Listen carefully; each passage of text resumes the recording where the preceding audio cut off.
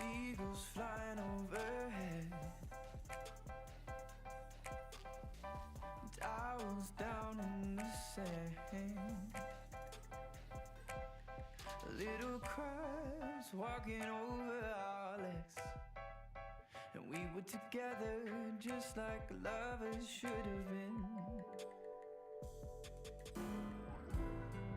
Like the changing tides, you have changed your mind, and now you are no longer mine.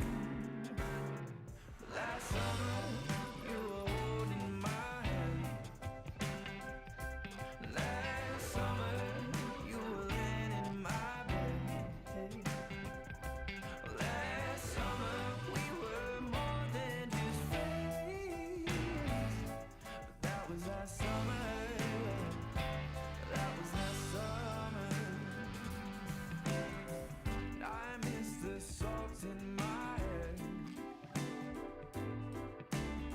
and I miss your emerald stare, and I wish you were still here in your red sundress, watching the sunset by the pier.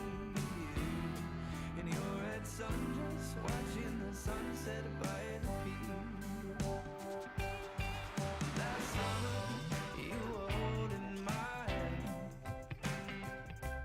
Last summer, you were laying in my bed. Last summer, we were more than just friends. But that was last summer. That was last summer. That was last summer.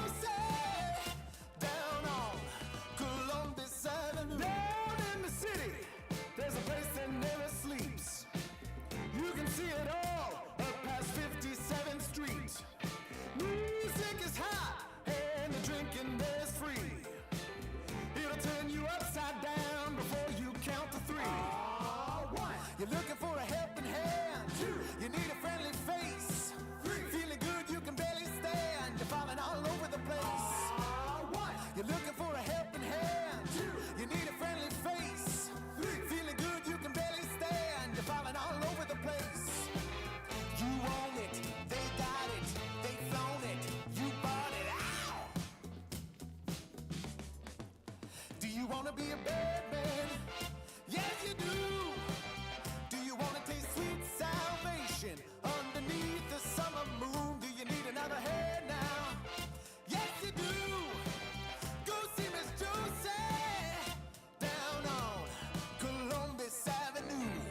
Columbus Avenue. Ha! Go see Miss Josie down on Columbus Avenue.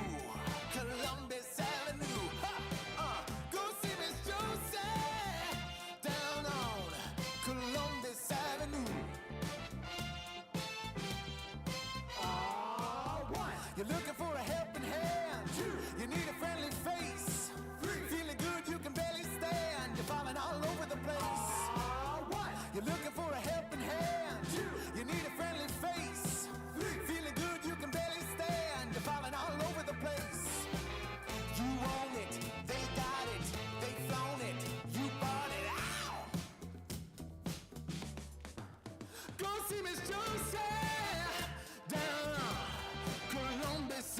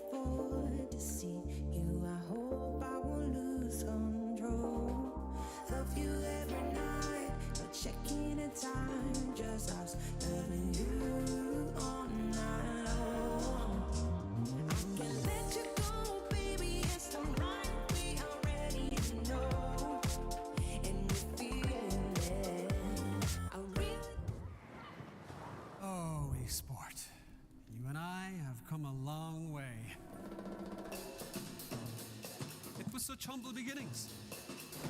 As we gathered in small groups, we were professionals right from the start. Passionate, organized, and ready to rumble.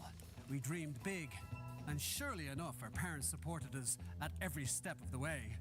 Didn't they? Fired up by all this love, it wasn't long until we caught the scent of competition. To be honest with you, it wasn't always that easy. Joe here, he had to take on 2 side jobs to afford playing professionally. It's gonna get better, Joe. Fist bump. Some of you dared to not even call this a sport. And look where we are today. An endless stream of esports events every year. Bet you didn't see that coming, Mom and Dad. And you know what? We have been with you every single step of the way.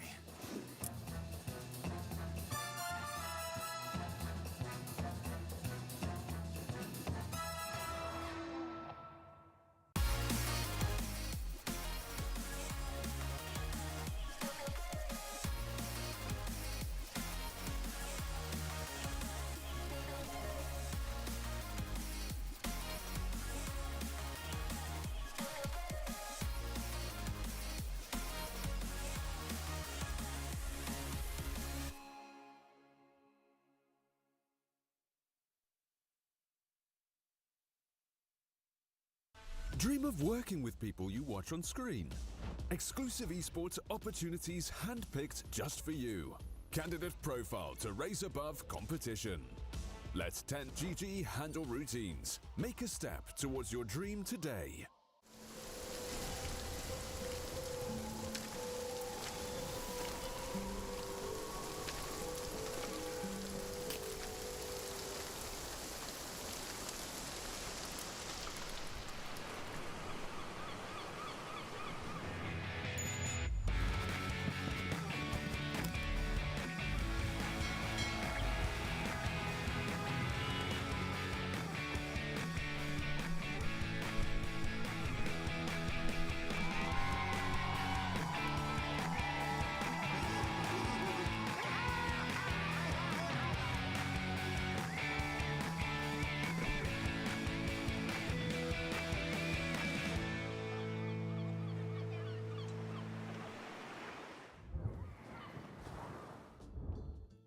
And we are back with another day here at the Pinnacle Cup Malta Vibes 4. I'm Harry Freak and I'm going to be taking you through the action of the first 2 games of the day. Hope you guys enjoyed the show yesterday. Tomorrow we're hoping there's going to be even more Dota. So let's get into the schedule to see what we have in store for us for this day. And we are going to start the day with Team Tickles versus Nemiga. These are the 2 top teams of the group. It is going to be amazing. Mars Bet team versus Sibe, also very, very successful in the group of their own. Yellow Submarine versus Storm, and KD Stars versus Moneymakers is going to be there to end the day. And those last 2 series are going to be taken over by Bowie. So you're finally, he's going to be able to cast his Brazilian brothers and bring you the action of that series. But for now, let's get into the groups to remind ourselves, like, what are the standings like. Sibe versus Mars Bet team. As I said, the second game of this day, it will be 2 top teams of Group A. KZT Moneymakers, KD Stars for Zoomers. KD Stars, yesterday they played amazing Dota, and hopefully they can continue to do so in the future, because their start was underwhelming, but yesterday's games were amazing. Let's move on to Group B to see how the standings are there. Nemiga and Team Tickles, undefeated thus far. Team Tickles have won 1 series 2-0, 2 of the series 2-1. Nemiga 2 series 2-0 and 1 series 2-1. So they are coming in as the slight favorite, though.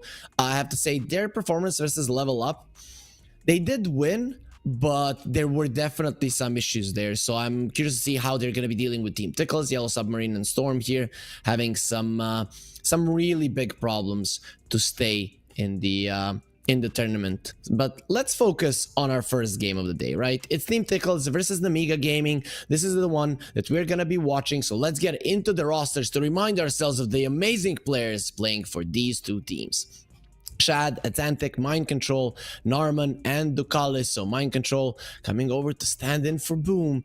He will be helping Team Tickles to get a victory here. So definitely a buff for them here in the tournament. But their opponents, Nemiga, let's look at them. Do they have any stand-ins? No. Yulnit, Melrine, Zibe, Hellscream, and Pantomime. This is this new lineup of Nemiga that does look stacked and definitely capable of winning versus Team Tickles, though. Well, you are going to be playing versus Mind Control, and that is going to be making things very, very tough on Nemiga, as we all know the caliber of a player that Mind Control is. That is a TI winner that we're talking about. And, well, it's not like he got washed up after that one. He still has a very successful career, and his gameplay, I don't know if we can say it's on the same level compared to other players as it was when he won TI, but he's definitely up there in terms of Dota skill at the moment. We do have a draft ready, so let's get into it. Let's see what these teams are going to be picking up right now as Nemiga and Team Tickles start off game number 1. Nemiga, they are on the Radiant side. Team Tickles obviously gonna have the first pick. So let's see how it's gonna work out for these two teams, which heroes they're gonna go for, what are they gonna play. Is Mind Control being a part of Team Tickles gonna change something in their own gameplay? We will be finding out while we're waiting for the first bans to come out. I do remind you guys to go and follow Pinnacle Esports Dota 2 on Twitter, and also go to pinnacle.gg. Use the amazing odds that we have for you. Unfortunately, for all you guys that are underage, it only works if you're 18 plus, but you can have fun just by watching the games. And of course, for the ones that are above 18 years of age, guys, be sure to bet responsibly and carefully, and only put down as much as you are willing to spend, as we see these two teams cruise through the first banning phases. Dazzle, PA, Sven, and the Invoker are going to be the heroes that Nemiga doesn't want to play against. On the other hand, Team Tickles, they get rid of the Razor. Malrine on his Razor has been looking like a boss, right? So you don't want to be dealing with that. Trinket Protector for Team Tickles while they ban out the Pango. Okay. Trinket has been looking pretty strong. The Leech Seed, the amount of heal it brings, it's kind of dumb, right? Because you're thinking, oh, a hero is gonna die, and then you're seeing all of those green seeds just coming over to feed him and his teammates, and in the end, a hero just survives, and everything works out, at least for the team that does have the Trinket Protector. Of course, his overgrowth as a team fight spell, pretty strong, and as a laning buddy, a lot of the heroes right now do want him. It would be cool to see a Mind Control Darkseer laning with the Trinket Protector. We have seen some Darkseer Trinket Protector lanes, so I'm hoping that we maybe see it here again. This is a fight for the top of Group B. It doesn't mean that if Team Tickles wins it, that they're still going to be at the top. They might win it 2-1 and they're going to have the same amount of points. But it's to prove a point for sure. There will be a Brewmaster picked up by Nemiga, so that is probably going to be their offlane. Zibe, he loves this hero, so we can expect he's going to be the one playing it. I haven't seen a 5 or a 4 Brewmaster for a very long time. Ever since they added that attack speed talent, I was kind of hoping we are going to be seeing some carry Brewmaster switching stances, like, you know, Kung Fu guy. But that mostly hasn't been the case. It has been Spirit Vessel, Midas, Radiance type of a build. The greed is real. Brewmaster just wants money. Also, if this is the first time that you're watching the Pinnacle Cup Malta Vibes 4, the format of the tournament is the same as in the Pinnacle Malta Vibes 3. So what that means is that we have 2 groups, 6 teams in each group. We do have 2 teams that are going to be going directly into the quarterfinals. We have 2 teams that are going to be going into the decider bracket, and 2 teams that are going to be eliminated from each of the groups. The ones that go through the decider bracket will be fighting versus teams that are directly going to be invited there. There's going to be 4 teams that haven't been announced just yet, but when they are, we are going to be giving you the info here on stream and also on our social media accounts, so be sure to follow those. Overall, looking at the bans, no surprises here. Team Tickles, they get rid of the Muerta and the Warlock. It makes sense. You're versus a Brewmaster, you're not going to be picking up a Warlock yourself, as the Dispel is just way too strong versus your hero. So you get rid of it. If I can't have you, no one will. Right? That's how it works in life. As Nemiga, they do have the first pick in the second phase here. So what's it gonna be? Grimstroke is in the pool.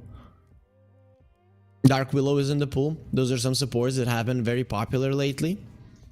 See what the Nemiga have been playing overall. Versus Level Up, they picked up a Tusk. They played some Enchantress as well. The Nature's Prophet is actually still in the pool, so I wouldn't mind seeing that if they want to go that route. But the Venge, yep, still available, will be picked up.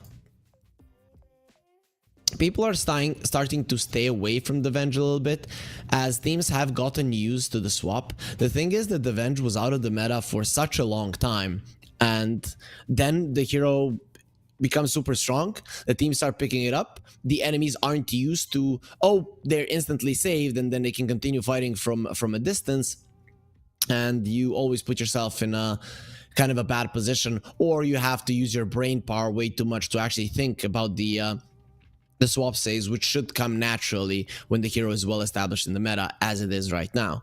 Team Tickles, they go for the Kunkka and the Skywrath Mage. We have seen offlane Kunkka yesterday. It was Vivo Keystars that played it, though I would be very surprised if this is not a mid lane Kunkka for Team Tickles. Azantic is a really solid Kunkka player, and Mind Control, I don't remember the last time I saw him play Kunkka. I don't know. Maybe my my memory is wrong here, but I think he hasn't played for quite some time, and definitely not a hero that Mind Control is known for. So you have an X, you have a lot of magical damage from the Skywrath Mage. You might want to have a little bit more in terms of stuns, but you don't need to. If there's no Venge to save somebody, with the Torrent Boat and Ancient Seal Mystic Flare, a hero will just die. This is a very good combo to make sure that the Brewmaster never gets his ulti off, if you can get on top of him. But I think as soon as the X connects on the Brew, that he is spamming his R button like a madman. Nemiga, come on, Melrine Timber, let's go, let's see it. You're versus the strength hero versus two strength heroes. One of them is a tree, so your arch enemy for sure. Melrine, his best hero has been the Timbersaw for the longest of times. It's not really well established in the current meta, but this guy is a beast on the hero, and we all know that the Timbersaw actually lanes really well with the Kunkka, against the Kunkka. The Phoenix will be picked up, so boo, no Timber just yet, and I doubt they're going to be going that route, as they are missing Lockdown. It's kind of dangerous playing the Phoenix into the Skywrath Mage, not gonna lie. Especially when you want to run away, you go for the Icarus dive, you get silenced during the dive itself, and then you have to come back to the initial position. It is very annoying when playing the Phoenix like that. I guess the most annoying hero for the Phoenix is the Silencer. You use the last word on you, you go for a dive, and well, you don't do much. Slark picked up into Skywrath Mage Kunkka. Of course, all of these things can be purged off, but Ancient Seal is instant, so I'm not sure you're always going to be able to react, and X cannot be purged. So there are some issues for this Slark, but the hero is pretty strong currently. Still, I don't like that Nemiga are very much lacking in the lockdown department. Right, you use the egg, nobody's really gonna stay close to it. The only real stun you have is the Vengeful Spirit, and that is a single target stun. So good luck protecting the egg as well. You might not need to protect the egg, considering that your enemies don't really have that much attack speed. Okay, I scratch that. You are gonna need to protect the egg, as the Beastmaster does get picked up. Beastmaster nowadays, pretty solid versus the Slark, as you have a lot of units in the lane. Slark doesn't deal well with those. Vengeful Spirit and the Phoenix, I'm not sure they're going to be doing well versus the Hawk or the Boars either. I'm loving this Team Tickles draft. I think they have everything they need. They have push, they have magic damage, they have physical damage, they have burst, they have team fight. They have everything. You could say, oh, their supports are squishy. No, they're not. With the run buff, they're actually going to be surviving for a very long time. And sure, if the Slark is super strong and can sit on people, just continue to get the Essence Shift stacks, ultimately he will be winning fights.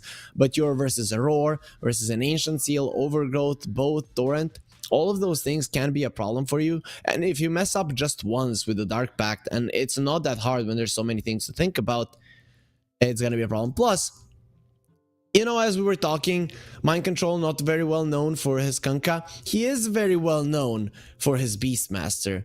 And the stand-in of Team Tickles, boys, he gonna be bringing a lot here. I'm not saying Boom is a bad player, but Mind Control should be on a different level.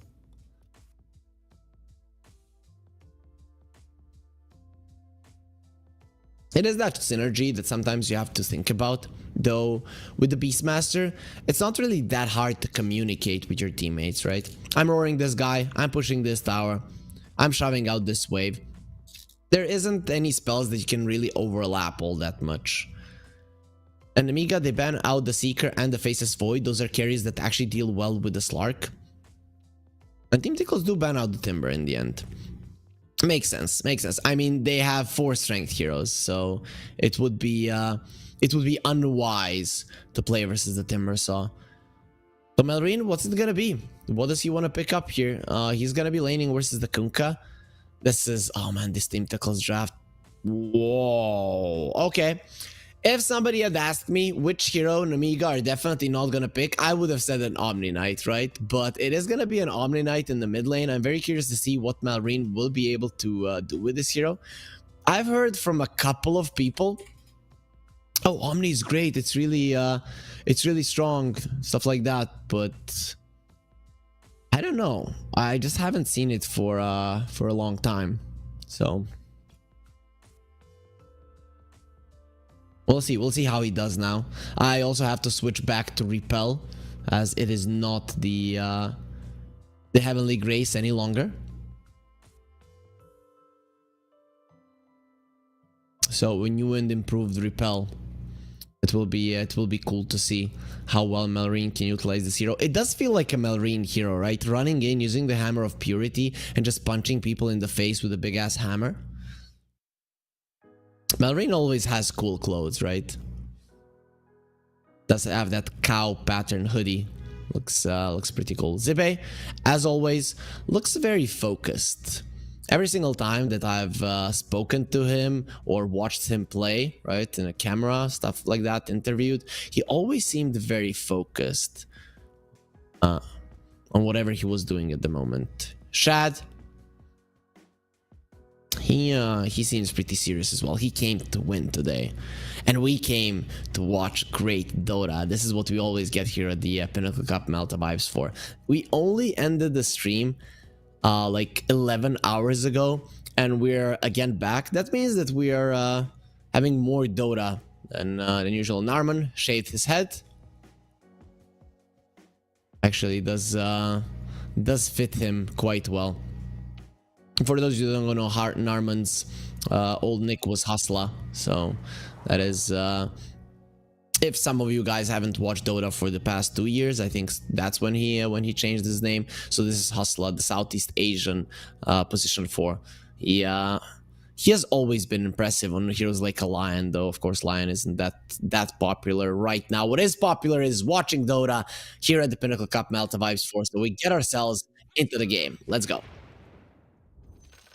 Just to be clear, And Techies always takes us into the game at the cost of his own life. Imagine how good of a guy he is. Norman, why you put Ruby? He ugly, no. I don't know who Ruby is. Maybe he has a picture. Come in to the omniscience. Oh, I think that. Oh, I think it's a character from Sex Education. Yep. I think that's. Melreen doesn't like that actress. It seems like 30 seconds to battle. not a big fan of it. It seems. I haven't watched the new season. I know it has come out, though.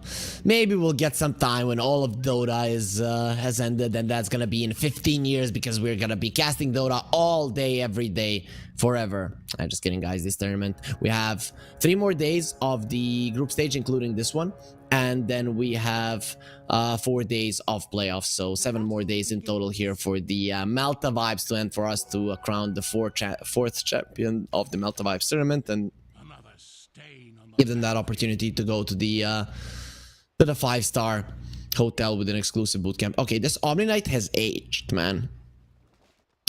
That's probably that's stress aging for sure, right? Because nobody ages that fast. I don't know what happened, but something did. Maybe he stopped believing in whichever god he prays to. Omni Knight, I really want to see how he does in this lane. He is a hero with a high armor, so the Tidebringer isn't going to be hurting him as much.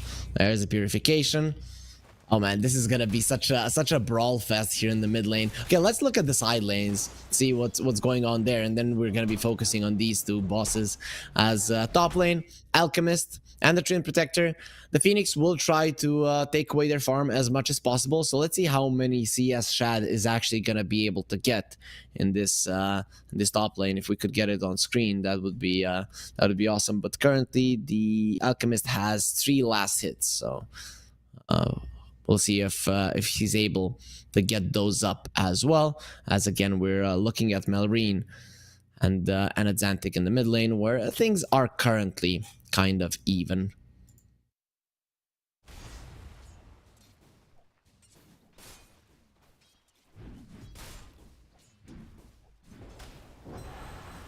As Xantic, he does miss the torrent. Okay, our observer, he loves this matchup. I'm loving this matchup as well.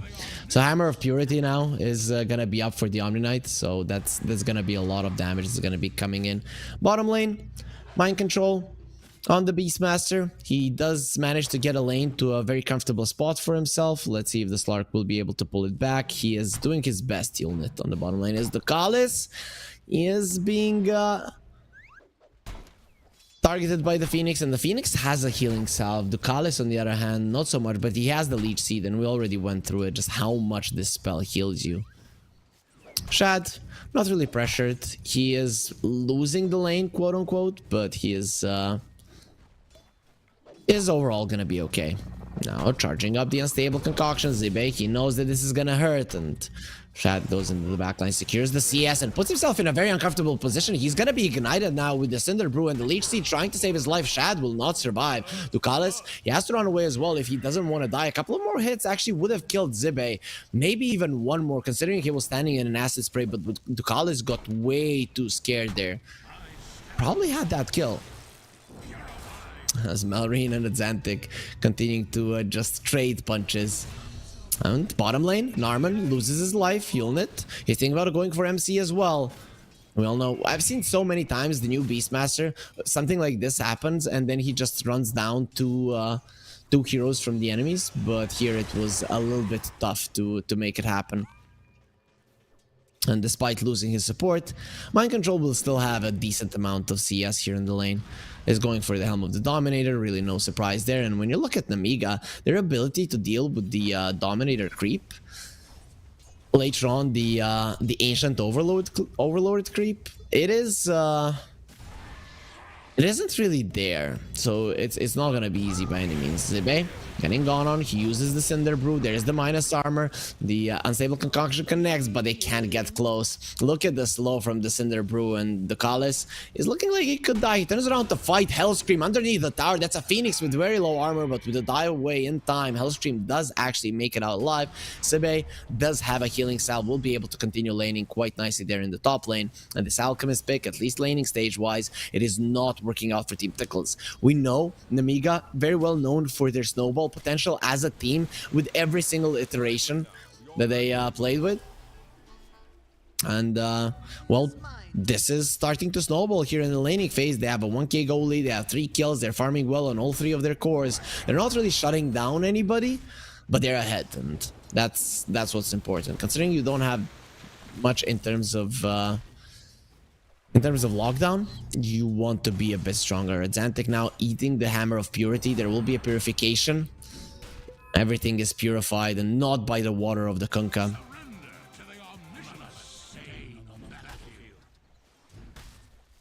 Another stain on the battlefield.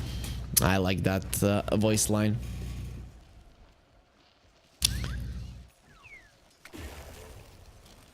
So a Slark now. He has power treads. Chad. He does hit level 4.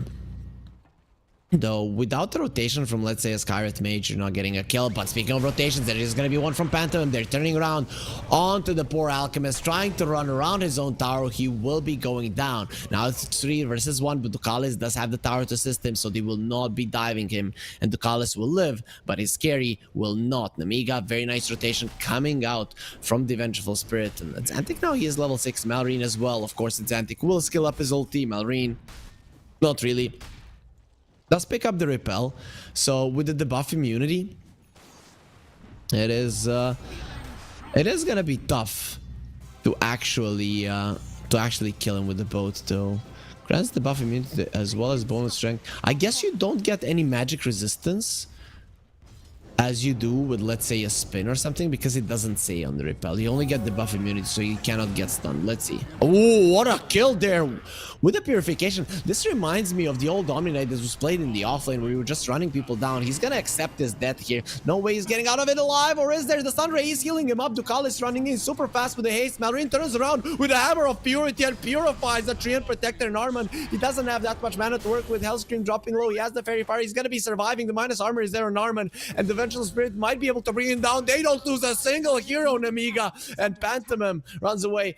And okay, Malrine will be running into the tower to give his life away there. It will be shared gold for Team Tickles, putting them on the board finally after 6.5 minutes of gameplay. But that is a huge victory. Even Mind Control is not doing that well on the bottom lane. Yulnit is having an awesome time on his Slark.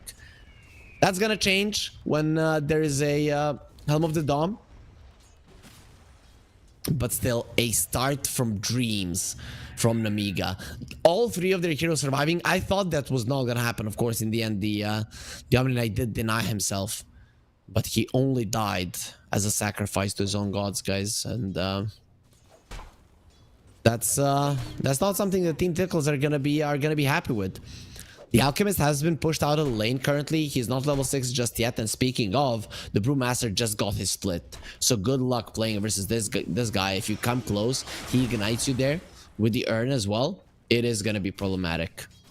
He's going for the Midas next. Doesn't want to be finishing off the Spirit Vessel just yet. And later on down the line, the Spirit Vessel will be huge. But now at the start, you don't really have to go that route.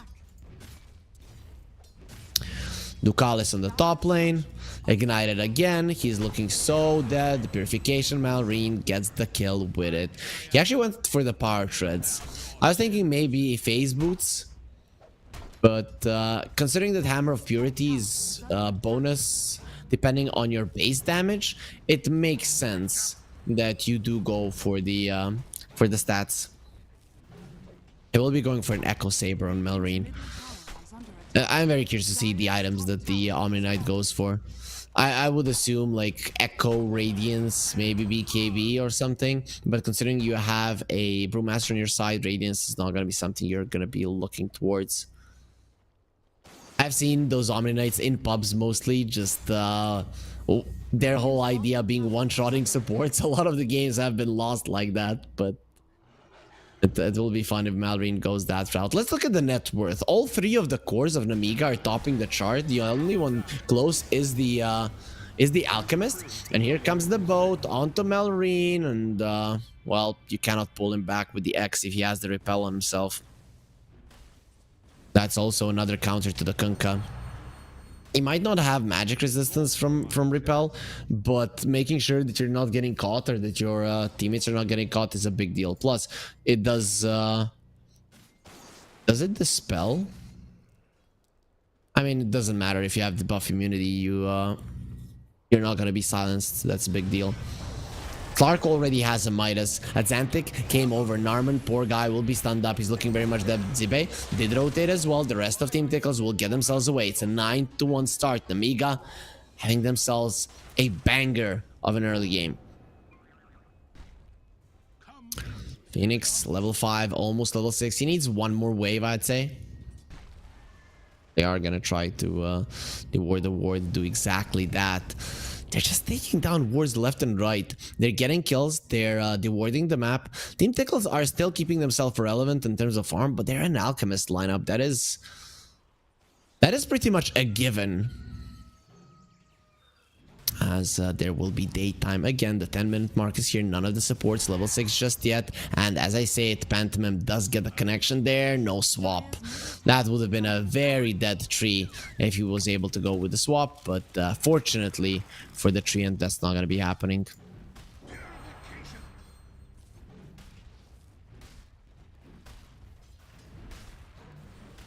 Malrine taking some hits from this tower. He wants to put it down. That's only level 1 living armor. We rarely... Oh, actually 2 points in it. We very rarely see people take more than 1 point, but that's gonna happen. Malrine, he pops the regen, is now tanking the tower, doesn't care.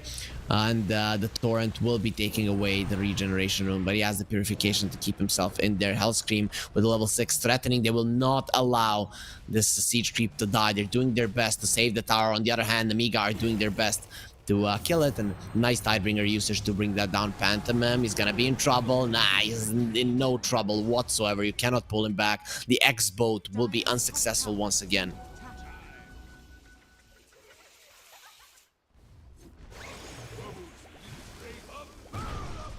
Shad is being slowed down. He doesn't have his ulti for 2 seconds, but in 2 seconds he'll be fine. He's actually farming super fast. Looking at his levels, he's in a good position. Sure, gold isn't reflecting it all that much at the moment. I've seen a Battle Fury Alchemist in this tournament. A Radiance one, not just yet, but it will be coming out now.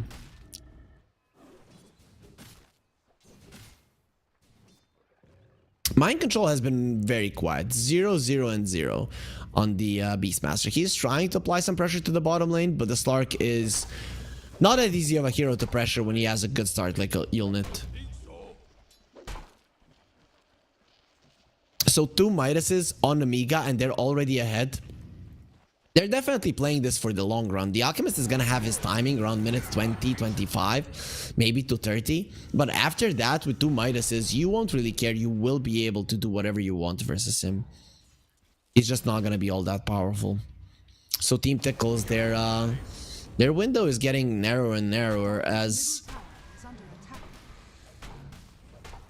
they're not really applying any kind of pressure. They're probably going to be needing to use the Alchemist as well to get this game under control, because he's the only one that is having somewhat of a decent game. Both the Kunkka and the Beastmaster are struggling. Kunkka especially. Yulnit takes away the mind control dominated creep. He really wants that ancient mind control so that it just won't be taken down by a small Midas usage from the Slark. That really is hella annoying. As Yulnit, he has his Echo Saber now. Aghanim Scepter is going to be next on the menu. Because they've gotten 1 kill, and even that, it was the Omni-Knight denying onto their tier 3, so they're going for a smoke. They want to change this now. Somebody has to die. Narman, it's in a smoke there with the Kunkka. Towards the bottom lane, Slark is not an easy kill whatsoever. In the mid lane, the Phoenix is dropping low, but that's just from his own spells. Malrine goes onto Shad. The Hammer of Purity will be there. He doesn't have his ulti. He's good looking so freaking dead. The Living Armor will not help him survive through the overwhelming damage there. Zibe gets it with the Thunderclap. Yulnit removes the silence, goes for the ulti immediately. He will eat the boat. There's going to be a solid amount of damage that he's taken, but he is still alive. The Vengeful Spirit does come over. The Slark turns into a piggy. The pig pole will be allowing him to escape, and a nice swap from Pantomime will not be allowing Xantic to get close. Roar from Mind Control to allow himself to run away. Nobody has died just yet. The Call is being burned down. There is Mind Control dying. The first one, Hellscream, gonna be caught. The silence is on him. Nope, he will have an egg in the end. He will be surviving. Nobody has the attack speed necessary to take this one down. The Call with Cinder Brew on him, and he's in a lot of trouble as Zangtik. He's not in a lot of trouble as he has already died on the other side of the fight. Malrine will get a double, and Yulnit will bring down a Zangtik. The smoke from Team Tickles, it did successfully land them a tower, and we can look at the positives, but all in all, it is not a good trade for them. A tower for 3 of your heroes. Shad is farming with the Radiance, but he needs that BKB. His team needs him to have the BKB, as it was shown in the previous fight. They cannot kill a Slark, meaning they cannot win a fight, because from now on, Slark with the Echo Saber, he's gonna be a part of fights. Make no mistake, he wants to go for engagement. Zibe, he's gonna have a Radiance fairly soon. First, of course, the Sacred Relic, but he's pretty much close to it. With the next Midas usage, maybe 2 more, he's gonna have the entire thing. Mind control, at least the Helm of the Dom will be there.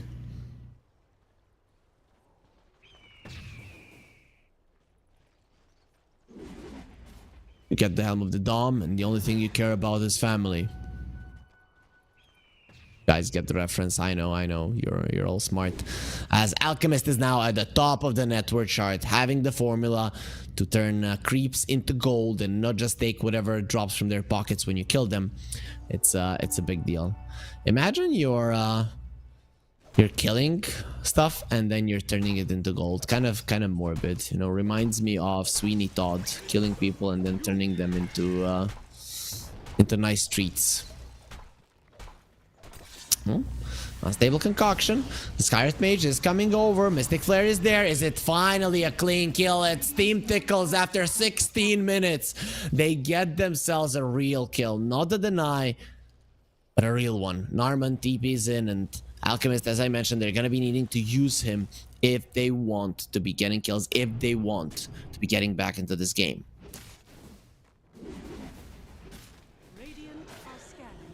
So mind control. 120 CS. He's really enjoying his farm here. Shad, he was enjoying his farm as Malrine and Pantomime found him. That's so much damage that they're doing. Hammer of Purity, this hurts. So it's 125 damage plus 120% of your base damage. So he has 180. So 120% would be like 225, let's say. So it's 350 damage every 10 seconds from the Hammer of Purity, and he's gonna have even more now when the Sange is done. So Echo Saber, Sange. Let's see if he maybe goes for a Kaya, or maybe it's gonna be an SNY. As Roche doesn't stand a chance. They have the minus armor from the Wave of Terror, from the Medallion, and they will be taking it down, man. When the Hammer of Purity lands, it really does hurt.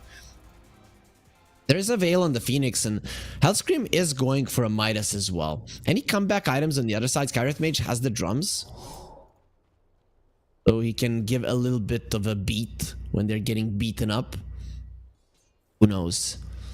Well, it isn't that high, but you're an Alchemist lineup. It is expected of you to do better.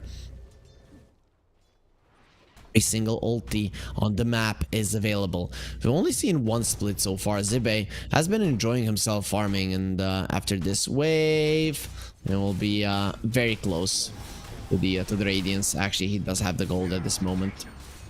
Just needs to send out the courier to buy it. Malrine, Aegis on him, Sange at the ready. Very, very powerful on this Omni Knight. He crushed the mid lane. He's 7-1. And it's so cool when Malrine comes up with a new hero that he wants to play. This guy, he's pretty innovative. He does play some of the basic mid laners as well, but when he has his own ideas of how it should look, it actually does look pretty big. Yulnit, he finds Shad, misses on the jump. He's gonna have one more, misses on that one as well. Will it really matter? Shad does have the BKB going for the egg. There's nothing they can do to stop this. Actually, with the swap, the egg will be surviving. The overgrowth has been used, but they will be covered by the egg. Now there is gonna be a tidal wave there. The roar onto the Slark, Mystic Flare on him as well. He is completely fine. He has the repel on himself. Not really going to be taking all that much damage. Shad coming in. He does have the unstable concoction. Astro pull, getting him closer to Malrine. Has to be careful. Yulnit into the backlines. He doesn't have his ulti. He's going to be caught. The tidal wave bringing him in. He's a fish. He should be able to swim better, but no, he will be drowning down anyways. Malrine does lose the Aegis, but he's surrounded by enemy heroes. The unstable concoction will be charged up. Malrine, what is he to do? From the other side, there will be a Cinder Brew being used. Phantom in the vicinity. There's the silence onto the Omni Knight. No repel for the time being. He's losing HP rapidly. Needs to be very, very careful. The TP in from the Treant, who was the only guy who died on the side of Team Tickles. There he is. That is a big fight for Tickles. You lose a position 5, you get rid of the Aegis, you get rid of the Slark as well, which was before that fight the highest net worth on Nemiga. Tickles, they get themselves a very nice victory. It was a 9-second BKB of the Alchemist reveal, but overall not that bad of a fight. And if it wasn't for that beautiful swap from Pantomime, the egg would have died as well. Phantom, he has the swap. Maybe they want to go for Shad again. They feel a little bit threatened to do so, as he does have the Chemical Rage, would be able to purge off. Yeah.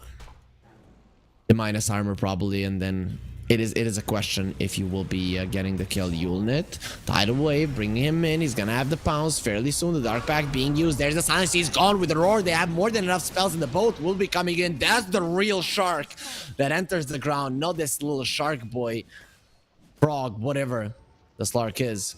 I know that Russians call him a frog. I don't know how it's pronounced, but I remember Jabba. The same thing is in my language as well. That Slark dying twice in a row. That's really something you wanted to happen. Team Tickles mounting up a comeback. It is a start for sure. They're not back into this game just yet. They still have an Alchemist lineup, and their timing is very important, but they're hella strong. The Phoenix will be hitting level 12, so a nice little boost there for the egg. From 6 to 8 hits to destroy.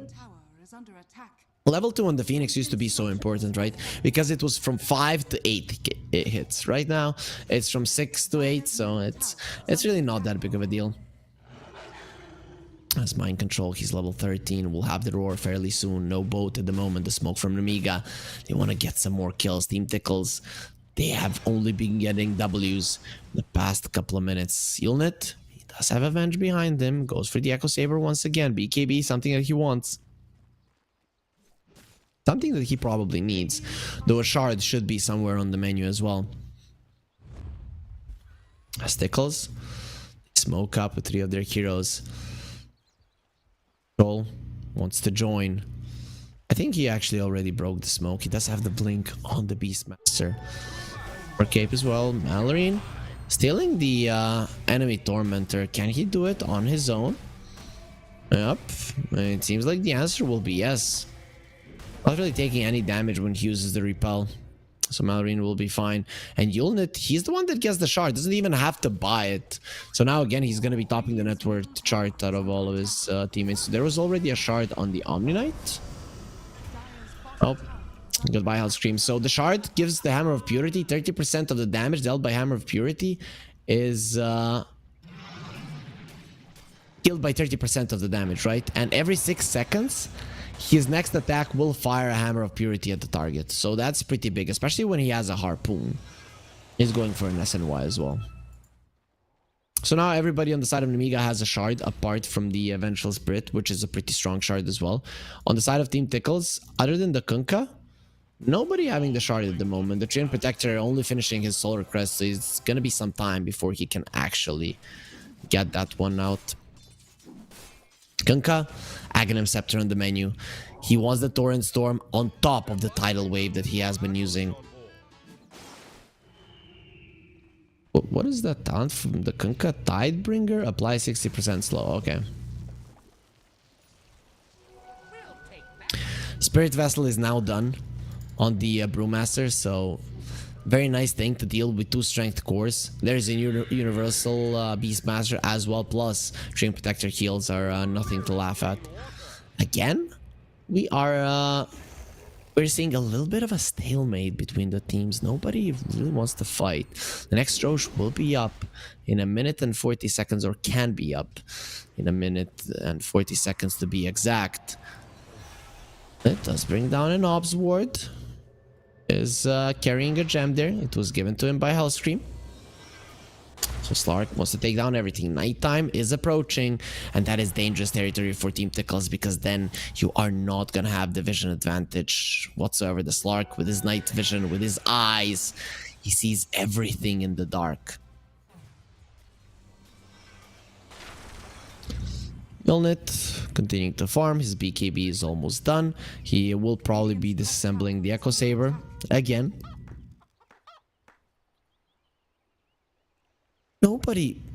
Nobody's even stepping over the river from either of the teams. If you look at it, okay, the Kunkka now stepped over the river on the bottom lane, but it would be pretty weird if on that side of the map we weren't able to do it. Nice deep ward on the bottom there from Nemiga. They might be able to utilize that ward later on, though considering that the Roche will most likely or actually be on the top lane 100%, it's not a ward that you can do much with, but it is a path which Team Tickles could take to fight the Roche on the top lane. Hellscream with the Midas. He's working towards his Shiva Guard, it seems. Doesn't want to Hex. Shiva's looks pretty solid here, as Team Tickles are reliant on the attack speed quite a lot. The Alchemist to get those in. Alchemist has an Orchid. Bloodthorn is gonna be next on the menu, so they just really want to burst people down. Very weird that they're committing for an item like that versus an Omni Knight, but I guess he is gonna be your target. There's two saves though on Nemiga. I don't know. I don't think I like this Orchid pickup. It's good for pickoffs though. Let's see if they're gonna be getting any of those. BKB on the Slark. That's a big timing, and with that big timing now, Tickles decided to go for a fight. They do have the Aghanims on the Kunkka. That is big. The Torrent Storm is a very nasty spell to play against, but if the egg is active, it is a question if you are the one that is controlling the area. Bounty. And Gold is hearing the ching sound all over.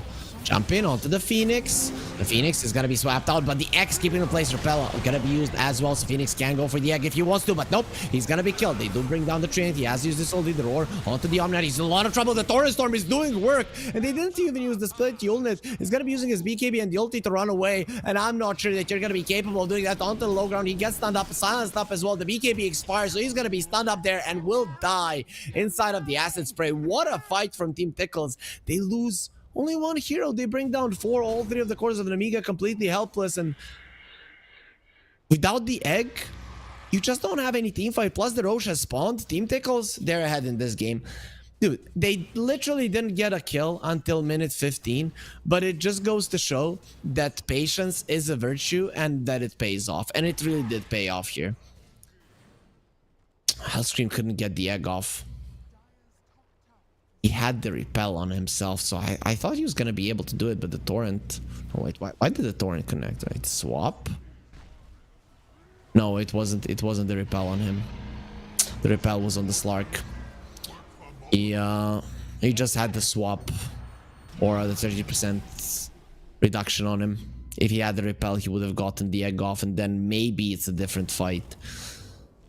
You need to make sure if you're an Amiga that the egg goes off. I mean, that was Hellscream making a mistake. I don't know why he's the first one, but maybe Team Tickles wouldn't have jumped at all. Yulnit. He has the Depth Shroud. He has his ulti as well. He's gonna be X'd up. Doesn't have the BKB. The Repel, though, is gonna be keeping him safe. But they get the silence onto the other guy to save.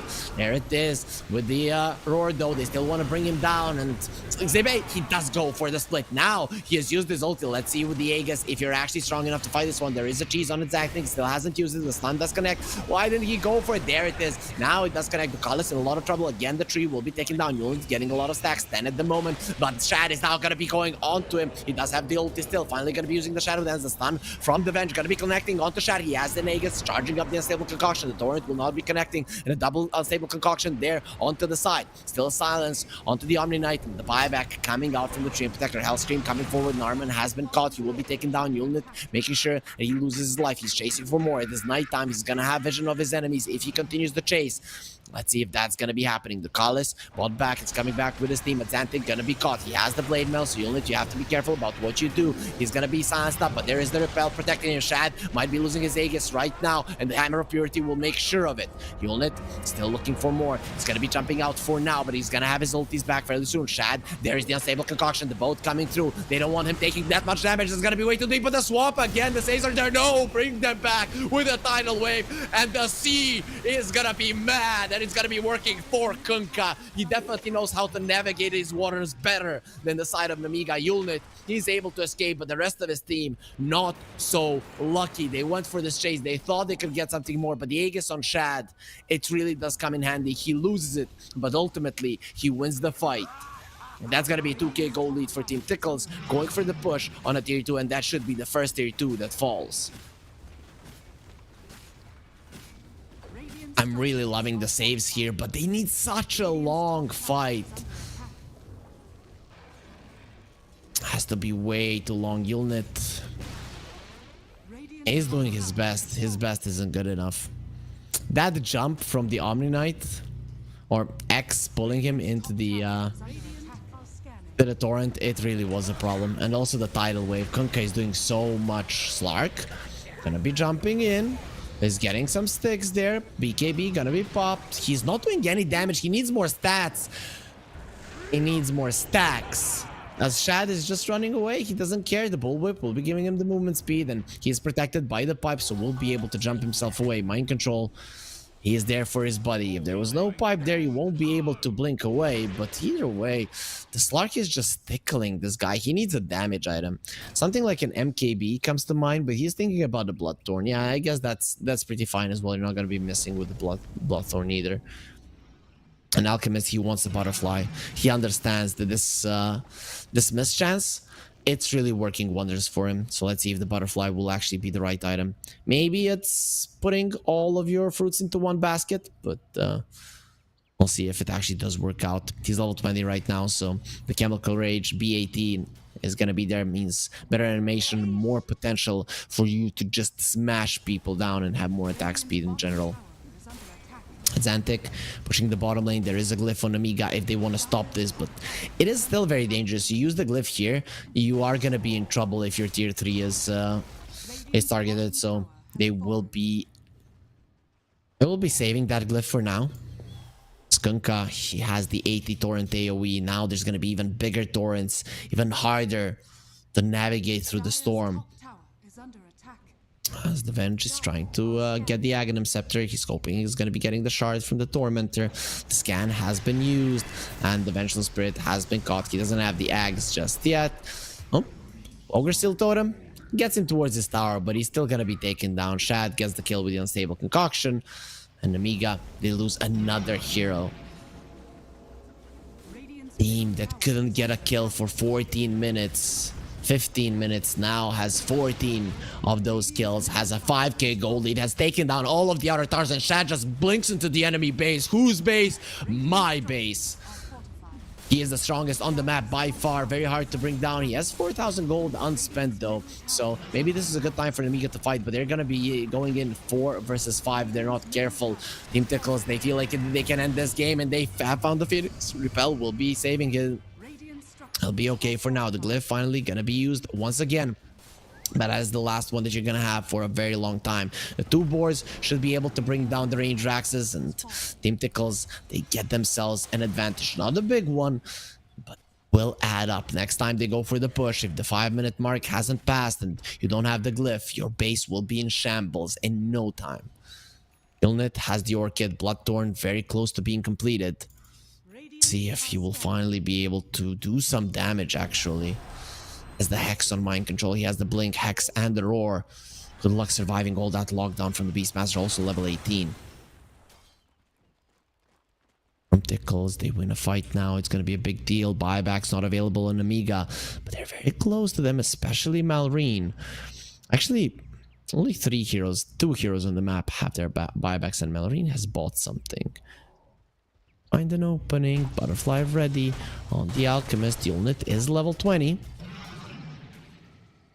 Over Tickles, the X connects onto Hellscream, the Torrent will be connecting on him, and the Slark just jumps in. The Tidal Wave gonna be annoying, and look at how fast he destroyed the X Shad! Annihilated in a second. There's gonna be a roar onto Malri, nobody to save. The Taurosaur keeping in place even longer, and Zantic standing his ground versus Yulnit, who's doing absolutely no damage. Narman might die to the split. Zibe gonna be doing his best to make that happen, and he will be bringing him down, but now he's gonna be left all alone. He's gonna be needing to run with his pandas if he wants to live after it.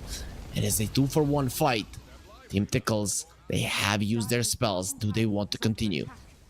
It seems that the answer will be yes. We talked about how fast they push. You don't have the glyph, and this tower, it stands no chance. It's even without the chemical rage that currently Shad doesn't have, but as soon as he does, it's gonna be even worse for your base, though it doesn't look like he really needs it. The inner beast aura doing more than enough, especially in combination with the Solar Crest Shad.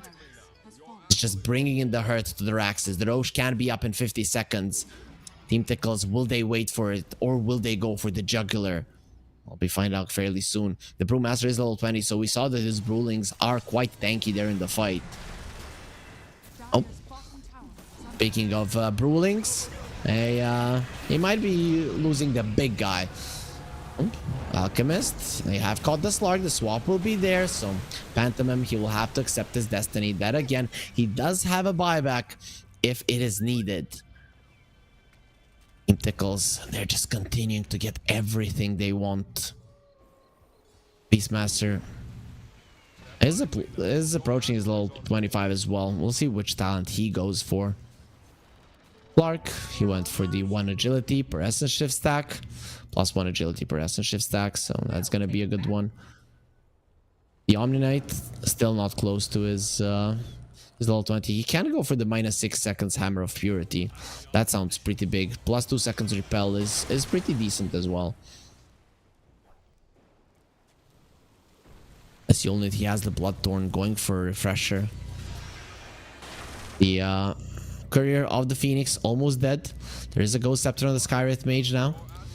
The Chain Protector has a Force Staff, and he will be going for a Lotus Orb. I'm really liking the itemization here for Team Tickles, though it's very easy for them to itemize when they're this far ahead. The Roche will spawn. It has been a very early Roche respawn. It will be top side, and that is now the Refresher Shard ready. Have fallen pretty fast in this game. We get a refresher shard super early. Pantomime gonna be caught, Repel protecting, so he won't have it for the Slark, who is gonna be absolutely demolished there by the Tidal Wave. He does pop the BKB, trying to get some stacks there. Now turning around onto the Kunkka. The Blade Mail gonna be protecting for now. The boat gonna be used. Here it comes for the Slark. He does have the Dark Pact, and the swap will be used. I think he could have escaped that one even without it. Sounds from the Pantomime. He's gonna be okay. For now, the Guardian Angel was used, but it will be expiring fairly soon. Once it does, Team Tickles might decide to get themselves back into the fray once again. Tidal Wave sending them away. The Astral Pull taking mind control in a very uncomfortable position. He's dead, doesn't have the buyback. Now you've opened it, you've killed one core. Yulnit does want to go forward. There will be a stun from the Vengeful Spirit with the shard. Stunning 2 of the heroes. Again, a Tidal Wave gonna be there, but there's one more. Magic Missile going on him. There's the egg. Lord Kunkka in a lot of trouble, will get burned down. Hellscream gets the kill. Didn't use the egg for a very long time in that fight, and now he's level 18, has the Shiva's Guard. A big fight for Nemiga. They finally find an opening, and they bring down Team Tickles.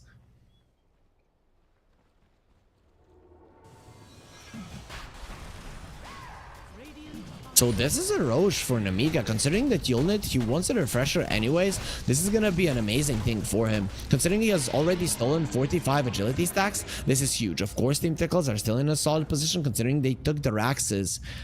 But Nemiga not out of this game just yet. 35% win probability is what Dota Plus says, and I'd say that's about right. Shad, he wants to kill this Tormentor. He might have to pop his BKB or wait for some help, and the latter will be the case. Barely brings him down before Narman dies, and Narman, he gets himself a shard, so the Shield of the Scion will be available. Even more intelligence, even more damage with that, and of course a lot of armor for the Skywraith Mage. Dire are scanning. Slark is going for a Nullifier. Now that he has a Refresher Shard, and doesn't have to buy his own refresher. He's quite happy going for an item that allows him to kill the backline. Also has the Trickster's Cloak, so surviving longer in the fight is going to be easier. Beastmaster has a Trickster's Cloak now as well, so will be easier for Mind Control to get out of a sticky situation if he's again found in one.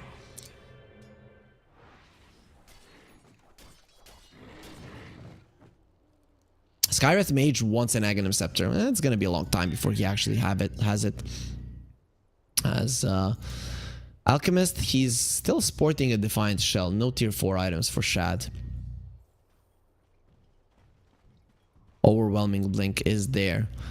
Team Tickles are starting to lack a little bit in the damage department. I blame this butterfly. I thought Alchemist is gonna go for the damage item because they were already looking quite unkillable and had the control. Nemiga, they're starting to find ways to go through those defenses and longer fights against the Slark. Good luck winning that. The bottom tier 1 does die finally. Usually you want to take that one down versus the Beastmaster early on to destroy his game, but they just weren't able to find the opening for it. As Yulnit leading the charge, he doesn't have any more stacks. Will be jumping onto the Skywrath Mage. Nullifier does connect. The Skywrath Mage is looking very much that. Actually, the Nullifier will expire, but so will his life. That is the Hammer of Purity. That is just way too much damage. Malrine gets him low, and of course the Bloodthorn pop gets them the kill. Tower is under attack.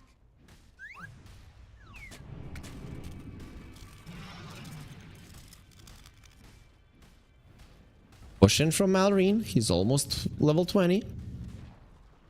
Dire's middle tower has fallen. Yeah, Kunkka going for him. The swap will be there. I think they knew that this is gonna happen, and I'm not sure how fast you can kill the Vengeful Spirit, even if you do. Okay, they brought down the Omni Knight. Despite all of this, they're gonna be bringing down the Brewmaster. How did this happen? It looked for a second like they were safe, but not using the spells on the Omni Knight was a big deal, and they will bring down the illusion of the Vengeful Spirit as well. You might have the Aegis on the Slark, but 3 versus 5. Good luck defending your base. We've already seen how fast these guys push. Buybacks, what do they need? How much gold do they actually need? They need a lot. No amount of bounties or anything on the map is gonna stop that, and you don't have a tier 3. This is just over. Xantic providing so much lockdown in those fights, and then the damage, well, it is gonna be there. Are under attack. Shad coming in with an amazing attack speed that he has with the Fire Spirits. They're going to try to slow it down. It's not going to be that big of a deal. The Raxes in the mid lane will be taking down Witties and the wards right next to them as well. So a lot of gold now into the pockets of Team Tickles, but it's not about the gold, it's about the map control. They will have the Venge. That's a double love that you're gonna have. From the other side, Yulnit will be going in onto Mind Control, trying to bring him down. He's getting some stacks for the time being, goes for the ulti, doesn't want to get thrown. He has the refresher as well. He really wants this kill, and they cannot stop him from getting it. Finally, the boat will come out, but Mind Control will not be drenched in that rum. Yulnit really standing his ground. He's gonna have his ulti again, having the Aegis. He really wants to be fighting Shad. He's stunned up, but he has the BKB. Going for a TP out will be successful at getting himself away. Team Tickles will not be getting the mega creeps, not at least not right now. Yulnit with the refresher shot changes everything. That's Slark completely untouched. They couldn't do anything about him. BKB, ulti, second ulti, BKB, ulti, second ulti, kills Mind Control, gets 43 stacks. You cannot fight him any longer. You have to run away.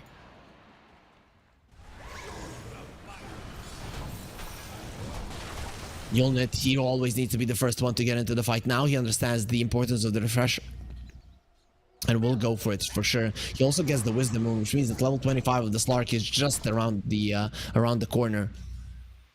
Good luck versus that. I really like how he played that. They need the boat earlier. They need to make sure that their teammates are not dying. Slark needs some time to kill your hero, but when one hero dies and he's been sitting on him for 10 seconds, we all know that he's gonna be killing the other ones much, much faster. There is a telescope on the Vengeful Spirit, even more range, approaching that level 20 talent as well on the Venge. Probably gonna be the 15 seconds nether swap cooldown. You just want to be able to save people over and over again. The damage reduction is pretty big as well. Malrine is going for a refresher. He does have a BKB and a cheese on the Omninet, as well as the level 20. So 4 seconds cooldown on the Hammer of Purity. Now imagine how much damage that's going to be coming out from him, especially because he has the shard as well. The refresher on the Slark is done. Yulnit is level 25. Ooh, this is the timing that Nemiga we're searching for the entirety of this game. Now 43 minutes in. They're 2 lanes of Rags behind, but it doesn't matter much. Still come out ahead in this game. There's a shield rune on Shad. So very hard to bring this guy down, but that just might mean more stacks for the Slark. See, he does have the ninja gear. Split has been used by the Brewmaster. He has the refreshers. Gonna be fine. He's actually just running in like a madman. Yulnit doesn't find anybody. Team Tickles are gonna be keeping themselves safe. They understand that they're weaker at the moment, especially in the current position. They need to be finding a good opening to get into the backlines, kill the supports first. Smoke from Tickles right now. They want to go for the chase. Shad, he needs a good initiation target. Him. Close for both teams. Those two lanes of Raxes make it so the Team Tickles do have the advantage. Smoke gets broken, and the Kunkka has been found. Has the Blade Mill to protect himself. He is going to be protected for now. They turn around onto the Vengeful Spirit. That's going to be a solid first kill, but they're going to have to do it again as he does have the Aghanim Scepter. Nice double stun from him. Malorine going to be swapped out. Veteran doesn't want to give the life of his teammate away. The Vengeful Spirit does go down, but there's going to be a stun immediately afterwards. Mind Control dropping low. He adds the roll up, but there's going to be a very nice sec. Shad can all go for it, and the stun rate is doing so much damage. The refreshing going to be used. There's another boat coming. Nobody cares. We're going to sink a fleet if need be. They did lose the Vengeful Spirit, but they still have her in the fight. Can buy back as well if he wants to, and will be coming back to the illusion. Phantom's illusion did drop low, but it did not die. Team Tickles, they've lost their mid laner. Slark doesn't have the refresher any longer. That Trickster's Cloak of the Kunkka almost kept him alive, but the Slark is just sitting onto targets for way too long. He has the Trickster's Cloak of his own. Swap onto Narman. Now he's gonna get a Hex onto the illusion. He doesn't really mind if his illusion died. The double stun will be connecting. Nope, actually it's the Lotus Orb that returns it. Jump a little bit too deep by the Alchemist. He thought he was strong. Going up the high ground, not gonna be a smart move. He has to be KB to run away. Silence from the Slark. He's still looking pretty healthy. Has the Trickster's Cloak, so he'll be able to get himself away in no time. Malorine wasn't even a part of that one. This is just the Slark, the Phoenix, and the Brewmaster that are making this kind of a chaos happen. They're helpless to deal with the Slark at the moment. There is a gem on Hellscream. There is a gem on Team Tickles as well. The Collis is porting, and Pantomime will be coming over. Well, Mind Control caught, Nullifier on him. He's gonna try to protect himself with the pipe, but it's not magical damage that you have a problem with. The Healing Lotus will be keeping him up, and the Slark using the ulti, going in again. The Nullifier not allowing him to move. Mind Control gets absolutely demolished. Yulnit killing everybody in his wake. Way too powerful, and the Slark having the Midas for 40 minutes does it for you. He did sell it in the end just to finish off his refresher. And with it, he's just creating havoc in these fights. He's going to have the ulti in 20 seconds, and I doubt they can kill him. In the time being, the Alchemist, he might try to go for the Mega Creeps there, as he is in the top lane, very close to the enemy base. Tier 3 dropping low. They have the living armor protecting, so that's why they want to take it down. The Alchemist is going to be going for the enemy Raxes. You're going to be needing to use the glyph. They're really going for this one. The Nullifier and the Kunkka, the Thornstorm being used to slow them down. The Alchemist is going for it. The tier 4s are dropping. They will be using the glyph. Nemiga, they need to run. The chase is 100% going to be on Phantom. Slow down. They're not allowing him to escape, and the TPs are coming out. So that means that Team Tickles, they can't clean up house. Yulnit, no jumps in. This is not a guy that you want to be fighting. The range Raxes are the only things that dropped on the bottom lane, and Nemiga, they got down the full lane of Rax here versus their enemies. The Alchemist did return here into the fight. We'll get the stun onto Sibe. Nice swap out of Pantomime. He still has a buyback on this Vengeful Spirit. If he wants to rejoin the fight, then Yulnit will be going in. Overgrowth gonna be used. Nobody cares about it. They will be removing it immediately. There's the buyback from the Venge. Shad protected by the Lotus Orb. The swap won't happen. He returns a lot of the stuns there to the enemies.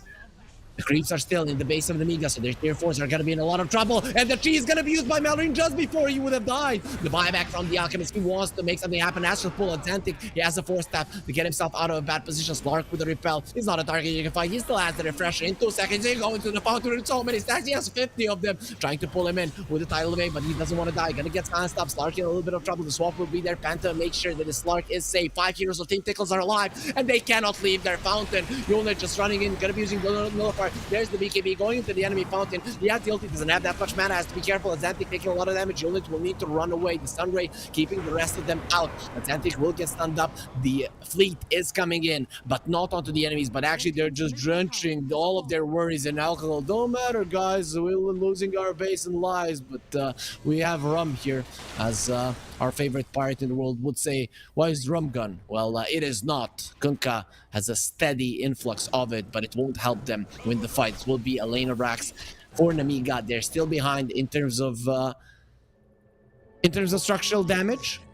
And they do not have a glyph. This is a problem. So Team Tickles, they're probably going to try to make some kind of a play happen. The Roche is up though. That would be a pretty big one. Scan has been used. Nemiga, they need to run there right now. The top lane, another wave is coming. That could be dangerous. They already lost one tier 4, meaning that the next one could die super fast. So that's why the Brewmaster will deal with the wave first before he continues moving towards the Roche. Team Tickles going fast for this one. They want the refresher shard. They want the Roche.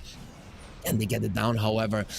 They're trying to do it. They're not that fast. The Stark will be going in, uses the ulti. Now starts stacking up the Essence Shift. Will be pushed back there by the tidal wave, and Chad gets himself in. He doesn't have the buyback. So FLT needs the refresh on the mind control. He wants to use another round. The spells the egg in a perfect position. The roller comes out. Mind control very fast. Chad trying to get himself away. The swap will not allow it. There is gonna be another fleet coming in. And Atlantic's trying to protect Chad for the time being. Turning around onto Malrine. Malrine has the BKB, will be okay, but doesn't have the mana. Slark still pretty powerful here. Has the spells to work with. Goes onto the side. Wants to kill mind control. Will be able to do it. 85 seconds on the sidelines. He has so many stacks. Here comes the boat. Will be stunning for the time being. Cannot move away from DX. The tide will bring him again, but the repel will be protecting the Slark at the moment. They have the run buff onto Shad. He has the Aegis. Will still be alive after this first death. It's gonna be a 4 versus 5 scenario, and you also have to make sure this Vengeful Spray is doing so much in fights. The Nullifier, the Bloodthorn. You have the cheese. You can eat 10 cheeses if you want. Your stomach is still gonna hurt, not from the cheese, but from us punching you in it. And Team Tickles, they lose the fight once again. It is a long one, but Nemiga come out ahead. Team Tickles, just helpless against this Slark. He's doing anything he wants in the fight. This refresher, it was the right choice to make sure that you're not dying in the Bloodthorn. Just to make sure that he's not missing any of the hits. Brewmaster level 25 as well. Cinderpru applies fear. I think it's not the only thing that is bringing fear to their enemies. Tickles, they just don't have an answer for the Slark. They have to find him somehow and kill him, but there's always going to be a swap to save him or a repel. And Brewmaster with a refresher, he can go for a split if he wants to, but he can also wait 30 seconds to have a double one. Slark with the DD, he already has so many stacks. He's not looking for the structures, he's looking for blood. The silence up to the Brewmaster, he's gonna be fine. And they have a harpoon, a fish hunting a pirate. You don't see that every day, Yolnet. Gonna be turning around, the repel is on him. There's nothing they can do about the Slark. He did use the refresher, only has the depth shot at the moment, also has the BKB to work with, and the Kunkka will be going down. The boat fleet coming through. They bring down Phantom the once. He doesn't have the buyback, but he still has the illusion to work with. It will get silenced up. They're trying to bring him down. Unit making sure that the towers don't survive that long. Tidal wave pushing them away from the throne. They're playing defense of the ancients, but they cannot defend it. You're gonna be needing a wall like the one that Troy had to defend this ancient from us. The roar does come out. There will be a swap for Phantom, but now they're just focusing on the throne that will fall and give game number 1 to Nemiga. 51 minutes of a hard-fought battle, but they do get themselves a victory. And Team Tickles, there were situations in this game where it looked like they were going to win, but having an Alchemist lineup and losing the early game so heavily really put them in a disadvantageous position, and ultimately they will lose game number 1 here at the Pinnacle Cup Malta Vibes 4. It is only the first game of this series, and if this is what is to come from these two teams, I am so happy what this series might bring to us and what kind of excitement we could be seeing in game 2 after the break. Oh, esport. You and I have come a long way. It was such humble beginnings. As we gathered in small groups, we were professionals right from the start. Passionate, organized, and ready to rumble. We dreamed big, and surely enough, our parents supported us at every step of the way. Didn't they? Fired up by all this love, it wasn't long until we caught the scent of competition. To be honest with you, it wasn't always that easy. Joe here, he had to take on 2 side jobs to afford playing professionally. It's gonna get better, Joe. Fist bump. Some of you dared to not even call this a sport. And look where we are today. An endless stream of esports events every year. Bet you didn't see that coming, Mom and Dad. And you know what? We have been with you every single step of the way.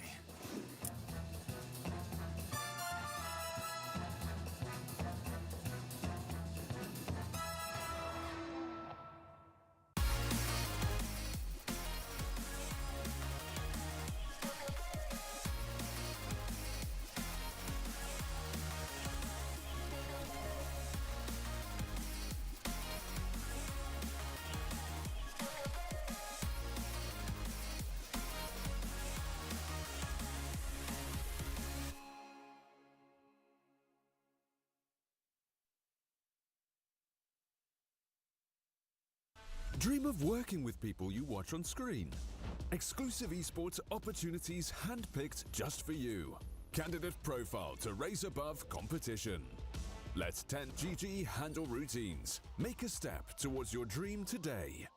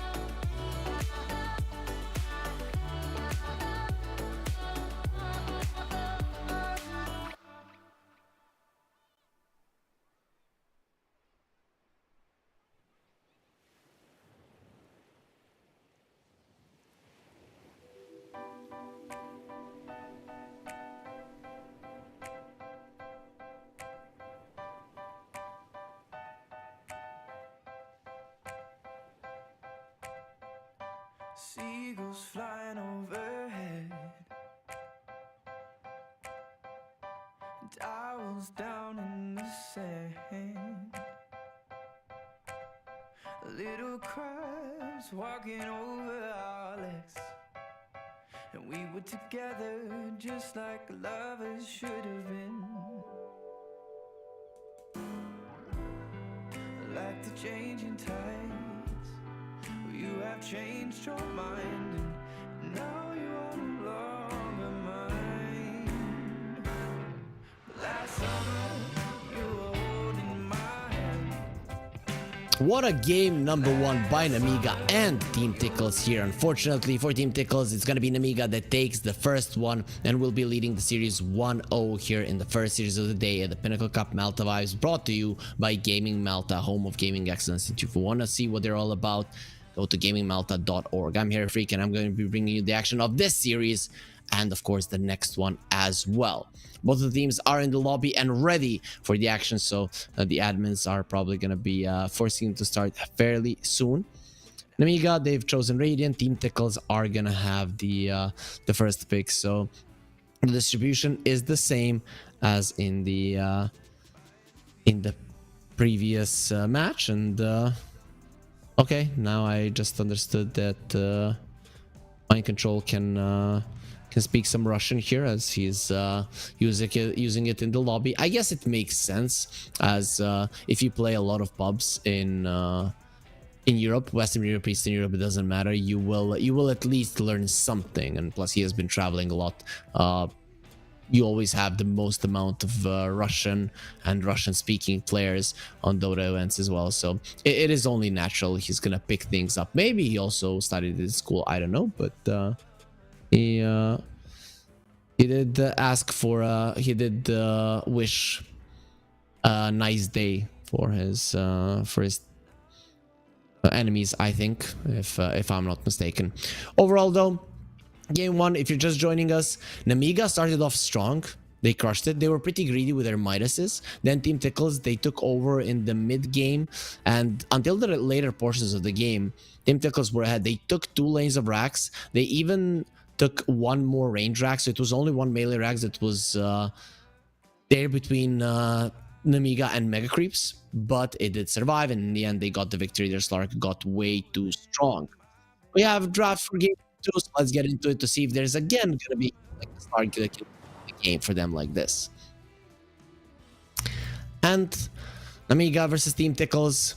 Let's see who's gonna be doing better here in draft of game number 2. I really did like the Tickles draft in the previous game.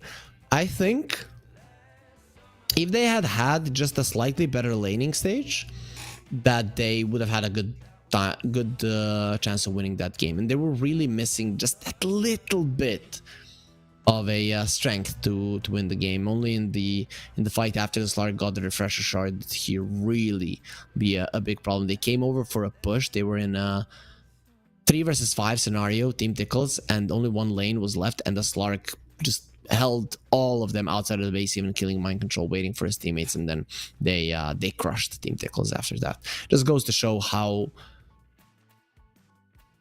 powerful that Slark got to be later on. Team Tickles now, they're not going to be opening up with the Treant. They will get a Brewmaster themselves. So Nemiga, you have the Treant if you want to go that route. Not sure if they do, but they have the opportunity to do so. They have also a Nature's Prophet, which used to be, if it comes through, people are just spamming it. Now people have gotten used to playing against it a little bit, so it is not as powerful as it was just a week or 2 ago, I want to say. It always goes like that. When a hero is overused, people get used to it. But there are some heroes that might be way too strong in the meta that you get used to, and you just get used to them crushing you, like the Phantom Assassin. That is just always good. Mostly banned. So Nemiga, they pick up a Muerta. This is a really good hero, as it is pretty flexible, playing it on position 4, playing it on position 1. Pretty strong. We've seen these support Muertas do a lot. Yesterday Taiga crushed it with the support Muerta, and finally they got the victory. 4 zoomers versus KZ team, which is quite an accomplishment considering their current situation and in terms of standings and the way that they're playing Dota, not really looking all that hot.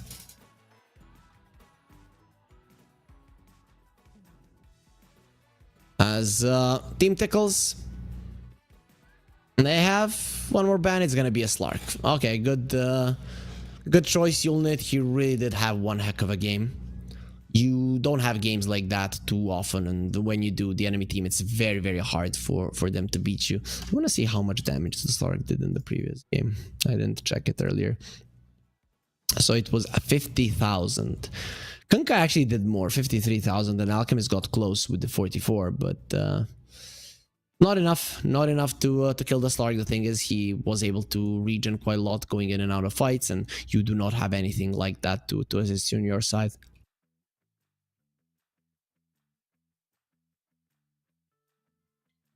It is going to be a tied pick instantly. If it is, then this could be the double offlane. We've seen the double offlane quite a lot, but nope, it's going to be a Treant Protector. Now this puts a very good situation that Muerta could be a carry. I think Yulnit has played it in this tournament. Let me just check. But this is a very strong lane if it is the way to go, because you have so many slows, so much damage, and people can't really fight you. On the other hand, if you want to lane something with Muerta in the offlane, it's still pretty decent. Let's see, Nemiga, they played a carry Muerta with a Tusk, and they played a 4 Muerta with a Tide. Even all of it in the same series versus Level Up. It is the series that they won, and both of the games they had Muerta, they won as well. And considering Level Up played that series really, really well, I wouldn't want to be in the skin of Team Tickles. Other than that, Nemiga, they didn't play Muerta in their first 2 series that they played. We'll see how it works out. This is gonna be a lost series for either of these teams, because currently they don't have a single series lost. Team Tickles, they get a Warlock and the Earthshaker, a lot of AoE damage, a lot of AoE stun. Their team fight looks amazing. There is a lot of flexibility here. Shaker could be mid, could be position 4, so nothing was really revealed. Nemiga, they have their flexibility, but now they're gonna have to be revealing something at least. Not sure where you want to take it here.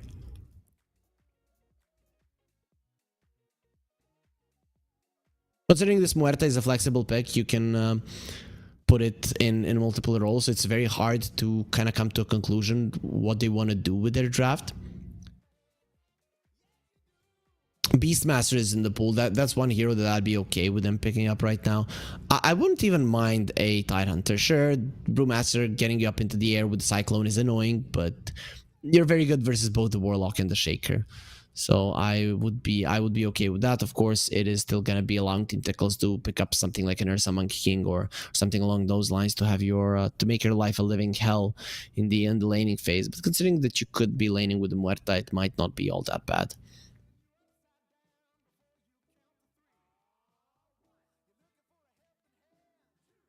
So Nemiga, yeah, they will be going for a Tide. Okay.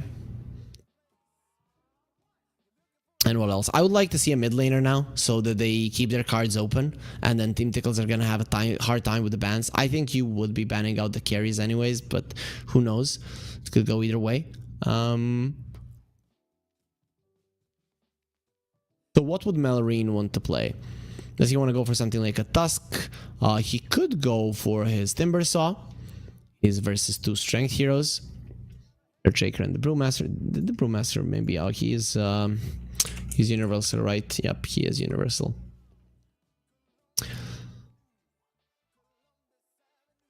It's gonna be tough to always be 100% certain about that one. They pick up a Gyros. It's not gonna be a mid laner. They want to leave the last pick to Malrine, and he really did surprise with that Omni Knight last pick in the previous game. Did do a lot, especially in the laning phase in the early stages of the game. The amount of space he created and the amount of fear he instilled into the bones of Team Tickles, it was huge. So Tickles, now they see a Gyro. So I have a couple of things you could go for here. You can go Monkey King. Can go Ursa. I like both of those. They look amazing.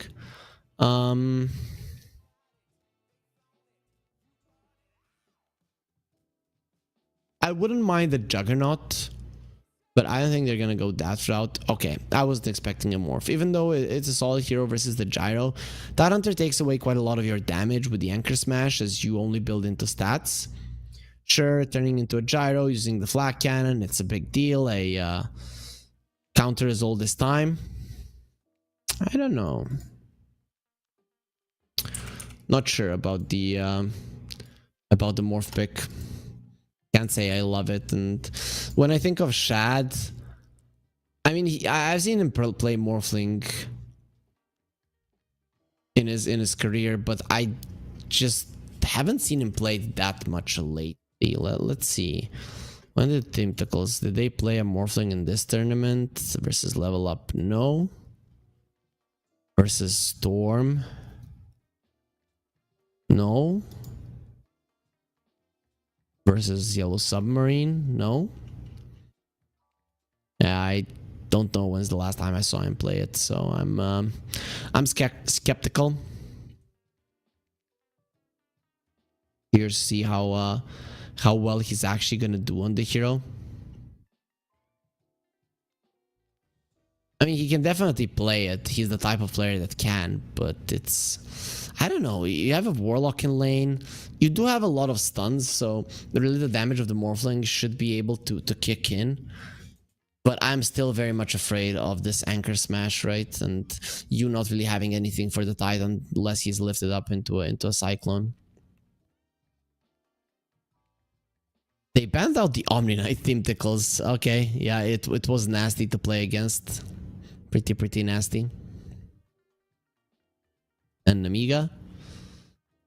What did they not want to play versus? They got rid of the Enchantress themselves. I have only 20 seconds of reserve time, so not the best of situations for Nemiga currently in terms of how much time they're gonna have to think about what they're gonna pick as their last pick. I would like for them to leave at least 10 seconds of reserve time, but they're really taking their time. They're thinking this is a mid lane shaker. I think so as well. We'll be getting rid of the Skywrath Mage. I like that one. Even though the Tidehunter wouldn't care about him all that much, he would be a nuisance in the lane for both the Treant and the Gyro.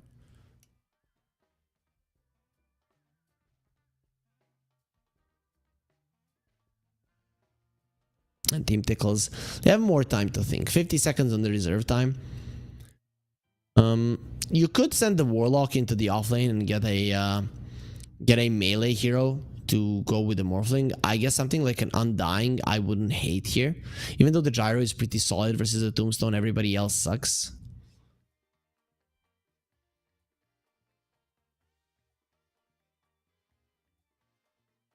So let's see if that's something that they would want to do. How about a Clockwork? I wouldn't mind a Clockwork either. It's a hero that the Gyro doesn't like playing against Tidehunter either. Plus you can find the Treant when hiding in the trees, and Muerta does like to keep herself nice and cozy in the backlines of the fight.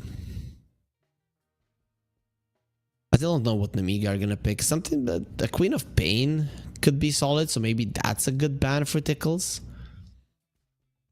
They're really thinking about this long, and they'll get rid of the Sniper. Okay, it is gonna be a Death Prophet that gets picked up, putting the Shaker in the support role. Actually, I have seen Shakers lane in the safe lane with their cores. If you want to go range melee and not double range and double melee. I would like to see Alina here for Malrine. I think that's the right choice, because you need some burst for the Death Prophet. You're definitely lacking in the burst damage department, and the Death Prophet isn't gonna die that easily.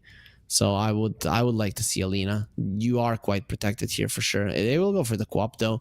It is still burst damage. The problem with the co-op versus the Death Prophet is that you do not do that well in the laning stage. Though the new Lina, I'm not really sure how well she does versus the DP anyways.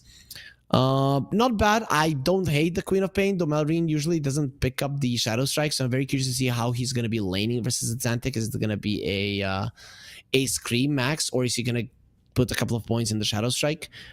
It's still some burst versus the Morphling. Sure, he can attribute shift, but there is a chance that you take him out before he does. I'm looking at these drafts. I'm not actually sure who I favor. On one side, Team Tickles, they have Push. They have really strong late game and team fight, but I'm seeing a counter for those team fight on Nemiga. If the gyro gets super farmed, and lanes should be better for Nemiga, right? If we look at it. Yeah, rotation wise, it's better. They have stronger heroes, stronger combos that are very powerful in the current meta. It usually means when you have combos that are very powerful currently, that the enemies are gonna be ready for it. But I think I'm in the Nemiga corner here. You have Burst for the Death Prophet. You have the Tide Hunter for the team fight to counter pretty much everything that Tickles have. You have the Anchor Smash for the Morphling damage. You have very strong lanes with the Trim Protector Gyro. You aren't that great at taking objectives. That is a problem, but that's where the Tide with the Meteor Hammer comes in. And I really like the Narman's new hairdo, becoming One Punch Man there. It really does fit him well. Some people don't look that good being bald. I don't know how I would look, but we're not going to be testing that, at least not anytime soon. But we are going to be getting ourselves into the game to test Team Tickles and Nemiga, see who is actually better in game number 2.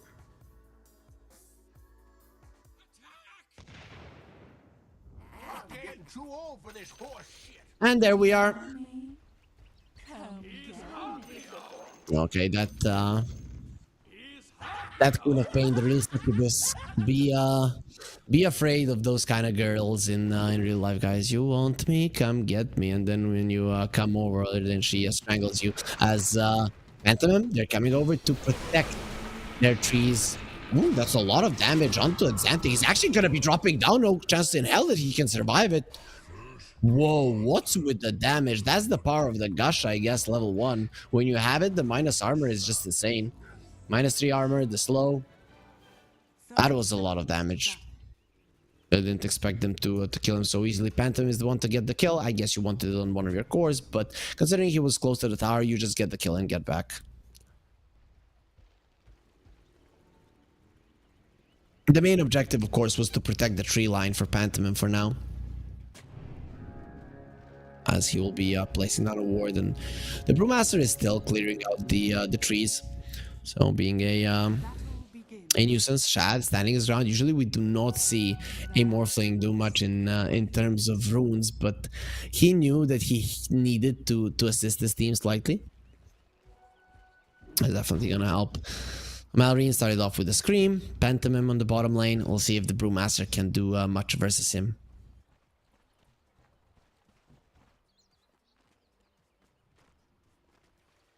Malrine.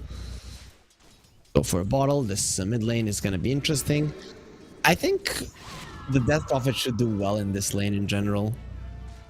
As big a range is just going to be harassing the hell out of the Queen of Pain. The Shadow Strike, if he goes that route, will help a little bit with the heals. But it is not going to be an easy lane for Malrine whatsoever. Mind Control, his lane already in a pretty decent spot. The Shaker, this is the power of the hero. If you use the Fissure, you make sure that your teammate is going to be able to farm quite safely underneath his own tower. Zilnit, he had a hell of a game on that Slark. We'll see if he can repeat the same thing on the Gyro. Gyro is the type of hero that if you hit your critical mass with a Satanic at some point in the game, there is very low chances that the enemies will be able to kill you. Top lane, Tide Hunter farming well. Hellscream actually has 3 CS as well, so I'm not sure how he got those, but he did. Zibe has to be careful of this fatal bonds, especially with the imps coming in and being super annoying to him. He is level 2. The Morphling will be hitting level 2 right now. Doesn't get the waveforms, so slow and be problematic for him. The dead shot again, just trying to be as annoying as possible with the Muerta. And the same is true for Pantomime. And this is what I was talking about. Lanes of Nemiga can be quite nasty to play against, though Mind Control is actually having a pretty decent time.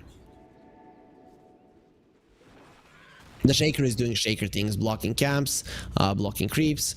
The Centaur comes over just to slow down that creep camp for some reason. Malrine, 2 points in the Shadow Strike, so he did go that route. Both of the mid laners actually do have their healing spells. I want to see if the Queen of Pain will be getting a a blink on the next level, and Malrine seems to be winning that mid lane for now. Zibe, level 3. Is he gonna be getting the Kraken Shell? Yes, he is. He wants the Fatal Bonds to get purged off. Probably not gonna be happening. He's not gonna be taking that much damage, but he has a Ring of Health, so even through the Fatal Bonds, he's not really gonna be taking all that much damage. This laning stage, it's going amazing for them. There's the dead shot onto Shad, taking a lot of damage. The Anchor Smash taking away his ability to farm effectively under the tower, but he still has the Adaptive Strike to work with. Still very, very tough to get those last hits in, and it is showing as the Tidehunter is a couple of CS ahead of the Morphling. We'll see for how long that's going to be the case, but there it is. Morphling, he wants to play on less HP, more damage, very, very hard when there's a dead shot always threatening to kill you. Mid lane Malrine, 19-5, 16-1 on the other side. Shad uses the sticks, and there it is. Now he's playing on 70 damage. Now he's going to be a little bit happier. Mind Control is the one suffering the most. It is 2 melee heroes versus a Gyro, so good luck with that. It's definitely not an easy lane. But Mind Control, at least he's getting a slight amount of levels, and Shad will be going down Pantomime. Nice rotation from the top lane. Ducalis has been caught there between a rock and a hard place, so in a pretty bad place if you want to look at it that way. Pantomime will get a double kill. He's on a killing spree. He's the only one getting kills here on the map, but does leave Unit all alone. The sticks, the Healing Lotus, or the wand and the Healing Lotus is more than enough for him to survive versus these two, and Pantomime is coming back into the lane now. Unit just going on to Mind Control, doing solid amounts of damage to the Brewmaster. Once again, Nemiga, they get themselves a perfect start to the laning phase, a perfect start to the game. That seems to be the weakness here of Team Tickles, their laning phase. That is something that you can always practice, so I'm kind of baffled that they're not a little bit better at it. But Nemiga is really good in the laning stage. Always has been, probably always will be. Radiant's middle tower is As Shad, gonna be caught. The attribute shift keeping him alive, but he's again losing his damage and losing his HP. Not something that he wants to happen. His bottom lane MC, I think he has been under his tower so long that he's already now used to the region. He's going to be super surprised when he doesn't have the armor in the region from the tower.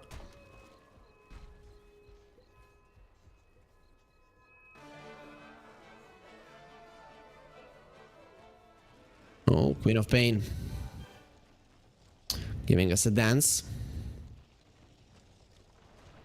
The goal lead for Nemiga, already quite high. Malrine's still not level 6, but he's gonna be there fairly soon. The Death Prophet, on the other hand, she's not too far either, but it will be the Queen of Pain that hits level 6 first. We'll see if he even wants the Sonic Wave. Doesn't seem likely. Not skilling it up just yet. Zibe, Meteor Hammer on the horizon. He just wants to wait for both of the components there, the recipe and the crown, and then he's gonna be bringing it out. That's 1,000 gold altogether, so less than 300 gold for Zibe to have that pushing tool, and really nobody's gonna be wanting to threaten him. It's Antic was the first power rune, could be dangerous for him. There are no runes there though. Staying inside of the nature's grasp, and there will be an upheaval. Here comes Hellscream from the other side. Narman, he wants Phantom and won't be able to bring him down. The upheaval will stop, and now Narman is gonna be caught by the Queen of Pain. They need another Shadow Strike, they need another slow. Nice dead shot there, keeping the Death Prophet away. Narman will be picking up a rune, but he's probably not getting out of this situation alive. He's gonna do his best, gets the rune, gets the courier. Very nicely done by Narman. In the end, that death, it was more than worth it, especially because Team Tickle, they secured the first power rune, and the Queen of Pain couldn't refill her bottle with anything. It does leave the Morphling all alone versus the Tidehunter, and he currently cannot fight the big beast. Tide knows the deep water as well. And now he's threatening with the Ravage. MC will be dying on the other side of the map as Tidehunter, one offlaner, is diving the enemies. The other offlaner is being dove. So it just goes to show the current state of the game and who is stronger at the moment. At least the Death Prophet is ahead of the Queen, as that chase really did put a dent into the economy of Malrine. Meteor Hammer is done. Now the real tower push can commence for this Tidehunter. Look at how he's threatening with the Ravage. Shad Not having a good time on the top lane, bottom lane. Speaking about not having a good time, MC is having a catastrophic one. He will be slowed down quite a lot with the cooldown. Pantomime thinking about running in will not be doing it, but at least they do deny quite a lot of creeps. Zibe does lose his life, and the Xantic rotates there. The calling not gonna be doing anything to prevent the kill on the Tide. And let's see how much damage they can do here onto the tower with the Exorcism at Xantic. I have no idea what he's doing. I think he has an idea that those spirits are attacking the tower actually through the tree line, but that's not the case. He will TP to the bottom lane, however, where Pantomime will be taken down. This time around, Team Tickles, they took a lot less to get themselves 2 kills on the board. Only 8 minutes for him, as Yulnit is going to be running away from Xantic, and the Exorcism will end. But he's going to be feeling fine. Malrine. Regen rune. He picked it up and he didn't bottle it. So Malrine made a mistake for sure. He is going to be getting his bottle refilled right now by Pantomime. As jump in onto Narman. The slow will be there. That's 4 points in the Shadow Strike. He's going to have another one in a second. The Living Armor protecting Malrine. Going onto Xantic right now. There is a Spirit Siphon. They just move themselves away. And Xantic will, with his body, be protecting his buddy. Despite all of the bullying of the Morphling on the top lane, he's still at the very top of the network chart. Gyro is the only one ahead, barely. So really not that big of a deal, but Morphling still having a good time. Shad, now with the Morbid Mask, his ability to farm the jungle is quite good as well. Though Sibe, doing the Tidehunter things. There is a ward there on the high ground. Now Sibe will be picking it out most likely. But Shad, very nice usage of the Adapt Strike to stop any more chip damage onto his tower. 2 or 3 more Meteor Hammers and the tower is dead, so you want to keep it alive as long as possible. Morphling is one of those heroes who can stand his ground for a very long time in the lane, and you don't want to let this tower go just yet. The upheaval used, that spell isn't really going to be stopping the creeps from just attacking the tower. And it might actually fall. No Living Armor just yet, actually only level 1. He's not putting out the tower, they're trying to... he is putting it on the tower in the bottom lane. Team Tickles and try to deny it, so it is going to be the first tower of the game for Nemiga. As MC, homing missile, gonna be hitting him. He has to be somewhat careful not to die. It's from the side. Pantomime is coming. They probably want to force out the split right now, and there will be an H's Grasp. Very nice movement from MC, slowing him down. He will be going for the split, and the Fissure not that great, as the Gyro is still gonna be able to run his stuff away, but Overgrowth gonna be saving him for the time being. Sonic Wave being used, sending the DP away. Malrine, he has the blink to get out of this situation alive if he wants to. He is taking some damage, and the split will end. Hellscream dropping low. Malrine dies. There, look at the damage from the Fatal Bond, and the Tide comes over at the end of the party that his teammates didn't have fun at all. Oh boy, he does. They do bring down Narman. Malrine is the one who gets the kill with the Shadow Strikes. They could have gotten a deny on the Shake here, but they thought it was way too brutal here against Nemiga. They thought they had it there, and actually Malrine is now going for a Midas. He went a little bit too deep. Zebe coming forward. They want to protect the tower. The Ravage will be used. Xantic, that shot as well.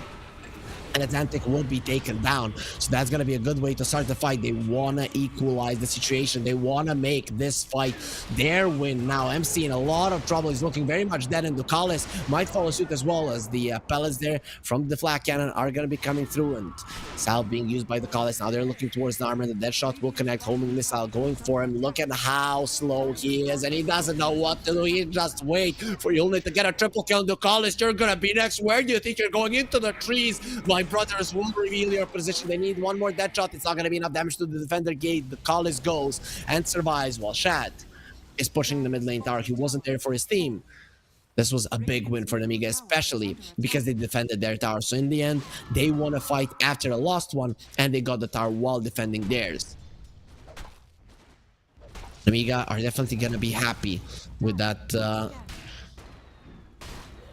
development, and we'll have a Crystallis on Gyro now. He is gonna be going for an Aghanim Scepter next. Already has a Blade of Alacrity, it seems, being delivered to him as well in the career. Yep, Blade Level Alacrity and the full Crystallis. As Tidehunter still hasn't taken the top tier 1 down, it's not going to be easy to do so. The mid lane tower, however, has fallen. They really want to keep this last tier 1 alive on the side of Team Tickles. After that fight, they have a 3k gold lead Tickles. They're probably going to be waiting for their ultis, but they have a split available.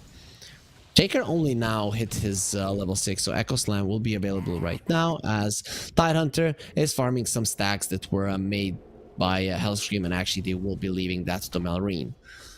So, a lot of things happening on the map, but currently no fighting just yet. Very deep ward though bottom lane from Tickles, and they're gonna try to utilize it. Pantomime could be a target here. He has a ward to protect his position. The smoke is used by Tickles. He would like to find the gyro. He's way too deep in his jungle, so he should be fine. That is the safest camp that you can be at, for sure. Pantomime, I think he's preparing himself to steal the Wisdom Rune. Let's see if he's gonna be capable of doing so. Morphling, Manta next on the menu. Tidehunter coming with another Meteor Hammer. He wants to make sure that this tower falls, and the Meteor Hammer will kind of make sure of it. I think that should be enough damage. Shad will probably try to get a deny here. Oh no, Shad didn't really focus on it all that much, and Pantomime, it's gonna get this. He does have the Overgrowth, but if Narman is standing on top of that, he's gonna start fighting him immediately. Overgrowth threatening with it, will be going for it, stops the animation and picks up the Wisdom Rune. That's gonna be both Wisdom Runes for Nemiga. Narman got scared there for a second, and actually for a good reason, because this strength, he packs the punch. If he had stood his ground and fought, I think he actually dies. So 14 minutes, both Wisdom Runes for Nemiga. As the unit is being targeted, there will be a Thunderclap split, will be coming out. The homing missile was used, but it's not going to be doing anything. There will be a golem as well. Hellscream comes over to try to help you with his pretty tanky. The Ravage there to keep him alive for a little bit longer, but in the end, the Spirit Siphon will take his spirit away. They're trying to kill the golem, and now turning around onto Xantic. He's been stunned up. The Meteor Hammer just dropped on him as well. With the Spirit Siphon, he should be fine. Has the Athos to keep the Tidehunter in place, but this is not an easy hero to bring down. Xantic running away. Shadow Word keeping him alive. Malrine coming over. He has the Sonic Wave. He has all the damage in the world, and he's gonna be using it to get the kill. Xantic attempts a TP out, will be unsuccessful. So this exorcism lands them a kill on the gyro, but it will cost them the death profit. And I'm looking at it right now. Late game, Nemiga, I think they have it. Even though the carry matchup is in favor of Team Tickles, Nemiga effectively they have 3 cores: the Tide, the Quap, and the gyro. And when you look at Team Tickles, they only have the one, especially if this DP continues dying with this kind of a net worth. They're really not going to be that big of a deal. MC trying to run himself away. He's using the Storm Brawler stance, so he has the movement speed, but now that movement speed is going to be taken away. Speaking about taking away movement speed, Evil going to be used, slowing down Zibe. He's not going to be moving all that much, but the MC going to be moving even less once he dies. Queen of Pain does finish him off, and I told you guys, this is what happens when you get pulled in by a succubus. You die in the end. Chad, he has his Manta. Next item gonna be a Skadi. You're playing versus 2 cores who are ranged, and there is a Muerta on the other side as well. So you want stats and you want that attack speed and movement speed reduction versus ranged heroes.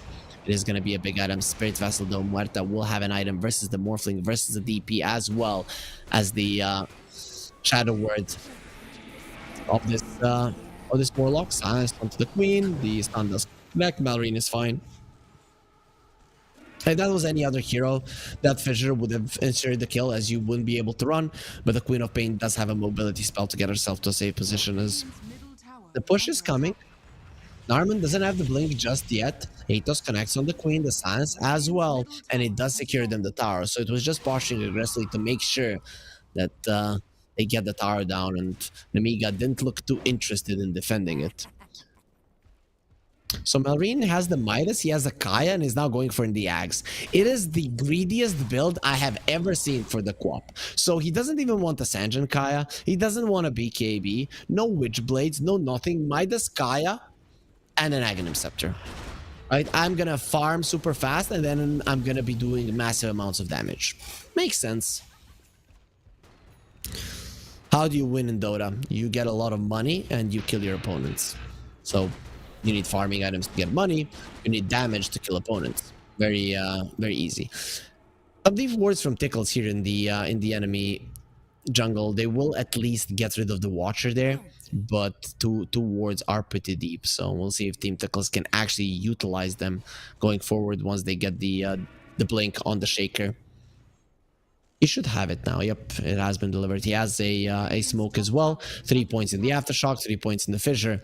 The Shaker is ready to battle Muerta. Drums gonna be next. Just wants to be banging those. The movement speed very much necessary for Muerta to get herself in a good position. Morphling. Well, you're not going to be seeing much of Shad do anything too interesting in this game until he gets that Scotty. He probably doesn't want to fight, and even then, a BKB is almost a necessity to fight versus the Ravage. Speaking of the Ravage boy, he's gonna have an Aghanim Scepter in no time. In 500 gold, there will be an AoE Gush available for Nemiga.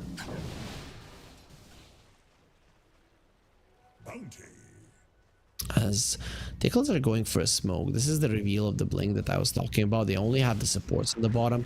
So Pantomime, even if he dies, I don't think he cares much.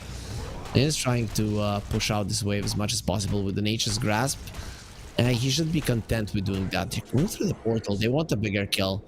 The top lane, they will have Hellscream. Again, not the biggest of deals. Team Tickles...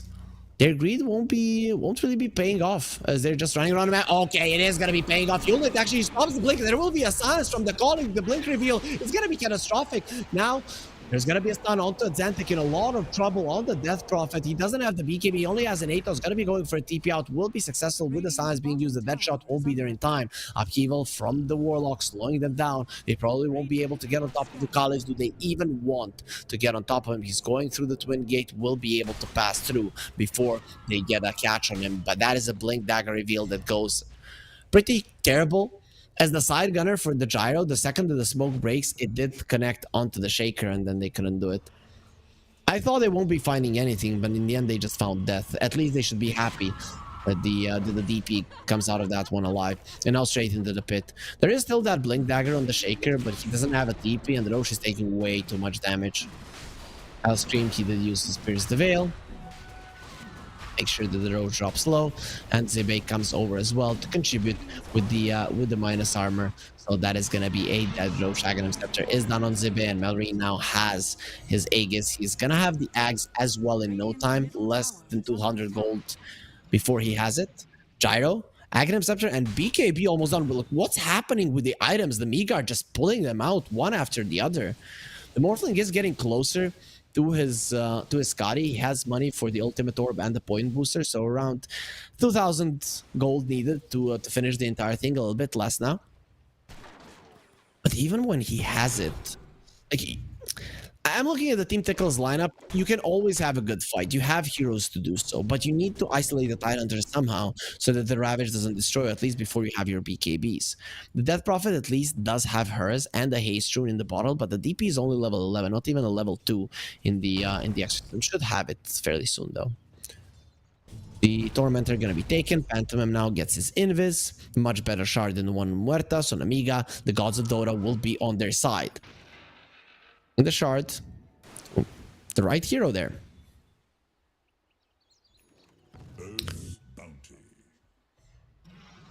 Norman, he has been picking up these bounty runes quite a lot in the game. Yeah, big deal. Sibe. They need to farm. What's gonna be the next item for the tide? It has to be a blink, right? Yep, blink, probably a shard after that. I could see him go for a pipe, but I would have wanted to see it before the Aghanim Scepter. Now I don't know if you actually want to go that route. Giant might go that route though, because well, he got a shard for free, so do something for your team. And I hate those people who buy you a gift and then expect a gift in return. You bought me a gift, sure. I don't have to buy you a gift. Screw you. Just kidding, guys. Buy gifts to the people you love. Small things, just to make them happy, to show them you're thinking about them. The haste is going to be used from Xantic now, or it was forced to be used as it did expire in the bottle. And Tickles, they have all of their ultis. Nemiga don't care.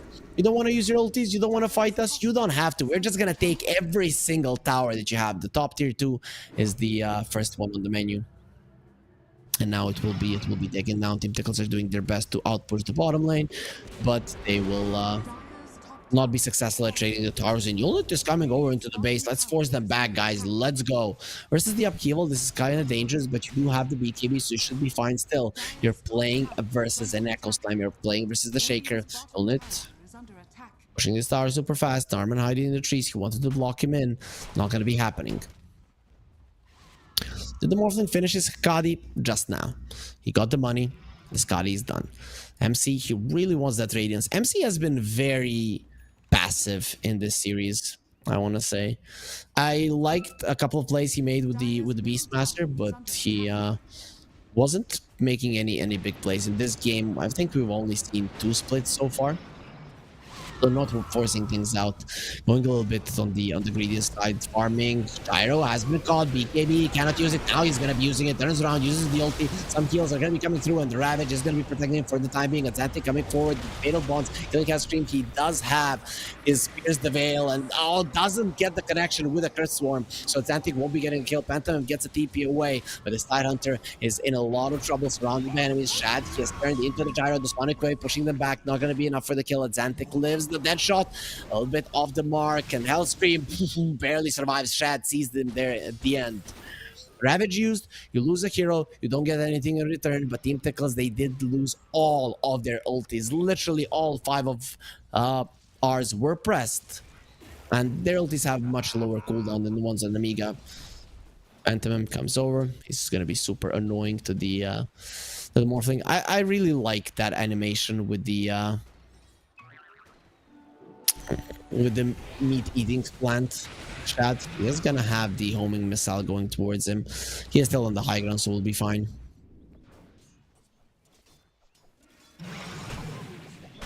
$12-8. I'm guessing Nemiga are now gonna push the issue because they still have an Aegis for another 30 seconds. They probably want to do some damage to the mid tier 2. I wouldn't be mad if Tickles used the glyph for this one. I don't think Nemiga can go high ground, so you could have delayed this a little bit longer, but they decide not to.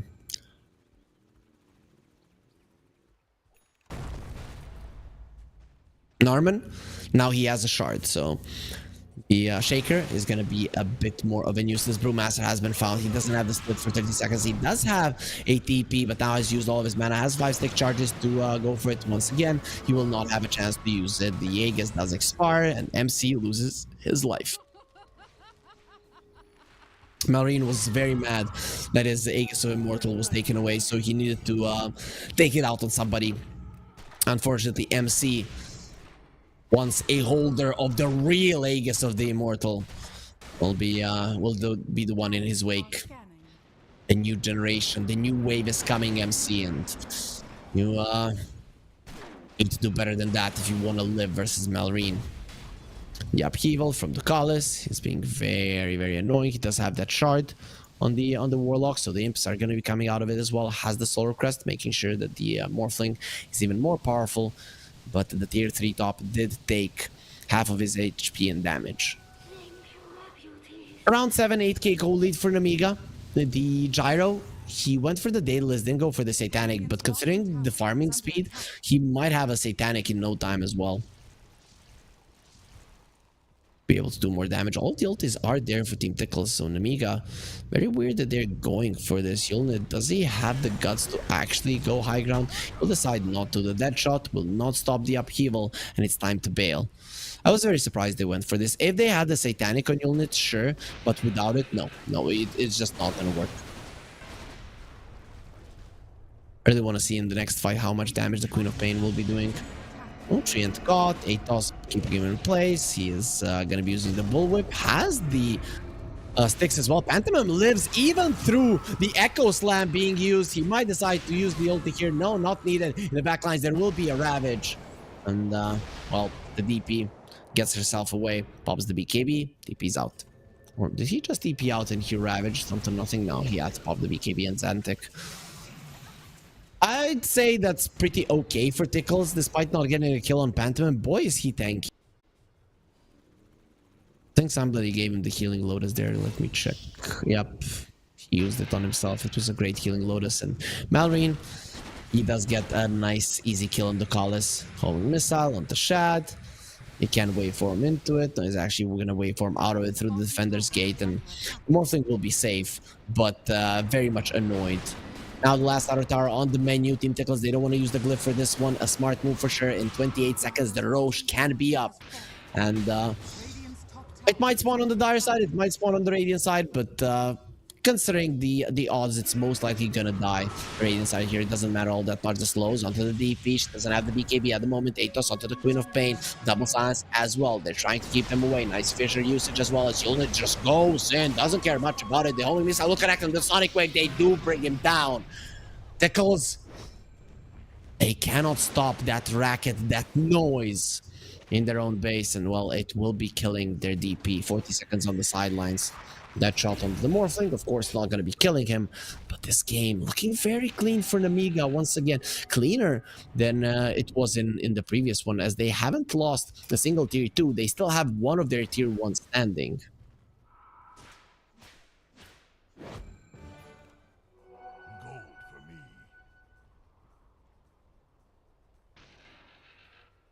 Dire are scanning. 12k gold lead. 16-8.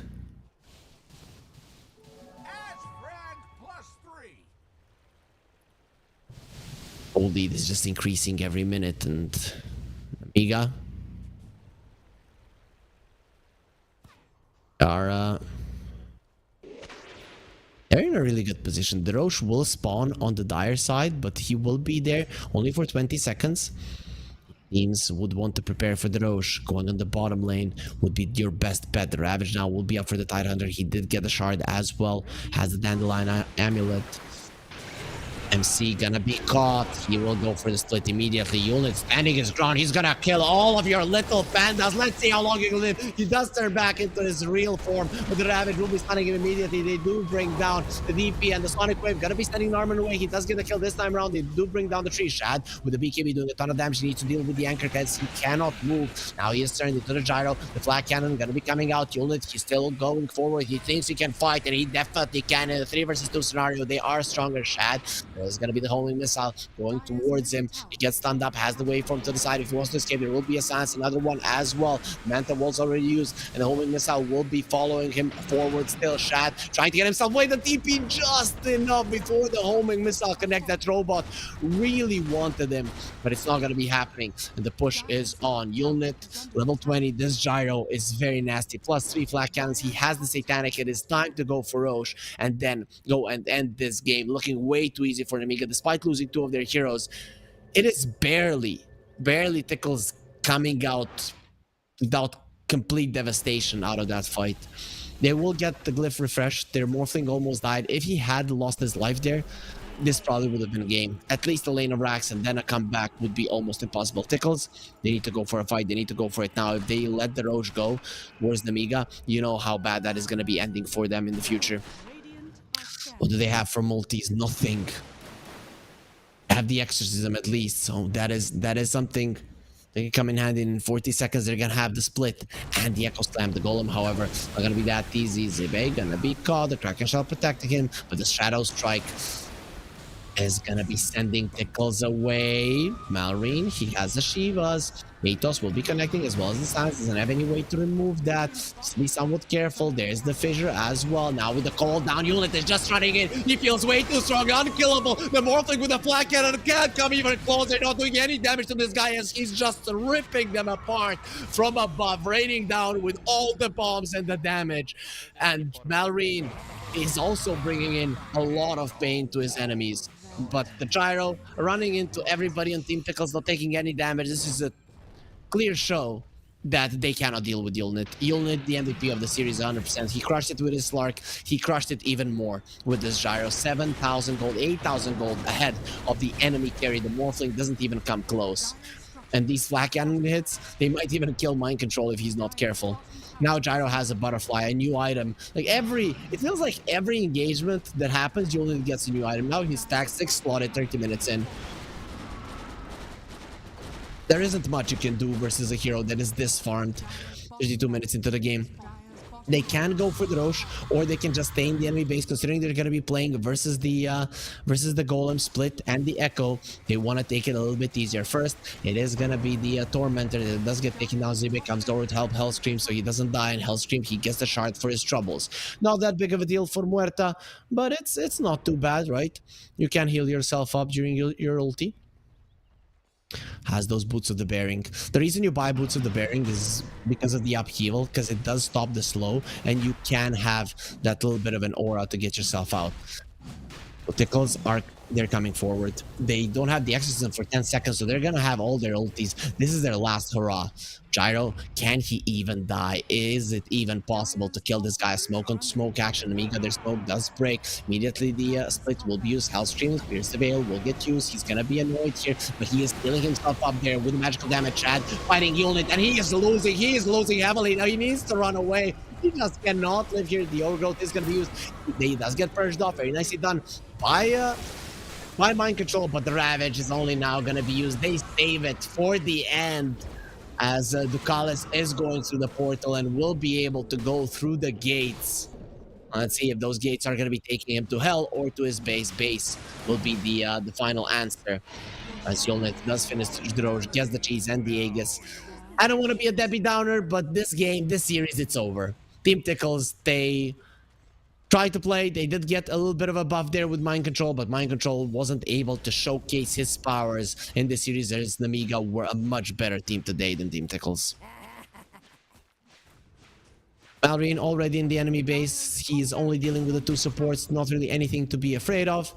And once the Gyro comes over, everything is going to be dropping down super fast. Yolnet is farming creeps in the enemy jungle, so he doesn't even care to come over. Mind Control will be TPing in. He needs to protect his Raxes. They don't have the glyph Tickles. They're still staying in this one. There will be an anchor onto Mind Control. The top Raxes have fallen. Two Windsor Raxes are already dead, and Mind Control dead as well. Does have a buyback. Will go for immediately. But heroes are going to be alive for Tickles. Not if they have something to say about it. One girl screams, the other guy, he spits onto Narman, and Zibe from afar gets the kill there with the gush. Champion from Malrine, really tanky. He doesn't have much to live with, but there is going to be a Force Staff and the Blink to get himself away from a sticky situation, as Yolnet is just spraying down everybody with the flat cannons. They're pushed into their fountain. There will be a gush to wash them off. My water is stronger than that shot onto Morphling. Now, here comes the cooldown as well as the silence onto Mind Control. He's taking some damage, but he is able to dodge some of the hits. Chad again trying to fight the Gyro. Not even close.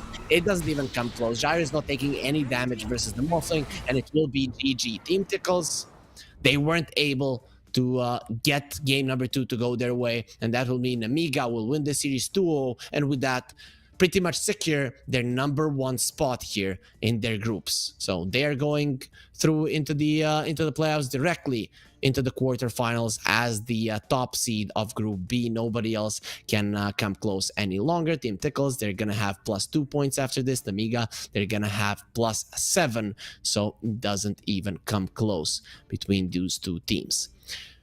With the game just not being that long, this means that we are going to be taking a longer break. We have seen a derby of the two top teams at Group B, and now the next game is going to be the top 2 teams of Group A. Sibe versus Marsbet is coming your way in a little bit over 40 minutes. So guys, be sure to be here, because then the Dota action will continue.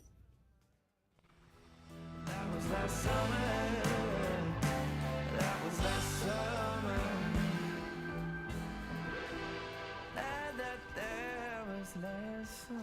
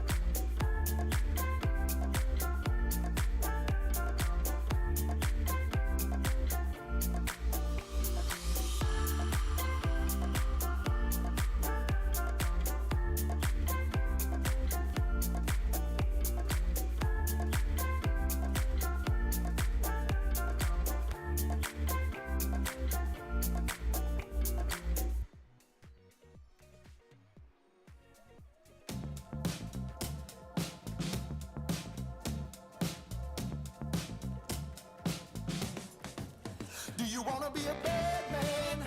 Yes, you do.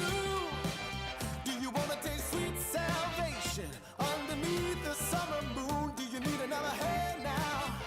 Yes, you do. Go see Miss Josie down on Columbus Avenue. Down in the city, there's a place that never sleeps. You can see it all up past 57th Street. Music is hot and the drinking there's free. It'll turn you upside down before you count to three. One, you're looking for a helping hand. Two, you need a friendly face. Three, feeling good you can barely stand. You're falling all over the place. One, you're looking for a helping hand. Two, you need a friendly face. Three, feeling good you can barely stand. You're falling all over the place.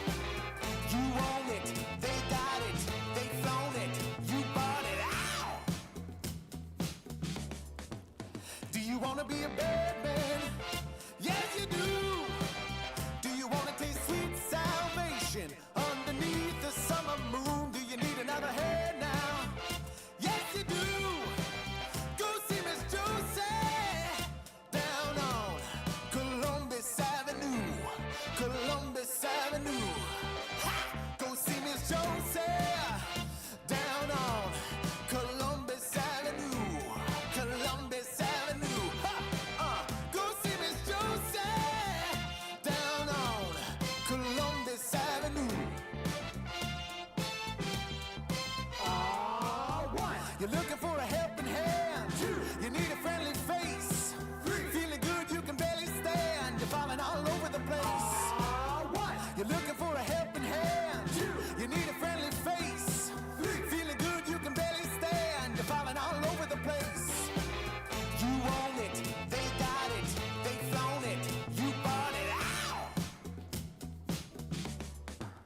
Go see Miss Josie down on Columbus Avenue. All right, Columbus Avenue.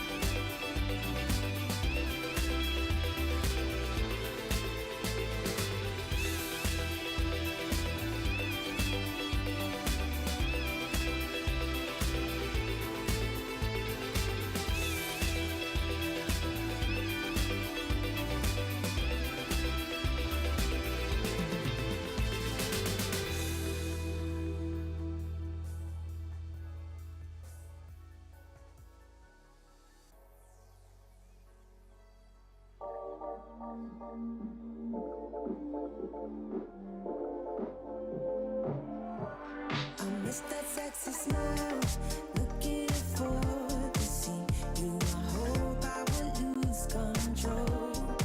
Love you every night, no checking the time, 'cause I was loving you all night long. I can let you go, baby, it's the right thing, I already know. And we feel it. I really do, I say the truth, we can't go any road. Need you now. I'm your queen and you the king right now. It's a kingdom, let's play it how you like. How does it make you feel? Or you wanna change? I'll be whatever, watching my weekend dance. You got to move tonight. Stars are watching us in the sky. I wanna last it forever. It's a sexy smile, looking forward to see you. I hope I won't lose control. Love you every night, no checking the time, just us loving you all night long. I can let you go, baby, it's the right we already know. And we feel it. I really do, I said the truth, we can't go any road. Need you now. Let's change the clothes we haven't tried. You know how you make me feel alive. Come close to me, I'm obsessed with your different kind of style. Don't you ever leave, step by my side. Hold my hand, 'cause I don't have much time. I wanna hug you forever.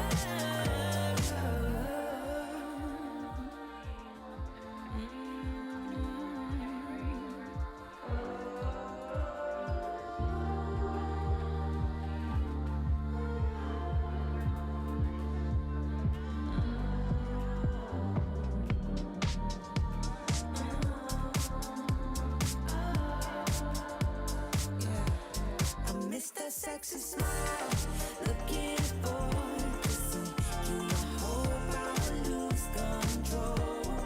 Love you every night, no checking the time, 'cause I love you all night long.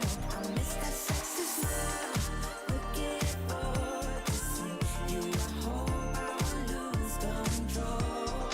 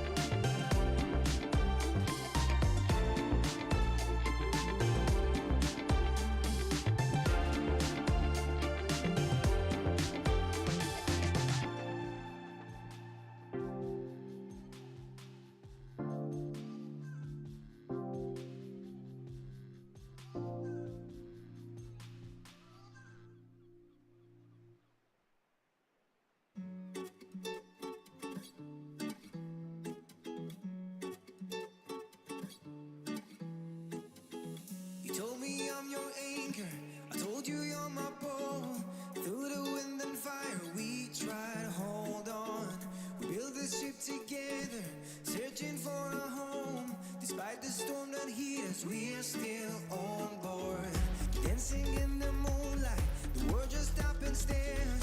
We got no destination, I'll take you anywhere. All the doors we've opened and all the books we've closed. Words just come together, story that we never told. So far I say in for my own. You said just keep holding on. If you're about to break, I'll always be your captain. From our failures we have grown. You said just keep holding on. If you're about to break, I'll always be your captain. I'll be your captain. I'll always be your captain.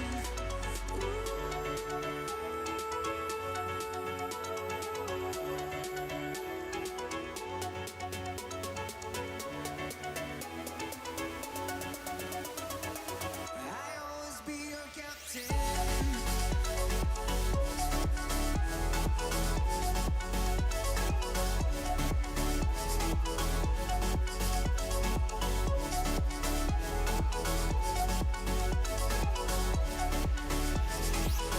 You told me I'm your anchor. I told you you're my bow.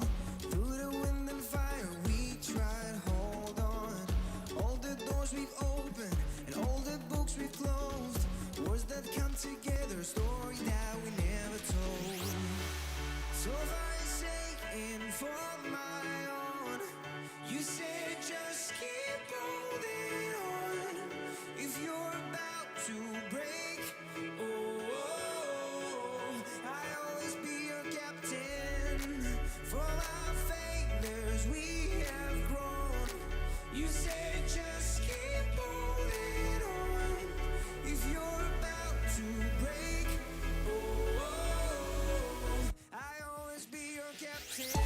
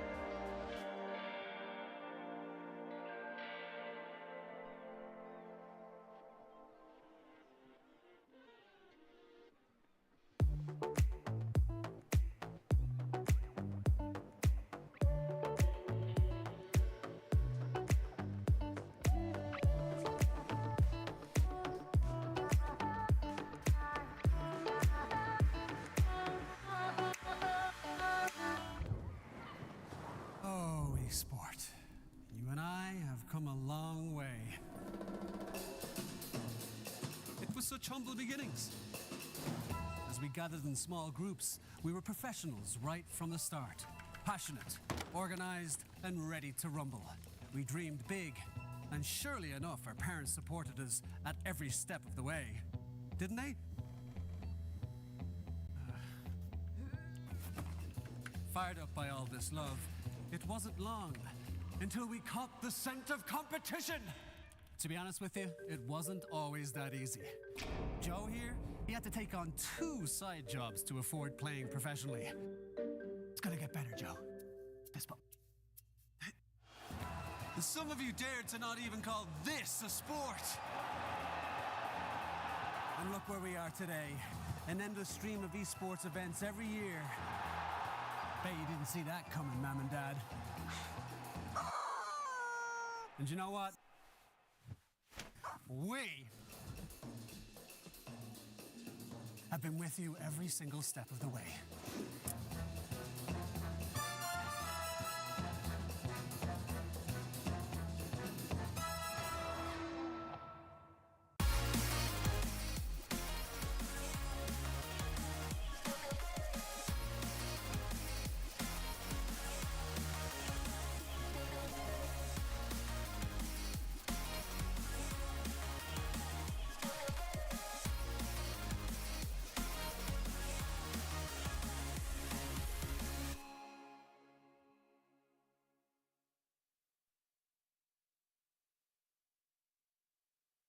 Dream of working with people you watch on screen.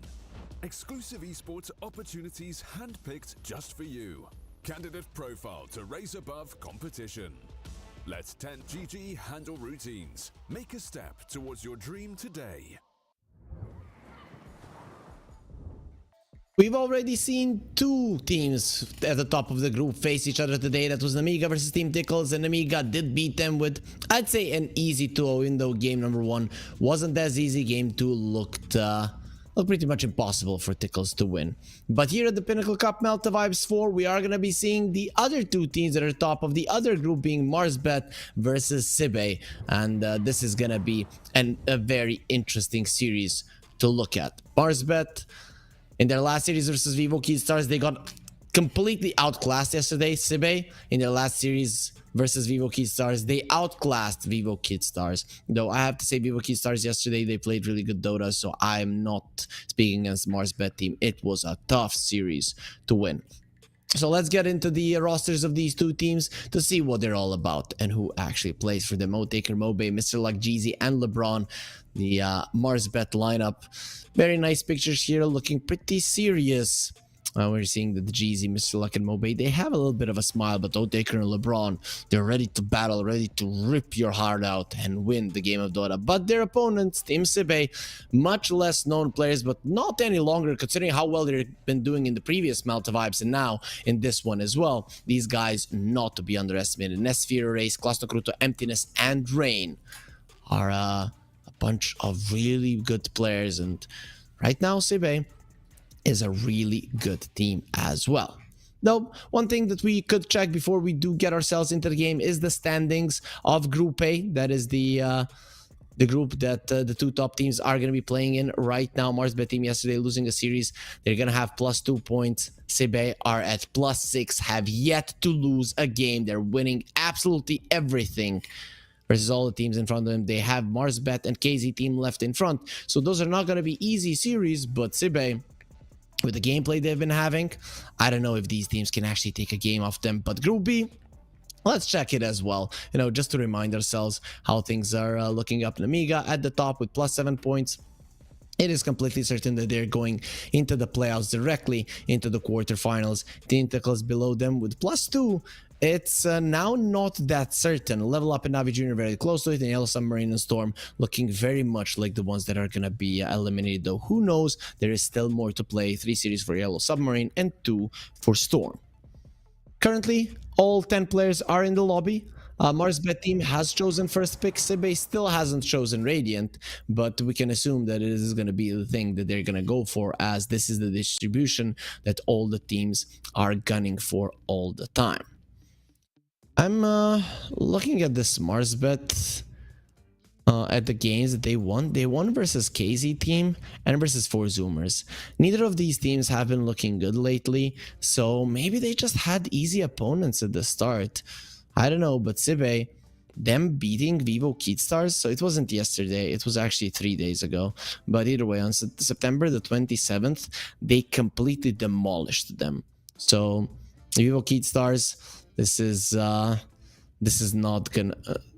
They're not a easy team to beat, and yesterday they destroyed Marsbet in a quick 2-0. So Marsbet, I wouldn't want to be in their skin. I think they're coming into this series as the underdog, even though they did show up quite well versus KZ team and versus 4Zoomers. This is a different beast entirely, an undefeated team here in the groups. They were also good in the groups in the previous Malta Vibes tournament, but they lost when it came down to the single elimination. I mean, single elimination is brutal, so we're not really going to be talking too much about it until the quarterfinals do start, or the deciders do start, actually.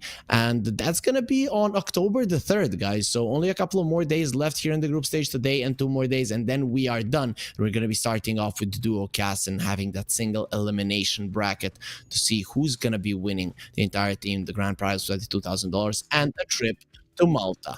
The draft has started, so let's get into it to see what these teams have in store for us and for each other. So, I think Marsbet, considering that you have a first pick, you do not have to ban out the PA. But if there was a team in this tournament that utilized the PA to its full potential, it was definitely Sibe. Nesfear was a god on the hero, and to be honest, I wouldn't want to play versus that, right? So if I'm Marsbet, I'm either picking it first or I am banning it. We'll see. Maybe Sibe decides to ban it if they see it as that strong. Let's see. If they had played versus it just yet. They played 3 series and they played versus a PA. Moneymakers had it. They won a game in 18 minutes. Okay. Goes to show they're not afraid of that one. They won versus a PA that was played by 4Zoomers, winning in 26 minutes. If I'm Marsbet, I'm banning the PA. Like, Sibe have already shown that they know how to play versus it, and they are great with the hero, so understand it through and through. Let me check. Did they have any big counters for it? They had a Puck Dark Willow once, which is kind of solid with all the magical damage. In the game versus 4Zoomers, they had Shaker, Terrorblade, Treant, Invoker, and the Brewmaster. So none of these heroes really scream PA counter, heavy magical damage, or something along those lines. So it just goes to show that they understand the weakness of the hero early on, that the hero doesn't want to fight when having only the Battle Fury, that it wants to farm, and they capitalized on it quite well.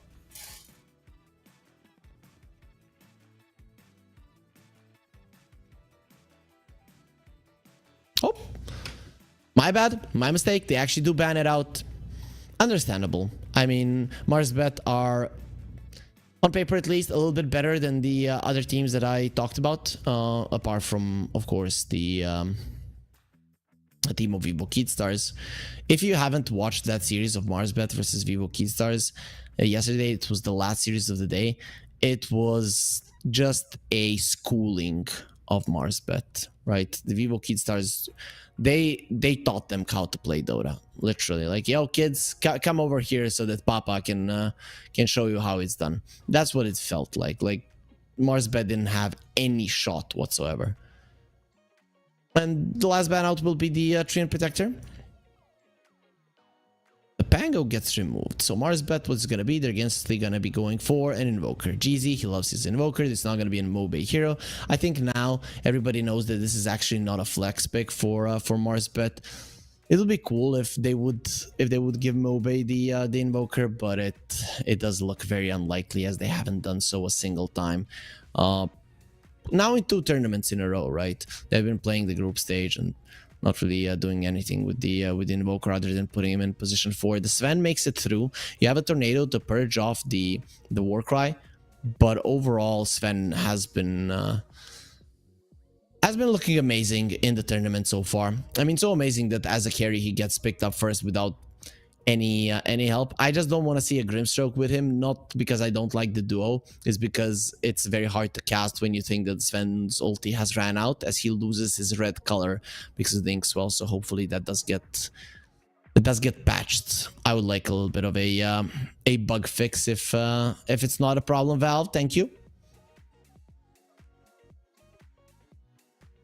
Marsbet, what do you want to ban? I think Grimstroke is a pretty good ban, and the Vengeful Spirit as well. The first pick in the second phase does go to Sibe, so those two supports, I'd want to get rid of it. Yep, there's the Venge. Is the Grimstroke going to be removed? I would think so. Sven does benefit quite a lot from the movement speed of the Inkswell, and of course, the Soul Bind is pretty big as well. You cleave more, you have the Double Storm Hammer. It is a hero that lanes well with the Sven as well, gives him that laning damage that the Sven is lacking. Plus, when you have a Grimstroke on your side with a BKB buying hero, you never have to pop the BKB early, right? As you know, there will be a purge from afar if the need does come for it.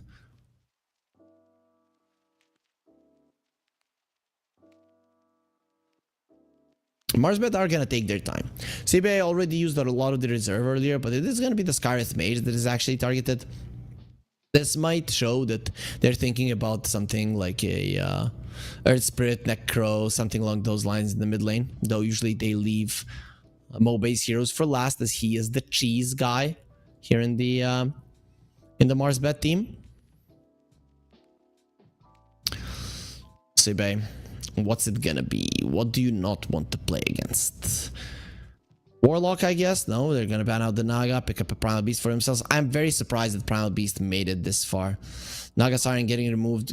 It just goes to show that this hero does really well versus the Sven, and Primal Beast is naturally a pretty decent hero versus the Naga Siren, but it is still a problem if you shove in all the waves, and that's how Marsbet know how to play Dota. Really, they shove in all the waves, they set themselves up for success, and then they don't have to play super fast. I'd say Marsbet are more of a calculated than a fast team. But now they're going to have a Centaur, so some way to escape the Primal Beast and the Sven.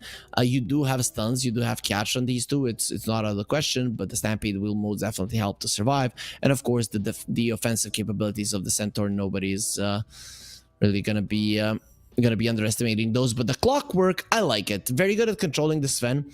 Awesome at controlling the Primal Beast. As a Primal Beast, you pretty much can't do anything versus this hero. You cannot leave the cogs. It's very hard to do so with the Onslaught. You cannot use your ulti on him during the duration of the battery assault. It's kind of a rough hero to play versus. Though now Marsbet have shown both of their supports. As I mentioned, Mobe hasn't been playing the Invoker. It has been GZ all the time. So you can play around this, but already showing 2 cores, it is going to be tough to play around it all that much. So where do they take it, Sibe? What do they want? The Centaur Invoker is actually a really strong lane, so you might want a laning partner that will help you deal with that in some way, at least. Not sure what it is, but I like the Warlock here. I think it's pretty decent. It's not easy to use the ulti if you're inside of the cogs, but it is a hero that can build the 4-staff early on, no problem. But we'll go for the Phoenix. That's a hero that doesn't care much about anything that was picked. Invoker can have a decent amount of attack speed, but overall, currently these 3 don't deal well with the egg. This is going to be a perfect Slark pick for Marsbet. The only problem with the Slark would be the laning of Clockwork Slark, I guess.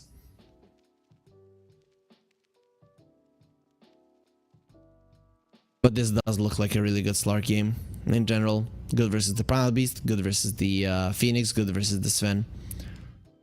So I would like Sibe to get something that's gonna help you with mobile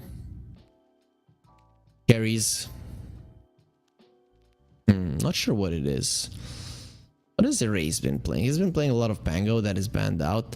They'll go for the Rubik. That is a position 4. That is a good one versus those types of heroes, the Slarks, the Ursas, because you harass them quite a lot in laning phase. You do have this instant disable that might just catch them off guard. I still do like the Slark as a pick here. It just looks amazing for Mars, but the only problem would be the laning. And yeah, lanes of Sibe aren't weak. I guess Sven Phoenix is kind of meh, but you can do okay there.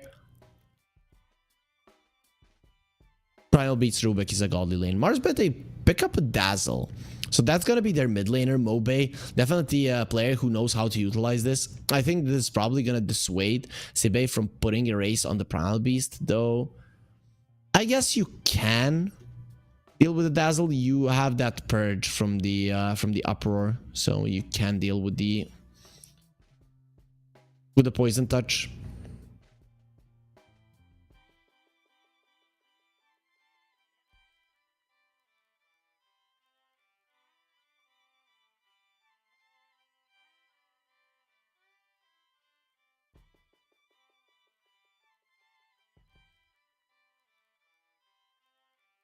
Oh, it doesn't purge off.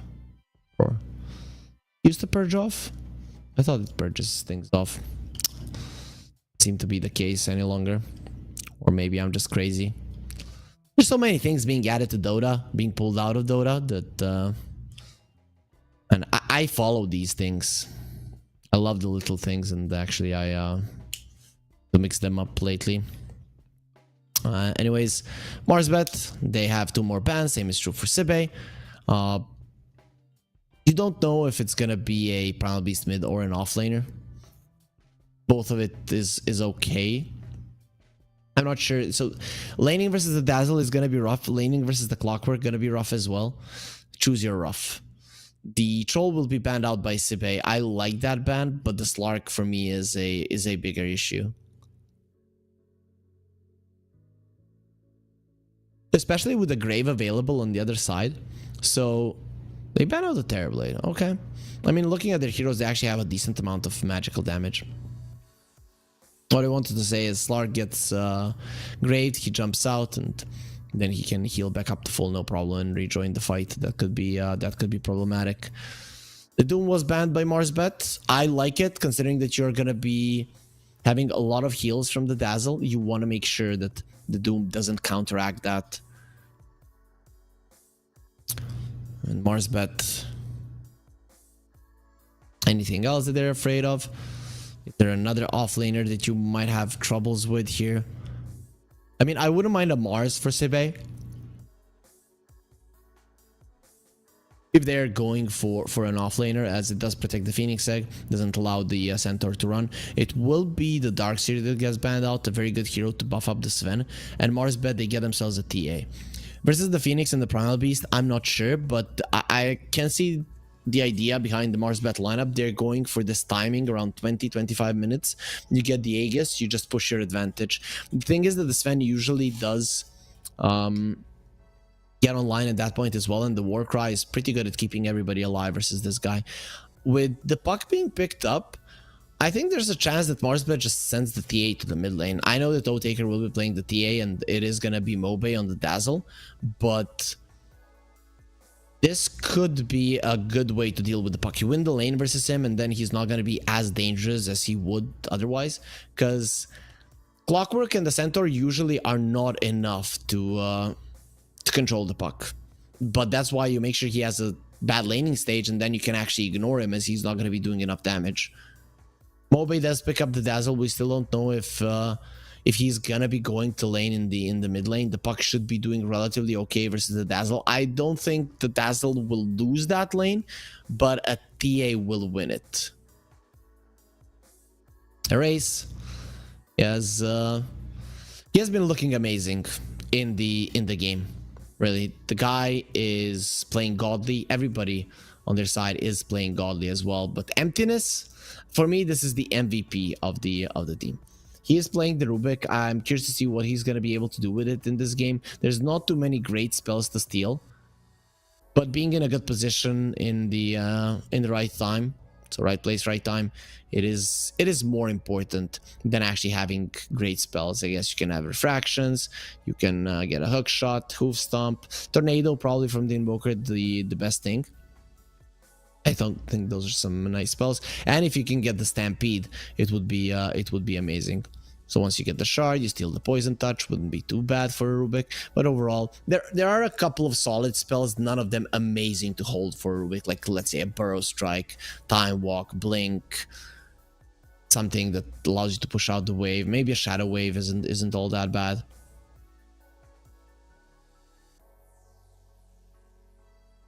See, LeBron, he's using his side camera. Nesphere, he disappeared. We don't see him. And here we're back to me, so I'm not gonna be disappearing, guys, for sure. I'm gonna be here for your entertainment to bring you the battle between these two teams, Marsbet versus Team Sibe. Game number 1. I started, but there is a pause, so we are going to be staying on my face a little bit longer while we are doing it. You can use this time to go on Twitter to follow Pinnacle Esports Dota 2 to get all the info that's going to be happening in this tournament and future tournaments as well once they organize them. Of course, you can follow me, Harry Freak, and all of my colleagues to because we're going to be retweeting that info if maybe you missed the Pinnacle Esports tweet. Also, make sure to go to pinnacle.gg, of course only if you're 18 plus, because we have amazing odds ready for this series, for the future series, and of course for some other titles as well. So if you want to spice it up a little bit, make it a bit more fun, be sure to go there. Of course, we do advise you to bet responsibly and only put down as much as you are willing to spend. The pause is still on. Nobody's giving us a reason why that is so. Hopefully, whatever the case is, it will be getting resolved as soon as possible so that we can see the game. We can see these teams in their full glory and power and actually find out who is the better of the two. Marsbet are the second in the group, but even if they win this series, I guess if they win with a score of 2-0, they are going to be overtaking Sibe. Or no, Sibe are then... they're going to be equal. Marsbet team has +2 points and Sibe has +6.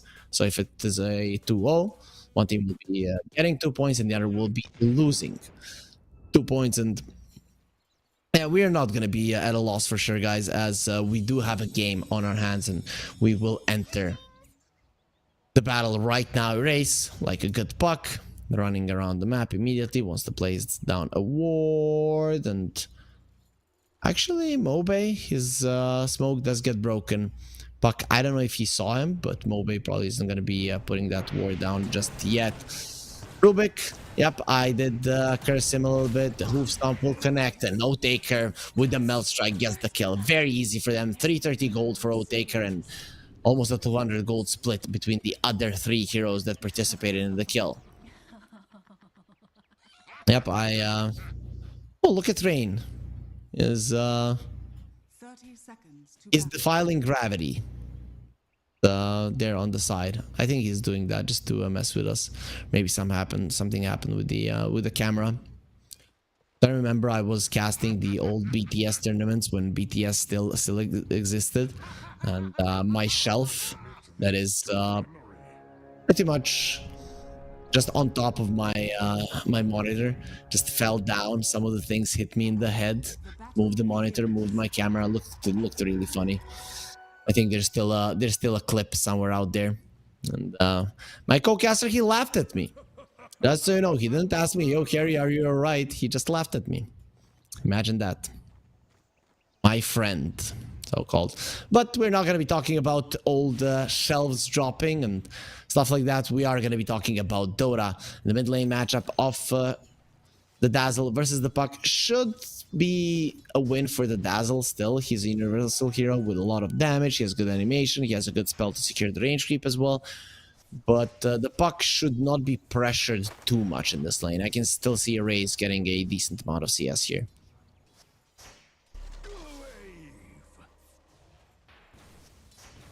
Wait, what was the distribution of the runes? So it was 3 for 1 in favor of Marsbet. That's why they're 1k gold ahead right now. Klasnok Ruto, look at the damage he's taking. He's trying to trample the ground. LeBron doesn't care, doesn't take any damage from it and just pushes them away. Meanwhile, the bottom lane, Nesphere is farming Mr. Luck. We'll see how much he can stop him from doing that. The Stormhammer used there just to make sure that he can secure the range creep. Overall, offlaners currently, they don't have much in terms of CS. That should start to change as they put the creep equilibrium where it's better for them. Puck has the point in the phase shift, that is to dodge the poison poison touch, and we'll see if Mobe even attempts to use that onto Erase. It's not going to be easy to do so. I'm guessing he gets more points in the Shadow Wave in this lane. That just makes more sense in terms of laning versus the puck. It's actually very easy to last hit with a Dazzle. I don't know how many of you core players play him, but supports should know it, right? Because he has really good animation and solid damage, especially now as a universal hero. Sphere stunned up. Jeezy gonna be getting some damage in. The Warcry helping for sure. And Jeezy, he did have a tornado, but didn't have the cold snap. I think if the cold snap was available, they actually attempt for a kill. Obviously very hard to do so there. Now the cold snap and the tornado are both available, so this invoker is again a killing machine. Other than that first blood, we haven't seen anything happen. The mid lane and the safe lane of Marsbed have the exact same amount of CS. That's gonna change now. The puck is losing the mid lane. He would have lost versus the TA maybe even harder, but we're seeing that it was a solid decision to just let the Dazzle go there. Of course, the puck, it is not about the laning stage here for him. It is about the rest of the game. Sibe, they always have some kind of issues with the lag. Hopefully that's gonna get fixed fairly soon. I don't know. Mobe always has the same face expression. It's not a laugh. He's not sad. He's not mad. He's just neutral all the time. Mr. Luck does seem kind of happy, even when he's not smiling. And LeBron, it'd be cool if we can see a little bit more into his monitor, but he is he's showing his profile today.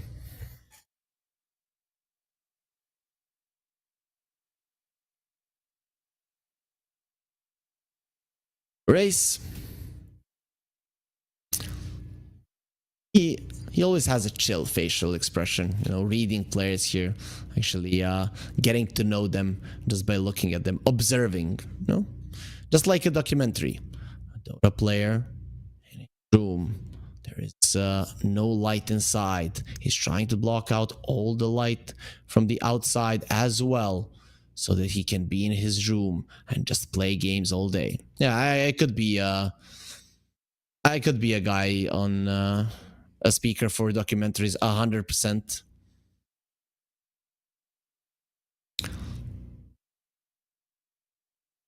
Rain has that I don't know what it's called in English, but I have it as well. When if you're a little bit tired, one of your eyes looks like it's or is actually closed a little bit more than the other one. It just comes down to it if you're know what the skin is called over the eye, has 3 folds instead of 2. Anyways, the game, we are back in it. Emptiness. He did reconnect, so I can stop with my not so fun stories. I'm not sure who got that healing Lotus. It was actually the Primal Beast on the top lane. Him and the Clockwork clicked at roughly the same time, but LeBron just slightly later. And LeBron just going forward. The cogs not gonna be on point. He just pushes them back. It's gonna be some mana being drained, but other than that, nothing too much will be happening to the Rubik and the Primal Beast, who they can't do much to this TA. And the laning phase for Marsbet, it's going amazingly well, considering we talked about their lineup was to hit that very nice timing around the 20-25 minute mark with the first Rosh, and when the TA has all her items, maybe even 15 minutes in if it's perfect, right? You get the shard on the TA, you get the Deso, you go for the Rosh, and you just overtake the game. The Puck and the Phoenix, everybody actually is gonna hate playing versus the shard in this game. Definitely not gonna be easy. Sven dropping low, uses the sticks, barely survives. There will be a Stormhammer as well as Rain comes over. That is level 2 Fire Spirit, so those do a solid amount of damage. Mr. Luck has to be somewhat careful about how he approaches this. Jeezy as well, he's gonna be eating that Fire Spirit, but he will survive in the end. Sven has some tangos, so we'll be able to continue laning, but Mr. Luck, he has just made a really big statement in this lane. You are not safe. And really, Sibe are not safe anywhere. They're just losing this laning stage so heavily. Marsbet, This is as good as it gets for a start. Of course, the laning phase for Marsbet is pretty important, but Sibe, they're gonna be needing to get so many kills in the early mid game, and really, when you look at their heroes, they could be lacking damage. The Primal Beast is really gonna be needing to do the heavy lifting. Puck, with this kind of a start, he's not really gonna have an early Witchblade. And the mid lane is becoming more and more of an issue. Rain does find Jeezy, so Sibe gets themselves on the board. These kills are very important for them, especially for the supports. Nice denies by Mobe. They're underneath the tower. The poor Puck can't do anything.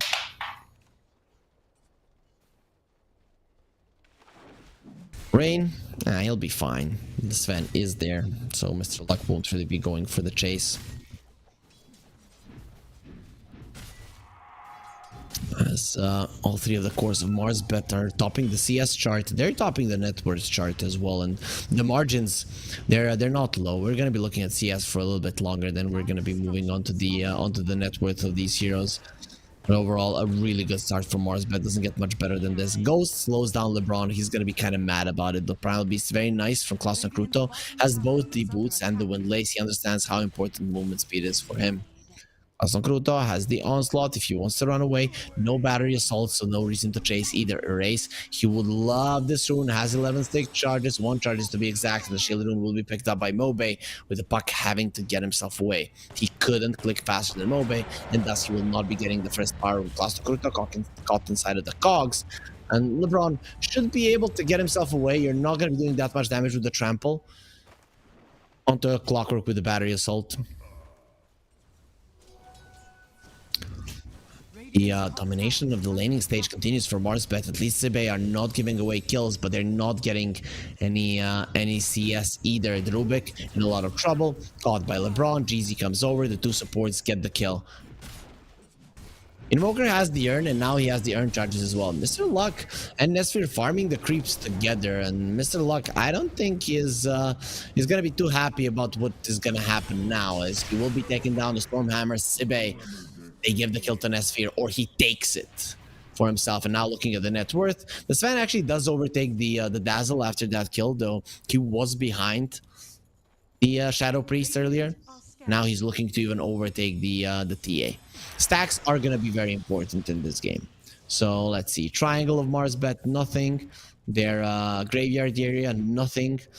Ancients for the Sven are made in the triangle, and they are made in the statue area as well. In the statue area, only a double stack, but in the triangle, I think it's a quadruple one. Yeah, quad stack here. Ancient Granite Golems, the Shamans, Ice Shamans, and of course the Black Dragon. Nesfir dodges the MP, does have his ulti, he's gonna be eating the double edge. There is a Stampede, but I don't know if you really want to be diving the spend. Mr. Luck gonna be using the Stampede right now. The stun connects. Klaus Kruto, he doesn't have the pulverize. The stun will connect on the spend. They're trying to heal him up, but not gonna be happening there. LeBron stops the Sunray and gets the kill on him, as well as Otaker comes over through the twin gate to finish off one more and gets the double there. Kills Rain with the side blades, kills Klaus Kruto with direct hits. That's gonna be 5 kills for Marsbet. This is not even close. It's looking easy for Marsbet here in the first 8 minutes. 4k gold lead, it is nothing to laugh at. I'm not saying it's impossible to come back from this, but it is coming to a point where it is going to be very hard. The Puck and the Primal Beast with this kind of a net worth, they don't feel like cores. They don't feel like anything. Erase does have a double damage. That rune could land them a couple of kills, and you need a couple of kills. Keep Marsbet heroes off the map. Pickoffs are a way to come back into this one. Stacks are going to help you, but stacks can be scouted, stacks can be stolen, especially with the TA on your side. The bottom tier 1 has fallen. Marsbet now opening the map, or rather closing it for Sibe.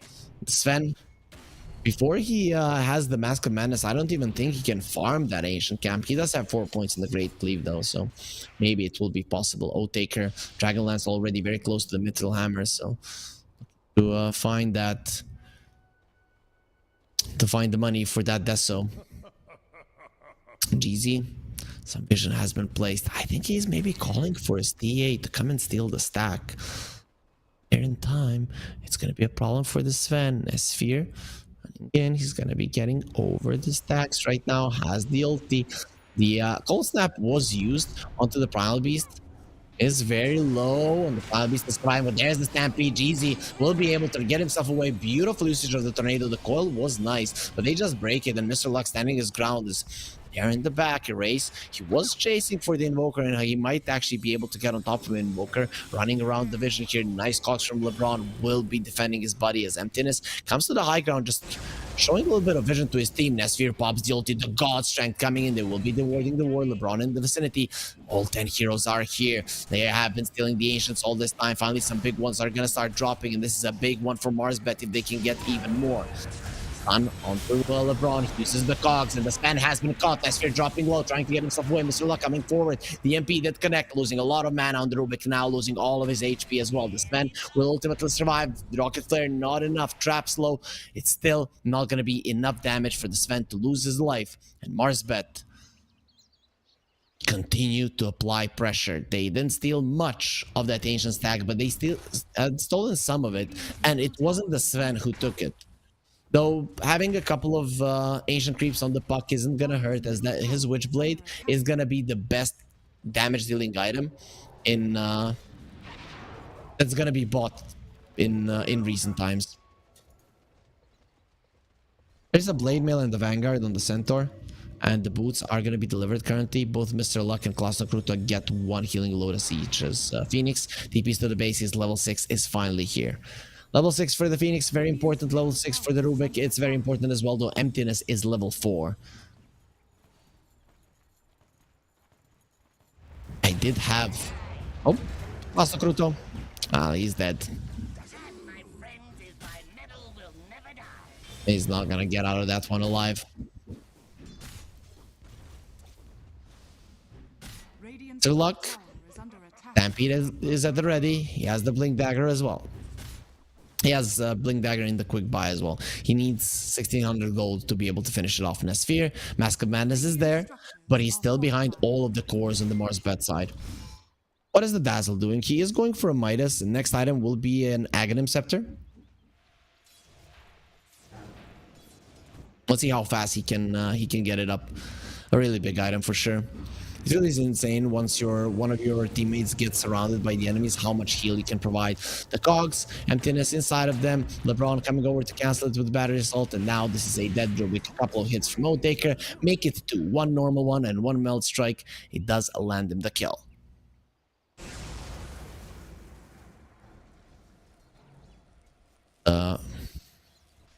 Rain pushing out the mid lane. Raze comes over. He wants a little bit of the cookie as well. Kruto, the only thing he can do versus the Centaur at this point is run away. There's Vanguard and the Blade Mail on the Centaur, whilst this Primal Beast doesn't even have the Blade Mail at the moment.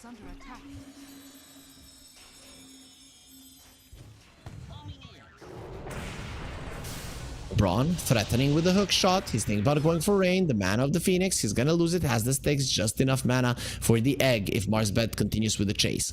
They're now 6k gold ahead, 8-2 in terms of kills. They're leading this game by quite a lot, and the TA has the Deso as well. Next item on the menu gonna be a shard. In 2 minutes, he's gonna be able to buy it if he continues to farm with this kind of speed. Mr. Luck, him and Nesphere, they've always been very good friends. You know, they just come over to the creep wave or to the camp and they farm together, measuring their power. Klaus Kruto, caught by the two supports, getting out of the cogs. Impossible for this hero. He's trying to get out of them. Uses the uproar. The extra armor will be there. Hookshot keeping in place, and the tornado will make sure that he dies. Jay-Z gets the kill on Klaus Kruto, gets another charges there on his Zern. The Centaur has been caught this time around all alone, so both of the offlaners will be losing their lives.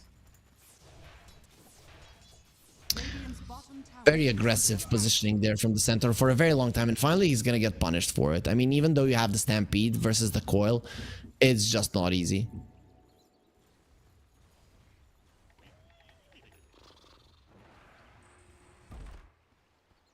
Rubik, he denied the regen rune, so we're not gonna be seeing it. Nobody using it. He didn't really need it for himself. Rain has the egg, puts down the sentry. The sentry will get taken down, and they're thinking about killing him as well. Diern bringing him low. The tornado should do enough damage. Oh, he pops the egg. He's gonna be fine. Level 7 on Rubik, stolen cogs, and he's just gonna push this clockwork away. He tried to pull him in next to himself, use the cogs, and make sure that the Stampede can't help him, but it did in the end.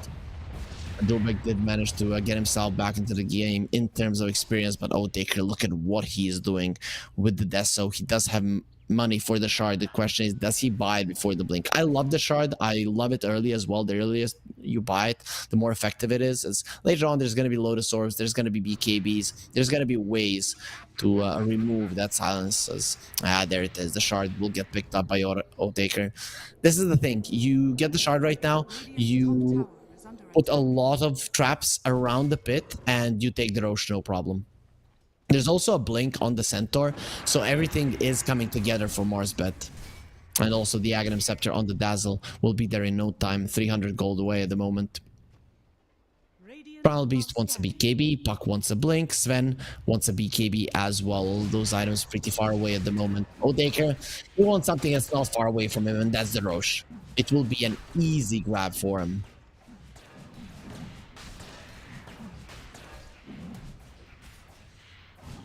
He'll be taking it down. The Centaur comes over to assist as well. And the poor Roche. There's nothing he can do about this. It will be taken down. No issue whatsoever.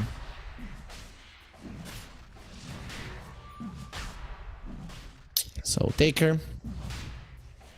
He is the one to finish off the Roche. They allow him to have all of the experience, and now with the double life, good luck dealing with this guy. The Sven doing his best to fight to the top of the network charge. He's actually quite close range, gets himself away from the clockwork cogs from the Rubik Stolen, trying to live with it, and that's not gonna be happening. Stolen EMP will not be taking anybody's mana as it does explode next to the tower, and nobody was standing close. Marsbet now trying to use this advantage of the Rubik being dead to finish the mid lane tower, and will be successful doing so. Nesphere protected with the sentries there in his own triangle is still fine, but Otaker just posturing aggressively. Takes down the tower. All tier 1s have fallen, whilst Marsbet, they haven't lost a single one so far.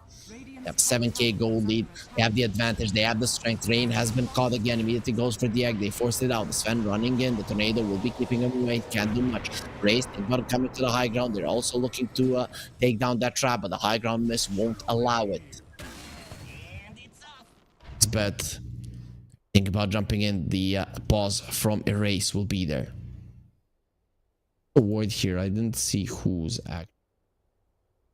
Yeah, there is a ward from Rain, so they actually see Marsbet and their idea of going in.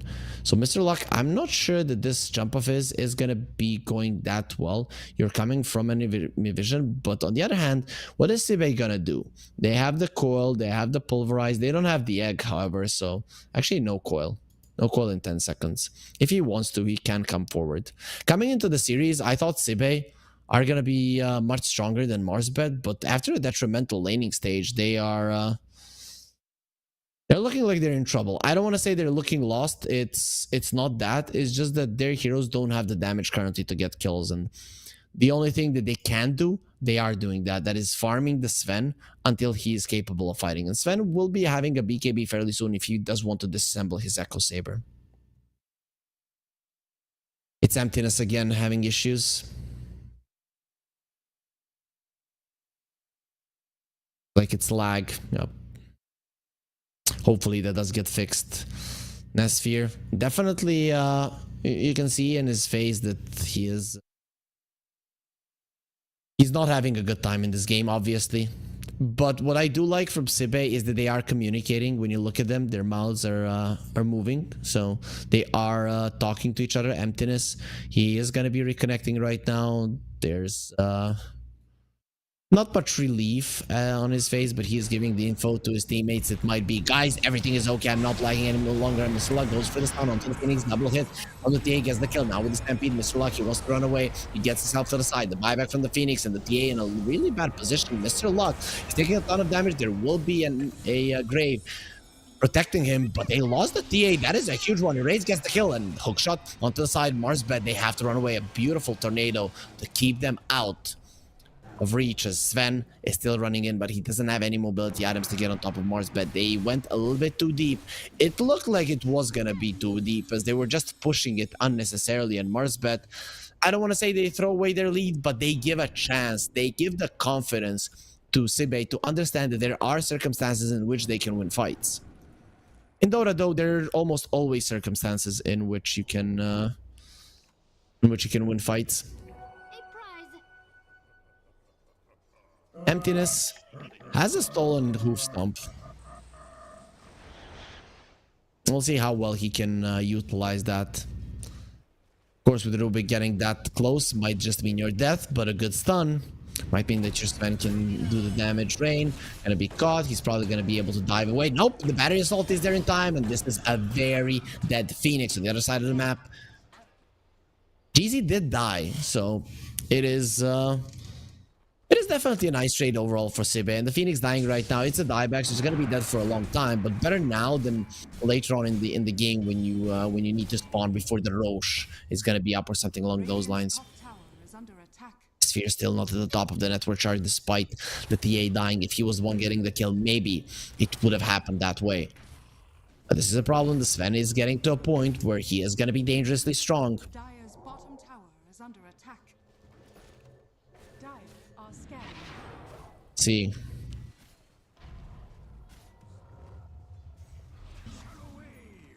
If he can carry his team to victory. Nesphere with the PA, he did come back in some of the games. If they manage to do so in this one, that's gonna be a big mental hit to Marsbet. Though still, they're ahead. They are going over traps, Sibe, so Marsbet are 100% aware of what's going their way. And Mentor gonna be caught. The Sven going in with the Gaussian doing a lot of damage. The Grave will be there, and the Stampede being used. Nesphere, he does have the BKB, and that's a stolen Stampede. It will be only the Clockwork dying, as the race does want more, but not going to be happening. That is the power of the Dazzle coming into play. Mr. Luck, the only reason he is alive is because of a shallow grave. Okay, in a smoke and a sphere, he still has his ulti. Mr. Luck are going to be caught. Nice trap usage. He might be thinking about going in. The Phoenix is going to get stunned up. He doesn't have the egg. Another stance from the trap, but very nice connection with Cluster Kruger. He has found the Dazzle. There's not going to be any graves. They're pushing him into the ground. Mobe, he does use the grave now. Do they have anything to cancel this TP? The tornado covers for him, and he will be able to get himself away. That was dangerous for Marsbet. They lose another core, and this game would completely turn on its head. But Sibe, they're finding the openings. They're finding the right fights. Very nice onslaught from the Primal Beasts. DA caught Otaker. Might be in a little bit of trouble. He's not allowing him to get close to his teammates, and that's going to be LeBron all alone. I don't know what he's doing in the enemy triangle, but whatever the idea was, it is not working out. The illusions of the TA, he just picked up the rune. They're not going to be doing anything other than giving some small amount of gold there to the Primal Beast. And the Sven, finally at the top of the network chart. He has claimed his rightful spot. See if he can retain it, or how long he can retain it, because Otaker doesn't want to allow that to be the case for long. Sven 4-1, the TA 6-1. But the TA died. Very, very important part of the game. Sven, he died earlier. And now he has the BKB. He's not really that easy of a target. You have the armor because of the war cry. You have the magic resistance and the debuff immunity from the BKB. Nesphere, he is trying to kill the Tormentor, and now him and the Phoenix are running away from it. Yep, that God Strength not going to be used that well. We'll see if Sibe might return for the Tormentor later on with a little bit more heroes. As Otaker, he's a TA, having the refraction charges. Best possible way to make sure that the Tormentor can't do anything to you, but he needs more refraction charges. Now the Tormentor will be healing quite a lot, and Otaker, there's gonna be another minus armor. He needs double refraction charges. Let's see, maybe double meld will help. Yep, it will. This is what he needed. And LeBron, he gets the shard. So Jetpack at the ready. There it is. Now they turn around for the Tormentor once again, bringing more heroes. And this time around, it will be Rain who gets himself a shard. Very nice shard. Both him and the Rubik have strong shards, so I don't think that Rubik is going to be too mad that it was his buddy, actually, that got it and not himself. So having a telekinesis to lift up the Primal Beast or the Sven out of the cogs is quite big. Silence on the puck, they're trying to kill him. Erase, no way of getting out of this one. The Stampede was also used just in case if he gets the orb out, but not even close. The puck is dead. Erase not too happy about what just happened. But finally Marsbet, they get themselves a big kill. Those traps with the shard, very nasty to deal with. A smoke was used from Sibe. They want gonna go? Might actually jump the TA. As the Dazzle, that wouldn't be too bad of a jump if they can get on top of it. Now they're under a trap. They know exactly the tornado will connect onto 4 of them. And that is the tornado that you didn't want to go up against. You know, usually in a tornado, some houses get destroyed. Some of them are fine. Well, here, the whole neighborhood got annihilated by the tornado. Luckily, everybody is alive. That's going to be okay. Dazzle, he has the blink. I'm guessing Shard is going to be next, unless he wants to be greedy and wait for it on the Tormentor. But that's going to take some time, and especially because nobody's really going to be buying a Shard. Oh, actually, the Invoker did buy one, so they need to... it's going to be between him and the Centaur, actually, already. Maybe with the next Tormentor, he can get the Shard, so... It wouldn't surprise me now that Mobe actually just takes it easy. He wants the BKB. LeBron has the drums. We'll see if he'll be going for the full boots of the bearing. And the Phoenix, he just wants the Halberd and the Ghost Scepter. It's all about itemizing versus the TA. That's going to be most of the damage output. On the other hand, though, the Sven is going to be most of the damage output. Though, when you look at the late game, I'd rather play Sibay's lineup. You have the Coil, you have the Egg, Trample, Pulverize, Sven with the AoE damage. Sure, Marsbet lineup, it can scale quite well. Dazzle as well with the Midas, but it just feels a little bit tougher to make it all work. Going onto the high ground there, the coil has been broken, and LeBron just turns around. They want to fight versus the puck. The silence was there, and the puck just dies. The hoofstone finishes him off, running into the Cogs Rain. Even if you use the egg right now, it's way too aggressive, but the Force Staff will save him. Rubik saving his buddy. He might not have the shard, but he has the Force Staff to reposition his teammates. Puck way too aggressive. They're thinking he can kill the Clockwork. Not even close. And Rain finds himself a Kobold. It's literally, you find yourself a worker, right? Yeah, go dig for me and give me 20 gold per minute. Tax the poor little creature. No hook shot available. Was used earlier.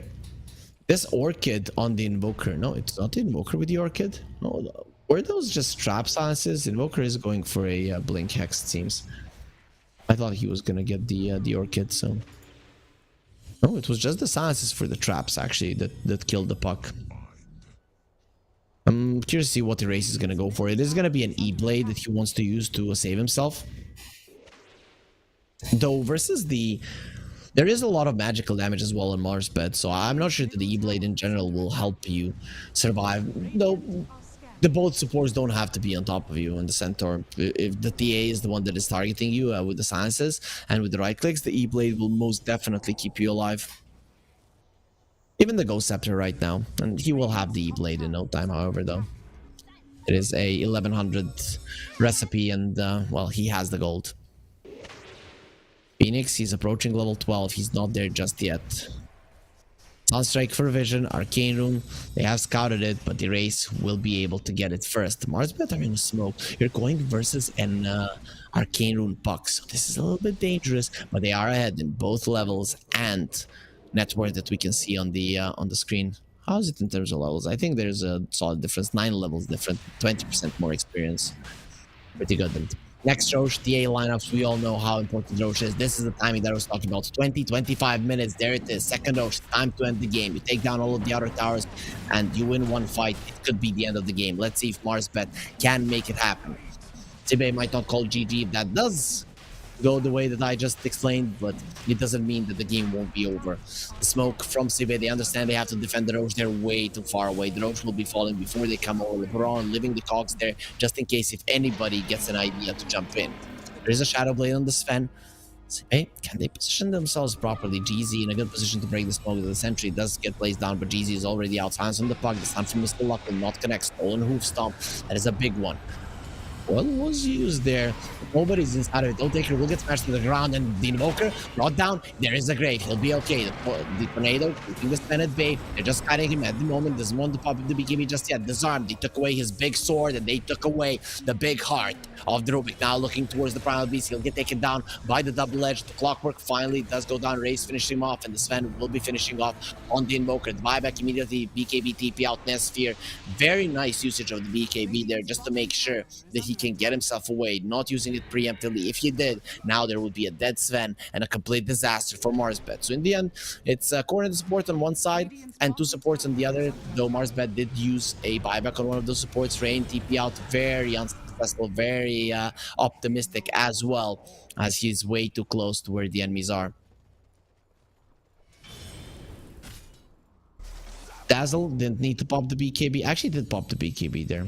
It's thing is that with the bad juju, they're just getting the cooldown refresh super fast. Puck E-Blade at the ready. Next item, Octarine Core. Very long fight there, and a lot of nice spells and approaches from Sibe, but they're just weaker. They're weaker at the moment. That's why it's not gonna be easy. This fan has been found. 37 seconds. The is gonna be dusted. No BKB and no life. Just pulled into this one. The puck is TPing, and they know he needs help, and he just says, "Leave me. It's okay. I'm gonna die. You guys live and try to avenge me." It's gonna be very hard to do so, as the Sven is the one that should be doing the avenging. I'm really liking how Jeezy is guiding him. That's why he's going for the Invoker all the time. Cluster no blink away. He does have the BKB. Is it going to be enough to survive? Taker has the BKB, and the E-Blade onto Cluster saves him. The Sunstrike, perfect onto him, just brings him down. It's not going to be a meteor. It's going to be a Sunstrike that makes the dinosaurs go extinct. And Taker, well, he's going to kill everybody else. He wants to take down the egg. It's not going to be happening there with the pipe being used. The Witchblade damage will do absolutely nothing, even without the mana from the refractions. The TA lives. They have a cheese on the Dazzle if they want to give it to him, and currently they're pushing all the tier 2s, even the tier 3 on the top lane. The tier 2 in the mid lane will die. Hookshot has been used onto the puck, dropping low, pushed back by the cogs. Puck still alive, uses the blade on him. Here comes the meteor. The tornado will not be connecting, but he has been found by Mr. Luck. The stun spec is there, the stances are there, and the damage is there as well. Marsbet are owning, as Dota says, and there is a glyph at the moment on Sibe. This is what I was talking about. All of the outer towers dead. You get to a lead that is almost insurmountable, and Sibe a way back for now. Does seem pretty much out there, but Escher finds an opening, starting to cleave them down. This is the thing that they needed. He brought 2 heroes down easily. Now they're going to be looking towards the TA. The stun from Mr. Luck onto the 2 of them. The stolen roof stop as well. Let's see, the TA can get herself out with the refraction charges and the blink. He'll be fine, but the chase is on, leaving the trap behind. Nestor coming in with the stun. He needs to go through the refraction charges, and they did find him now, burning him down. A couple of more hits, and it is going to be the damage dealt there. It will be Emptiness who gets the kill. So a lot of gold into his own pockets, but also a lot of gold there between the teammates of Sibe will be divided, as Marsbet, they overstayed their welcome. And the biggest problem is they all got clumped up together. They didn't know about the Sven Blink. Nestor just bought it and jumped in, changed the flow of the game a little bit. The Raxes weren't taken. Marsbet, they're still ahead quite heavily, and it was a high ground push that was defended. But Sibe, once again, showing their teeth, showing that they can win fights, that they can get kills if proper initiation is found.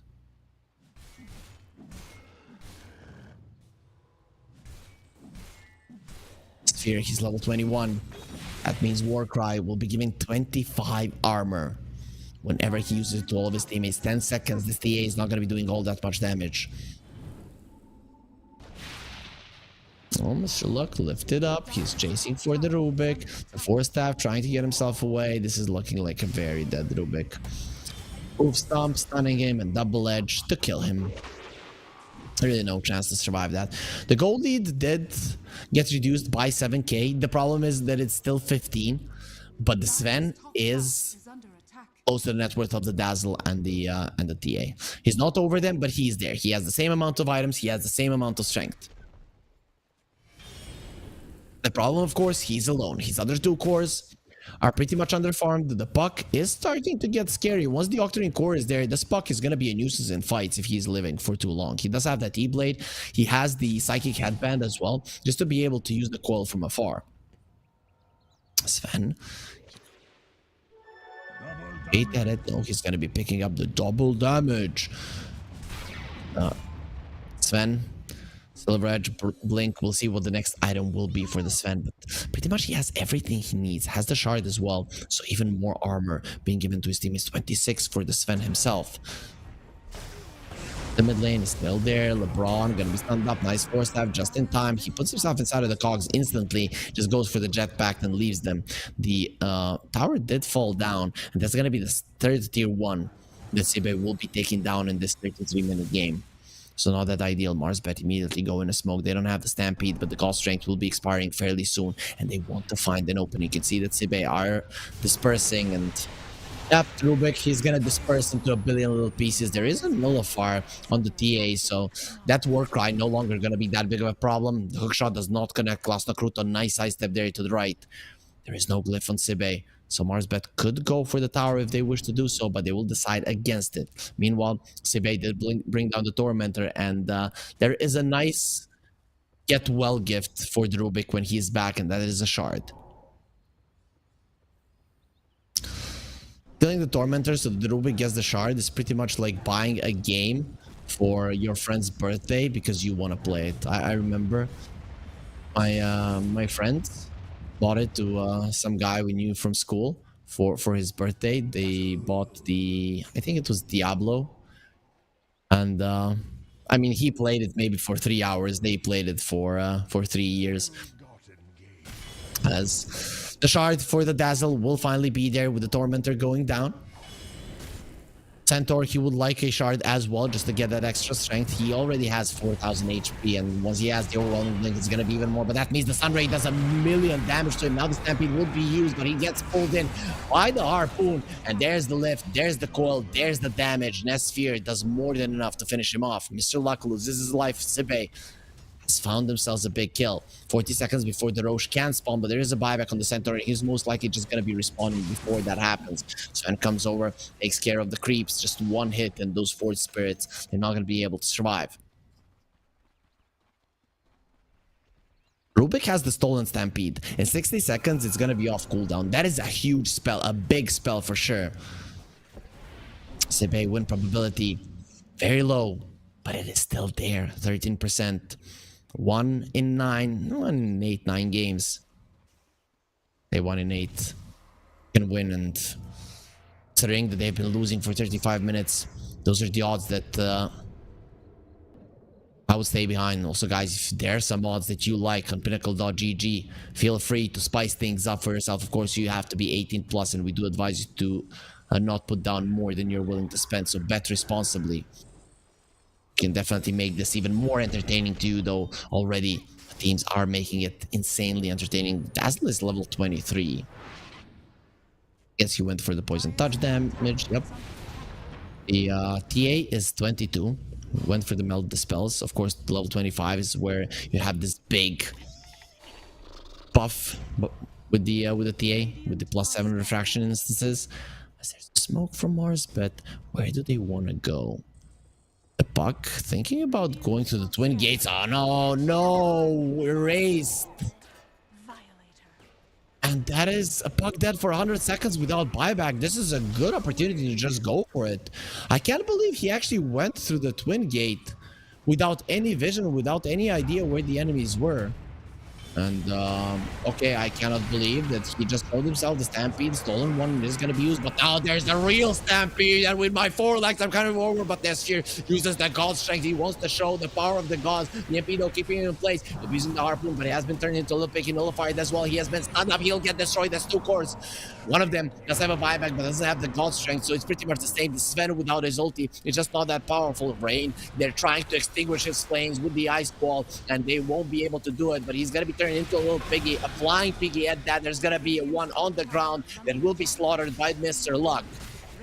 So preparations for Christmas have already begun for Marsbet. With a 22k goal lead, the star will fall. They're gonna have one more glyph, but Sibe, it looks like they're gonna be losing a huge chunk of their base. Let's see how long Marsbet want to stay in this base. They have very fast push with the TA, and he's just going for the next lane of Rags. The Siege Creeps will be finishing off that range Rags there, and with the Alacrity, this TA just pushes way too fast. Retaliate from the Centaur. is gonna be helping with the push even more. That's the second lane of Rags. They can go for the third one. The Sven doesn't seem like he wants to buy back, and he might need to. He might need to do so right now. 30 seconds on the sidelines. When is he gonna have his ulti? It's gonna be in 12 seconds. No, it's over. The Mega Creeps will be there. Luckily, you have the Sven, so he can deal with it. Cluster Root also has been found. He's inside of the cost. He's looking very much dead. A couple of hits there will kill him, but they have the force staff to get him away. Old Taker jumps in. Few more hits. OD Blade will be protecting. He's not going to be taking any physical damage, and the Stampede used to run themselves away.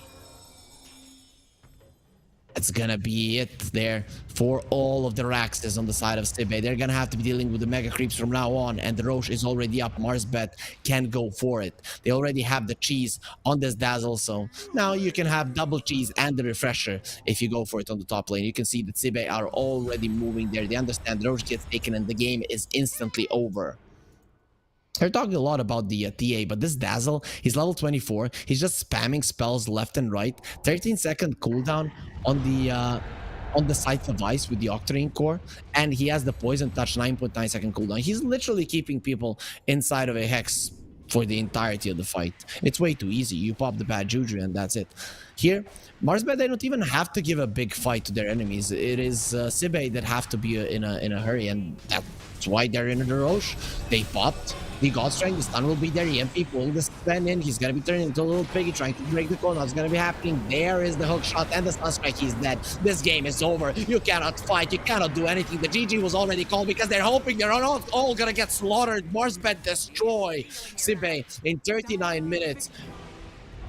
And the fight for the top of the group continues. Marsbet are not going to be giving it up that easily. Yesterday, they didn't do too well versus Vivo Keystars, who played an amazing series, but Marsbet, they don't want to be losing to Sibe. They played one hell of a game. There wasn't a single point where Marsbet allowed Sibe to take the lead. The Sven was doing his best to stay close to the top of the network chart, but he never overtook the TA. He never overtook the Dazzle, and ultimately, without gold, without levels, you will not have the power to fight. So even though Sibe, they did have some solid performances inside team fights, and they did have some good jumps, but in the end, it was to no avail, and Marsbet will be winning game number 1. The first game of the first series of the day went to 2-0. It was the top of the group as well. But I'm hoping that the two top teams in the group at least give us a decider game once today. So let's go on to a short break, and in game 2 we'll be finding out if Sibe can equalize it.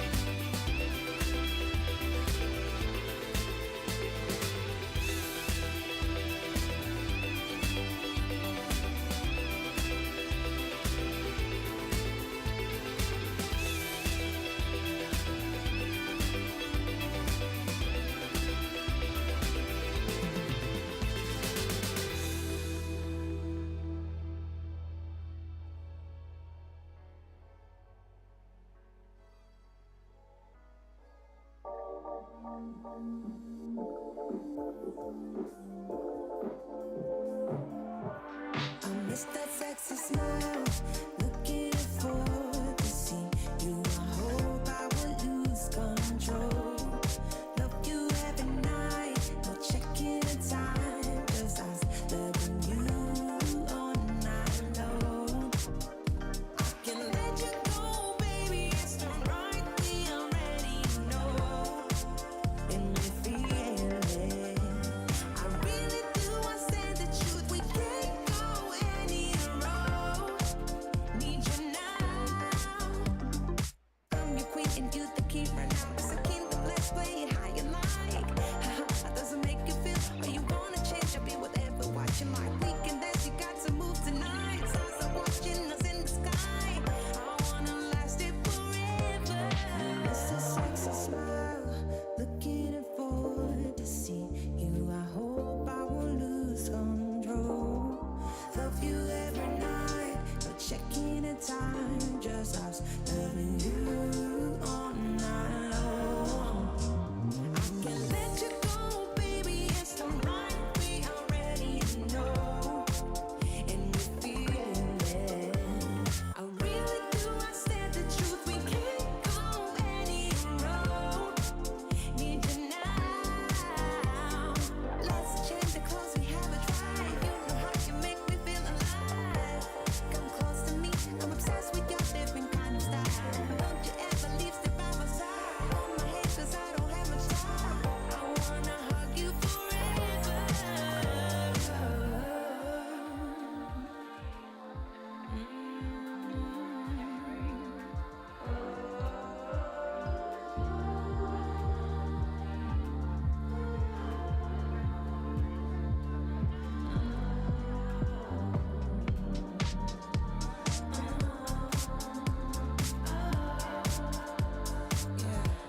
I miss that sexy smile, looking forward to see you. I hope I will lose control. Love you every night, no checking the time, 'cause I love you all.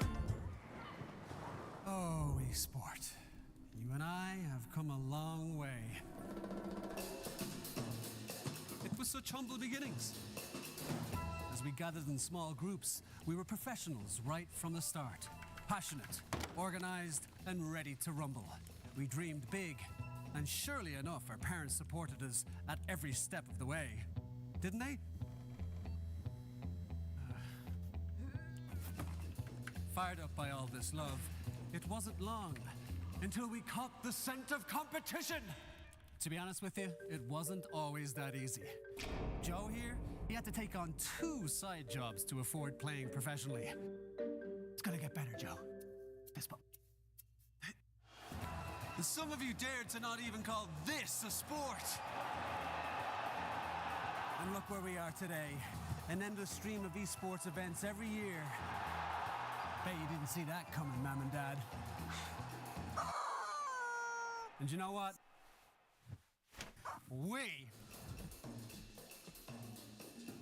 have been with you every single step of the way.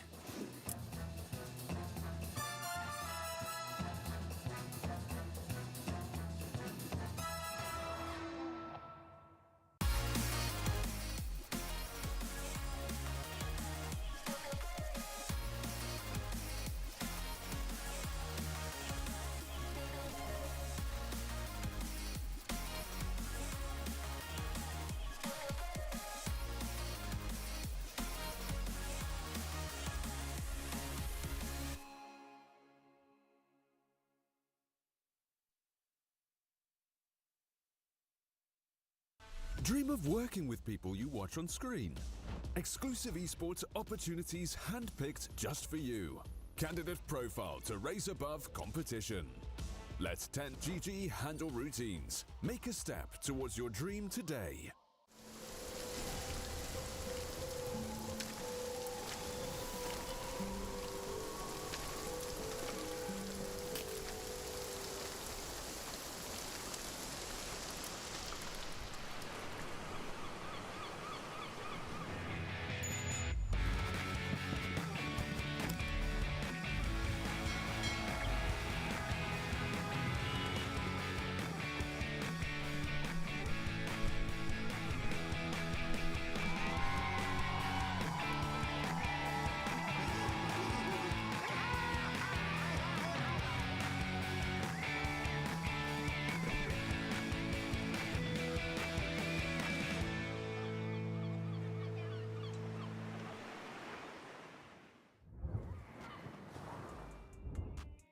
What a performance by Marsbet in game 1 of this best of 3 series. Sibe, they stood absolutely no chance to turn that one around, to win it ever since the start of the laning stage. But it is still not over here at the Pinnacle Cup Malta Vibes 4, as it's only game number 1. It is a best of 3. You can't turn it around. Of course, this is still the group stage. Though Sibe, if they lose this one with a 2-0, Marsbet are gonna be equalizing with them there on the standings. Currently, Sibe have plus 6 points, but if they lose 2-0, it is going to be plus 4 and plus 2 currently for Marsbet. If they win 2-0, they're going to have plus 4 as well, making it a tie. When the Marsbet winning the head-to-head, we all know how it's going to end. Marsbet are going to be ahead.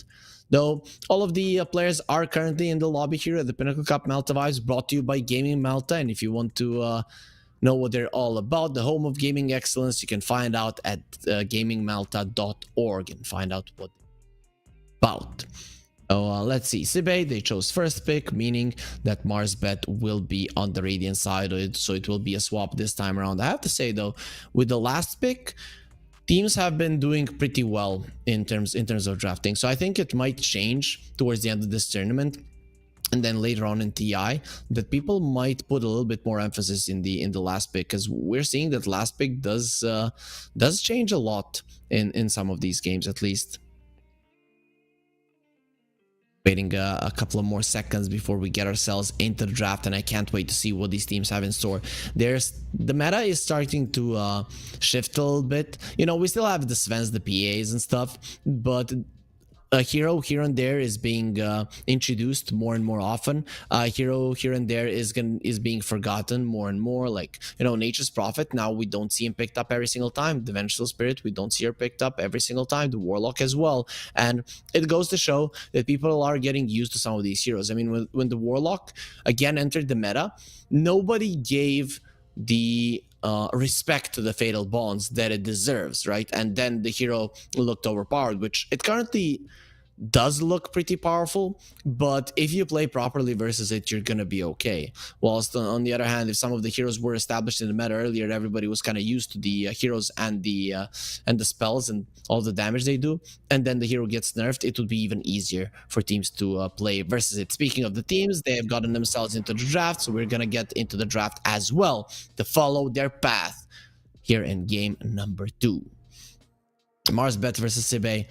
Currently 1-0 for Marsbet. This is pretty big victory for them. Even if they would lose this series, Marsbet, they've put themselves in a very good spot, right? After winning that game, though, I don't think they should allow themselves to lose this series. If they manage to win it, they're most likely gonna be going directly into the quarterfinals.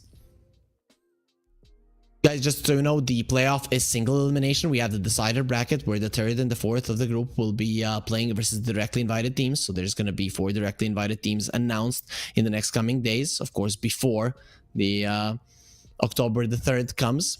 The timings on October the 3rd and the 4th, when we have 4 best of 3s, are going to be the same. Then we're going to be changing the timing of the games. The semifinals are going to be on October 5th at 14 CEST start time, and the grand finals will be on October 6th at 18 CEST start time. So me and Kips are going to be bringing you those games later on, but hopefully you guys enjoyed Kips. Was it 2 days ago or was it yesterday?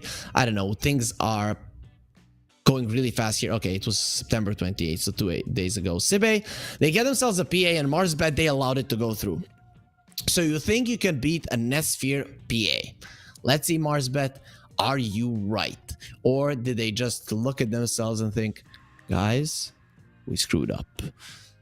A lot of the time, Sibe have picked up the PA and they haven't lost a single game with it. Of course, they haven't lost a single game before the previous one. And Marsbet, they just put a dent in the armor of Sibe and in their confidence as well, as it was shown in the previous one that they are beatable. If you overtake the early game that well, coming back into it, very, very tough. Though, we don't know if the same result would have been there if it was a PA instead of a Sven.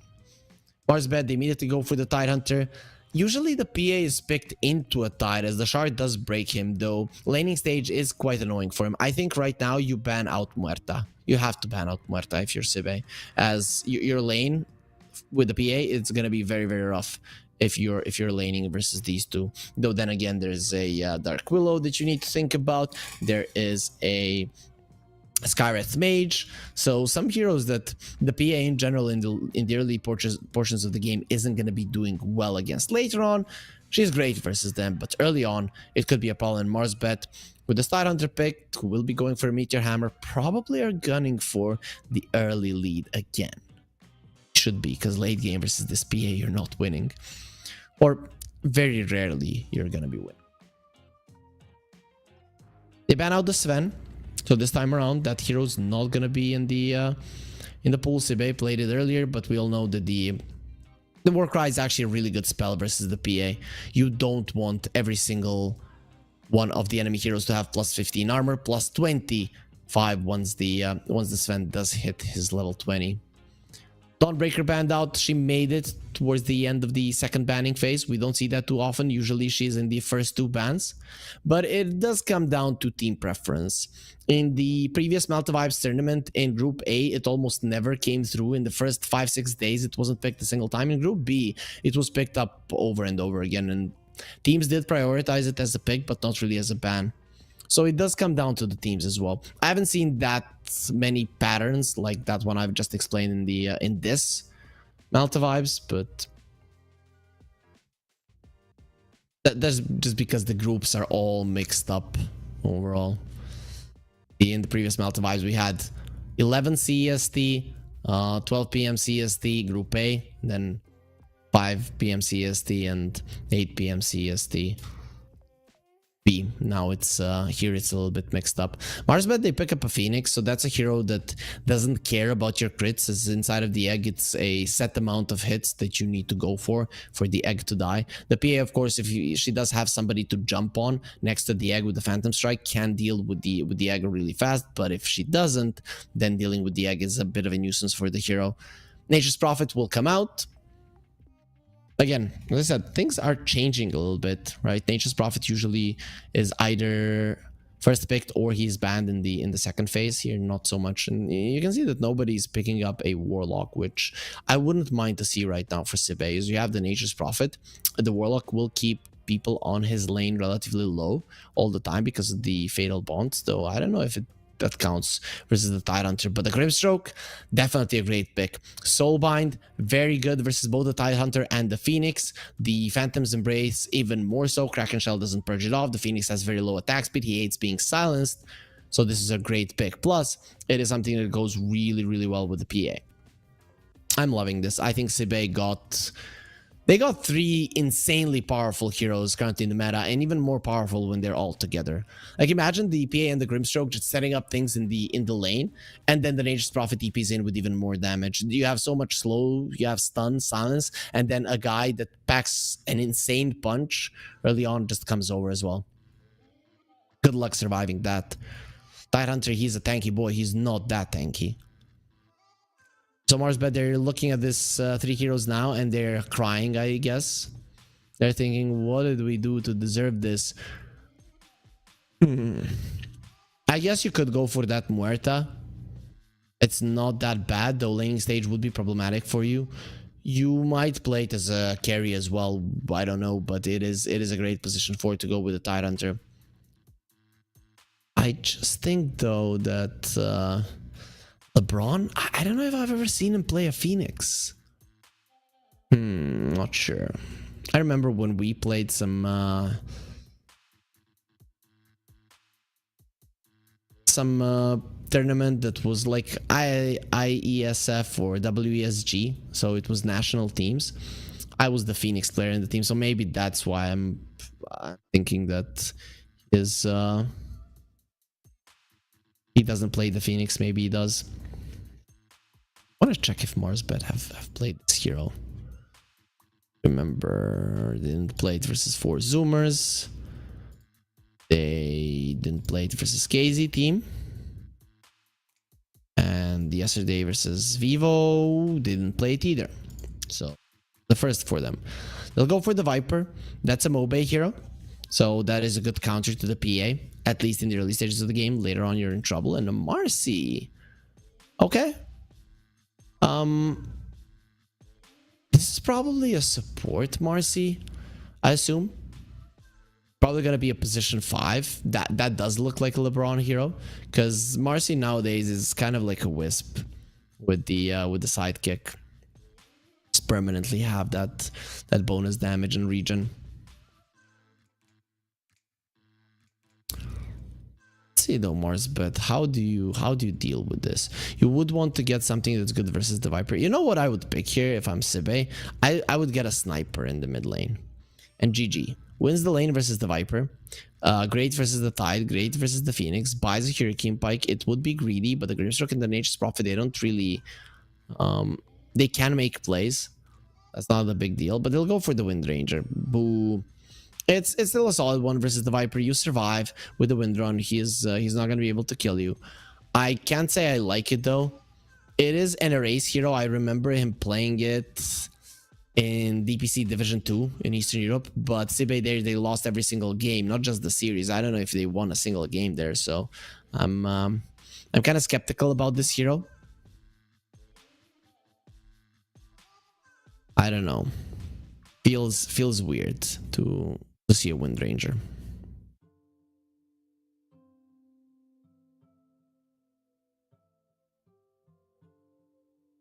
So Sibe, they ban out the Naga Siren. Marsbet, they will get rid of the Doom. And the Axe. Very fast bans here coming out from them. I guess they're protecting the Tide even more. No, Axe wouldn't really be able to spin inside of the Nether Toxin either. As last pick is there for Marsbet, so Sibe is gonna have to show all their cards, show the offlaner, and then Marsbet can come to a conclusion what they want to play. It might be a carry Marcy, I don't know if Otaker wants to play that one, but to me it looks like it is gonna be a position 5 Marcy with whatever the carry they want to go for. It's kind of rough to go for some of the range heroes. Actually, Gyro is still in the pool. I don't know if you want to pick it up versus the Wind Ranger PA though. Yeah, you will get an MKB at some point, but until then you might just die a billion times. I like the Naga Siren ban. Something that shoves out the lanes is actually quite nice. Because Marsbet, when you look at them, their ability to control the map is non-existent. And really you're playing versus the Nature's Prophet. So you might want something that will be able to shove out the lanes somewhat. Is there anything else like that? They will ban out the TA. TA is a really good ban. That shuts out the lanes, pushes the towers, takes the Roche. It really is. Marsbet are... They're kind of missing everything. I like the strength of their heroes, but the thing is, it works if you can come together. Will Sibe ever allow it to come together? The Lycan will be picked up by Sibe. So it will be a PA that is turned into a wolf at some point in this game. Imagine those crits and hits and all of the mobility coming out from the hero. It's going to be insane. Monkey King, maybe? Troll. Oh, this is a really good troll game. I actually forgot about him. You go Battle Fury, BKB, MKB.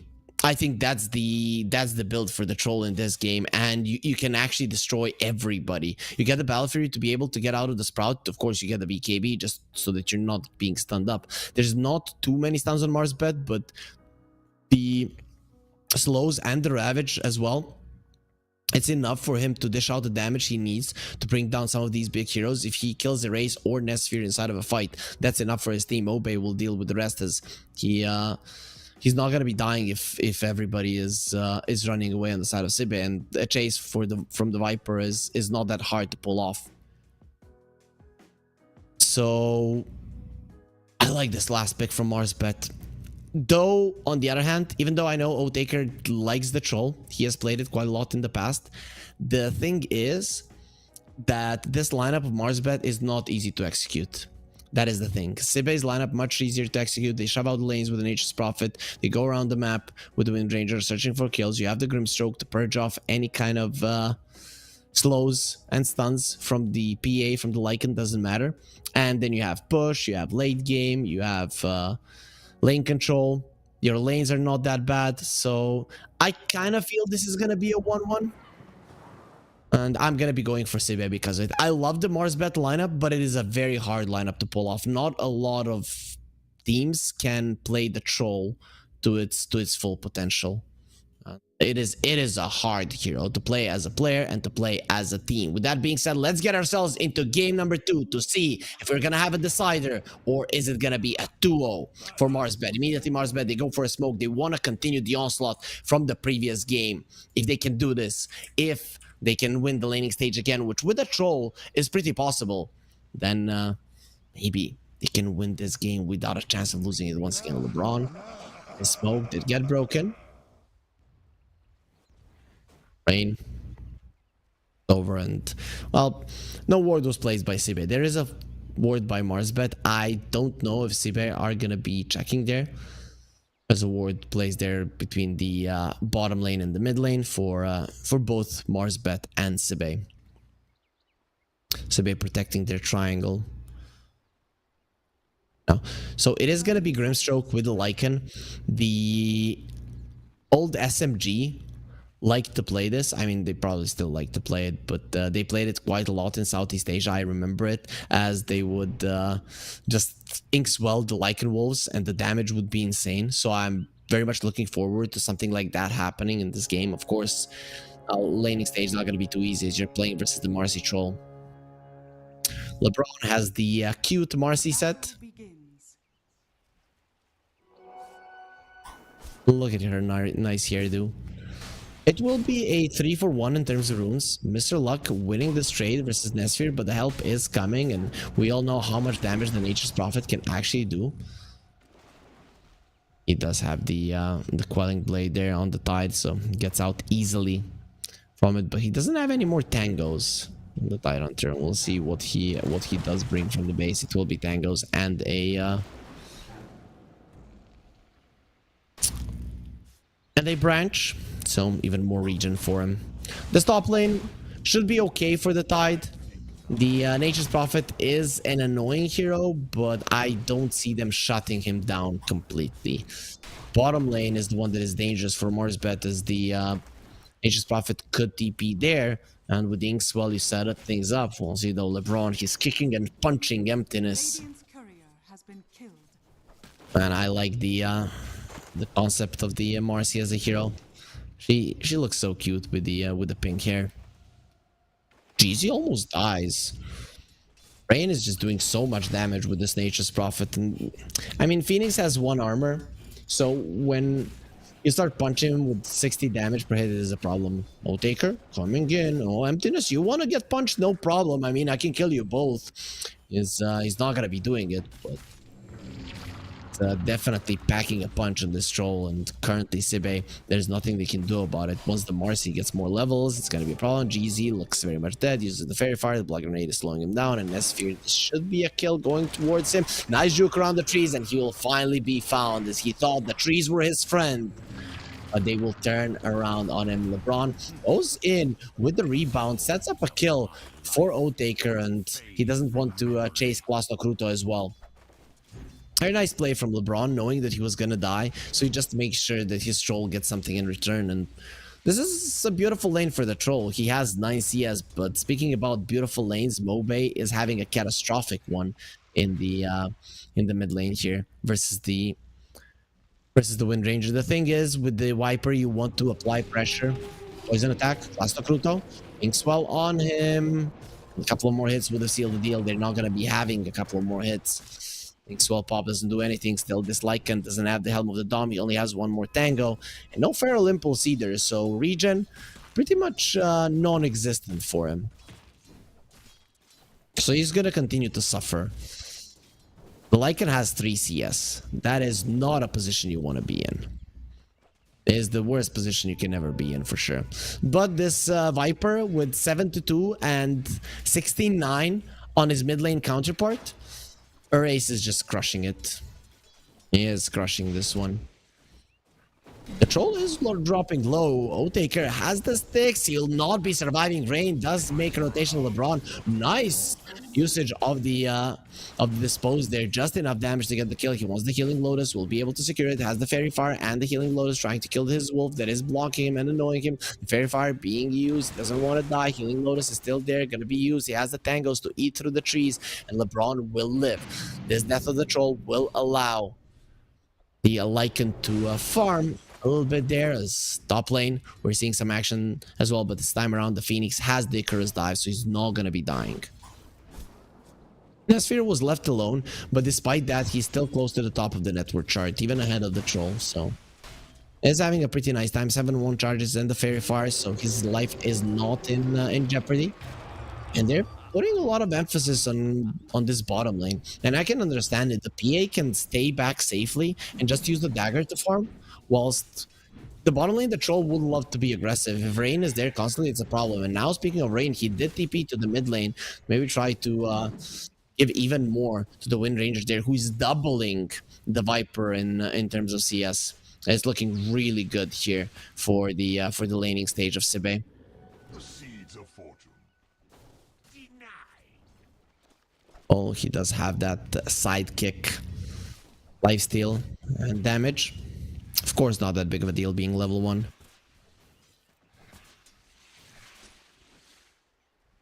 But as LeBron levels it up more and more, it is that much more potent. It actually doubles in bonus damage with every level. Klaus Nakruto finally dies. Taker and LeBron were trying so hard to bring down this Lycan, and finally when he got the Helm of the Iron Will, he thought he was strong enough.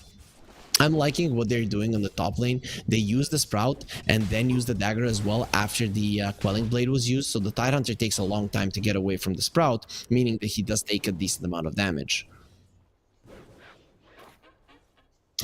LeBron and Otaker need to be careful. Now with the tide being low, it does open up possibility for Rain to come over. Nice Fire Spirit there. Won't allow Nesphere to get as many hits in. Even with the added attack speed, it's just not enough.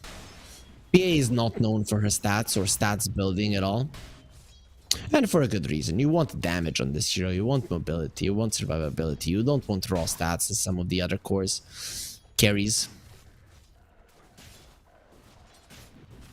Taker phase boots, Raid Band gonna be next, and then Battle Fury on the menu. Still hasn't started on it, but is having a pretty good time here in the laning stage, so should have a relatively good timing on it. He is at the top of the network chart. Barely, but he is there. The biggest problem is Mobe. He's standing his ground, finding Rain, who's going to be TPing out. He will survive. Mobe will not. Race finished him off. And GZ, he might even be in trouble. Race won't be attempting to go forward. And despite being an expert for the Viper scenes versus the Wind Ranger, he can't do anything. I've seen Vipers do okay-ish versus the Wind Ranger. I like that he put 2 points in the Nether Toxin, as farming is going to be important for him. That's the only way he catches back up into the game. Erase is level 7, Viper is level 5. Mr. Luck inside of the tree is trying to leave. He will be able to do so, but still takes a decent amount of damage. We'll have the Meteor Hammer fairly soon. There's the Dispose. Nesphere has been caught. They have the Blood Grenade. He needs to jump to the side, and Rain will be in the vicinity. Instant Blur to just hide himself in the shadows. Nesphere will survive. He needs to be careful of the next round of spells. There is still no Ravage. Mr. Luck is most definitely going to be wanting to push this. That's why you want to pull the wave back, and Mr. Luck, he cannot do it. Look at the TP from the Grimstroke Emptiness comes over. Doesn't want this tower to be taking any unnecessary damage. So the Viper is shut down, the Lycan is shut down, but I think Lycan much more likely to come back into the game. Is just that type of a hero. You don't need to buy boots, so your Helm of the Dominator will be there in no time, as Mobe is gonna have to do his best here with the farm. I'm guessing you still go for the bots, but maybe Midas is the way to go, just because of the comeback potential. Easy level 4 only. He was the one picking up the Wisdom Rune, but hasn't been getting that much experience here on top. He has been leaving quite a lot to it to Mr. Luck, who will be level 6 after just a couple of creeps. Spit on Nesphere again. Gonna be fine. Mid lane, there's action. Much more interesting. The TPs are there to try to save the Viper. There is no saving this guy, especially with the DD on Erase. Rain gets the kill from the low ground. The high ground misses are not gonna be kicking in that well for the Viper for him to survive this, and they bring down the ward as well. I'm liking they're playing around their Wind Ranger. They understand that the Viper is immobile. He cannot really move from the mid lane. He has to stay there. They're capitalizing on that fact. Now, there is gonna be a focus fire on Mr. Luck, and he is looking very much dead. No amount of Kraken Shell will help you when there's a billion little arrows flying in, and Erase does bring down the big water beast. Lost Kruta gonna be caught. There is the ulti from the troll. Otaker, he might be in some trouble. The shackle shot does not connect. His ulti will expire. It's time to run. Actually, he's standing his ground and he's fighting. Now he has been slowed down. He's looking very much that has 11-1 charges and the healing Lotus, but he's gonna have to accept his destiny. This wolf that he tried to eat, that he tried to hunt, is gonna be turning around and hunting him in return. Emptiness is the one to land the kill, but Otaker, he really wanted those ensnares to kick in. Having a level 1 in the Berserker's Rage, I don't know how he actually thought that was gonna work. But now even the highest net worth of the game has died, meaning that Sibe, everything is going their way. It feels like a repeat of game 1, just the other way around. This time it's Sibe, they're coming out ahead, and well, it's not like they're pushovers in the later portions of the game. Their late game is very, very rough to deal with. Of course, not everything is over. It's only a 2k goal lead, 2k goal lead here 10 minutes in. It's not insurmountable. It's not something you cannot come back from, but it is a start that you're going to be more than happy with. The crit onto GZ. And he survives though now. Hunter caught, coming in with multiple heroes. He doesn't remove the silence. The shackle shot will get removed by the Kraken Shell. Another silence coming through, and he didn't have the DD this time around, but the Race still had enough damage to bring him down. Now they're owning. That was without the Javelin that is going to be delivered right now onto a Race. So imagine how much damage he's going to be doing next time with the next focus fire. The Phoenix, once his level 6, it's going to be quite some time before he gets it to full level away.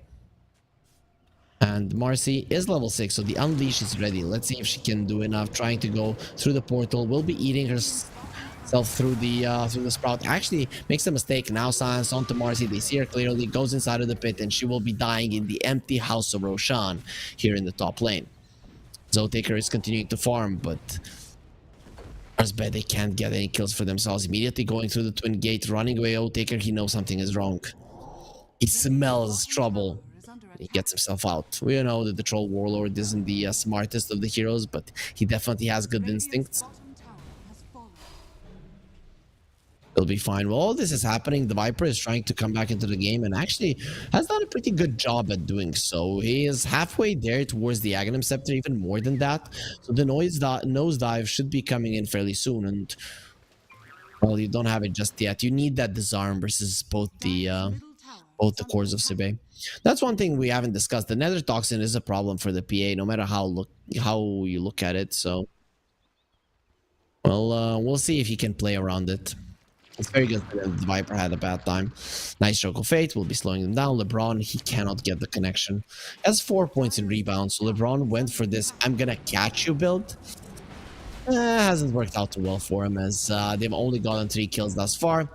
One thing that does work out for Marsbed is that they bring down the top tower. LeBron gonna be caught, Inks well onto the wolves. The sun will connect as well, and he's looking very much dead. He won't get a single spell off, and Sibe are gonna continue owning on the map. 11-3. Marsbed continuing to be helpless. Mid lane tower, it's very low here for Marsbed. They probably want to bring in the Tide Hunter. He still doesn't have the Ravage, hasn't skilled it up, has a skill point now, as he did hit level 8.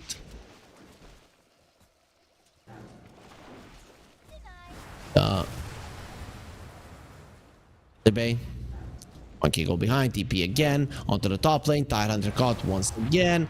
The silence connects, there's gonna be another one. He cannot remove it with the Kraken Shell, so I'm very much sure he's not gonna be using this Ravage today. There's a stun. LeBron just jumps in onto 3 heroes. Let's see just how strong he can be as the Unleash. He wants to kill Emptiness, but the slows are gonna be there, not allowing him to get close. LeBron is being kited. There's gonna be another silence. Crits and hits get them the kill. Viper coming over with the Thunder Stoy. He tried to get inside of the Sprout, but the Nether Toxin will be bringing him down. Mobe, though, he's all alone here. The Inkswell put on Erase won't even be needed to finish Mobe off, and he came over just to die. Immediately, the tips are going to be flying around the map. Sibe are quite happy with their performance thus far in this second game of the series.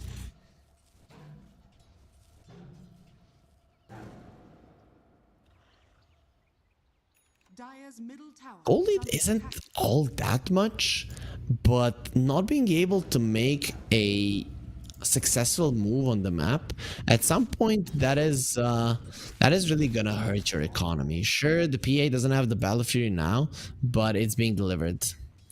It's before the trolls. He is 600 gold ahead. That's pretty much the why he got it earlier. And well, the PA should be farming faster than the troll with the Battle Fury, as you can jump from camp to camp. Troll has the phase boots, so he's gonna be moving pretty fast himself, but Troll has the arcane ring, whilst PA has duelist gloves. So good luck really keeping up at farm with her. We'll see who comes out ahead there and who's gonna be having better farming patterns. Any stacks on the ancients? None in the Radiant Triangle. So they do a stack on the statue area. Mobe dead, he gets his ulti off. Rain immediately goes for a TP, he'll be fine. Other side of the map, Nesphere has been caught. They have the Ravage, they have the Meteor Hammer as well. Nesphere is dead. That is a big one, a huge one for sure. Mr. Luck gets himself a big kill. While I'm checking the Ancients here, so there is a duo stack in the Ancients of area of the Dire and in the Graveyard area as well. Oh, both of the cores have some ancient stacks for them. Nothing too big, nothing too huge. Phoenix got the shackle shot there at a 120-degree angle, because that's okay. I don't know how that connected. It was literally not a hit, but shackle just sometimes decides to, okay, I'm gonna latch. Why not? Marcin going for a Midas. LeBron just supposed to be super aggressive here. Silence with Mobe. Doesn't get the Nether Toxin off and will just be taken down. They're feeding on Mobe. He did start farming at some point and getting some nice items, and he will now be finishing his Aghanim Scepter. But he got 2 components super fast, and then everything slowed down and he just continued dying. Now the Lycan has even overtaken him, and that Lycan will have the Helm of the Overlord in one creep. He's 60 gold away. 1325 is how much you need for the recipe. Tidehunter, he wants a Solar Crest himself. I guess LeBron could be making that one, but he sees Midas as a better choice. I mean, maybe the Marcy can turn into a core in this game, though he's at the bottom of the network chart. Mr. Luck is eating a ton of hits here from the Focus Fire, and he will ultimately fall as there's no escaping the Wind Ranger. This pick from Sibe, it's working out wonders. As I said, second pick seems to be doing well. Those last picks really making a difference. Though it was the Lycan last pick here, though. Marsbet, they open up with the Viper way too early. Usually it's Mobe who wins the mid lane very, very successfully. GZ TP out, the race. Oh, he got the kill, really? I didn't think he was gonna do that much damage so fast, but the race comes in. He shows what he can do, and what he can do is just bring people down. He's 7-0. Radiant's middle tower is under attack. This Wind Ranger is a big problem. Has the Blink, has the Maelstrom, BKB next to the menu once he gets the Aghanim Scepter. This is gonna be everywhere.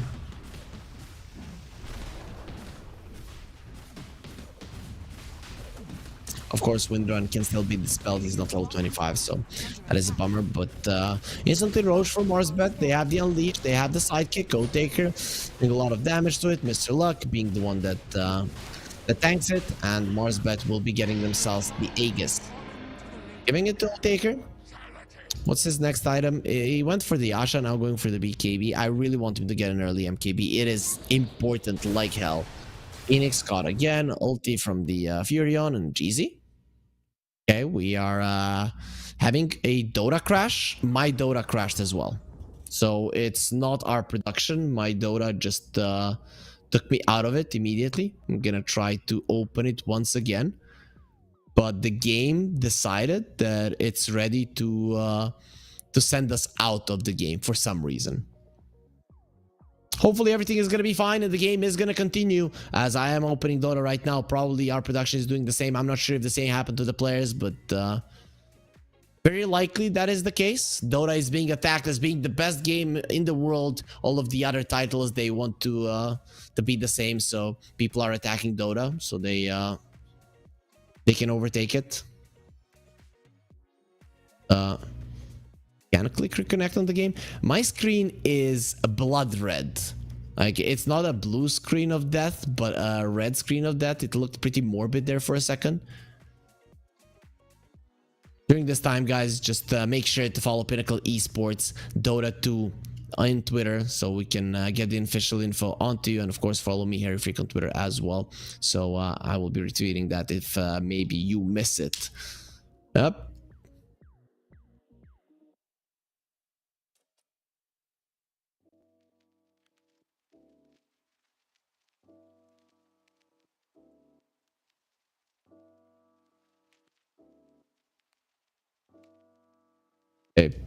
It seems like everybody got disconnected.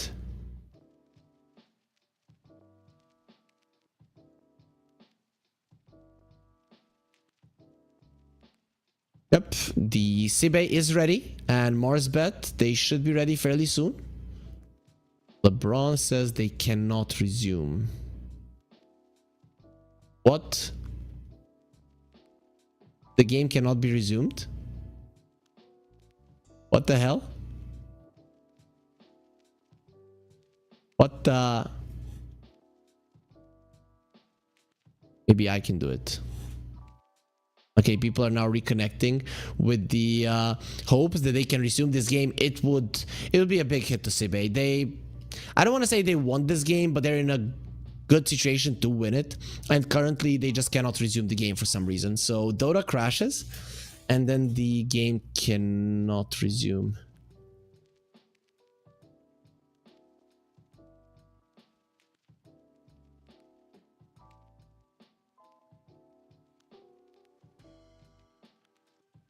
Our admins are saying that they had the same bug already. Okay, this needs to be this needs to be discussed. Our admins are one versus one. Go next. I don't know. I don't know what the if there are rules set in place for this. Like, what do you do if the game gets paused and it cannot be resumed? I don't think that is covered in the rules for sure. I wouldn't mind the one versus one for this game, but it is definitely going against the interest of Sibe 100%. Oh boy. What the hell?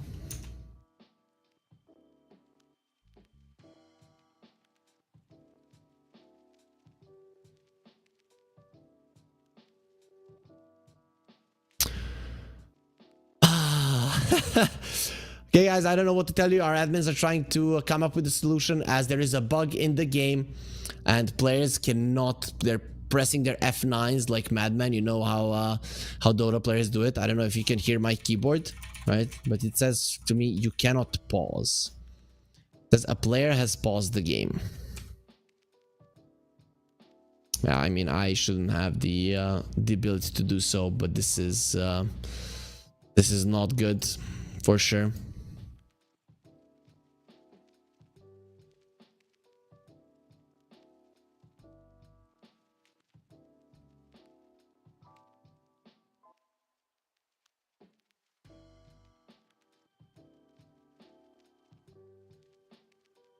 This is a higher power protecting Marsbet, right? Because God himself did put his fingers into this game, saying, "Nope, Marsbet are winning this one." This is, I don't know. A decision needs to be made in collaboration with the teams.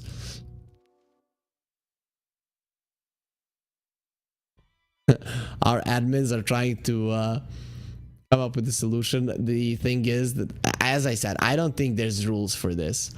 Maybe there should be, but it is, I don't know. Like, some of the players said 1 versus 1 and go next.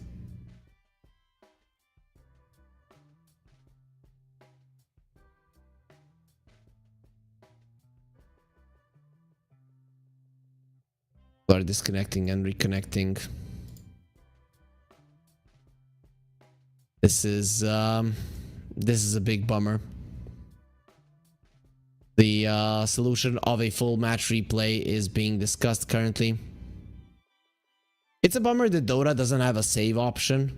If you guys remember how it used to be in the in Dota 1, in Warcraft, you could save a game and then you could open up the lobby again. I remember when there were connection issues or somebody was getting a blue screen of death, then the game would just get saved from time to time. Okay. So considering that our admins are trying to come up with a solution in collaboration with the players, we are going to be taking a tiny break before that decision is made. So until then, guys, be with us and hopefully we will return shortly.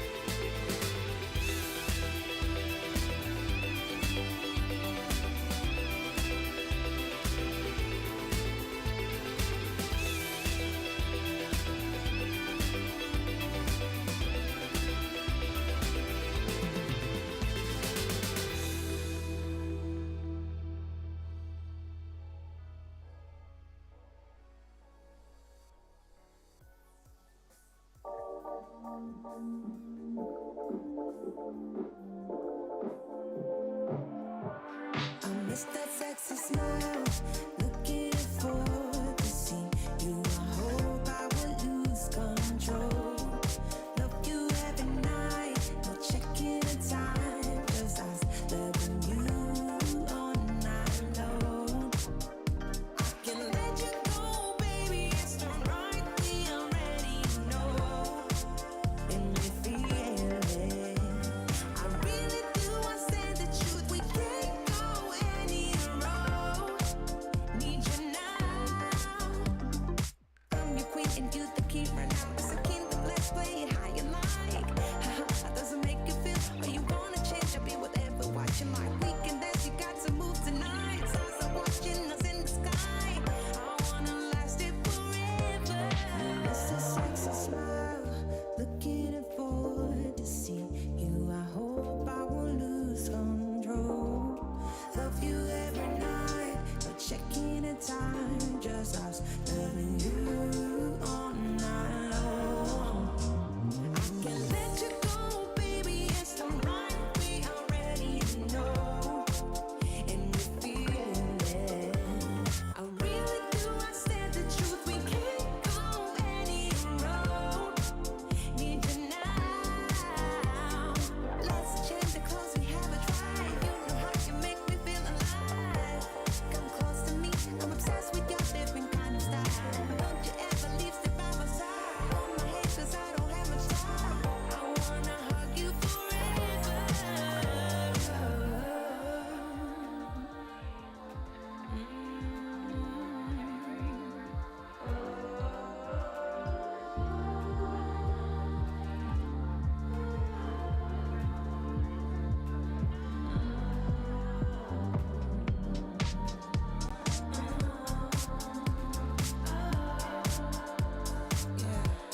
I miss that sexy smile, looking for to see you. I hope I will lose control.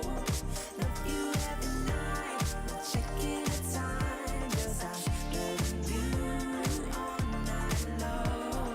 I miss that sexy smile, looking for to see you. I hope I will lose control.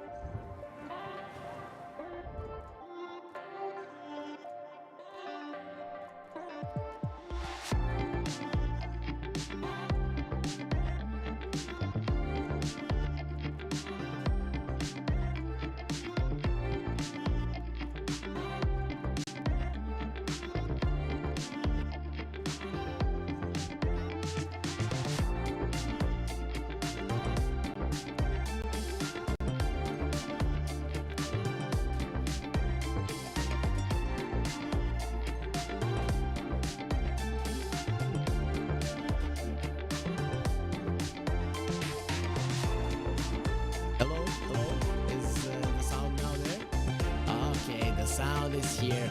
The tech issues have been fixed, at least here in the studio, but the tech issues from Dota couldn't be fixed, and thus we will have to remake game number 2. It will be the same draft here between Marsbet and Sibe. Sibe had a big advantage there, so it definitely will be a bad taste in their mouth, but if they could do it once, maybe they can do it again. It is a bummer that this has happened. It was a solid lead for Sibe, but it was impossible to come to another conclusion. We had a situation like this 2 or 3 days ago, and the team that was losing decided to forfeit.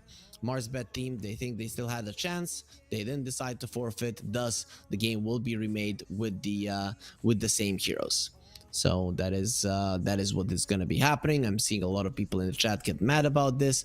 It is something that you guys are going to have to live with as the admins. They make the rules, they enforce them, and just how it is going to be. We can say it wasn't fair. It probably wasn't, as of course they were winning the game on Sibe, but if it was the other way around, the result would have been the same. So one time they got unlucky with the rules. Maybe next time Sibe they will get lucky. Though I still think they are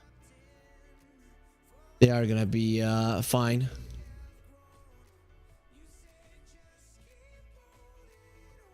Currently there is a pause, so hopefully this time around it can be unpaused. I'm not sure who uses it now. The players that used it the last time the pause happened because Dota crashed. I don't know if you guys saw it there. Dota crashed for here in our studio as well. Crashed for me.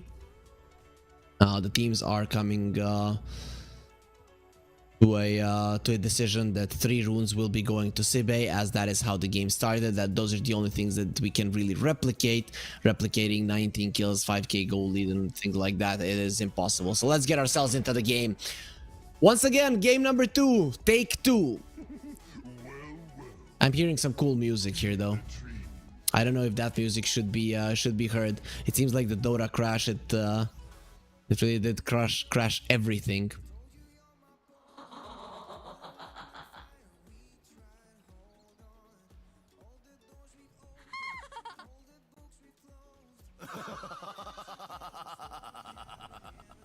So let's see. Ward by Mobe. We'll see if that one is going to be scouted. I think they saw him. Yep. Oh, this is fine because the next series is delayed anyways. As far as I know, the one of the participants is playing a best of 5 in another tournament, so that is that one is delayed for an hour. 30 seconds to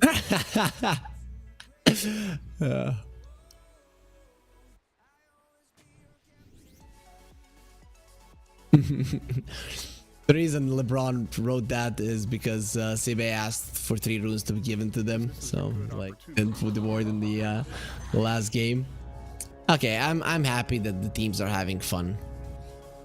It'll be pretty bad if they would get onto each other's bad side. You can see that Rain is laughing. I mean, Sibe, they did it once, they can probably do it again. Of course, now everybody in chat, I mean, including me, I'm gonna be a little bit biased towards Sibe. I would want them to win this one, as at least do well in the laning phase as they did earlier as well. Feed the trees.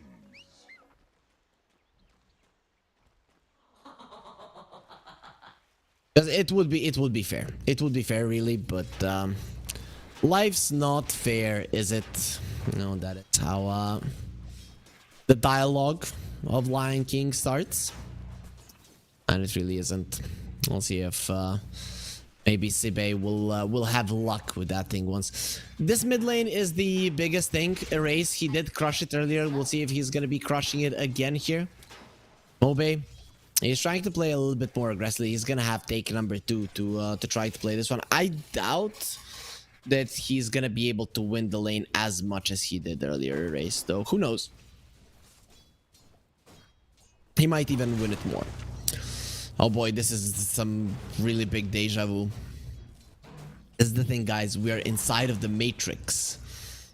Mr. Luck low, Nesphere low. Everybody's low. The one thing that scares me here for Sibe is that they might lose their patience, right? You might feel like, oh, I should be winning now, I need to do more, let's go. Mr. Lucky ate the wrong tree, he's in trouble right now, he's dying, he has 9 stick charges, will be fine. The fire spirits will make Rain not attack as fast as he would like to. They did hit level 2, now going on to GZ. He has been caught, the blood grenade will connect as well, and GZ is looking very, very dead. Rain do get the first blood, and well, Mr. Luck will survive. He still has the 10 stick charges. I'm not sure why he's not using them, as the spam will just continue. I would like to see him just use that, as he's missing out on some HP and mana. Mid lane, kind of the same as in the previous one, 11-4, 5-2. And Stirae's getting all of these denies, continuing to do well. Bottom lane, emptiness, gonna get brought closer to the courier. Now goes for Dinks, while LeBron is the one that could be in trouble. The blood grenade was used there onto emptiness, and No Taker does come over. That's the double slows. He's gonna try to deny himself onto the Alpha Wolves, but the missed chance from the whirling axis will not be allowing it. 1-1 in terms of kills. Mars bet they do equalize it. That bottom lane, this time around, much better for the Lycan in terms of CS. They do get the kill on emptiness, but Sibe played that lane much better than in the previous game. So I'd say they're quite happy with the start right now. They might even be doing better than in the previous game.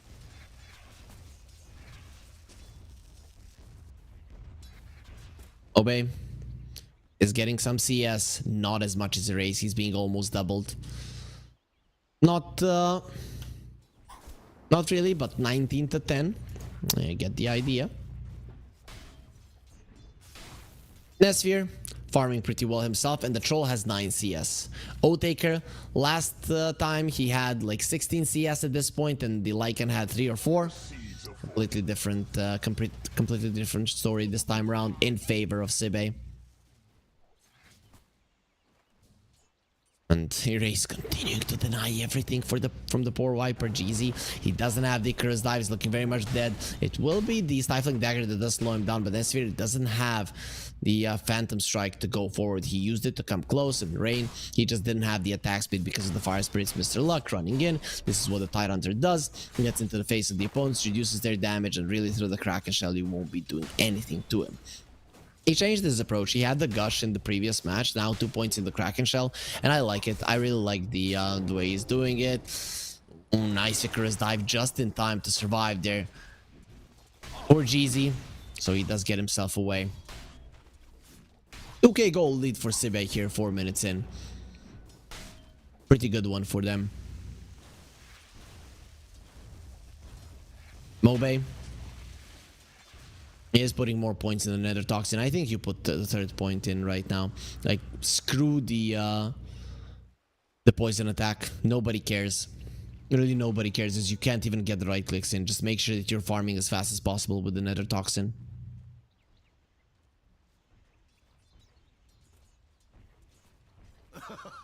Race, almost 30 CS there. 12 denies on top of it. Klasno Kruto. This time around, he got the Helm of the Iron Will a lot earlier, but Emptiness has been caught on the bottom lane, and he is taking a ton of damage. Emptiness will live. Inkswell, DP from the Nature's Prophet on the bottom lane. LeBron a little bit too deep, and O-Taker will be caught as well. He's gonna have his Quelling Blade now, and he should be able to live. Let's see, maybe the body blocks from the wolves, but Klasno Kruto just isn't fast enough to follow the wolves that much. Oh, the troll will be fine. Pretty much the same development, just like in the previous game. Just goes to show that in the early game, this draft of Sibe just works much better than the Mars bed draft. I thought the Troll and the Marcy were gonna be able to crush the lane, and in the previous, in take number 1 of game 2, they did do so. Now, not so much. Mr. Luck is having a better game though. I think he understood that he doesn't need the Gush. LeBron now gonna be rotating. Nesphere might be in some trouble. LeBron thinking about jumping in. He will be able to connect with the stun, but here comes a turnaround. Both of the supports coming in, and LeBron puts himself in a very uncomfortable position. It's not Sibe who are impatient. It is actually Marsbet.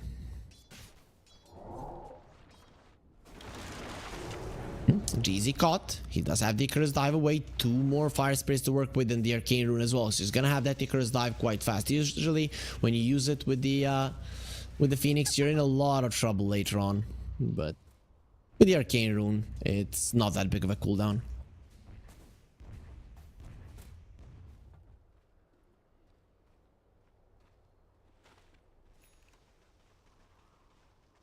Power Treads are done for a race.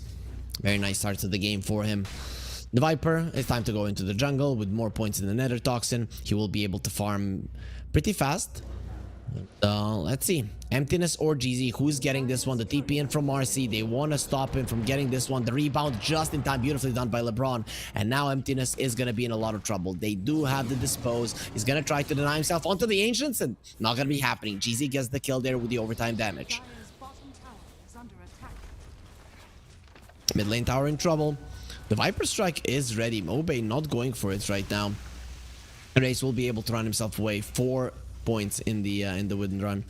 So very hard kill here for the Viper. A very hard chase as well. Don't even want to use the Viper Strike. It really does cost a lot of mana, and then you won't have it for the Nether Toxin farmers. Top lane, Marsbet are pushing. The PA not gonna be caught by this. Going back into the jungle to farm. Just wants their power treads for now. Looking at the net worth, 3 cores of Sibe in a really good position, but Mr. Luck is having a pretty nice time. Him and the Troll are looking okay. The Viper pretty much behind everybody right now. TP to the mid lane. The Tyranitar is coming over. He has the Ravage. And Emptiness, his Phantom's Race does come back to him. He's going to be juking around the trees. No way he's getting out of this one alive. Yeah, well, he is. Emptiness has been playing Dota out of his mind, and this kind of a juke in the trees is a big deal. Mr. Luck now rotating to the mid lane. Their mid lane tower still hasn't fallen. Be trying to get that tower before it does happen. Dire's middle tower. Rotating to the mid lane a little bit earlier before the Wind Ranger can actually go to the other side of the map and kill him. And Wind Ranger did go for the ulti race, brings down Mobe there, farming the jungle LeBron, trying to TP away. The Inkspell will not allow it, and Nesphere gets himself a nice little juice kill, get a little bit more gold going his way. Mr. Luck is just not gonna die that easily, though GZ on the other hand being pulled back by the Hurricane. Now he's gonna be flying away, but very, very slow. Classic Ruto, he needs one more hit. Nope, it is gonna be a race. Who gets it? They defend their mid lane tower, and now they're gonna be taking the one of their enemies. There are some creeps still going ham onto the tier 1 of Dire in the mid lane, but it is not gonna die. It is in deny range if Sibe want to go for that one, but we'll see what decision they're gonna be making, as the Troll is working towards his Battle Fury, BA as well. Both of them pretty much the same amount of net worth at the moment. Gonna have a pause. Hopefully it is gonna be able to get unpaused. At the tide, he has found a sailor at the bottom of the sea, murdered him, and took his little cat. Oh, look at that stance. Does look pretty cool. Kind of like a Goku stance. Marcy would has a fist with her right arm and opened up left arm. That is a hell of an ugly troll. A goat troll. So I don't know the reason for the pause. Taker has a problem with his mouse. I don't know what's the problem with technology today. Okay, look at that angle with the sword, or with the dagger, whatever you want to call that one. Poor Mud Golem. He's just gonna be slashed. Imagine you're just minding your own business in the jungle, like hanging with your bro, and then some girl comes in with daggers and starts slashing you. It's usually what happens. That's how friendships get broken down. 2 bros hanging out, and then a girl comes along. We all know the continuation of the story. Okay, Marsbet, their troll fixed his mouse. That Grimstroke, he has done a lot of lying, considering the length of his nose. Taker will be finding Emptiness. The silence will be there on him. Inkswell to stun him for the time being, but he's still gonna be chasing forward. Has the phase boots. Emptiness again with the godly juke. Salty from Taker going on to the courier. He doesn't have the vision. He thought if he had the vision there in the trees, LeBron, he will be bringing him down. 2 more hits are gonna be needed. He's gonna be removing the Phantom's Embrace first. Running in. Emptiness, don't do this to them. Like, the ankles of Marsbet, they're so freaking broken. Like, look at this. They cannot even move to get the kill. Finally, Emptiness will die to the Whirling Axis, but that was such a long time that they took to get the kill. The gold lead is there for Sibe. The towers actually in favor of Marsbet here. Cluster Kruto is going to try to pressure this one in the bottom lane with the Helm of the Dominated Centaur Warrunner. As there will be a shackle shot. Phoenix in a lot of trouble. He will be able to dive away, erase, still chasing. Sunray to get to the cliff will not be able to do so, and it will be another kill for erase. 10 minutes in, 3k gold lead. Sibe looking pretty strong. Both of the carries, though, very close to their respective battle furies, as the PA is a little bit stronger. Troll has a couple of those small items more. He's the broadsword and the recipe. Pretty much the gold needed for the broadsword is what he's needing at the moment on Otaker. Whilst the PA, well, just the recipes needed. He didn't go for the power treads, just went straight for the Battle Fury. So that's gonna be a real Battle Fury rush on the PA. Just wants to increase the farm as much as possible, as fast as possible. Pretty 12-minute Battle Fury, pretty impressive from Nesphere. Ulti from the Nature's Prophet, shoving in the lanes.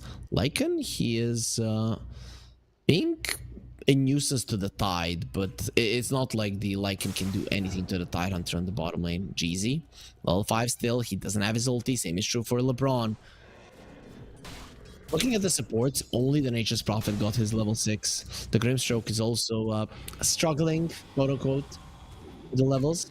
The Tide Hunter will get caught, 3 points in the Kraken Shell. This is not an easy kill, but they have the Maelstrom. Mr. Luck, he has the Ravage. I'm not sure he's going to be using it. Nobody's TPing in to help him, and he will have to accept his destiny. It's very good that the Lycan has the Centaur, so he can always break the TP. The second he started going for a shapeshift, there was no Centaur, you TP, and that's it. Nice setup kill there for Nesphere. LeBron does get taken down.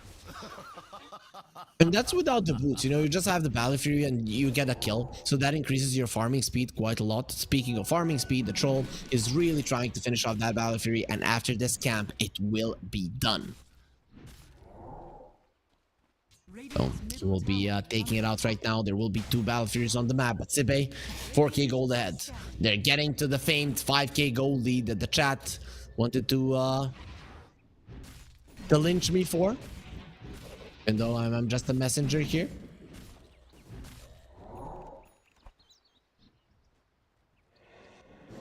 Let's see. Going for the Lycan. The Unleash gonna be used as is there on the Mars, but he already used his spells. Ravage will get used. Shackle shot quite nicer to keep LeBron away. Classic Crucial dropping low. He's still alive, however. The Anchor Smash is not enough. LeBron, he wants to get the skill, but Classic Crucial is running away. They don't have the gush. There will be a rebound. He does go down, but at what cost? This chase, it's gonna be costing him at least their offlaner for offlaner right now, and the Ravage was used. So I don't know if you're too happy with this one. And LeBron also is gonna be chased down on the bottom lane. He's looking very much dead. The Inkswell will pop, and he will high-five his assailants. Actually, no, Nesphere is the one who gets the kill from the shadows, comes over to just pick up that little bit of gold from the fight. Nesphere now, he has the power treads on top of his Battle Fury and 1,000 gold on top of that as well. Troll, he's going to be going for Yasha. It'll take some time before he has it. Mr. Luck gonna be going for a pipe next. Path chase of theirs. If only they had the gush, the Lycan would have died super easy early on in that engagement, but they didn't, and the damage from the Marcy just wasn't decreased all that much. Nesphere gonna be jumping on Mr. Luck. He's level 11. The crits are gonna hurt. There will be a Phantom's Embrace as well. No way to remove it. There is another jump. The crits flying in. He's not using the Anchor Smash. He's just dead. There will be a power shot through the heart of the Tide Hunter, and he will be losing his life. Emptiness. He gets the tip over to Mr. Luck. Arsbet, they got lucky with the second game remake, but it seems like Sibe, they just understand this draft, and it wasn't sheer luck or coincidence that they got ahead. It was calculated ever since the draft that they are gonna be ahead.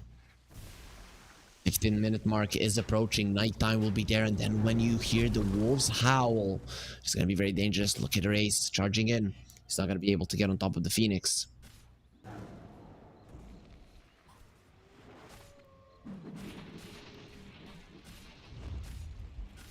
Oak used by Marsbet. They want to make something happen. They don't have the Ravage at the moment, but in 15 seconds it will be there. Mobe working towards his Aghanim Scepter. Let's see if he's gonna be caught. Mobe died a lot of times in the previous game. Now he has been keeping himself safe, but his farm has been suffering because of it. Nice usage of the Twin Gate. LeBron is going for it. They want to raise that. He has a double damage rune. That Viper is gonna be on the menu. The shapeshift is being used. They're coming over to save Mobe. Not gonna be happening. He's gonna be dead in a second. Mobe gets stiffed instantly, and Sibe, they're on an onslaught. A 5k gold lead. It has been reclaimed again, and I'm hoping that our dear viewers are happy once more. Taker, Yasha is being delivered to him. I'm happy. So we are at the same spot we were when the crash happened. So let's see now. It was a little bit later into the game, if I'm not mistaken, maybe 19 minutes in. I'm not sure. Doesn't really matter when the game crashed. What does matter is that we are at the same goal lead. If Marsbet win right now, it is gonna be fair, though. Winning this, it is gonna be very, very tough. We'll see if Taker can win it for his team. Can he go the distance? Doesn't look very likely. The win probability for Marsbet is very, very low, down to 14%.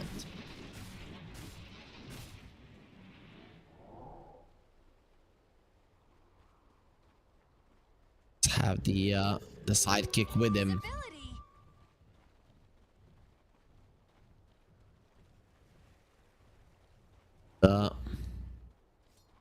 Debate? They're not really going for any moves right now. They don't have the shapeshift, but they are quite happy farming around the map. They will be invading the enemy triangle. Helm of the Overlord done on Klasno Kruto. He has the ancient creep, and there's the Roche. Will this break the game again? The scan was used today again. They won't be able to get there in time. You know, last time around when the Roche died, the game just broke apart. And hopefully it doesn't happen again. Maybe there's some patterns, some combo of heroes that make the Roche make the game crash. Hopefully that's not gonna. Please game, don't crash. They won't be here in time, and the game didn't crash. Okay, we are good, guys. We are good. Marsbet are not good though. They might have the Aegis, but they have a deficit of 6k gold, and they're playing versus a PA. Nesphere with this PA, he has never lost in this tournament, and he's looking in like he's in a very good position right now as well. Bottom, tier 2, in trouble. The glyph will get used to bide a little bit of time. Time is something that Marsbet needs, but it is not certain if that time is given that they're going to be winning the game. Once there's a BKB on the PA, this Nether Toxin from the Viper, which was, I mean, the Viper was picked for that reason. It's not going to be there any longer. Mobe still working towards his Aghanim Scepter. His farm has been slowed down significantly. No kills on this Viper, no assists. He has just been dying twice. While the Lycan Wolf is scouting everything that's happening, it will be going down. So Klasno Kruto, no problem to send his pets to death. Phoenix has the Ghost Scepter. I like this item. Jeezy, that's the way that you survive and make sure that the egg does come out. Of course, the Phantom's Embrace is going to be a problem for you, especially if you use the Ghost Scepter, as you won't be able to take it down. But maybe somebody else can take it down for you. Bottom lane Sibe, they're trying to force out Marsbet to get DPs back into the base, and the Viper will be the one that does it. The Nether Toxin, he can keep the tower somewhat safe. It does make his presence known, and the Aghanim Scepter is finally done being delivered to him by a courier as we speak. Phoenix is working towards the Aghanim Shard. Taker, does he want to fight here on the troll? He still doesn't have his BKB, but he is pretty powerful. Of course, through the evasion of these two heroes, the PA and the Wind Ranger, he probably doesn't want to fight just yet. Even once he gets the BKB, the MKB is just a necessity for him to be able to play this game.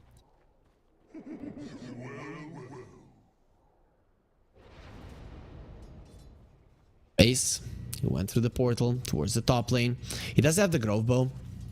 BKB almost done. Blink and the Maelstrom already there. Shapeshift was used by the Lycan. I'm not really sure what he is doing and who he's hunting for, but for now he's just gonna be turning around onto the creeps. Level 12 will be there soon. I'm very much surprised about this shapeshift usage. And now he runs into the enemy heroes. He's gonna be turning back to his human form. I guess maybe the idea was to find Marsbet inside of a smoke. He didn't manage to do so, but he found him later on and didn't manage to survive. Otaker coming forward. He wants to kill Emptiness. He doesn't have the BKB. He has to be very, very careful. This Wind Ranger, she packs a punch. So the troll will be a little bit safer there. He still has the Aegis. Maybe he can get away with this. LeBron chasing forward. Though Taker, he really wants Emptiness. Look at how fast he is with the rebound movement speed. Thinkswell will be there. Great healing Lotus gonna be used. Emptiness healed up almost to full. He's going for a TP out. That's not gonna be happening. The dispose will take him back, and Taker will do more than enough damage there with the hits. Warlord now level 15. This is a scary hero. Plus 5 fervor attack speed. That's what he went for. I mean, it makes sense. The other talent is basically only when you have an Aghanim Scepter. Obey. What's going to be the next item for the Viper? So he's going to go for the Manta. I guess Marsbed, they're going to have to play for the ultra late game here. In the late game, between 30 and 40 minutes, they're probably not winning it. But in the ultra late game, when the Viper gets 25 and stuff like that, you can really win this game. It's not impossible. Radiant's bottom tower is under attack. Easy, defending the base. Siege creep will still be getting a couple more hits into the tower, and chip damage is gonna be adding up. Sibe sending more and more wolves. The shackle shot will not be connecting. GZ is fine. He has the ghost scepter. He will survive, no issue whatsoever. Barely though. Wrath of Nature and the power shot almost bringing down the flaming bird. But in the end, he will be able to defend his tier 3 and escape as well. Shapeshift has been used. Klasno Kruto doesn't even want to give the extra 250 gold to this guy, as the Tormentor will be bringing down Emptiness. And it is Klasno Kruto who does get the shard. The Grimstroke already had his. Curse of the Old Growth, not bad, but I guess the Lycan one is actually quite good. Making sure that the waves are constantly pushed in. Marsbet really won't be able to go for plays. Even when they're ready, even when they do have the items to potentially make plays, it's going to be super hard with the lanes always being shoved in. And it will increase the farming potential of the Lycan quite a lot, because those wolves that are not controlled by you, they still give you gold when they take creeps down. Mobe farming. But he is at the bottom of the network chart when it comes to the cores. Even though he's not that slow of a farmer, really, when you have a bad laning stage of the Viper, this is the end result. The PA wants to go for the shard versus the Tide versus the Viper, a big deal. There will be a shard given to Mobe as well. So poison attack now reduces armor and can be used on buildings. Plus you have 3 more stacks. So there was already a shard on the Phoenix, and Marcy doesn't have one, but yeah, Viper, he's the was the lowest net worth, lower than the Tide, so she was the one that got it.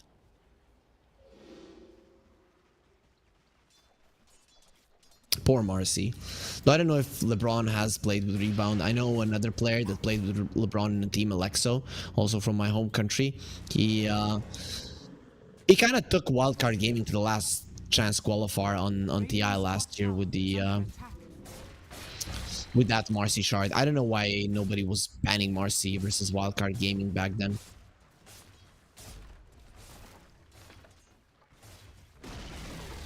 Radiant's top tower has fallen. TPing to the bottom. They want to catch the Marcy. LeBron, he's TPing out, and nope, he's gonna be caught. Marcy will be going down. Race gets the kill. He's now wicked sick. Just like in the previous game, Race is just getting kill after kill. The gold lead isn't decreasing all that much, and Emptiness with the Inkswell trying to run himself away will be successful.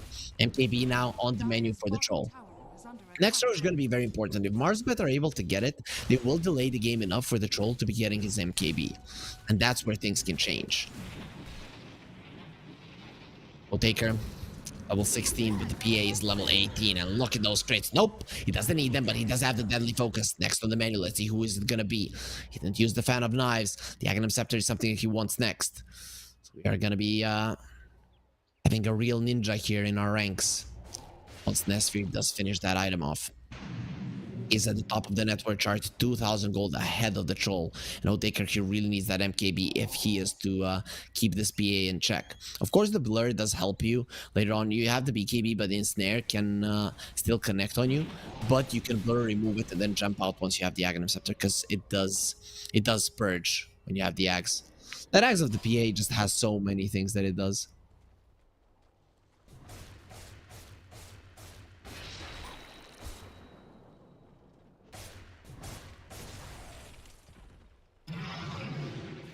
PA going for the blur. He's going for a hunt. The assassin is on the hunt. Marsbet, they're unaware that they're gonna be targets. Both of their supports are level 11. Radiant's top tower is under attack. Phoenix would love to get his level 12. For Marcy, not that big of a deal. He does have the Solar Crest, so can do a lot of damage. Well on the PA, think about jumping onto Otaker. That is a tough hero to get, and it can be dangerous to go for it, right? Imagine if he starts beating you up, even though he doesn't have the MKB, you might still die. With the BKB, though, very unlikely.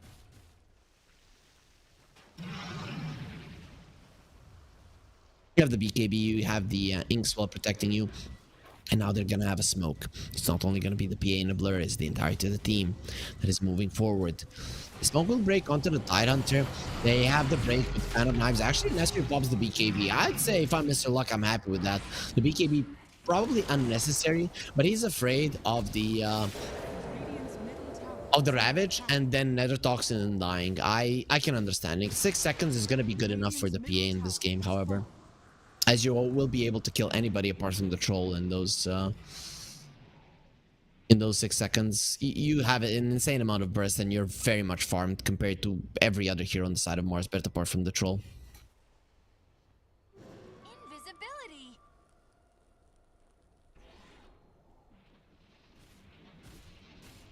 Otaker, he is working towards that MKB. He does have money for the Demon Edge now.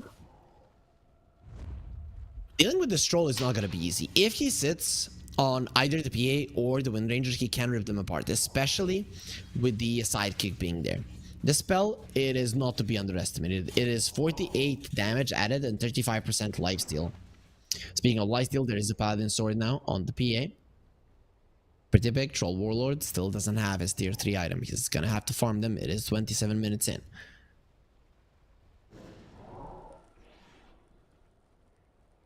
Emptiness, level 11, Shard is there. They're going for the Roche. They want to kill it super fast, and they might be able to do it. Sibe, again, are not ready for this one. They're bringing in the heroes. They want to be there in time. The Roche is going to be started.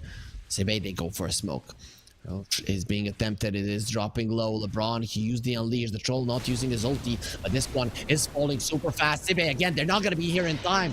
The Roche is dead. He gets cheese. Into the pockets of Otaker. He will give the cheese to Mobe. Maybe it is time to run. Sibe, they might still want to fight. They're most definitely stronger still. Plus, there is no MKB TP out by the Troll. He's not going to be found. LeBron, that is a small price to pay. They don't care about their position 5. They're just going to let him go while the rest of them just leave. Sibe, once again, makes a huge mistake allowing their enemies to get Roche. That is 3rd time in this series. 2nd time in take 2 of game 2.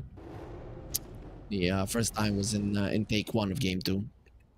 For those of you people that don't know, there was a bug in the previous game. Sibe were leading 5k gold and the game crashed. There was a pause that was unable to get unpaused, and the decision was made by the admins for the game to be remade with the same draft. The PA now level 20, so even more attack speed there from the Phantom Strike. Have you seen even one egg be used in this game? I don't know. The previous one and this one are pretty much a blur. Otaker, he's level 18 now, has the MKB. Mobe has been found. He will be fine. Has the cheese. Even if they get him low, he's gonna be okay. Nesphere onto the other side. Goes for the Tidehunter immediately. There will be a Ravage. This is a problem for the PA. He's gonna be caught. There is an MKB, my friend. You're not gonna be able to live through this one, but he jumps to the side. He'll be safe. BKB from Otaker will get popped. He's gonna be charging onto Race, who has the DD. Now he's gonna be trapped inside of the trees. Rain still being chased down. LeBron coming forward. Otaker doesn't have his BKB. BKB, so has to be careful. And Nesphere might decide to come back into the fight. But look at the bottom lane. Lycan is gonna be running there with his ulti to try to do some damage to the towers. Mobe will be there immediately. Nesphere, he saw LeBron for a second, but he cannot find him. Race still coming forward. Nice rebound there. Oh, Taker, he gets the movement speed running in. Let's see if you guys still want to fight. Oh, running away now, are we? 1 versus 3 is just putting a fear into the bones of Sibe. Has to be careful. If the shackle shot connects, he can still very much die from the crits of the PA before he pops his ulti. The PA looked very much dead there, but the blur coming in handy. That's the Aghanim Scepter for you. Use the blur, you remove the ensnare, you jump out. Otaker didn't want to pop his ulti there. They thought she was dead. And in the end, he just popped the Ravage. The luck comes over, reduces the damage of the Wind Ranger. They are gonna go through the shield rune. Erase. We'll have the Wind Run to run himself away. Look at how fast Otaker is there. But he's not gonna be fast enough. The Sprout will be keeping him in place. He needs to be ready faster with the Battle Fury to eat through the trees, because every single time it does hold him for at least a second. Here, hiding in the shadows. We haven't seen a kill for quite some time. There's still an Aegis Cheese on the other side. 2 minutes until the Aegis expires. Cheese on the Viper.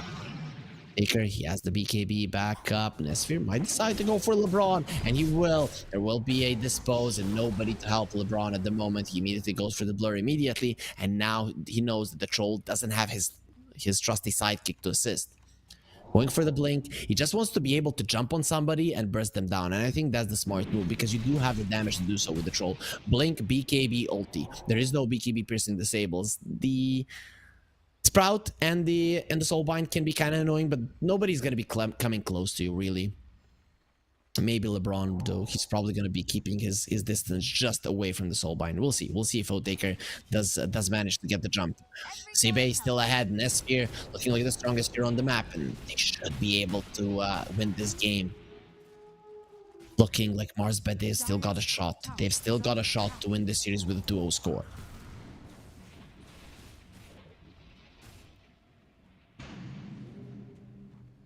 The sidekick will be used. Troll, what is his tier 3 item? He does have the Elven Tunic. That is big. That is actually quite nice. The Wind Ranger, though, will have an Aghanim Scepter going for the Nullifier after it.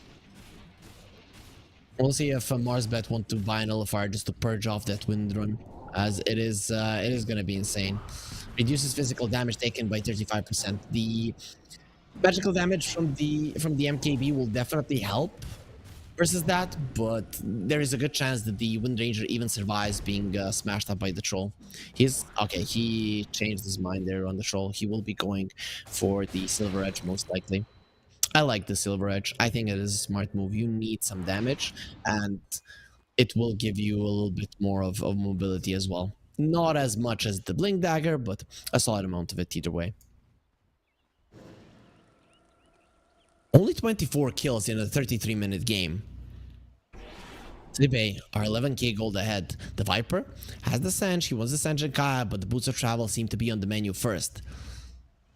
Yes, he was able to come back into the game quite well here. The Viper has 18,000 net worth, so Mobe definitely doing a good job getting himself back into it.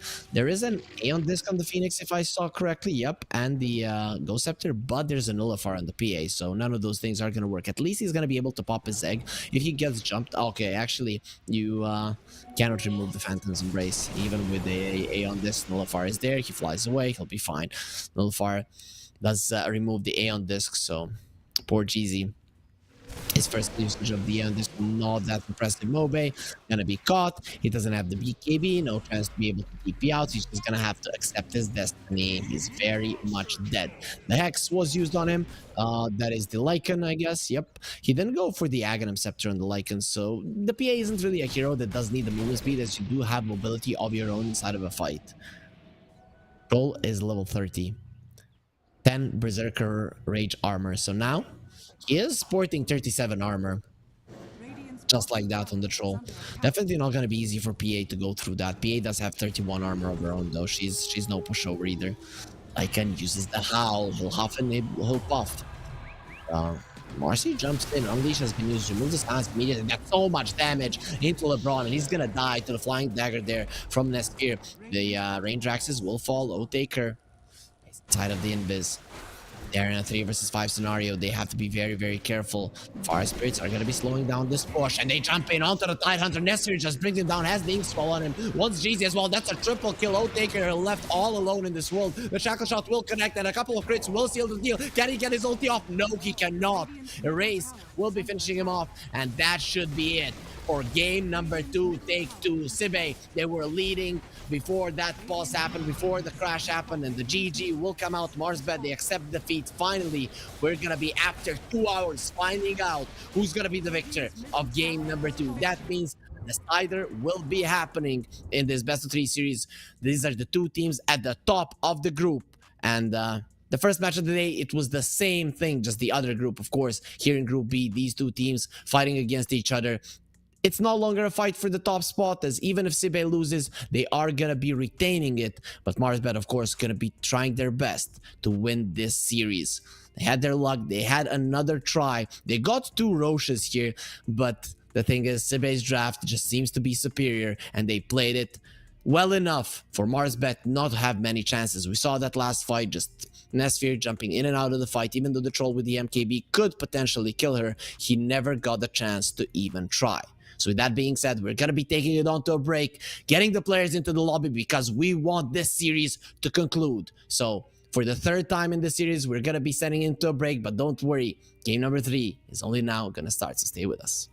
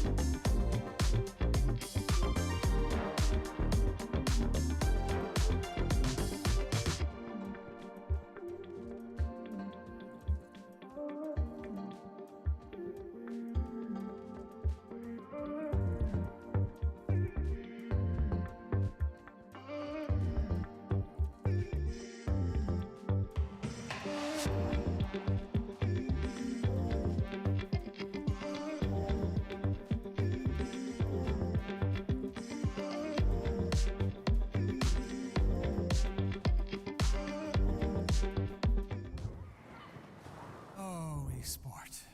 You and I have come a long way. It was such humble beginnings.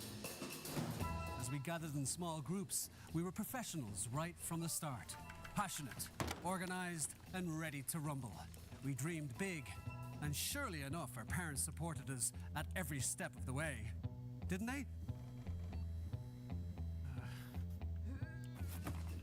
Fired up by all this love, it wasn't long until we caught the scent of competition. To be honest with you, it wasn't always that easy. Joe here, he had to take on 2 side jobs to afford playing professionally. It's gonna get better, Joe. Fist bump. Some of you dared to not even call this a sport. And look where we are today. An endless stream of esports events every year. Bet you didn't see that coming, Mom and Dad. And you know what? We have been with you every single step of the way.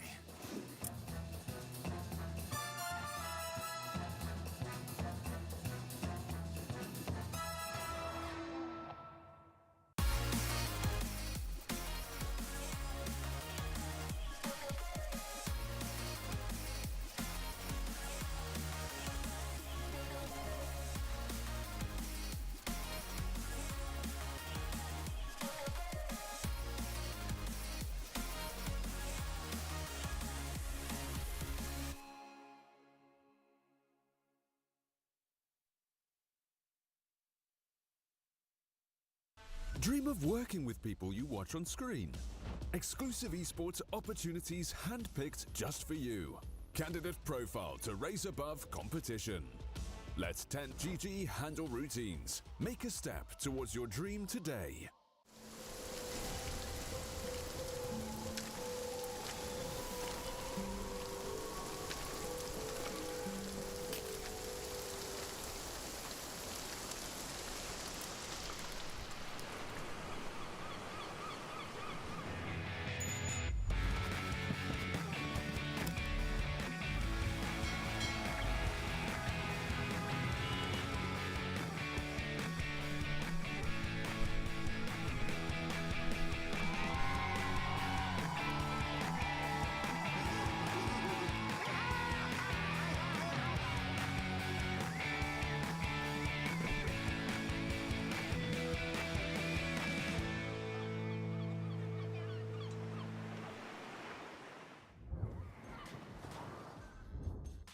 It is currently 1-1 in the series between Marsbet and Team Sibe. They did play 3 games, however, but the second one crashed and we were forced to remake. But Sibe, in the end, they won either way. They were leading, so I guess that justice has been done and we can move onward into game 3 of this series. Marsbet, they won game number 1. Sibe, they won game 2. Let's see now how in the next draft these 2 teams are going to be setting themselves up for success or failure. Now, there's no doubt sometimes we can theorize about it. If this had happened, this team would have won.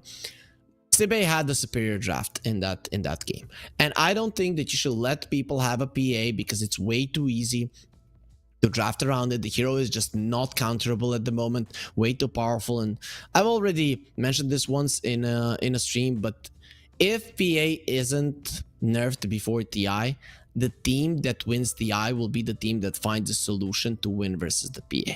It's not going to be easy, but there has to be a way, right? Usually you think magical damage, people have been going that route, but it hasn't been working out all that well. We'll see. We'll see if there's a team that finds a way to deal with the PA. Maybe something like an Omni Knight. I don't know. Even the Nullifier there helps you. So it is going to be quite tough. With that being said, though, the next match is going to be quite tough for both of these teams. Pride on the line. Both the teams probably are going to be going into the playoffs anyways. But let's get ourselves into the draft to see what the teams are going to be picking up. So it is going to be Sibe on the Radiant side, Marsbet on the Dire, and of course Marsbet will be having the first pick. I'm just waiting for this to end so that we can see both of the we can see preferences from the teams. I really don't like when it's all set in stone. If one team chooses the first pick, the other one will be choosing the Radiant and vice versa. I really want it to be a little bit closer. This is something that would make the meta a little bit more fun if there were some teams that would prefer the dire side or prefer the second pick. Though both of these teams did win when having the second pick. Sebe, this time around, they ban out the PA, so he's not going to be making it through. What is going to be making it through is the Sven, if Marsbet want it, and they might actually go that route, ban something that the Sven doesn't like Shadow Demon or something. The Brewmaster is definitely a hero he doesn't like, but they will be getting an Invoker for GZ. Definitely did look pretty solid for him throughout Pinnacle Cup, Malta Vibes 3, now in the 4th iteration of the tournament. It will be there as well. Did they play it in game 1 in the series? Yeah, they did. It was now such a long time ago. The series started at 3 hours ago, so it should have been done already. But luckily for you guys, you're gonna have the entertainment until the Yellow Submarine versus Storm does commence. The Storm is playing a game in another tournament, so we did delay it just so that they can make it here in time. And well, then this crash happened because you guys were lucky, so that you can have the fun of watching Dota. Imagine if this series ended at 2-0 at 16 CEST. You would just have to wait for 2 hours. Imagine that, 2 hours. That could be a full series of Dota if it's a 2-0. But lucky for you, you will get the entertainment that you came for here at the Pinnacle Cup Malta Vibes 4, brought to you by Gaming Malta, home of gaming excellence, on gamingmalta.org if you want to find out what they are all about. Marsbet, they will be getting rid of the Venge and the Nature's Prophet, so those are not going to be part of the game here. Sebe, they do have the Primal Beast. We'll see how well they can utilize this hero. Did they have it in the first game? Yeah, this is kind of the opening of the first match, right? Then they went for the Phoenix on Sebe. Do they think that their draft was good and that there was something else missing? They will ban out the Viper. Okay, so don't want to be playing versus that.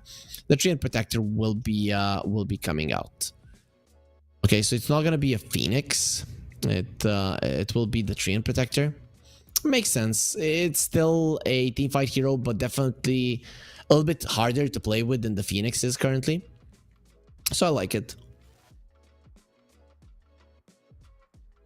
Also, that Leech Seed is such a huge heal that I've seen people survive through the Spirit Vessel just because of the heals of it. And I mean, Spirit Vessel isn't the biggest of heal reduction, but you can't buy anything better, right? So it is what it is. Remember when it had like 80%? Was it 80? It was 65. I don't know. It doesn't matter. I think it was super high when it got introduced. So. And it took the spot for the AA, the spotlight. Sven, into the spotlight he comes. He wasn't picked up in the first phase, but Sebe didn't want to ban him out, so he's gonna be picked up now. Taker will be getting his Sven. He has shown multiple times in this tournament that he can play this hero really well, and there will be a Dark Willow picked up by Marsbet as well. So LeBron will get his hands on his favorite hero. He really likes this hero. He has been playing it quite a lot in pubs. Let's check if he is still spamming it like a madman. Okay, I don't know how to use the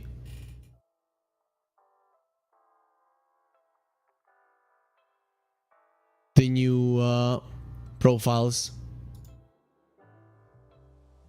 History. Okay, there it is. Okay, now I learned. So he's not playing that much Dark Willow. If you would look at LeBron's heroes, I want to say a week ago, it would only be Dark Willow. But it seems to have, he has gotten bored of it. Understandable. Sometimes you need to take a rest from a hero. You already figured it out. You're ready for competitive matches. You want to try something else out. A lot of the players just are MMR hungry, and then when the competitive games come in, they don't have a wide hero pool. LeBron, he's been playing a lot of heroes here. Sibe, they pick up a Tidehunter and the Skywrath Mage. That's a very strong double off lane, one that the Sven and the Dark Willow are not going to be having that much fun in. Oh, let's see what else there is going to be. So this puts the Primal Beast 100% in the mid lane. That's why the Viper got banned out. Of course, the Tidehunter doesn't like playing versus the Neurotoxin either. But the Earthshaker, that is a pick that I really like. It is a MOBA type hero. Sometimes he goes for these heroes that are not mobile. Shaker doesn't fall into that category, but he can play these tanky melee mid laners who like to get close and personal to the enemy. So this is something that looks pretty good. Of course, versus the Tidehunter, you are going to be needing a BKB as well. He's going to be getting out of your aftershock stuns all the time with the Kraken Shell and being able to go for the Ravage. Of course, the Skywrath Mage is somewhat of a problem to the Shaker, but he is pretty tanky in terms of HP, so surviving the Mystic Flare is not impossible for him. Whenever I look at a game like this, I think you need a BKB before the Aghanim Scepter, but currently people are pretty greedy, and I understand it. It used to be in Dota, if you don't buy the BKB now, later on you will not get a chance.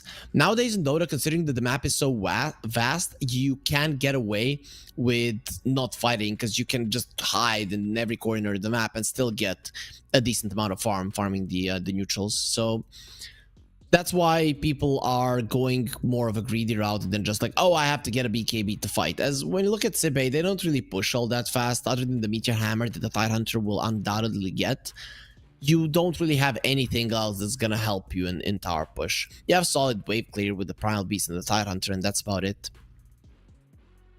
So Sibe, they ban out the Darks here. Terrorblade will be a nice ban by Marsbet, maybe even the Naga Siren.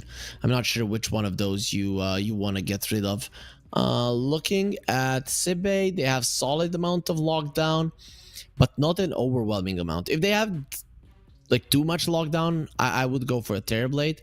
Because they don't, maybe Naga is slightly better. Not sure. Tough to say.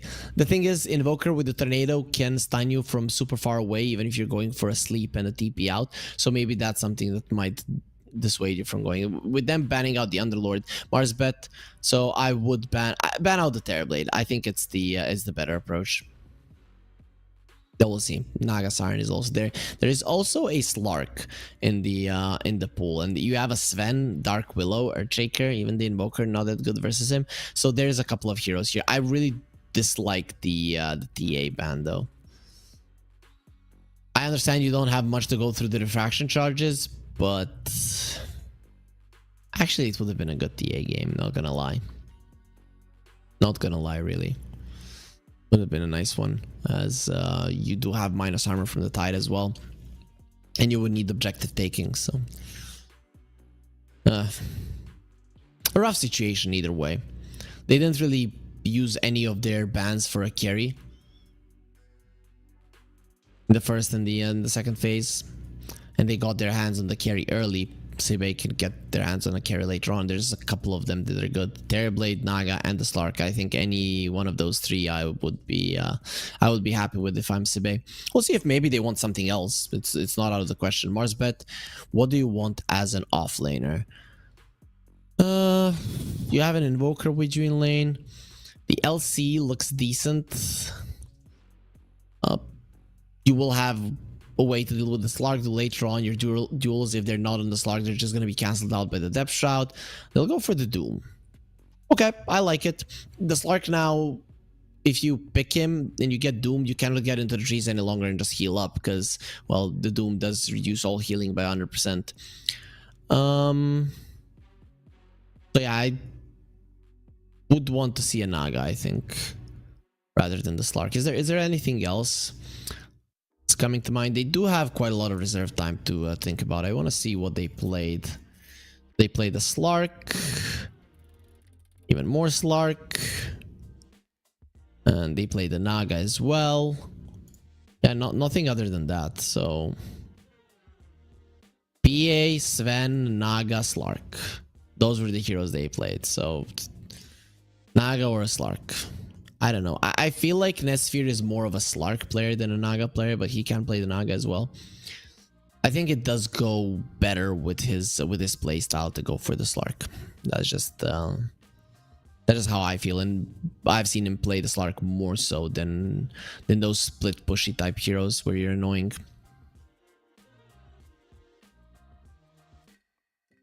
Is there anything that I'm missing? Is there anything that could be a pick here, like a Faceless Void, not really morphling into a Doom? I mean, you can buy a Lincoln's first, but you're also into a Shaker. I don't like it. I really don't like it. There's gonna be a Spirit Vessel on GZ relatively early on. You're dealing with a Shaker, so he can stun you from afar before you start morphing.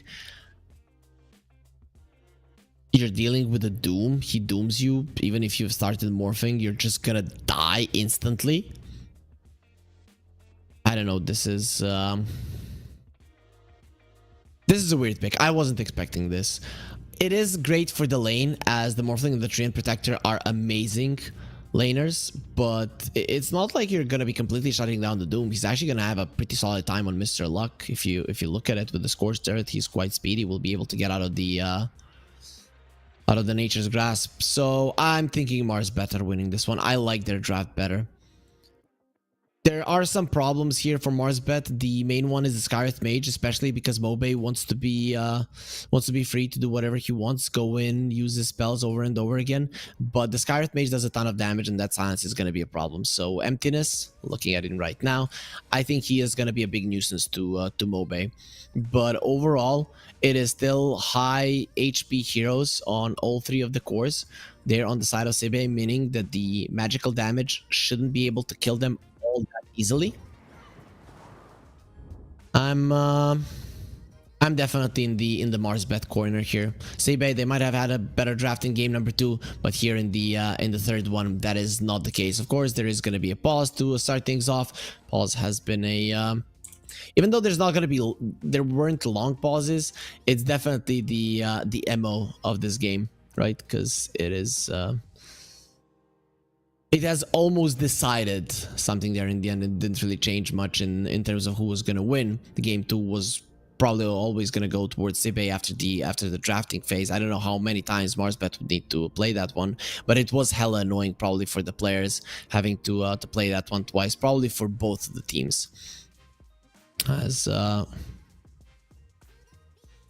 there is still a pause. There's no reason being given, but there will be a go being given as well, and the game will commence, meaning that we will be jumping into it.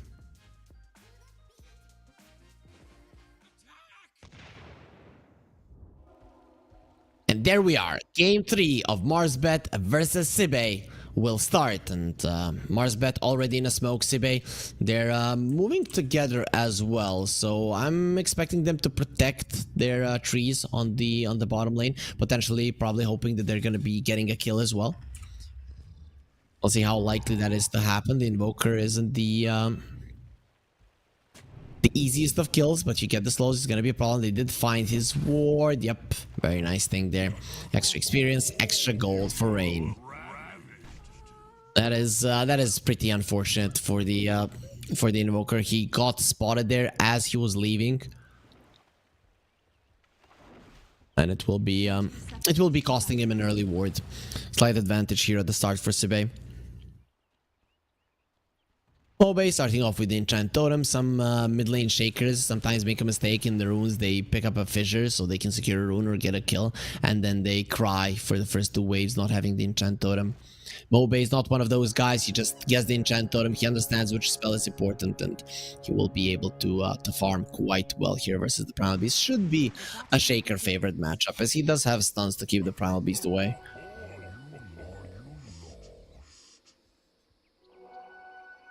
2 for 2 in terms of runes. No biggie there. GZ. He was trying to see if there was any ward there blocking their pull camp, and currently there wasn't. The Skyreth Mage, is he gonna attempt for a kill here, or is he just gonna go through the Twin Gate? The latter will be the answer. He doesn't want to stay in the bottom lane and leave his Tidehunter all alone. Though Tidehunter level 1, I think would be doing okay versus them. So let's look at the CS. How is it gonna go? Who's gonna be winning this mid lane race? Starts off quite well there, but of course one of those CS is the ward. He got the last hit on it, even though he wasn't really the one to get the gold for it. The denies from Mobe already has 2 of them. Orphlink pressuring Mr. Luck. We all know that the Doom has a decent amount of armor, so he's really not going to be in that much of a trouble here at the start. But Nesphere, we want to see why he picked up this Morphling. He is going to be going first item Lincolns. There is a lot of things to break his Lincolns, though, as top lane, Plasto Kruto dies. Both of the safe lanes are doing quite well, and this Dark Willow, the hero, is super strong. It used to be that the Bramble Maze was very hard to hit in the laning phase, but they changed it that it actually forms super fast, and then you can just click on the enemy heroes. It's almost always going to connect. Radiant's courier has been killed. Mid lane, Mobe just stands his ground. He's fighting Erase. He's actually coming out on top there despite the trample. It's only level 1 trample. Look at how much Mobe is smashing him in the face. Man, I love playing the Shaker mid. It is super fun. Asta Kruto gonna be stunned up there between the two Brambles. He's not gonna be caught in any more of them. Would be quite bad of a move for him to get in there, because they do hurt. Mid lane, the Shaker is actually losing in terms of CS. He's winning the trades though, so as things move forward, he's probably gonna be getting himself ahead. Nice onslaught usage by Erase. But for now, he is not. The two supports fighting each other. Is it gonna be until death? There is a blood grenade on Emptiness. He's just dead. That was unexpected. Was that LeBron blazing down a tree himself? No.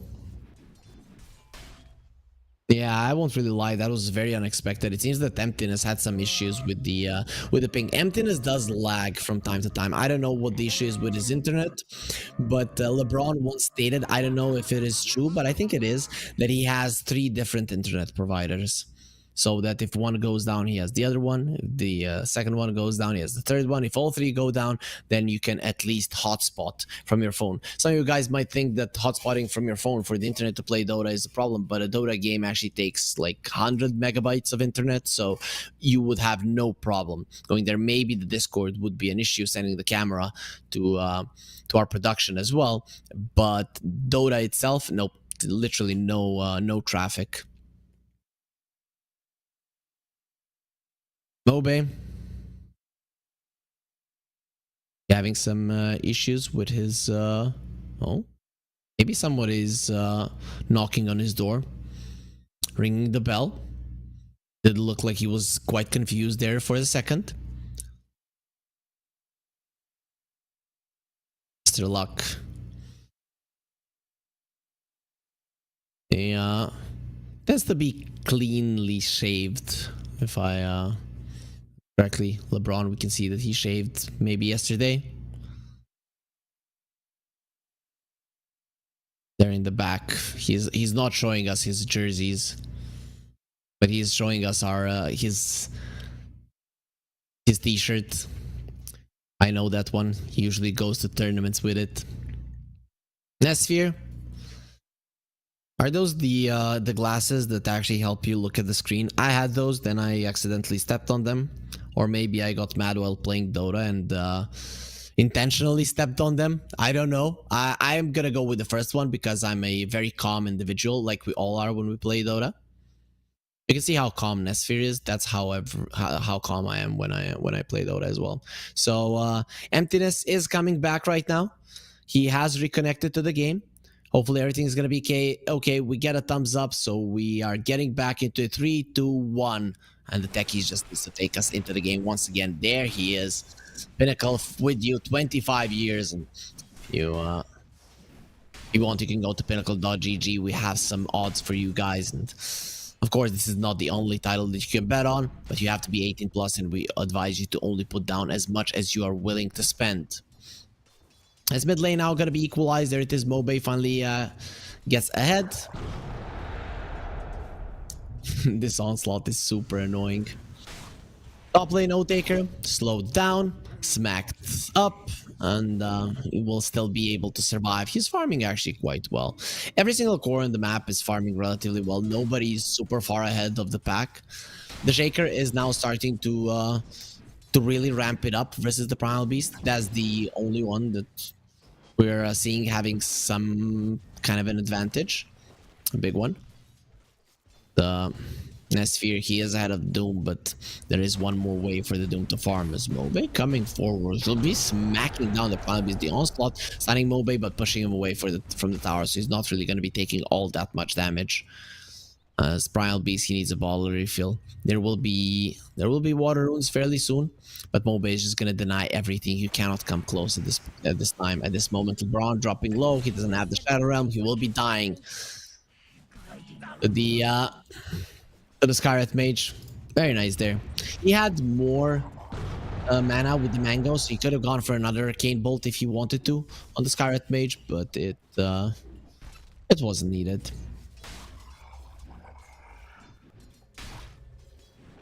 So Taker, he's going to be waiting for the Dark Will to come back in and give him his power treads.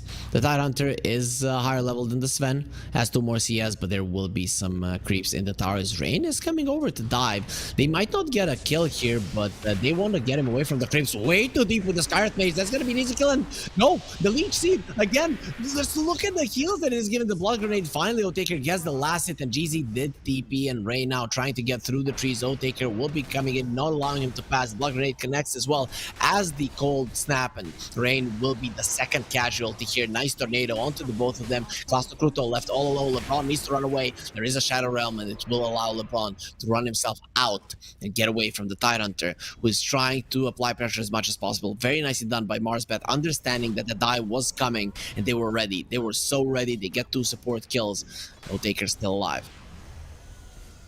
Taker, let's see for how long he is gonna be alive. Nice Bramble Maze. He uses the War Cry and gets himself away with the extra movement speed. LeBron coming forward to do some damage to Emptiness. He's level 4 in this Dark Willow, so not to be underestimated at all. Taker is gonna be needing a salve. Mid lane, the Shaker was dropping low there, so that trample is a big deal. And Taker, really? Mr. Luck, also in a pretty sticky situation, but Nesphere isn't really doing all that much damage. He does have the Healing Lotus. Mr. Luck has the movement speed necessary. Adaptive Strike, not enough. Rain, he really wanted that Leech Seed, won't be able to get close to the Doom, and Doom makes his grand escape. Barely, but he lives. And Mobe kills the race.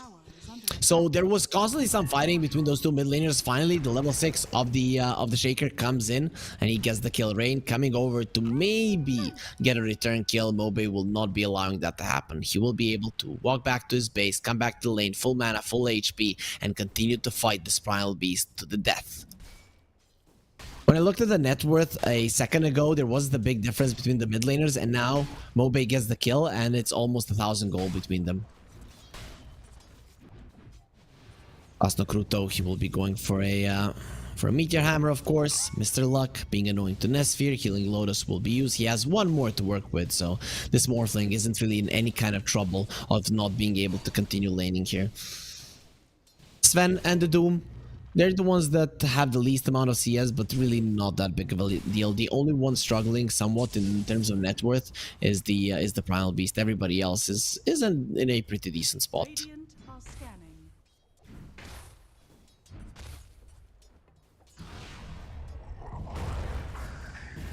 Onslaught attempt. You want to dive Mobe. That is a hard hero to kill. GZ comes over. Tornado will be used. Doesn't connect onto the Tree Protector, but he does remove all of his mana. Treant has been found. There's the Blood Grenade and the Cold Snap. He's just not going to be moving, waiting for Mobe to come over, and it's going to be very easy to bring this guy down. A couple of more hits. He's going to seal the deal and uses the Fissure to be able to secure the kill. Usually you want to save it there just for the mana it takes away, but for a Shaker, you want the Blink Dagger as early as possible.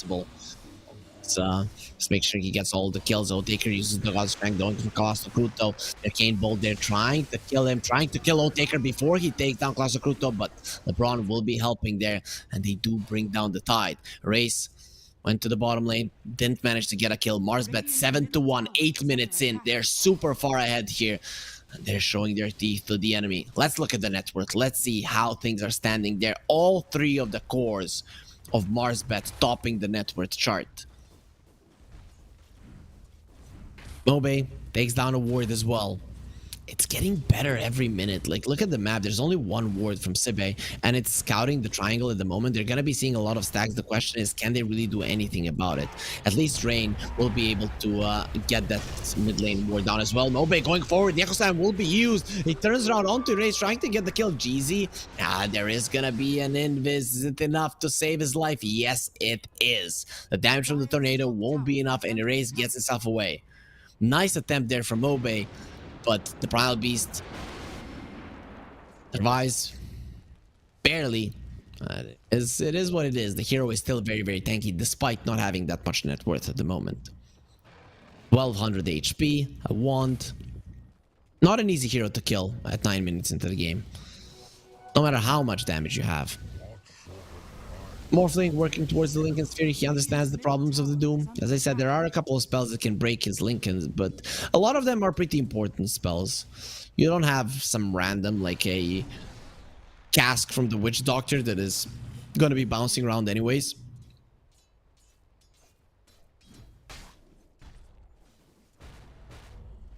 Mobe farming the big camp. Rain in the vicinity. He wants to take something there. He might be able to kill Mobe. He will kill Mobe. Rain. Oh, got himself a big one. And now with these creeps, he's going to be getting level 6 as well. That is so huge. That is the highest net worth hero that you just brought down. And with that, the Stream Protector will be becoming a very farmed support. Mr. Luck in some trouble. He uses his Scorched Turret. He's tried to use the Doom there, but no chance in hell. The Ancient Seal, the Polarize, and the damage from Nesphere will take him down. Dire are scanning. Radiant's middle So, tower is under attack. the gold lead is still there. Quite nice for Marsbet. Obviously, they would want more. Those were 2 cores that died in quick succession. Sebe, they only had 1 kill before that happened. That bottom lane seems to be something where they wanted to play. DZ tried to stop the Meteor Hammer. He was just a half a second too late as Otaker coming forward. He has the ulti. No Ravage there, and Tidehunter doesn't have a skill point to use on it. But the Kraken Shell level 4 and the Anchor Smash, despite the God Strength being used, they cannot kill Cluster Kruto. Can't even come close to it. Once he has the phase boots, it's gonna be even tougher. This is just not a hero that you want to be putting your focus on any longer, unless you use the Doom, then maybe. But even then, it's better to Doom him, ignore him, and just kill everybody else, if that is a viable option at the moment. Level 6 on the Skywrath Mage.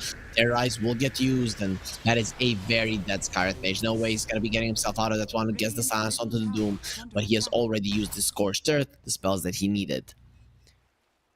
DZ going for a Spirit Vessel. You are versus a Morphling. You are versus a Primal Beast. You want to have that threatening with the Doom. Mr. Luck will be going for it.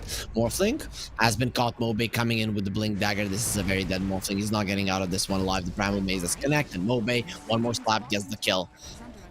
The Attribute Shift just won't help you versus that. Doom is way too good of a counter for a Morphling. Of course, once he gets the Link, this is going to be a little bit different. See now.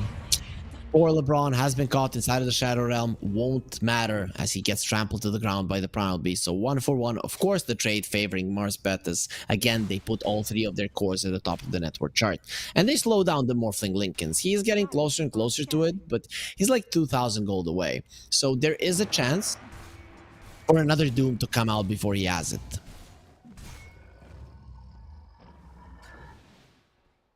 Doom has a Vanguard. Is getting something delivered. I'm guessing it's a Midas. Yep, Doom will have a Midas. Sven is farming, topping the network chart.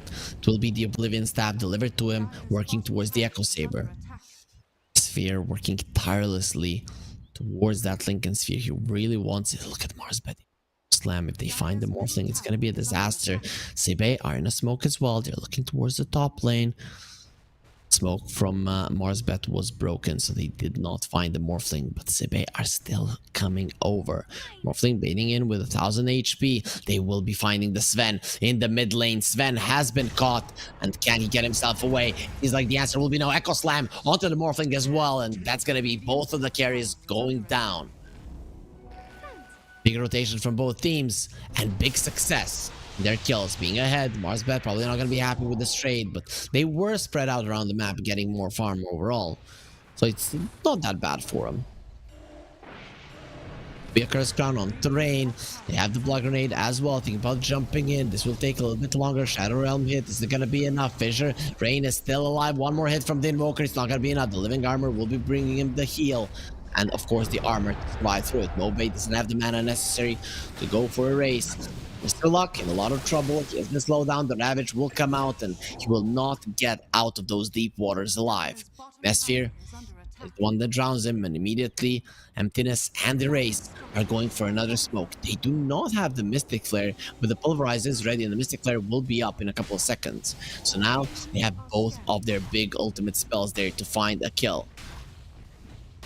They will be scanning there, and they know that LeBron went for the Wisdom Room. They know that somebody went for the Wisdom Room, not necessarily LeBron. As easy, he got the Wisdom Room as well. Even if he dies here, it's not that big of a deal. He will be losing his life, but in the end, does it really matter? Dusted and brought down. The Ancients won't be able to take him down, but Mars bet they did get a lot of experience from that. That's 2,000 experience just like that your opponents don't have. 7 to 10. The Sven is not at the top. It is actually the Shaker. Mobay is farming insanely fast. We saw what he did with the Viper when he was super far behind. He managed to come back into the game. This guy, his farming patterns are really good. We're seeing the 4 heroes, the Doom, Tide, Sven, and the Morphling. They're literally at the same spot on the network chart, and they're just jumping over each other. Oh, nice Tumbler Stoy from Erase. That could have cost him a majority of his mana, but he doesn't allow the Tornado to connect. And I see that again, all 3 cores of Mars bet topping the network chart, but as we mentioned, the Tide Hunter and the Morphling, they're pretty much very, very close. Rain is going to be finding LeBron. Shadow Realm TP out. There's nothing you can do about this. Yeah, gets himself away. Lincoln's has been broken on Nesphere, and the stun does connect on the Sven, but now with that Lincoln's, it's a big problem. Oathtaker gonna be caught, smashed into the ground. The Tornado doesn't stop the Pulverize. Oathtaker is pretty speedy, has the armor, but he can get himself away from this one. There was an ice wall placed, but there will be a Nature's Grasp placed as well. It's gonna be nice slow for him to die. They thought they had the Morphling, but they didn't. The GZ gonna be silenced up as well. That's another kill that will be going in the hands of Sibe. Marsbet, they lose 2 heroes in quick succession. They don't bring down the Morphling. The Lincoln's really coming in handy. Blade Mail from Erase gonna be there. LeBron needs to be very, very careful about what he does, because this guy does back up a punch. He has the VD, so that trample does a lot of damage, and you don't want to get close to him. The Echo Slam is ready, but the Tide Hunter with the Ravage is ready as well. If you decide to go for that play, you will most likely be ending up dead. Onslaught onto the Doom. That's the highest network hero that is just dead. Sibe are everywhere on the map. 10 to 10 in terms of kills. They've equalized the game. And the Morphling is fighting for the top spot of the network chart. The Shaker is not gonna be at the top any longer. The Morphling takes over. Sibe, they're the ones dictating the tempo of the game. Still, the game is literally even at the moment. Win probability in favor of Sibe. So yeah, Marsbet do need to be ahead with their lineup. The Sven needs to be farming better. Currently, they're not. Mobay, even with this nice performance thus far, he's not at the top any longer. We're gonna see a Pavis on the Scarlet Mage. I haven't seen that item for quite some time. You are playing versus a lot of physical damage, so I guess a physical damage barrier is not bad. Mobay, he's gonna be found. They have the size. He's not getting out of this one alive. They don't even need the Mystic Flare. Even though it was available, they're gonna kill him without it. Mobay loses his life. Erase is the one that gets the kill. Pretty big one for sure. As now, there will be a Ravage. Sven, Mystic Flare taking a lot of HP from him away, and Morphling turns into the Sven, gets the stun off. Oathtaker uses the God Strength, going for the Morphling. The Pavis is gonna be protecting him. Overgrowth gonna be used, and the Sven cannot move. Those vines will be growing even larger, as they're gonna be watered nicely by this Morphling, who brings down the Sven, and Erase brings down Mr. Luck, getting him a dominating streak. Just 2-3 minutes ago, 3 cores at the top, all Marsbet. Now, 3 cores at the top, all Sibe. And Nesphere 1,000 gold away from any of the enemy heroes. Shaker going in, the Echo Slam will connect, but he did go for the attribute shift. He baited this one out perfectly, will get the stun onto the Shaker and move himself away with ease. The Morphling does survive.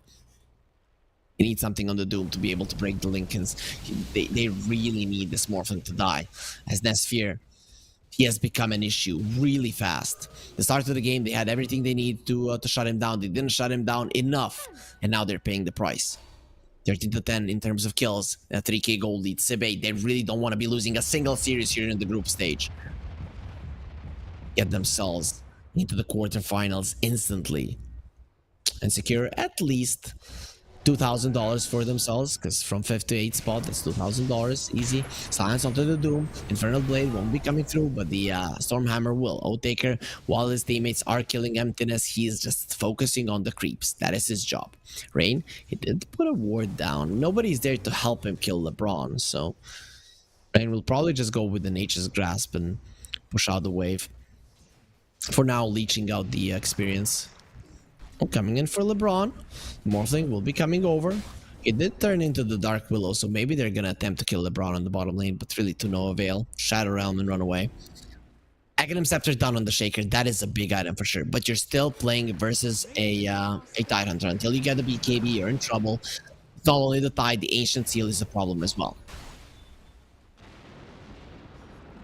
Dire structures are fortified. BA Glyph protecting their tier 2. They're not gonna allow it to fall just yet, but Tidehunter tanking it and the Morphling doing the damage. This tower should fall, no issue whatsoever. They also have the Dragon Scale, so Klasno Kruto will be making sure that first he can tank the tower, no issue, without taking almost any damage. Secondly, well, that Dragon Scale, it does do damage to the tower as well. The wave comes over and the tier 2 will fall. Mars Pet, they don't have a response. Actually, TP from the Shaker, he doesn't have the Echo Scan. He's gonna be going in, trying to finish off the Morphling and the Ravage. Gonna be coming out because we don't need it. We're gonna kill you without it. He turns into the Shaker himself, just smacks down. Dear Shaker, Mobe, he thought he had them, but he couldn't combo his stuns fast enough, and Nesphere survived. Now that's gonna be a Stolen Tormentor as well. Marsbet, loss after loss in this game 3. Sibei just looking like a stronger team at the moment, and they're controlling everything. It will be a shard for Emptiness. So the Shield of the Sign is at the ready.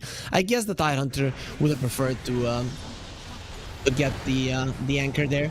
Because now they're going for Emptiness. That's a very strong hero in terms of net worth. The strongest out of all the supports. Will be losing 1-for-1. This trade definitely favors Marsbet if GZ can get himself away, and he will be successful at TPing out. Now, immediately looking towards the bottom. They will be hunting the Treant Protector, and Morphling was found. He has been doomed. The Morphling is dead. That is a huge kill, and it will be Oathtaker that gets down both of them. A lot of gold into the pockets of the carry of Marsbet. And these are the things that can cost you the game. A very fast movement around the map from the side of Marsbet and Sibei, just not respecting it whatsoever. They thought, oh, we have vision here, we can do whatever we want. No, you cannot. The Sven is a beast. If he gets on top of you, you're in trouble. And every single time that the Morphling is doomed, it is going to be a problem. Radiant's bottom tower is under attack. 62% win probability for Sibei. 1k gold lead for them, 15 to 14. The game is still anybody's to take. It is not certain that Sibei will be winning this one just because Dota Plus says that they have an advantage. The game is far from over, and Marsbet have been showing it over and over again. The Sven will be having a silver edge in no time. Just a couple of camps. Just one more camp. And it's gonna be there. 550 gold is the recipe, right? Yep.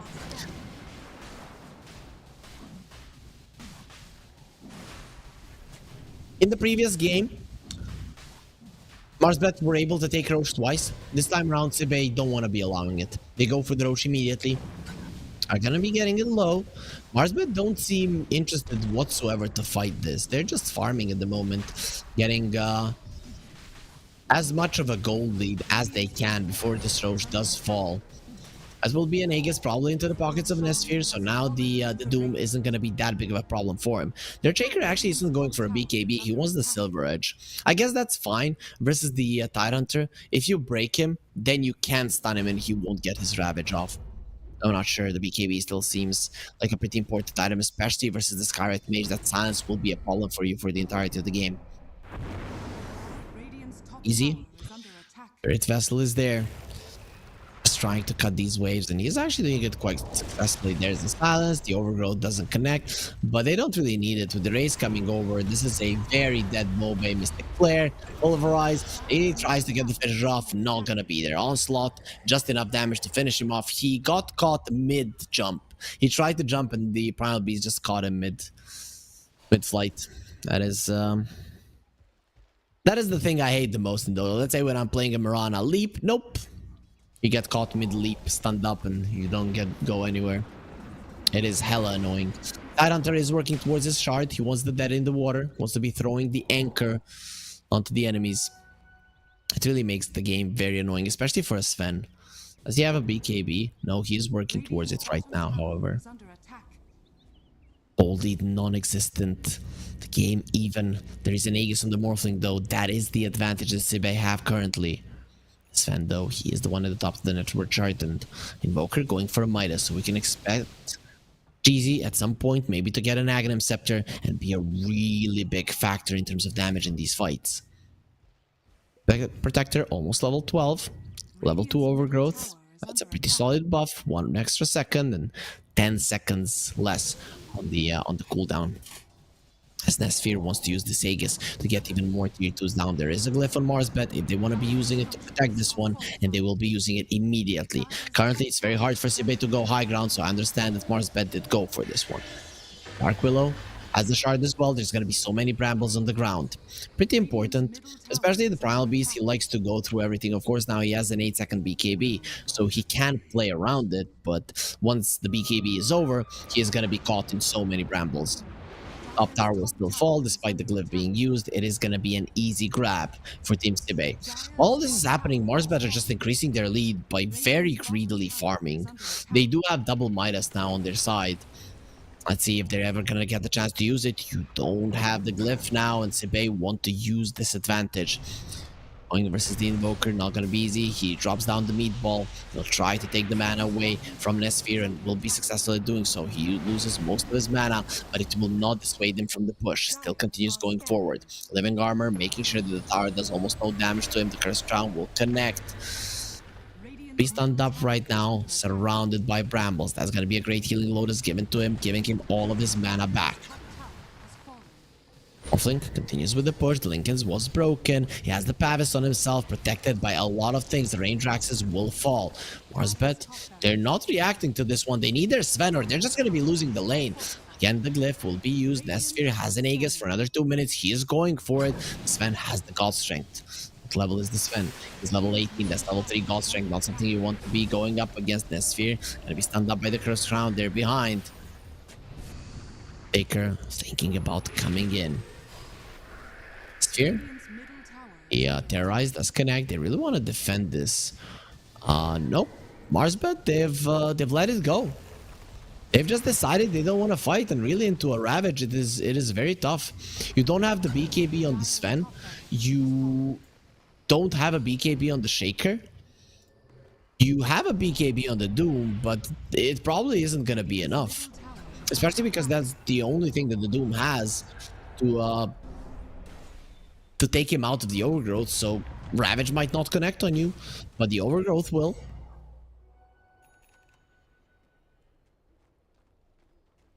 So, lane of Rax taken down. Marsbet are still ahead. I guess you having the Sven and the Shaker with an Aghanim Scepter, if you guys don't know, it does give you cleave with Enchant Totem. I guess you feel confident enough that you can deal with one lane of super creeps, though this is pretty early on in the game, 26 minutes, it's no laughing matter. Sven now has the BKB. Doom is going for an Aghanim Scepter, so he wants that Linken Sphere to not be an issue for him. Dire's middle tower has fallen. Radiant's bottom tower is under attack. Okay. He's being targeted. He got dusted. He's gonna have another enchant totem. He's trying to dive away. The Morphling coming in. He won't be able to stop the blink, and immediately the Shadow Blade. They do not have the dust, at least not on Nesphere, and the rest of them a little bit too far away. Sunstrike gonna be used. Mobe doesn't know where to run, what to do, what's gonna happen. Why am I surrounded by enemies? And the Sven uses the ulti, uses the BKB, the stun onto their Shaker. He's gonna get the Echo Slam off. And the Doom to stop the Pulverize. They don't allow their Shaker to fall. Now let's see how this fight is gonna develop. The tree has been caught on the side, losing his mana. But the Sven without the BKB, the Mystic Flare destroys him. Now there's gonna be a very nice Terrorize, saving Mobe. And it's gonna be a 2-for-1. But you've lost your Sven. Nesphere, he feels unkillable, and he is unkillable. There will be a stun onto Dark Lord there. The Adaptive Strike connects, but he goes for the Shadow Realm TP out. Mr. Luck tries to get himself away. He's not speed enough. Erase gets the kill on LeBron with a trample, and there is an anchor that Jeezy needs to deal with. What's happening? Why can't I get out of these deep waters? You have been anchored, my friend. They lose only their supports, and they bring down 4 heroes. Marsbet, their initial mission was successful. Saving Private Earthshaker does go successfully, but they lose 4 heroes for it. So was it worth it? Definitely not. Dire's bottom tower is Oh no, the Shaker will die as well. He has spat on all of the things that was given to him by his teammates. We gave our lives for you, Mobe, and you just threw it away. Dire's bottom tower has Okay, it's literally everything. Very nice that the Sven focused on the Skyreth Mage there, because he would have been able to bring down the Shaker instantly. Would have been a silence, Mystic Flare, and Moby would have died. But the Sven, the second he lost his BKB, was just such an easy target. That was a 9-second BKB. The Overgrowth is just way too strong of a spell. But the second lane of Rax is gone. With one lane of Rax, you can deal with. The second one is going to be a little bit tougher for Marsbet to push out of their base. And it's both of the side lanes, so you really cannot be at 2 places at once. Plus now the gold lead is the highest that it has ever been in this game 3. 4,000, 30 minutes in. It doesn't sound like a lot, but when you add the super creeps on the top and the bottom lane on top of it, Sebe, they are going to be feeling very comfortable about themselves. It feels like Morphling, is he going for a Scotty or an Aghanims? It is going to be a Scotty that he gets. I thought maybe an Aghanims turned into a Shaker. Nope. He just wants to go full on stats. Makes sense. Kiting the Sven is the way that you win this game. Really, the only way that Marsbet are winning this game is if the Sven gets to hit. Sven now needs a Satanic because that Overgrowth is too big of a problem. It's not going to be a level 3 Overgrowth anytime soon, but he doesn't have any status resistance, no SNY, no Titan Sliver, nothing for the Sven. So he just has to wait for 4 seconds. That is half of his BKB duration. Dire are scanning. And it's gonna be a lot more, right? Once you have 6 seconds BKB, and the Treant is level 18, you're screwed. Roche now gonna be targeted. Is here on the bottom lane. The Sunstrike comes out. It's just gonna be helping them kill him faster. Roche is coming out of his pit. He's fighting everybody. He's super mad. Smashes the ground, but Erase is gonna be showing him that he can trample as well. With that blade mail, the Roche is literally killing himself. All of those spears in his body, they didn't bring him down. But the right clicks from the Morphling will. And this is gonna be Aegis Cheese into the pockets of Team Sebe, who are now 5k gold ahead. They're 2 racks ahead. And they have the Aegis. So with this one, probably going to be looking to end the game, to end the series and solidify their spot as the top dogs here in the groups. Radiant are scanning. Sunstrike, they're mostly using it for vision. I'm thinking maybe this Invoker is your way back into the game as well if he goes for something like an Aghanim Scepter, but he's going to be going for a Blink Axe. I understand it. You don't have a Ravage on your side. You don't have a Chrono on your side, so it's not a big of a deal. Morphling, that is a hard target. He also has the Aegis. They don't want to be going for him. Nesphere without fear is coming to the high ground. He also has the Shield Rune on himself. So, good luck killing him. He morphed everything into strength before he picked up the shield rune. That's why it is 2.2k.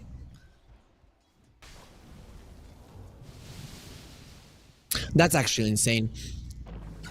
So you morph all into strength, you pick up a rune with 4.5k HP, and then you have a very strong shield on yourself. One that is not easily broken, and he wants to use this rune to go high ground. brambles will be slowing him down. They break the Lincolns. He doesn't care. He just moves up the high ground. The creeps are going to be coming in. Tower's starting to take damage. They have the glyph on the side of Mars bed, but he can only use the one. LeBron takes some damage. He will be turning around, running into the Dark Willow. Nest here, coming forward. He will get stunned up by the Doom. Mystic Flare going to be used, and he does lose his life. The Ravage will be coming through. He doesn't even want to use the BKB by the stun because he knows that he has to save it for later on. Now he uses the BKB just to die. He has the buyback and the Ghost Strength, but doesn't have the BKB. The Meteor Hammer will drop onto poor Jeezy, who will be taken down by the Adaptive Strike. Nestor gets the kill. Doesn't have that much mana to work with here on the Morphling, but he still has an Aegis, so he'll be fine. Obey jumping forward. He needs to be dunking on enemy heroes. The Terrorize connect onto him, but he is already inside of the Shadow Realm. They cannot attack him, pulling him in. They loses his mana once again. Will be breaking the Lincoln, standing his ground, wanting to live. Uses the attribute shift. They really want to bring him down and will be able to do so. Sven, where is he? He's going in the backlines. He's trying to find somebody, but that's just not easy to do as Team Sebe are very close to each other. They're not clumped up as to not get stunned up together. But they will not leave anybody standing. Oathtaker finds the haste rune, but his God Strength, it's gonna be expiring. No, actually, he doesn't have it. It already expired. Echo Slam, gonna be there. Instant silence onto the Shaker. He cannot follow it through, but they get the Doom onto the Morphling. Is there any way that they can save him? No, the Morphling will die. 80 seconds without buyback. This is an opening that they were looking for, but is it really a race? It's still super powerful. Your Sven without the Ghost Strength just can't be doing anything. The Sunstrike doesn't connect because of the Infernal Blade mini stun. Cluster Kruta running away. It is a very hard kill to get. The Race tries to TP away, but the Stormhammer won't be allowing it. And finally, they bring down the fat Tidehunter. Now another fat beast is on the menu, but they won't be able to catch up to him. The Sven still running forward. They did defend their last reign of racks. It did cost them the glyph. It did cost them a couple of buybacks, but they are still in the game. They are still in the series, and Sven is still chasing for blood. He really wants a race dead, but it's a very hard kill to get.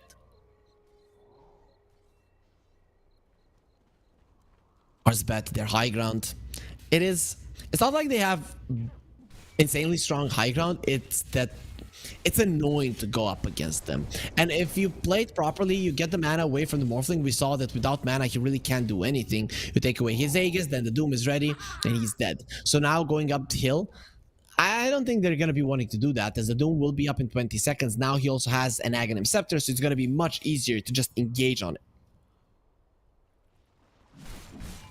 Both the Tide and the Morphling, they're going to hate this Ags.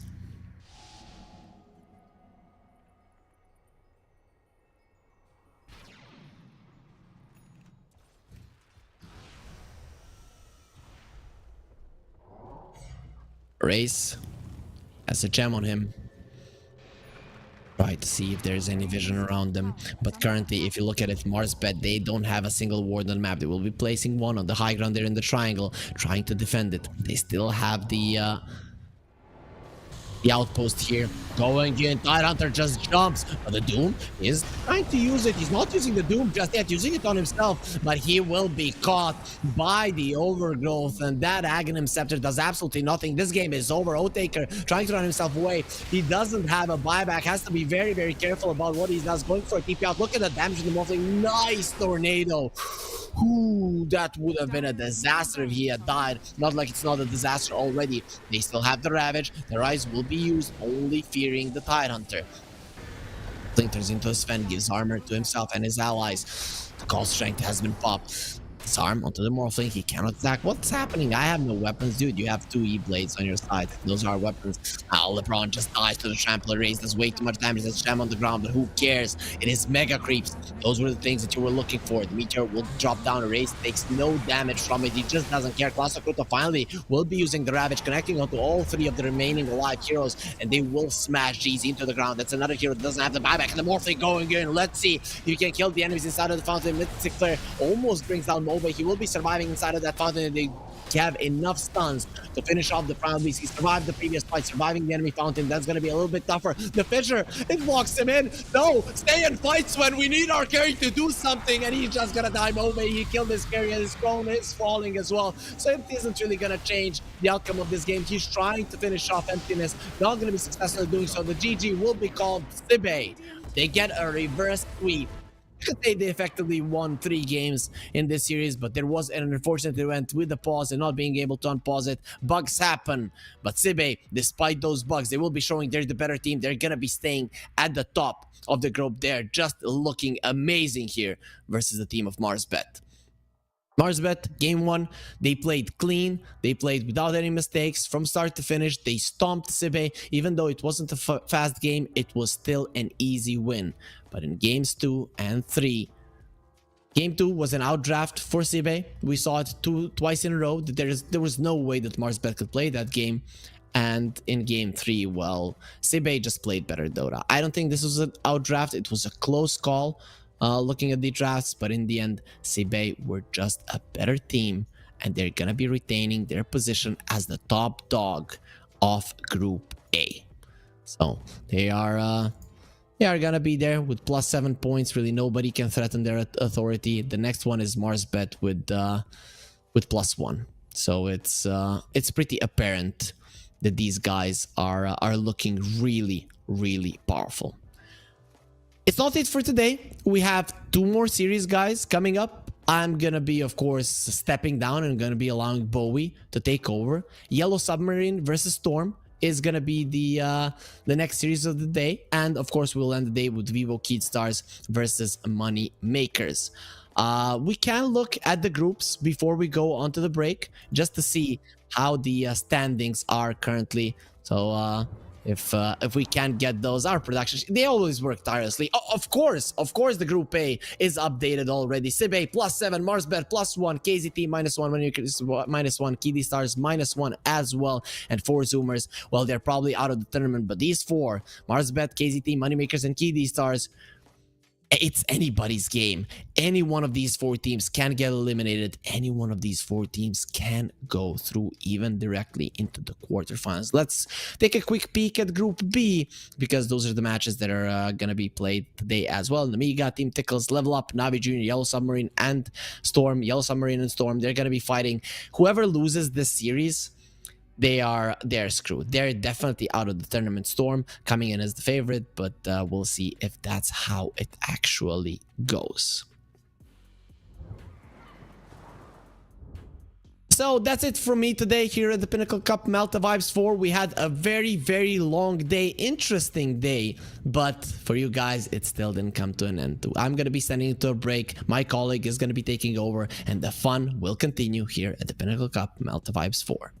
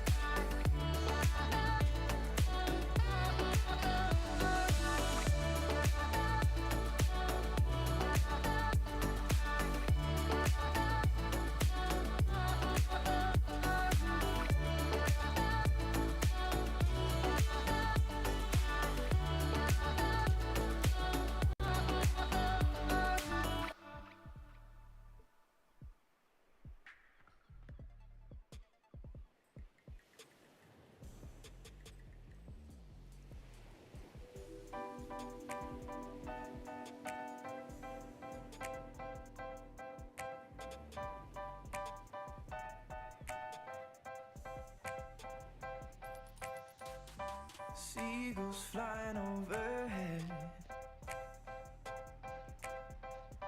and I was down in the sand. Little crabs walking over our legs, and we were together just like lovers should have been. Like the changing tides, you have changed your mind, and now you are no longer mine.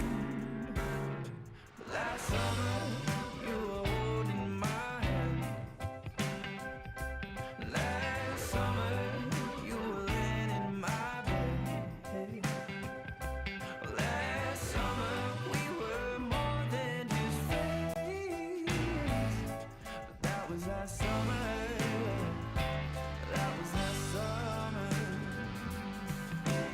And I miss the salt in my hair, and I miss your emerald stare. And I wish you were still here in your red sundress, watching the sunset by the pier. In your red sundress, watching the sunset by the pier. Last summer you were holding my hand. Last summer you were laying in my bed. Last summer we were more than just friends. But that was last summer. That was last summer. That was last summer. That was last summer. Like the changing tides, you have changed your mind. Now you are no longer mine. With tears in my eyes, I recall the times when I had you by my side.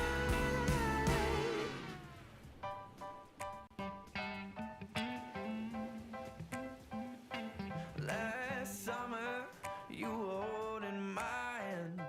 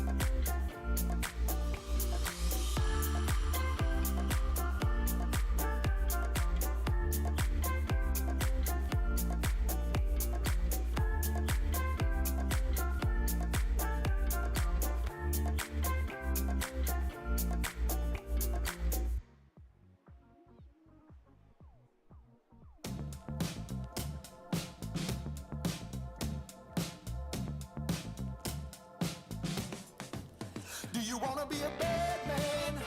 Yes, you do. Do you wanna taste sweet salvation underneath the summer moon? Do you need another hand now? Yes, you do. Go see Miss Josie down on Columbus Avenue. Down in the city, there's a place that never sleeps. You can see it all up past 57th Street. Music is hot and the drinking there's free. It'll turn you upside down before you count to three. One, you're looking for a helping hand. Two, you need a friendly face. Three, feeling good you can barely stand. You're falling all over the place. One, you're looking for a helping hand. Two, you need a friendly face. Three, feeling good you can barely stand. You're falling all over the place. You own it, they got it, they flown it, you bought it. Ow! Do you wanna be a bad man? Yes, you do. Do you wanna taste sweet salvation underneath the summer moon? Do you need another head now? Yes, you do.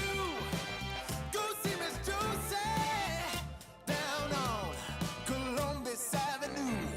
Columbus Avenue. Ha! Go see Miss Josie down on Columbus Avenue.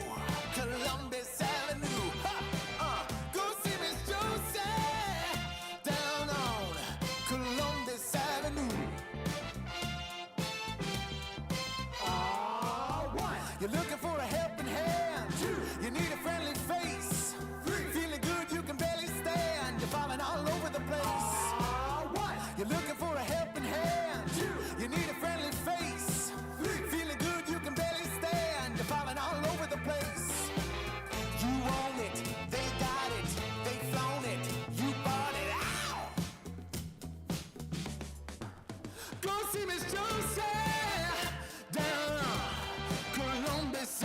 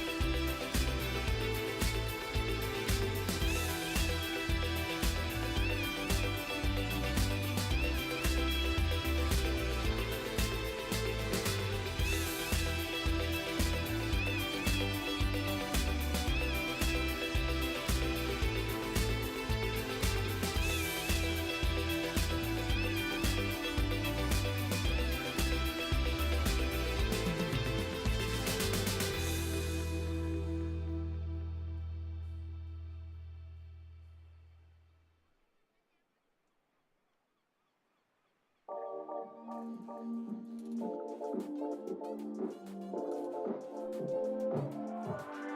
miss that sexy smile, looking for to see you. I hope I will lose control. Love you every night, no checking the time, just us loving you all night long. I can let you go, baby, it's the right we already know, and we feel it.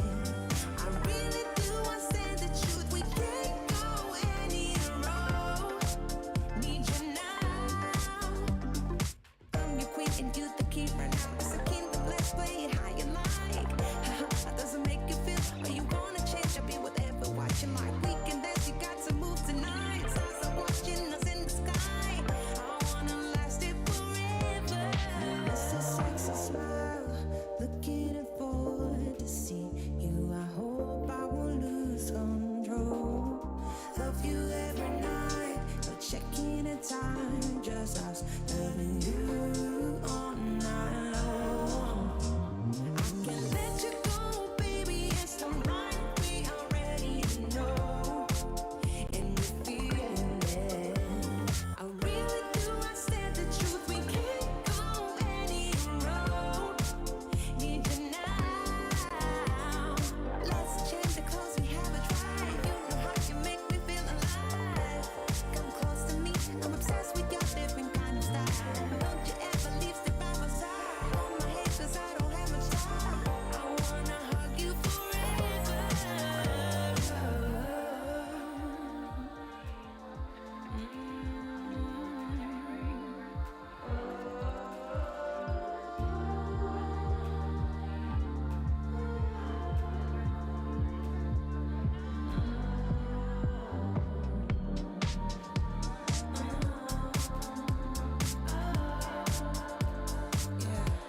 I miss that sexy smile, looking forward to see you. I hope I will lose control. Love you every night, no checking the time, just us loving you all night long. I miss that sexy smile, looking forward to see you. I hope I will lose control.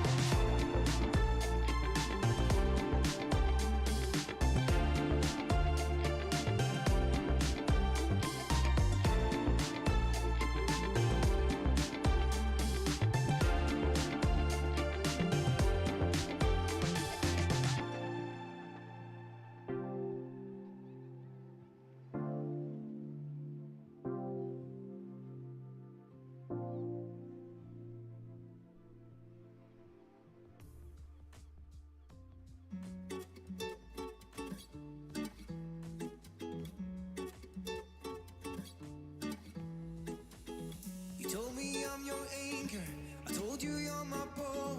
Through the wind and fire we try to hold on.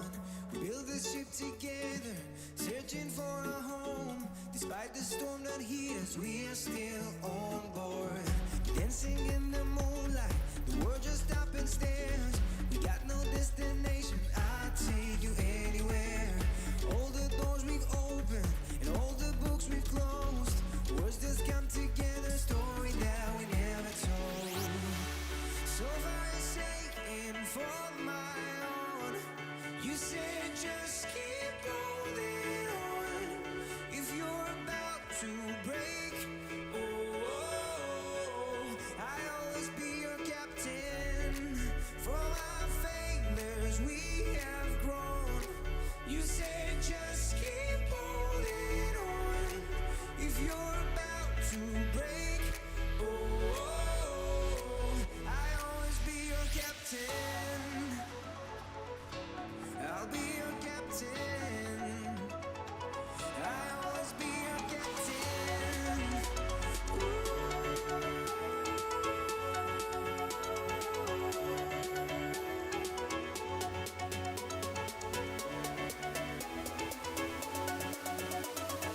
I'll always be your captain.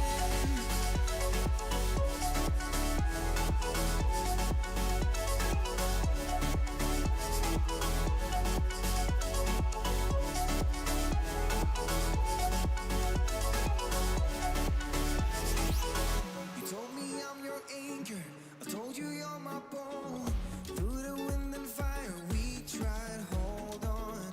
All the doors we've opened and all the books we've closed. Words that come together, story that we never told. So far it's taken for my own. You said just keep holding on. If you're about to break,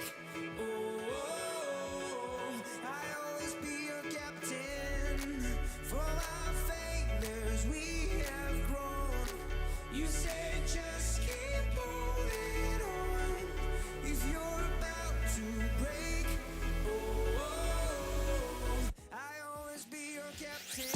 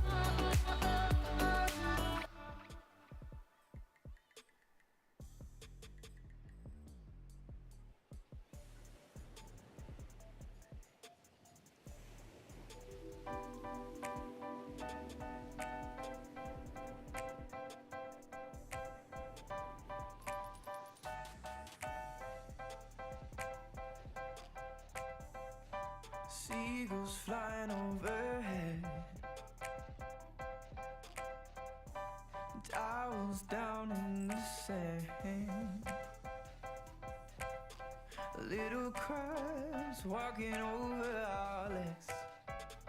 And we were together just like lovers should have been.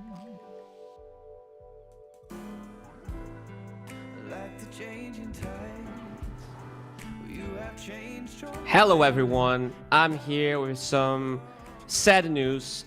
Unfortunately, the match between Yellow Submarine and Storm is going to be forfeited. They are playing EPL Dota right now, and the BO5 extended a lot. We even gave them an extra hour to be able to, get over with their series. Unfortunately, the games have been pretty long, and they're not going to be able to be here. This is going to be a death loss for Yellow Submarine.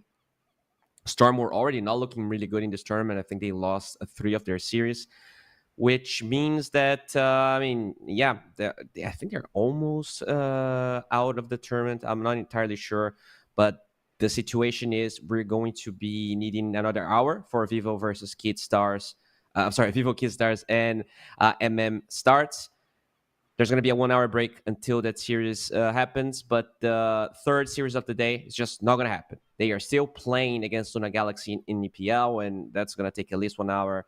We're already way behind schedule, and it is what it is. The players were informed, and they're actually recovering their series there, which is nice for them, but they will lose this match. And once we are back with Vivo Kid Stars and Moneymakers, you're going to know. Stay tuned. Do not leave the stream. We're sorry about it, but it's totally out of our control. They are just, playing a different series. Nothing that we can do. Thank you so much for being patient, and we will be back in about an hour. You have changed your mind. Now you are no longer mine. With tears in my eyes, I recall the times when I had you by my side.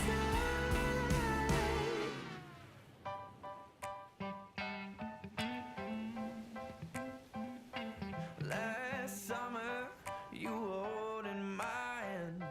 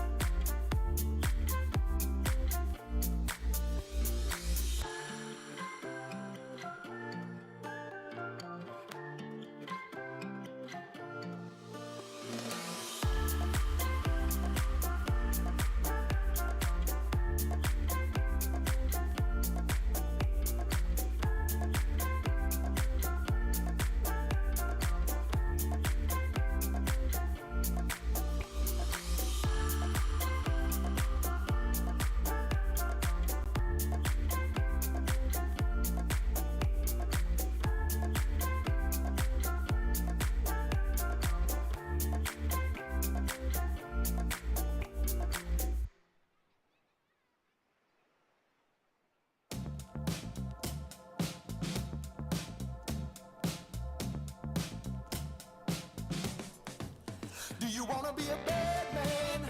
Yes, you do. Do you wanna taste sweet salvation underneath the summer moon? Do you need another hand now? Yes, you do. Go see Miss Josie down on Columbus Avenue. Down in the city, there's a place that never sleeps. You can see it all up past 57th Street. Music is hot and the drinking there's free. It'll turn you upside down before you count to three. One, you're looking for a helping hand. Two, you need a friendly face. Three, feeling good you can barely stand. You're falling all over the place. One, you're looking for a helping hand. Two, you need a friendly face. Three, feeling good you can barely stand. You're falling all over the place. You own it, they got it, they flown it, you bought it. Ow! Do you wanna be a bad man? Yes, you do. Do you wanna taste sweet salvation underneath the summer moon? Do you need another hand now? Yes, you do. Go see Miss Josie down on Columbus Avenue. Columbus Avenue. Ha! Go see Miss Josie down on Columbus Avenue. Columbus Avenue. Ha! Go see Miss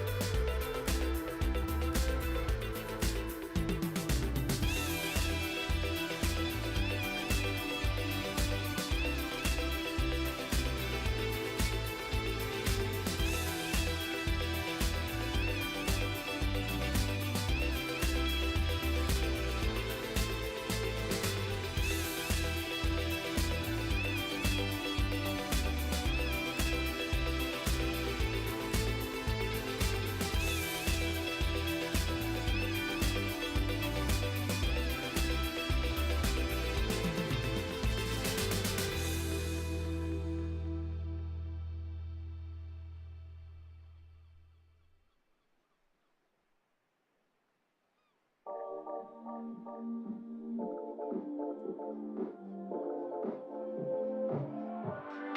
miss that sexy smile, looking forward to see you. I hope I will lose control. Love you every night, no checking the time, 'cause I was loving you all night long. I can let you go, baby, it's the right thing, I already know. And we feel it. I really do, I said the truth, we can't go any road. Need you now. I'm your queen and you the keeper now. It's a kingdom, let's play it how you like. That doesn't make you feel, or you wanna change, I'll be whatever, watching my weekend dance, you got to move tonight. Stars are watching us in the sky. I wanna last it forever.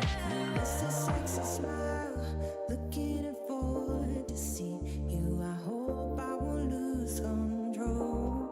Love you every night, no checking the time, just us loving you all night long.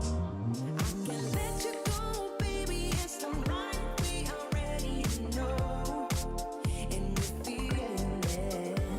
I really do, I said the truth, we can't go any road. Need you now.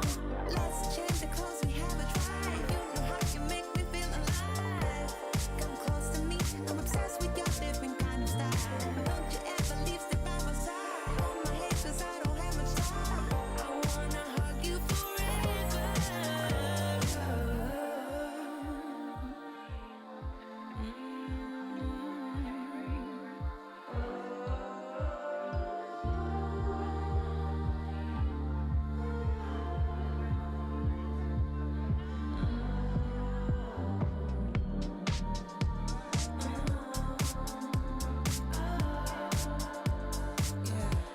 I miss that sexy smile, looking forward to see you. I hope I will lose control. Love you every night, not checking the time, 'cause I love you all night long. I miss that sexy smile, looking forward to see you. I hope I will lose control.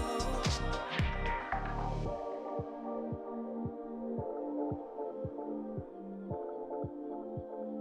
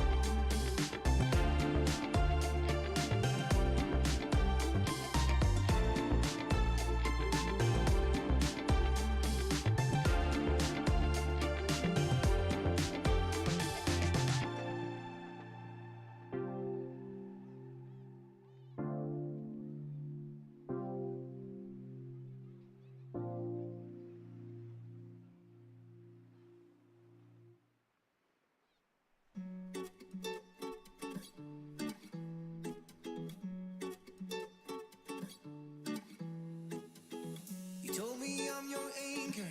I told you you're my bow. Through the wind and fire, we try to hold on. We build this ship together, searching for a home. Despite the storm that hit us, we are still on board. Dancing in the moonlight, the world just stops and stares. We got no destination, I'll take you anywhere. All the doors we've opened and all the books we've closed. Words just come together, story that we never told. So far saying for my own, you said just keep holding on. If you're about to break, I'll always be your captain. For our failures we have grown. You said just keep holding on.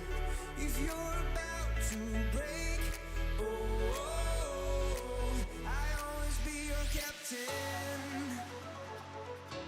I'll be your captain. I'll always be your captain.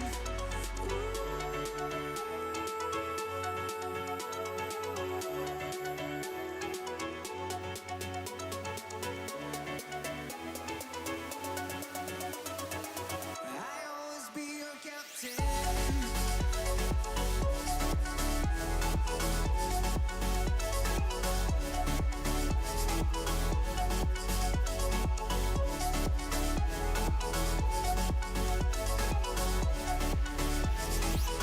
You told me I'm your anchor.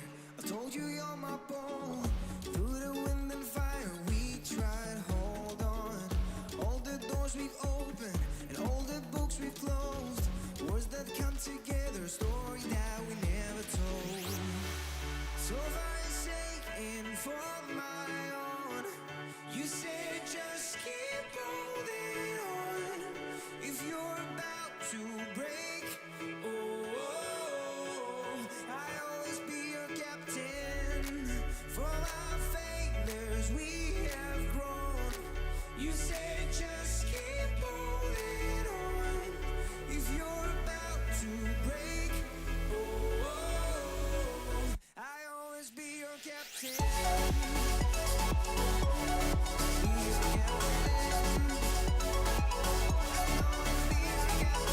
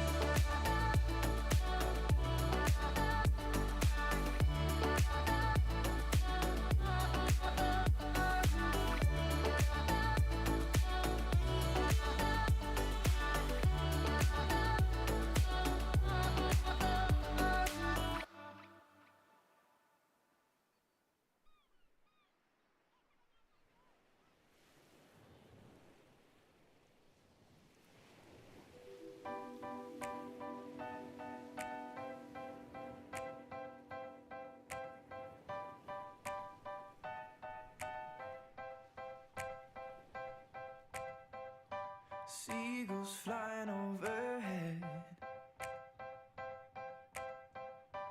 towels down in the sand, little crabs walking over our legs, and we were together just like lovers should have been. Like the changing tides, you have changed your mind, and now you are no longer mine. Last summer, you were holding my hand. Last summer, you were laying in my bed. Last summer, we were more than just friends. But that was last summer. That was last summer. I miss the salt in my hair, and I miss your emerald stare, and I wish you were still here in your red sundress, watching the sunset by the pier. In your red sundress, watching the sunset by the pier. Last summer, you were holding my hand. Last summer, you were laying in my bed. Last summer, we were more than just friends. But that was last summer. That was last summer. That was last summer. That was last summer. Like the changing tides, you have changed your mind. Now you are no longer mine.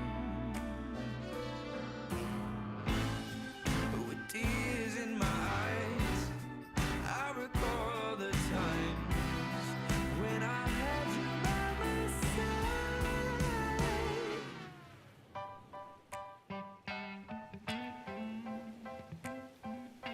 Last summer, you were holding my hand. Last summer, you were laying in my bed. Last summer, we were more than just friends. That was last summer. That was last summer when you were holding my hand. Last summer, you were laying in my bed. Last summer, we were more than just friends. But that was last summer. That was last summer. That was last summer. That was last summer. That was last summer.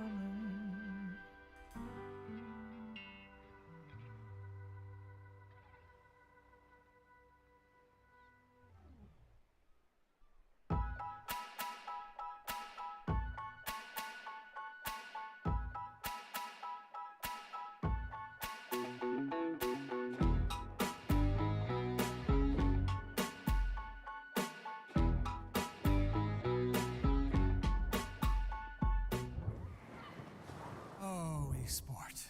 You and I have come a long way. It was such humble beginnings. As we gathered in small groups, we were professionals right from the start. Passionate, organized, and ready to rumble. We dreamed big, and surely enough, our parents supported us at every step of the way. Didn't they?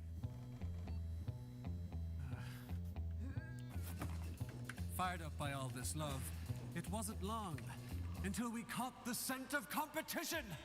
To be honest with you, it wasn't always that easy. Joe here, he had to take on 2 side jobs to afford playing professionally. It's gonna get better, Joe. Fist bump. Some of you dared to not even call this a sport. And look where we are today. An endless stream of esports events every year. Bet you didn't see that coming, Mom and Dad. And you know what? We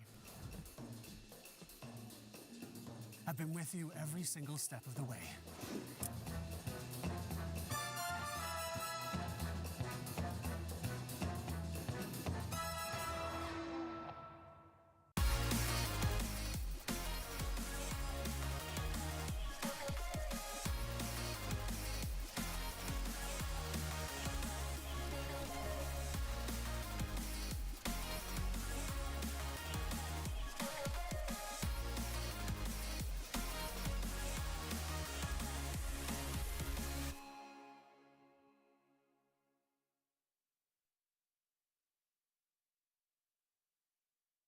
Dream of working with people you watch on screen.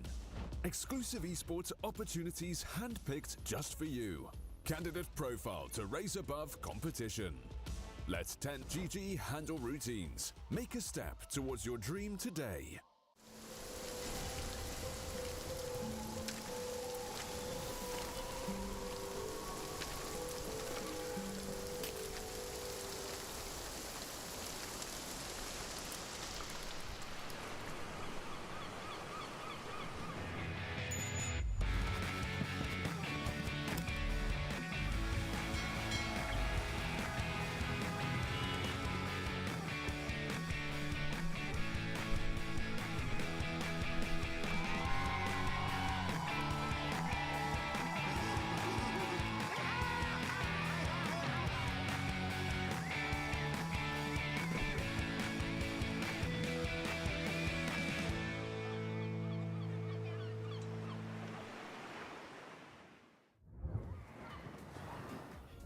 It took a while, but we are back with Pinnacle Cup 4. The last series of the day is going to be Vivo Kidstars versus Moneymakers, and I'm glad to be here bringing it to you guys. Before we actually start, I think we should take a look on the groups and understand how the tournament is going, because we're actually approaching the end of the first phase, the end of the group stage. And there you have it. Sibe, they are having a flawless performance here. Pretty much every single win that they had was a 2-0, so 7 points, just way ahead of everyone else. Very impressive run for them so far. We have Marsbat in second place. Actually, right after Sibe, everyone is so close. That's kind of crazy. Both KZ, Moneymakers, and Kidstars tied up in points. And you got to remember, Marsbat and KZ, they actually already have 4 matches, whereas Kidstars and Moneymakers, they only have 3, which means whoever wins this, Kidstars could go from 5th place to 2nd place if they get a good result here. It depends of them getting a 2-0. But yeah, I mean, it is possible, and I'm very excited to see who will be the 2nd place or how the groups are going to shape up. You can also check Group B just so you get an update on the other teams as well. Nemiga also having a perfect run here. They only lost one of their series as a 2-1. Every other series was perfect. Team Tickles, 2nd place. Level Up, 3rd place. And that's pretty much how I expected this group to look like. I really thought that Nemiga, Tickles, and Level Up were the 3 best teams in the tournament. I honestly expected Storm to be looking much better, but they just won EPL against the former champions of Pinnacle Cup. So, you know, who knows? Maybe they just got unlucky. Maybe it was just not their group, and they are pretty much at the bottom. I don't think they really have any chance of recovering. They only have 1 series left, and it's not looking good for them. Now let's check the teams so you can get a better grasp of who's going to be playing today. Maybe you don't know Kidstars. They are a South American team, a TI team, mind you. And we also have Moneymakers. Let's check the players and see how they are looking like. So we have Costa Bill in the carry position, already played for TI during his times with SG. Analog also played at TI for Corey last year. We have FCR. This guy is new to the international stage. King RD. This is probably one of the most famous, one of the oldest South American players playing position 4. As well as KJ. Used to play with Costa Bill. Used to play with King RD during the SG times. Now, for our next team, we have the Moneymakers. We have Lucas playing carry, Igor in the mid position, Palentinos for the off lane, Big Num playing support, and Slayer as their position 5. And yeah, I'm very excited to see how these two teams are going to fare. I'll be honest, Vivo Kid Stars are not having the best performance in this tournament, but they seem to be slowly recovering. I do know that they were traveling for a while, trying to get their visas ready. So once they got to start playing Pinnacle Cup, they were not screaming a lot. They were not really ready. After their TI qualifiers, I know they took a break, and they might be getting ready, getting in form for how TI is going to be looking like. We'll see if they're going to be able to take a match here out of Moneymakers. I think it's very important for them to get a good result in this tournament, possibly even advance to the next stage, but that is going to be hard. These European teams are ruthless, and Moneymakers, they might not be looking as well as some of the other teams here, but in a good day, they should be able to take it to Vivo Kid Stars. We're just waiting for of the priority first pick, second pick to get selected, and after that we should be getting ready to jump into the game.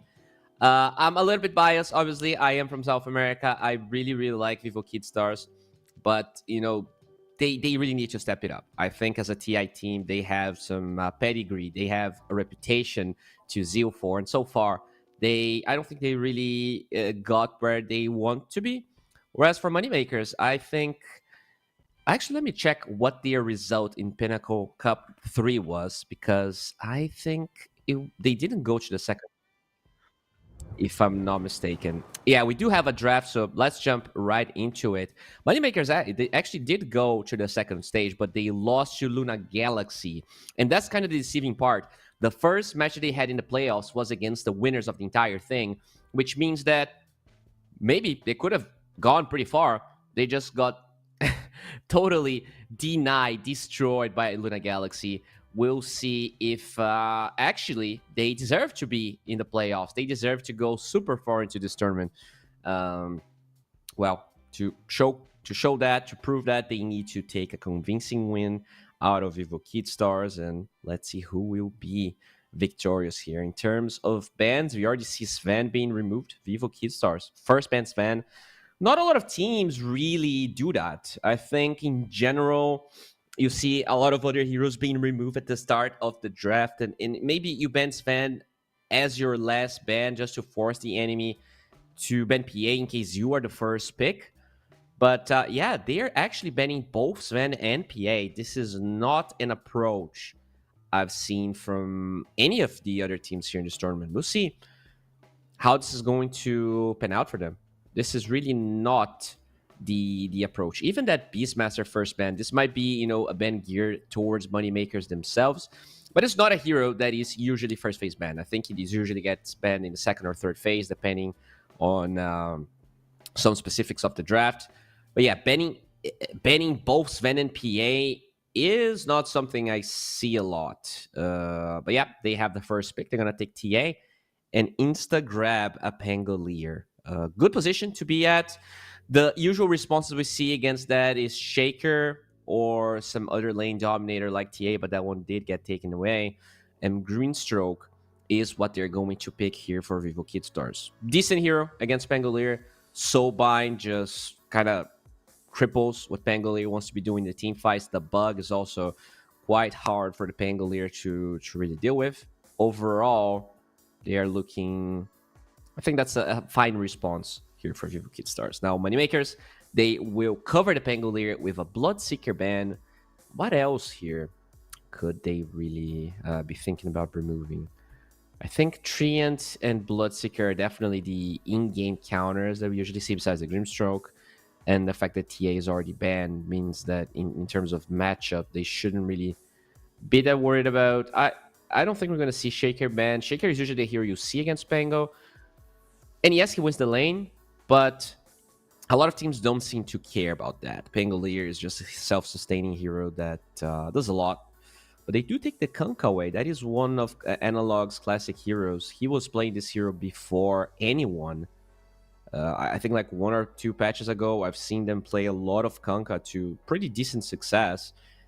And it's good for Pangolier. It's kind of similar to what the Shaker wants to do, just a melee hero that can really take it to Pangolier, harass him a lot, and get some good rotations going. He's even faster tempo than Shaker, arguably. He doesn't really need any big items to be useful, whereas the Shaker has a slower pacing, as we see Tusk being picked up.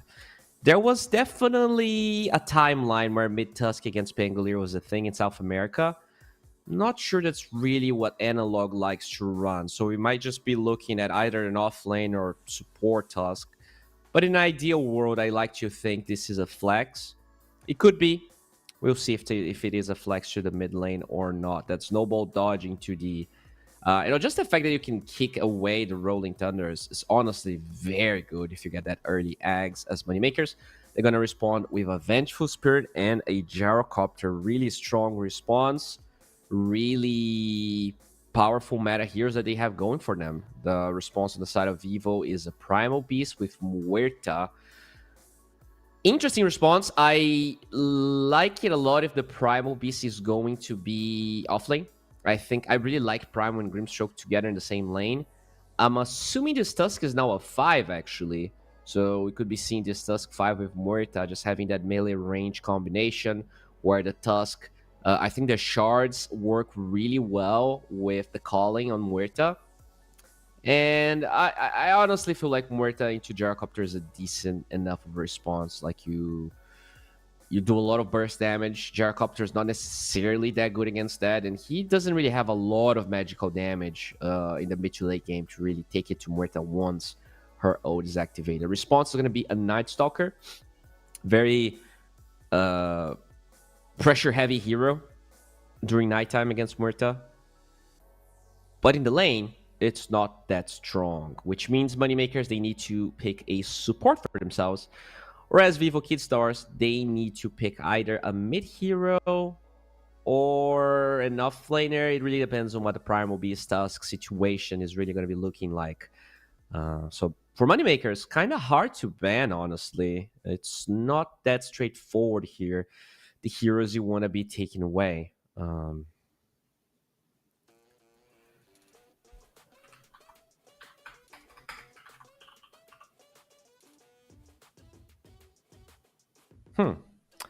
Yeah, it's kind of tough. They actually banned Razor, expecting... I mean, mid-Razor is a thing that people do. Could potentially really hurt Pangolier. They could also run, the Primal mid as we talked about, which means Razor could be in the off lane. Maybe you play Grimstroke Muerta. Not the greatest lane, to be honest. No synergy whatsoever. But the Tusk and the Razor together is also really good. Razor would synergize with Tusk greatly, and I do like that moneymakers thought about it. Razor is definitely a strong hero here. Vivo Kid Stars removing some of the supports that are strong. Treant and P, Willow, Shadow Demon, Grimstroke, Warlock are really the OP heroes that are left. I mean, a Warlock, in fact, is the only one that's not left because all of the other ones were taken away. But they banned the Undying instead. Maybe giving away the fact that they're going to play maybe a double melee lane. Is this Tusk going to be playing with the Primal Beast in the off lane?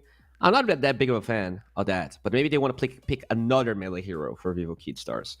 We'll see exactly what the plan is for them as the Moneymaker's last ban needs to be selected here.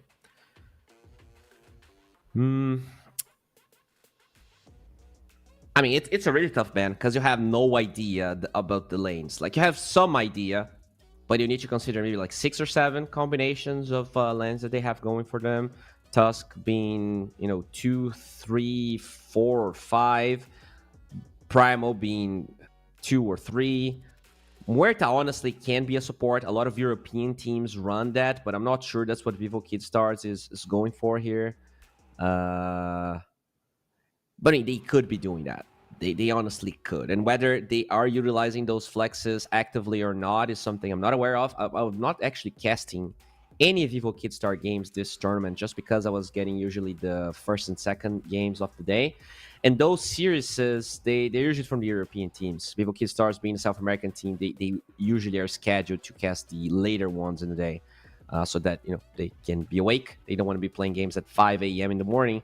So Moneymakers just taking their time here, trying to figure out how exactly the lanes are going to be looking like. They just banned an Invoker, definitely an analog hero, something that he likes running a lot in case this Primal Beast is not going to be their mid hero. Warlock's still in the pool, if that's what Moneymakers wants to be doing, although I think they have really good solutions for the Warlock.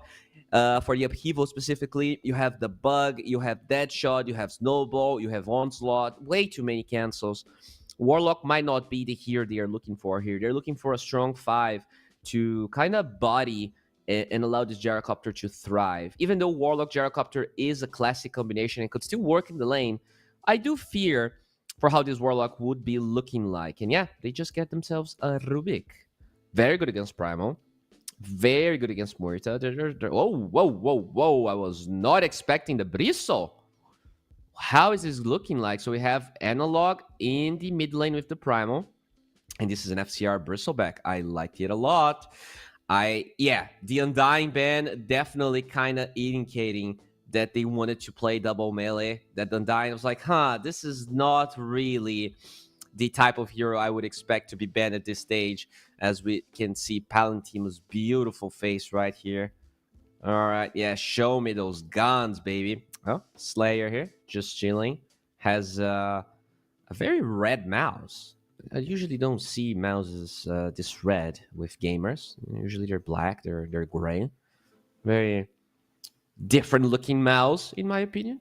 Doesn't seem to be worried at all here. Slayer seems pretty calm in general. Looking. Okay, apparently the mouse is pink, guys. Some differences here in color perception. Apparently, is this dress blue or gold? We're gonna find out as some guns also being shown right there. Yeah, we're seeing those big arms from the players, and we should be getting ready in no time. One of the players was not in his chair, so I'm assuming maybe he ended up going for a smoke or just some refreshments, right? Very common to pack yourself up with some refreshments before a big match. And there you go, Lucas is back. Seems to be munching onto something. Maybe he was just eating a couple of cookies before this match gets started. Do you see some towels there? Maybe it's too cold. Usually, when it's too cold, you can't really get those towels dry. Where is Lucas from, actually? Yeah, all right. So we should be getting close, guys. I think we just got started into the game, and once that game is ready to go, production is going to take us right there for the first match between Vivo Kidstars and Moneymakers. A big one, as we talked about again. We have two teams that are 5th and 4th, tied in points, and everyone is kind of tied with the same amount of points. Winning this 2-0 for either side could swing them to 2nd place in the tournament. This is how crazy and how this format really, gives teams that are consistent a lot of advantages. We should be ready to go. I heard a go. I even see a smoke from Vivo Kidstars. And we're going to go in-game right now.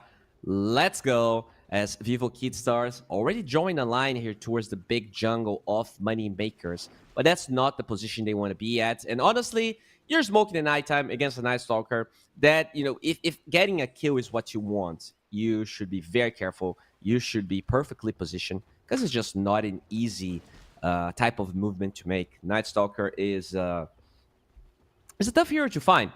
Just like the Slark has that inherent advantage at nighttime.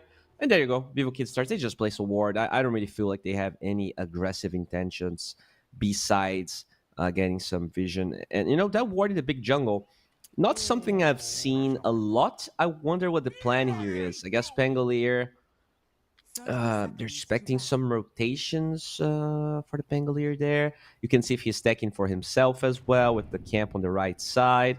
And Igor, who place a ward here. Not really detected by the Radiant ward in that cliff. So overall, just your standard beginning here. Nothing too major seems to be happening so far. So yeah, we're gonna have this Primal Beast versus Pangolier lane. I would assume it's Primal Beast favor, but not if they get a first blood. 4 heroes from Moneymakers just walking towards this bounty room. KJ trying to get the other one. Oh, FCR already yoinked it, and we get to see a pretty even trade in runes here with Igor even tipping his boy Lucas right from the get-go. Nicely done right there. So King RD. KJ is actually playing the top lane.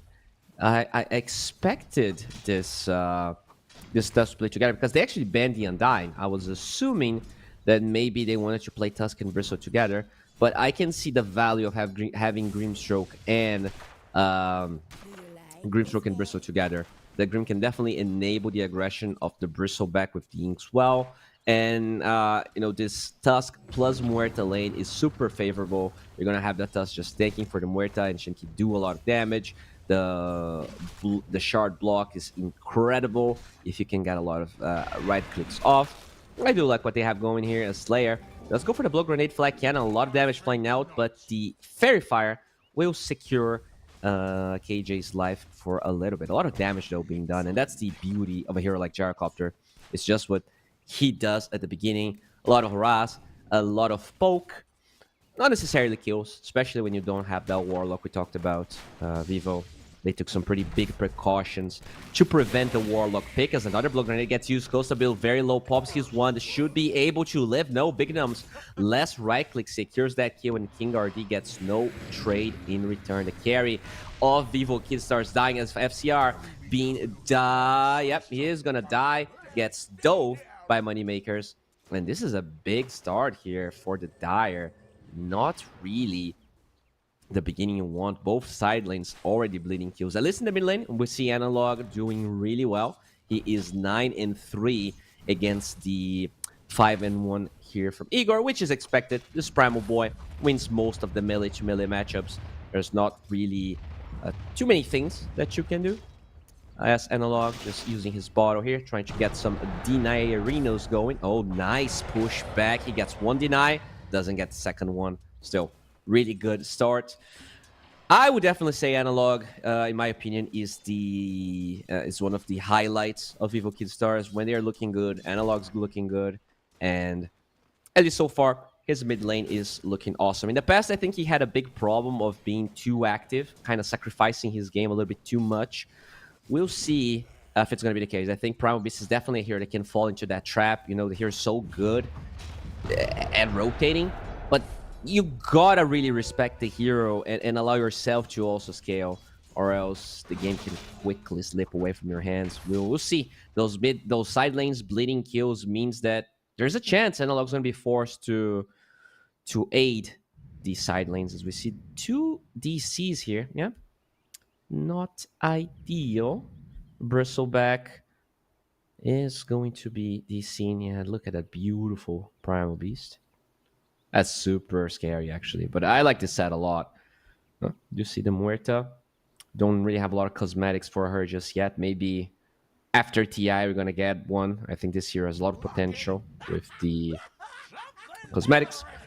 Oh, that eye on Grimstroke's, yeah, I have never seen that he has an eye in his belt. That's a little weird. Oh, that's a little creepy. Let's look at the Venge. Okay, that's very revealing. Let's move to another one. This is not PG-13. We might have children watching. Oh, that's the Pangolier. Not really too different of a set. I do like the hat. The hat's nice. This is just the base Night Stalker. Not a lot of bling. Oh, Gyrocopter. Yeah. The Moneymakers definitely using their money somewhere else. Not really blinging their heroes that much. As we are back with game number 1. Analog starting to get a little low. Using maybe too much time going for denies and taking a lot of harass in return here. But it looks like Igor is not going to be in any position to really pressure him anymore. All right, so I think the big thing that's going to happen in a while is this Primal Beast is going to try and rotate. Maybe at minute 5, maybe at minute 6. If those rotations don't really work out, the only hero that's actually having a really good game on the side of Vivo Kid Stars. Not that they don't have really good CS and Costa, speaking of him, he is going to get a good block. Oh, beautiful dead shot with the calling and the block grenade. Amazing execution there from VKS, and they will be able to get the Night Stalker kill. That's a big one. Night Stalker already struggling in CS, and 12 Cat is going to pay another a big price here with his life. Deuce's Lair just going for a pull. It feels like he denied a full wave there. Nicely done by Moneymakers. Just taking away a lot of that experience as Analog. Just being super annoying with his trample. That's a full level advantage here over Igor. We'll see if he's going to be able to utilize that Pulverize. Maybe they could even collapse a hero in that mid lane to allow a kill before Rolling Thunder. That's always very nice if you're against Bengalere to shut him down like that. Slayer. The color scheme of that Venge kind of reminds me of Crystal Maiden. Every time I glance at Venge, I'm like, oh, that's CM? No. That's actually just a Vengeful Spirit. I mean, the set is really beautiful, but I do wonder if the glance value is really the type of colors I associate with Venge. Just finally, Nighttime's going to be up, and 12 Cat, he's a different hero now. Still level 3, so learn a lot of points of Hunter in the Night to work with. But once you get to level 4, level 5, you gotta respect that hero a little bit more. Which is very nice that they killed him once. It allows Vivo Kid Stars to, at least for now, feel pretty safe despite Nighttime being already up. FCR, slowly recovering. Do we have any stacks here on the Radiant side, by the way? As it looks like Muerta did die, Big Num getting that kill bottom. Yeah, oh, King RD also pretty low. Good rotation there from Slayer. And they're going to acquire 2 kills. So in terms... Oh, mid lane, that Pulverize just punching Igor in the face. I don't think anything's really going to come out of it. Yeah, we do have some Ancient stacks on the Radiant side. KJ already ready to get even more of those stacks going. And the Bristleback is going to benefit a lot from that, KJ. Because he's going for those stacks, though, he will not be super early for the rune fight, which, by the way, spawns at the bottom side. So the onslaught here of Analog used for nothing, as the Invis was in the bottom side, and it's going to be secured by the Vengeful Spirit. That's a win for Moneymakers. Igor does grab that as King RD. Will show himself here, but should be just fine. Has that ward, at least for a second, protecting him. Costa Bill forced to use the calling. Does find a courier, but 12 Cat was just being a little bit nasty there. Maybe trying to force a TP rotation or something of that sort. As the dead shot's going to push away 12 Cat, at least for now. But with 3 heroes, I don't think King RD is going to be saving himself. Good shard block, separating the fight. As the Inkswell and the Snowball are going to buy enough time. KJ, good stun. Good rotation from Igor, though. He is nearby. He's in the vicinity. Pulverize still being held by Analog as the Deadshot finds another one. BKS fighting nicely as finally Igor. He will find a second one. 2 for 2, but 2 supports dying for Vivo Kid Stars, whereas only... Oh, beautiful Deadshot as Igor is about to TP away. Can they get this kill? He will have one swashbuckle away, but Costa Bill and Analog going through multiple sides. He gets the deny. The pink little bird. The bird does it, and he will deny himself. Kind of a long respawn timer, but still quite nice that he doesn't feed away any gold. FCR found a lot of free time here in the top lane. He's now second in CS, just 2 creeps behind that Gyrocopter as 12 Cats. Spotted the... Okay, even if the Inkswell doesn't really have the reach, and they will stop the aggression here. There's no way you can engage on a Night Stalker like that. He just have he has the nighttime, the night vision advantage. You can't get on top of him that easily.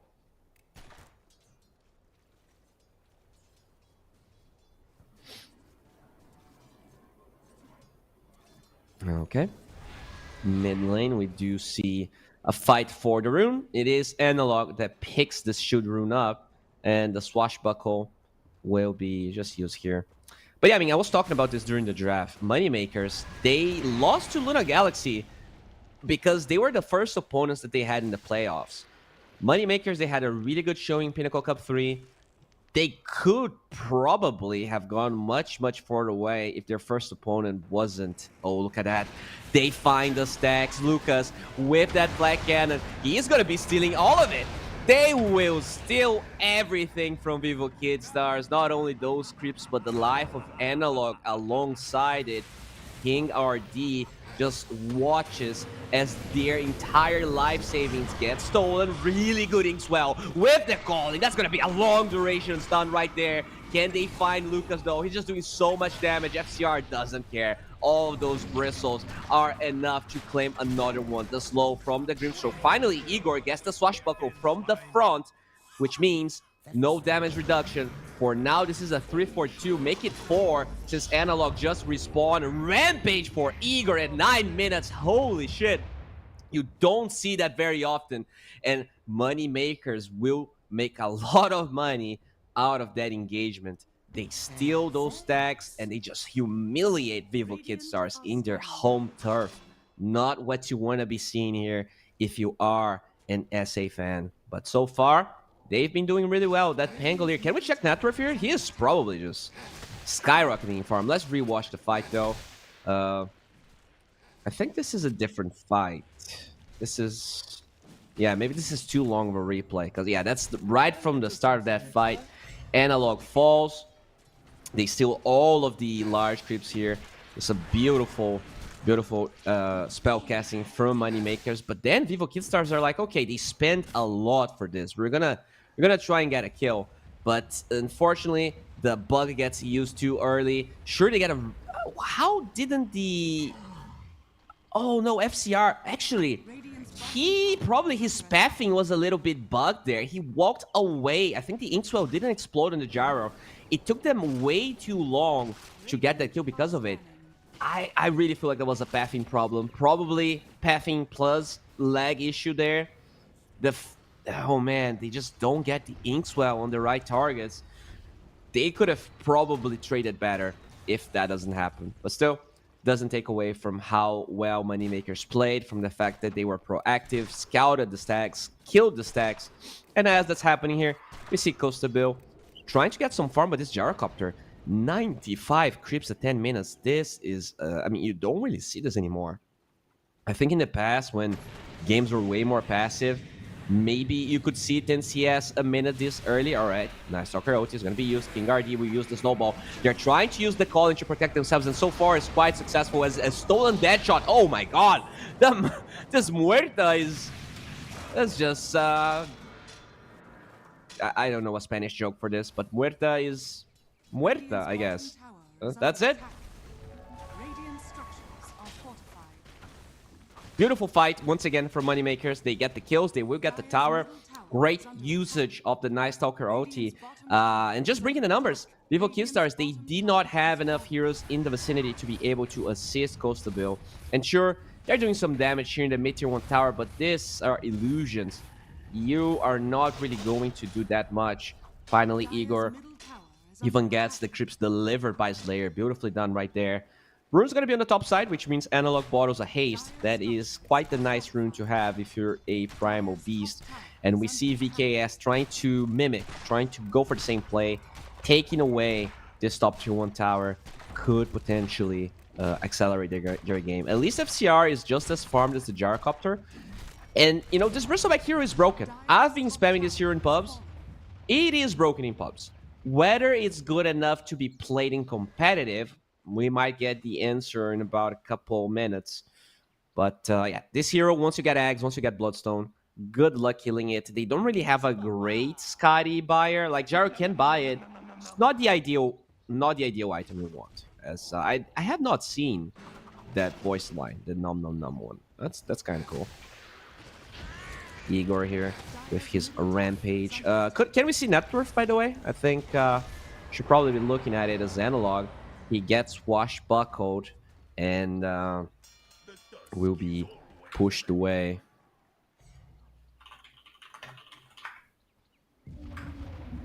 All right. Overall, gold advantage isn't that big.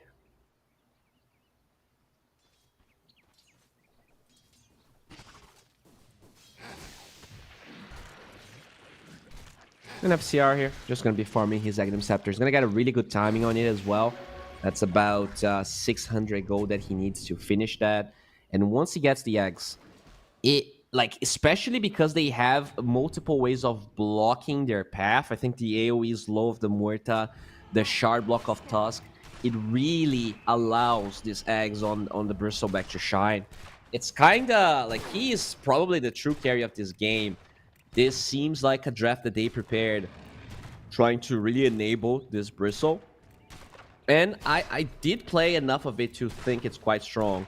We'll see if the results are going to say the same thing as Costa Bill. Farming, but still doesn't have that Maelstrom. So it's quite the slow process here for him. It's Analog with his Blade Mail will be working towards the heart, just trying to tank up and be alive for those long fights. Solo smoke from Big Num as he does throw it on Igor as well. We'll see if they're going to be able to try and connect this to any place. KJ is in the Radiant side, but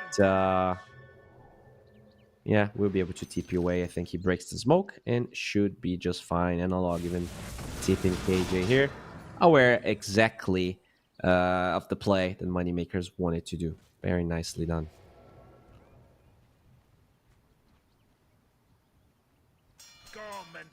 Okay.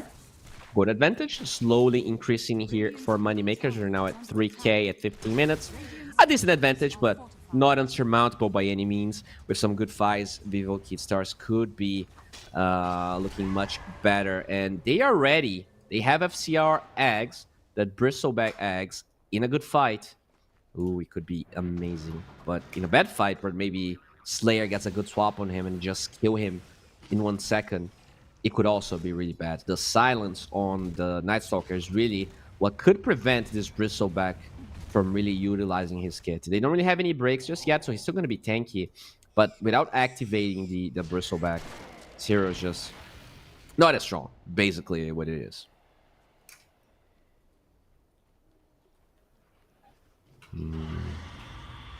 Yeah, you do see that Ags being used to clear up the wave.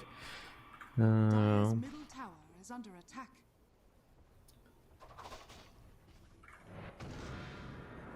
Precious bounty. Yeah, not a lot going on. Lucas just scaling here. The Gyrocopter already has pretty much his eggs completed with a Falcon Blade as well as the Chrysalis. So he's going to be really, really strong. FCR just clearing the wave here, wants to finish his shard. That's really two really good strong times the Bristleback has to work with. Whereas this Muerta did finish the Maelstrom, going for a Dragonlance. Just a lot of passiveness on both sides, but the gold advantage is increasing on the side of Moneymakers. I do believe we probably have a really good read on this game, as I heard a Grimstroke bug, but nothing's really happening on him. Maybe he was just using it to farm, not sure. In terms of win rate probability, though, 50-50. Very even game overall. Nothing major happening as Kingardi will protect himself with the shards, but there's a 12 cat nearby. They don't use the Void, only when he's very close from dying, so he cannot TP away. And that is just another kill from Moneymakers. Very crisp execution from them, not giving Vivo Kidstars any openings to maybe abuse the aggression, especially during nighttime where they're already not really that willing to play against this Night Stalker.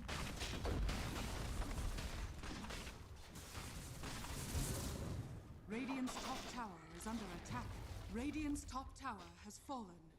Costa Bill Dire's bottom tower going to be is under finishing that Dragon Lance. Going to be looking pretty good. So yeah, I mean, even though they have all of this this gold advantage on the side of Moneymakers, Gaben's still giving this game a 50-50. It didn't really change, as we're going to see a Roshan attempt here.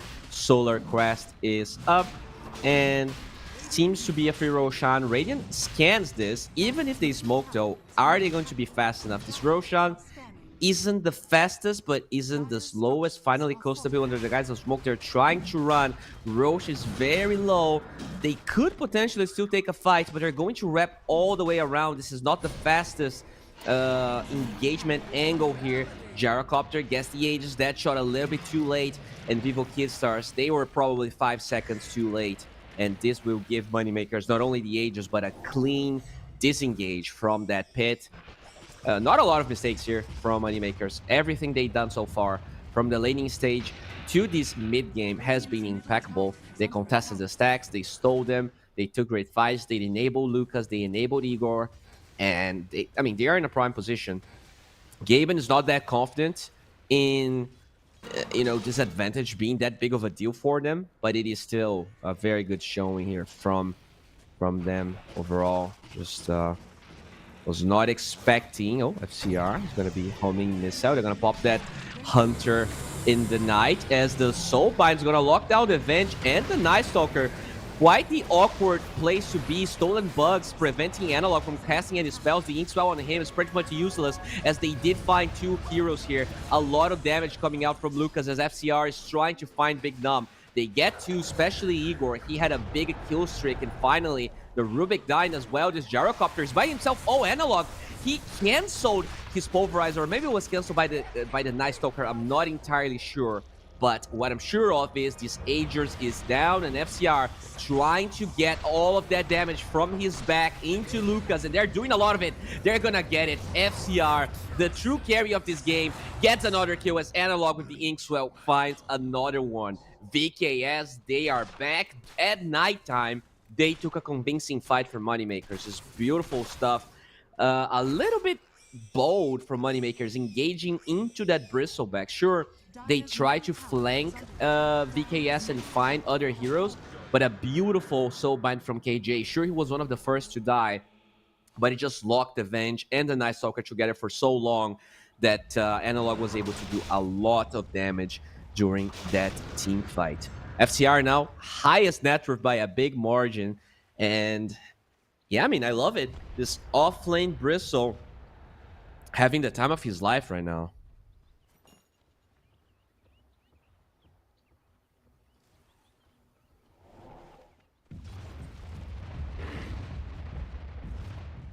Okay, do see Analog here just farming a little bit. He is very close to his Heart of Tarask. Just needs about 100 gold to finish that heart. And 20-minute heart, always a very powerful timing. He just has the heart right now, and they're gonna smoke for Vivo. They have the heart flying out to them, and Costabil is not going to be a part of that fight. He's still trying to recover, still trying to scale. Had a pretty rough start in terms of net worth. And at the end of the day, it really is this Bristleback that is online at the moment. So they're going to utilize his strengths while the Muerta recovers. They're going to find a Slayer. But that's a good kill. But definitely not the ideal one. They would have probably liked to find either the Gyrocopter or the Pangolier. Still, a kill is a kill. I don't think Vivo is going to be too mad about that as they invade the triangle. But there's no creeps really to be stolen. They're just going to try and get some vision round as that ward gets taken away there from King Ardy. Oh, that's a Bloodstone Axe timing online. And he's going for the Lotus as well. That Lotus doesn't really help you against the Night Stalker silence, but against pretty much everything else, it will. Just reflecting the missile, preventing the swap. There's a lot of things that FCR is going to be able to deny, let's say. As just is farming and farming, having a really, really good time. And they're going to posture for a tier 2 tower push here, as we do see Igor in the triangle. Will they try and defend this tier 2 tower? It was quite a convincing fight that Vivo Kid Stars got at nighttime with an Aegis on the side of Moneymakers.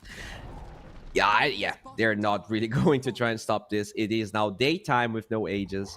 So if they take that fight, they took that fight, especially considering the gold advantage was quite substantial there for Moneymakers. Imagine what they could do with the timing of this burst. So in fact, they're trying to poke the tier 3 towers here. Really good dead shot, exactly at the right location. But Big Nam, his TP was a long one, and he did not find the Rubik. Still, look at the damage they are doing here in this tower.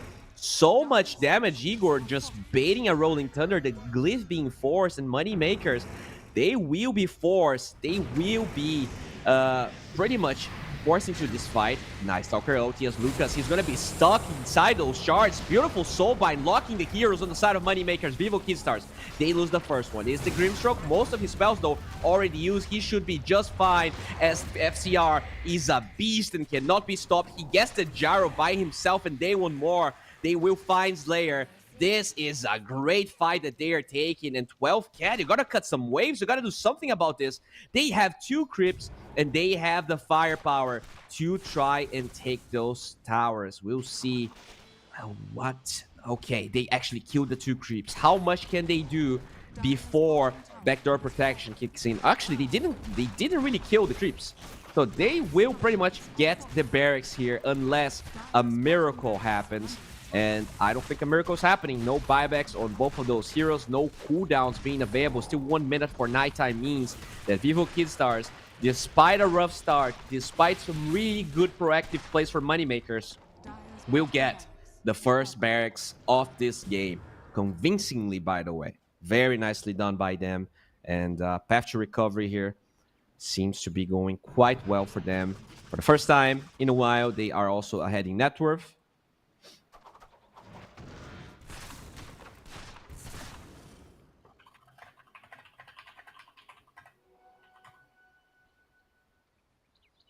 Radiant are scanning.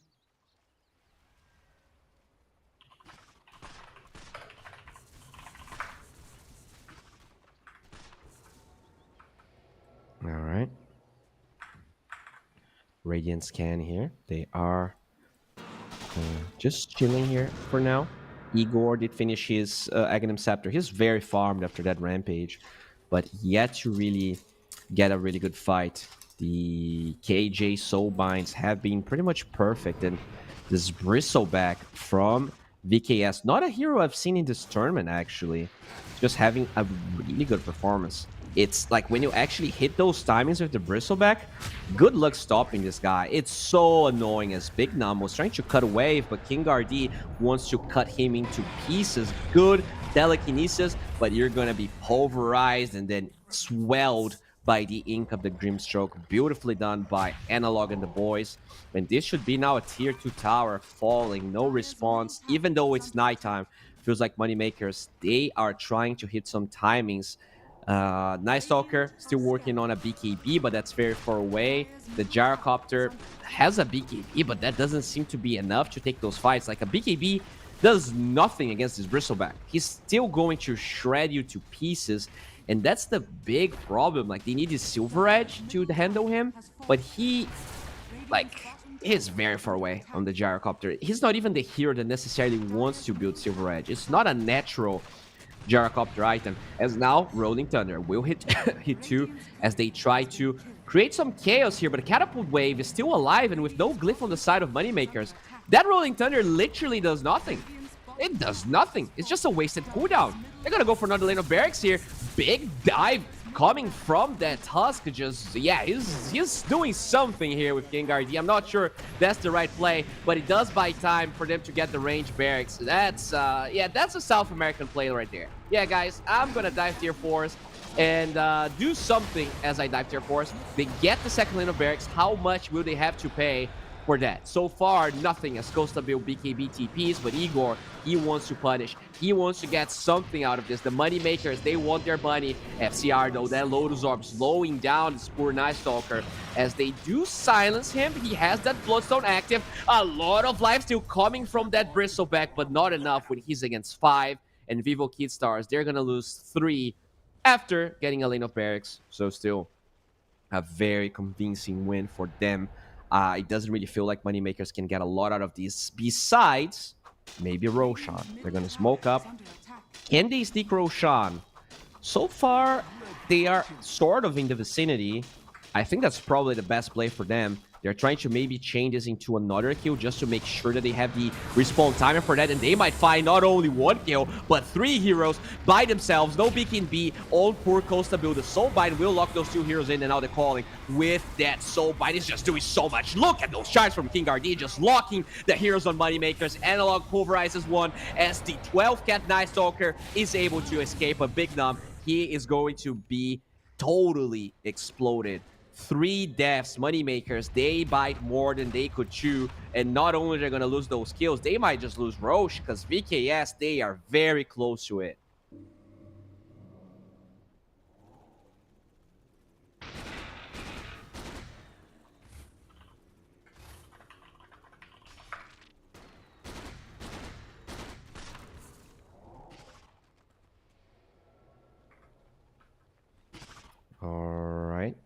Roshan is up. This is the dire side. So there is a little bit of an advantage here for Moneymakers. With all those heroes dead and the momentum totally gone, doesn't really feel like they can do anything about it. And BKS, they're going to take it. They're going to seize Roshan. Aegis going to be given to Costa Bill. Cheese on this Primal. They are looking really, really good.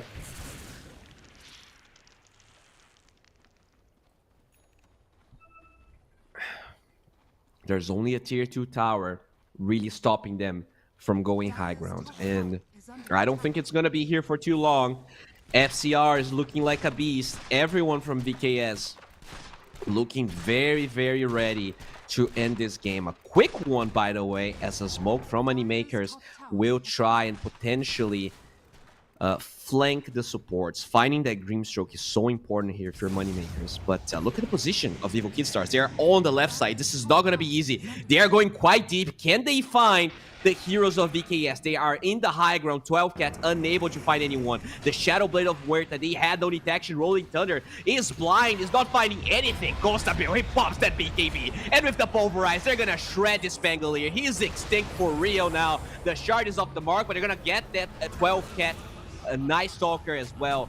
2-4-0 as Vivo Kid Stars. They had the positional advantage. They had the network advantage. Break onto the Bristle. Stolen Pulverize is beautifully done. They actually explode this Bristle. Amazing play for Moneymaker, but is it enough? That hard Primal Beast is just diving your tier 4s. Costa Bill is still alive. He's pulverizing you in your tier 4s. Analog eats the cheese. He's going deep for this one. Maybe too deep, as the second buyback is going to be used. And with the break and then the silence, Vivo Kid Stars, you definitely went too deep. That's a YOLO play. Will they pay with any other lives, any other casualties? It doesn't seem to be the case. They're going to disengage. They lost 2 cores, but they forced 2 buybacks. Not that bad, especially because Age is still in the hands of Costa Bill. All right, King Gardi, he will be the casualty. But that's the only one.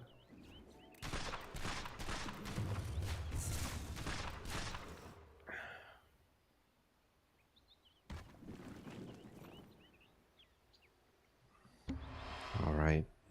VKS still in a very convincing position here in terms of win probability. Only 7% for the Moneymakers.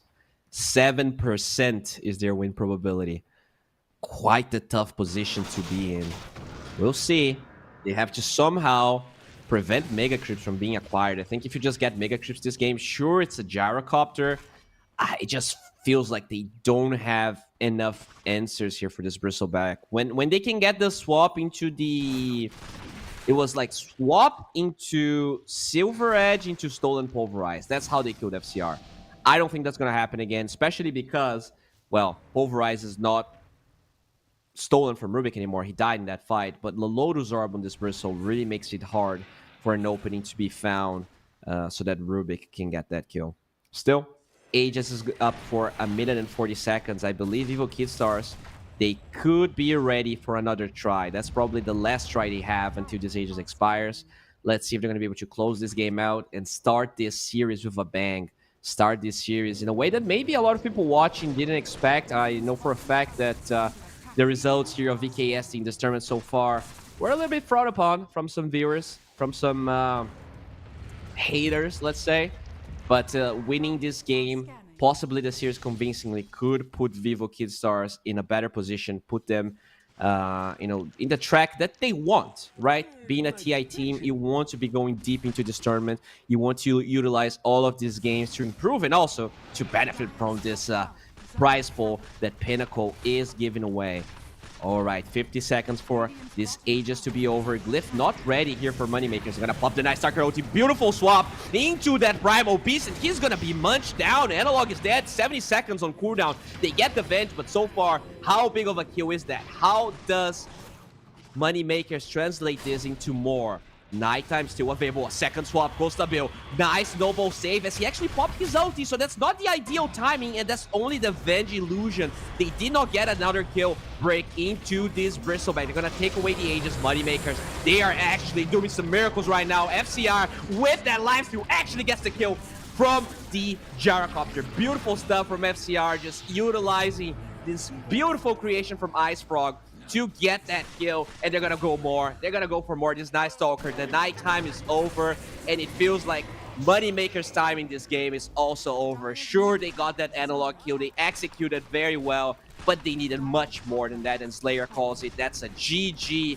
VKS, they start with a bang. It's a 34-minute game, and that was quite an impressive one. They didn't really had amazing lanes. Both side lanes struggled a lot, and yet they were able to really recompose and find their way back into this game. Execution was flawless. I think KJ with the Soul Binds did a lot, but this Bristleback last pick, if you're playing against VKS now, you have to account for that. You really need to be ready because it looked amazing.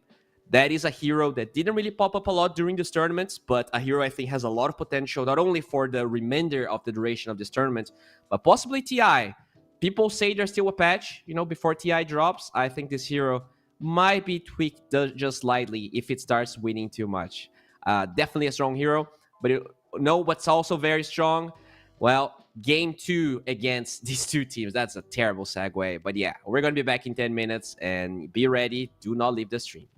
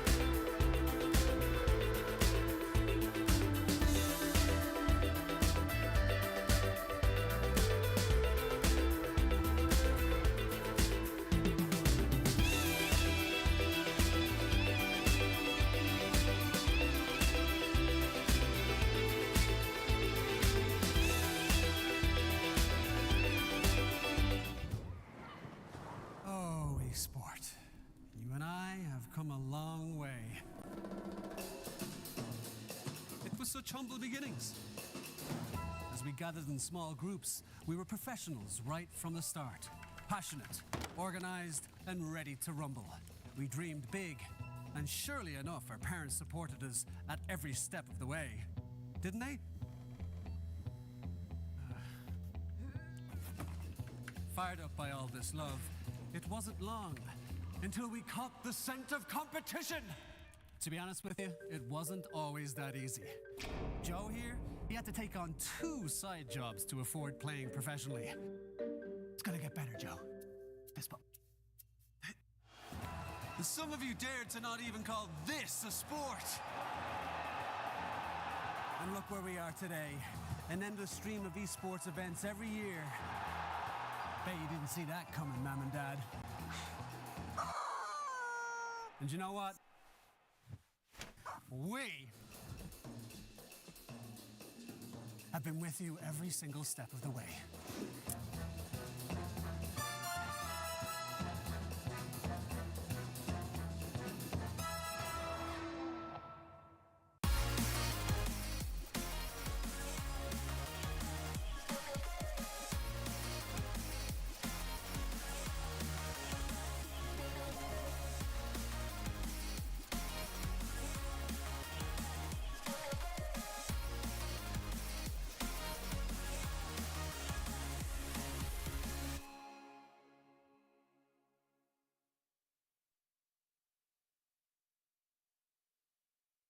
Dream of working with people you watch on screen. Exclusive esports opportunities handpicked just for you. Candidate profile to raise above competition. Let 10GG handle routines. Make a step towards your dream today.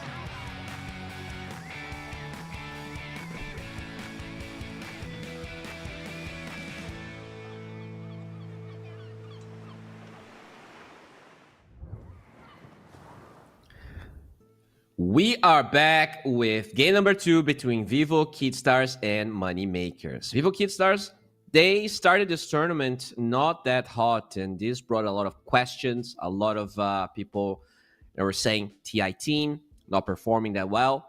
Well, this series, they are here to prove to them and for us what they're made of. They took game 1 convincingly out of Moneymakers after a pretty bad start. We'll see if it was a draft issue or if Moneymakers is going to be able to come back into the series. Both of these teams not really looking too hot in terms of their positions in the group. They are actually almost at the bottom. And winning this series 2-0 for Vivo Kidstars could totally change this, could actually put them in second place. Whereas if it is a 2-1, things don't really change that much, but it's still a very... because everyone is tied in points, it's still going to be quite important here for Vivo, especially because they only have 3 series rather than 4 most of the other teams in this tournament. I think besides Moneymakers and Vivo, everyone already has 4 series, meaning they only have 1 series left, not a lot of wiggle room in how the bracket is going to be looking like.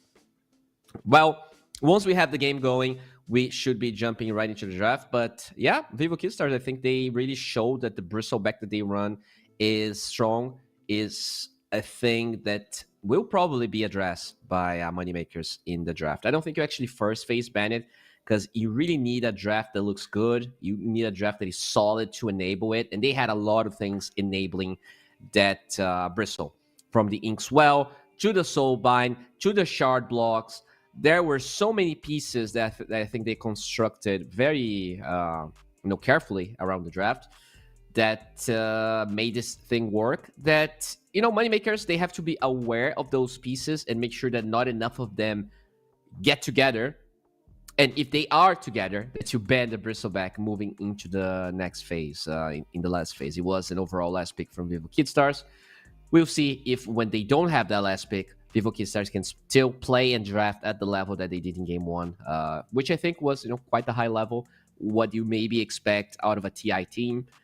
But yeah, I do believe Moneymakers, they have other tricks in their sleeve as well. We saw that Pangolier getting a rampage and all still lose the game. That's tough, right? And it just goes to show how strong Vivo Kidstars draft was, because even when there were 5k gold behind, it was still a 50-50 in terms of win probability. Gaben knows those things. He's quite the smart guy. And he was like, yeah, this rampage doesn't really mean that much. And he was correct. Not only the rampage, but stealing the ancients, just getting so much advantage and still not able to really close it out. I think they played well. It was really kind of a draft problem, honestly. The Bristleback, if he hits its timings, it's very hard to really stop that guy. And I say that from experience of someone that is spamming Bristleback in this patch. So yeah, if you want to maybe get some free MMR, maybe watch 1 or 2 replays, and you should be pretty much set to get 1200 MMR in 1 month or something. The hero is a little bit overtuned when you don't have some Scotty responses, or let's say a Drow with that HP and lifesteal reduction. We definitely need a couple of those things to be able to handle it. And Gyro, not really the best Scotty maker, also not the biggest Silver Edge maker. Had to go for the Silver Edge. One of the few kills that they got onto FCR was with that Silver Edge and the Stolen Pulverize, but even that was not enough to really stop the Vivo train. But yeah, we do have a problem here. Seems like Dota is bugged and he's not being able to open up Dota. FCR having some problems. Maybe Ice Frog doesn't want him playing anymore. He's going to reveal the secrets of the Bristleback. But yeah, hoping that we are set to go in no time. Maybe as we wait, we could look at the groups, just so you get to see exactly what we're talking about in terms of the points, because I think that's really important. It pretty much, like, the results of these series are important. Let's jump right into it. So we have 3 teams tied in -1. KZ, Moneymakers, and Kidstars. KZ already played 4 series. They only have 1 series left. Let's say Kidstars takes this series 2-0.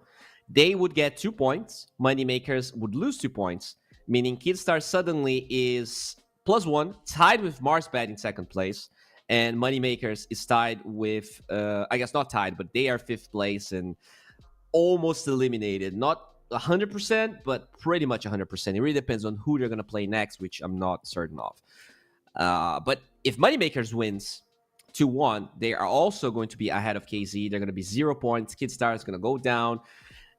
This is really an important series in the tournament and is going to allow that 4th and 3rd place to be decided, right? CB, they are pretty much guaranteed to go through, maybe not 1st place, but yeah, let's jump back to my face and also jump back right into the game because we have a draft. It took a little bit, but FCR was able to reconnect, and now we have a game.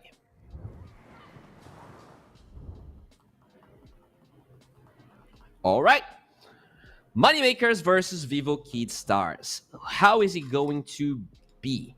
Will we see the Bristleback ban like straight up, or is this still going to be, I guess, standard bans overall?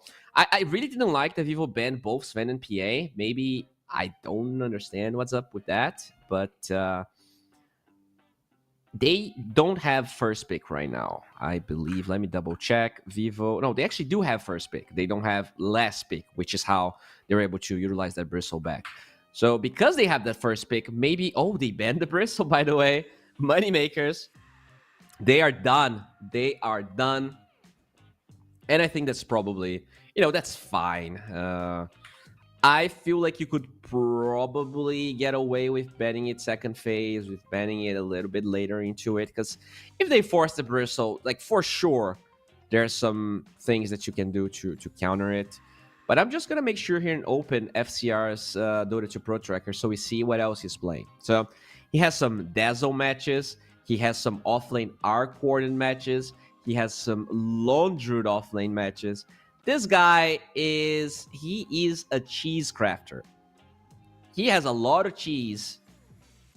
Tons of different cheeses maturing fermenting already for this game. Sure, banning the Bristleback's nice, but you're gonna need more than that. You're gonna need more than that if you really want to win this series. So you're gonna take away the Pangolier here. They take the Treant as well as Vivo. They remove the TA. That's pretty interesting. So maybe they're going for a mid-hero first pick here for them. Maybe that Primal Beast is something they're willing to pick, or the Shaker. Both of those can sometimes struggle against the refraction and just the ruthlessness of a hero like TA. Sven is also available if they want to pick that. I feel like not picking Sven here pretty much guarantees Moneymakers gets it in their second pick. But yeah, we'll see here.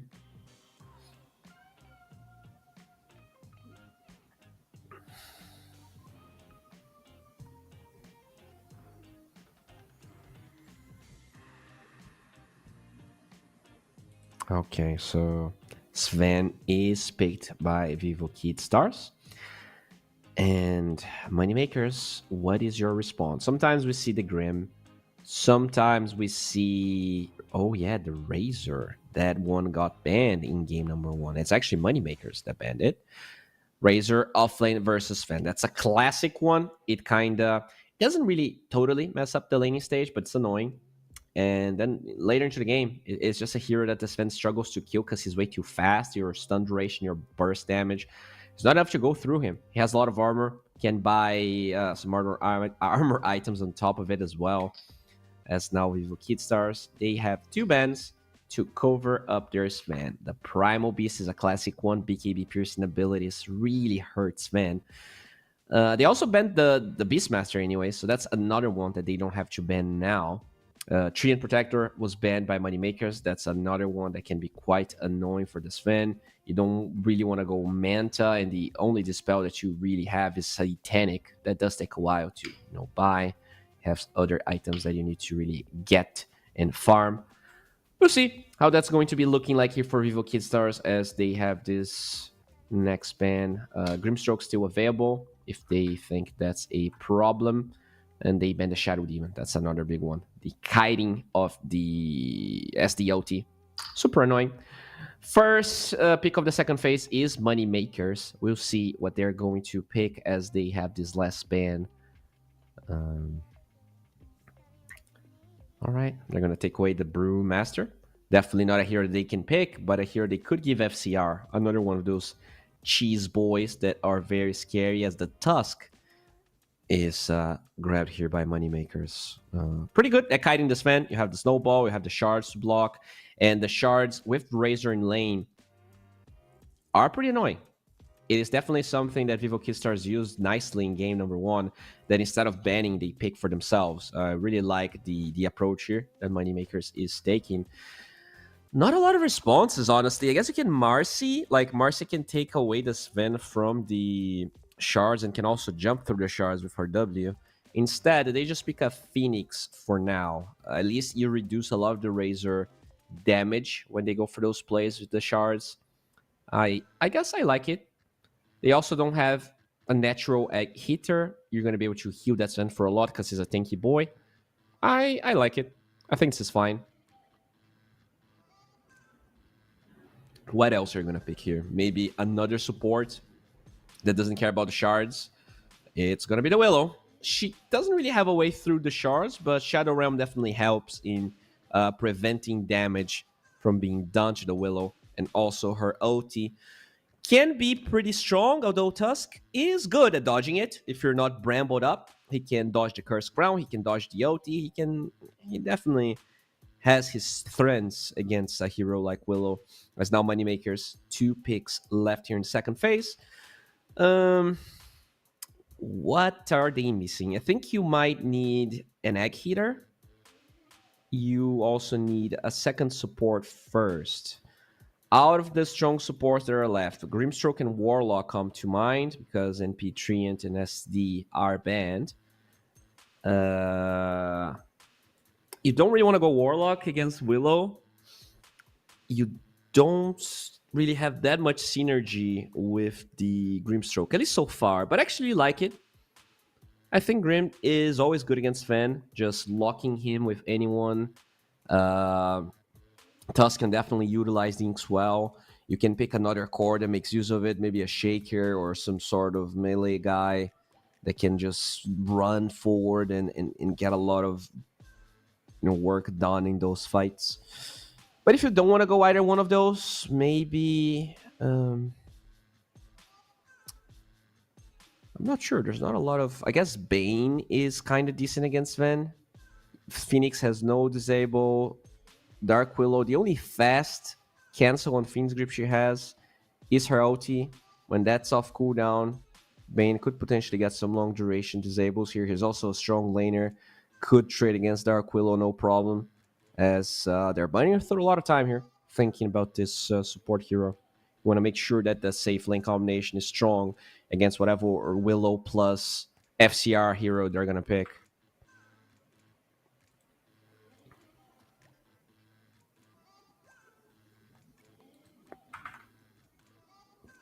So they go for Bloodseeker. Interesting. I mean, it's sort of a Sven counter, because once you rupture the Sven, he's going to be forced to stand his ground. The laning stage of the hero is very, very good too. Should be able to withstand against most of the offlaners that you pick. Honestly, I think that Lone Druid we talked about, that Lone Druid from FCR, this is not a bad game for it. I don't think Bloodseeker lanes well at all against the Bear. That's a hero that can stand his ground against the Bloodseeker. And, like, sure, the Bear is going to be lower HP. Honestly, I don't know how that works. If the Bear is low HP, does Bloodseeker get Thirst from it? I do not know. Oh, my God. All right, I got it. I mean, I'm doing play-by-play, but the analyst, at least now, the analysis here is pretty good. I really like this Lone Druid. I think he does a lot of things that they need in that off lane. And, it keeps giving them this cheese advantage over Moneymakers so far. They're still overall last pick here on Moneymakers, but it's probably going to be a mid-last pick. We'll see if they're going to be able to get a lot of value out of it, because lots of bans are incoming here from Vivo Kidstars. Whatever it is they want to pick analog will probably be safe. We even see this Dazzle ban. All right. I'm going to check some of the analog heroes right now. He's playing a lot of Earth Spirit, a lot of Kunkka, He even played a Marcy match. Interesting.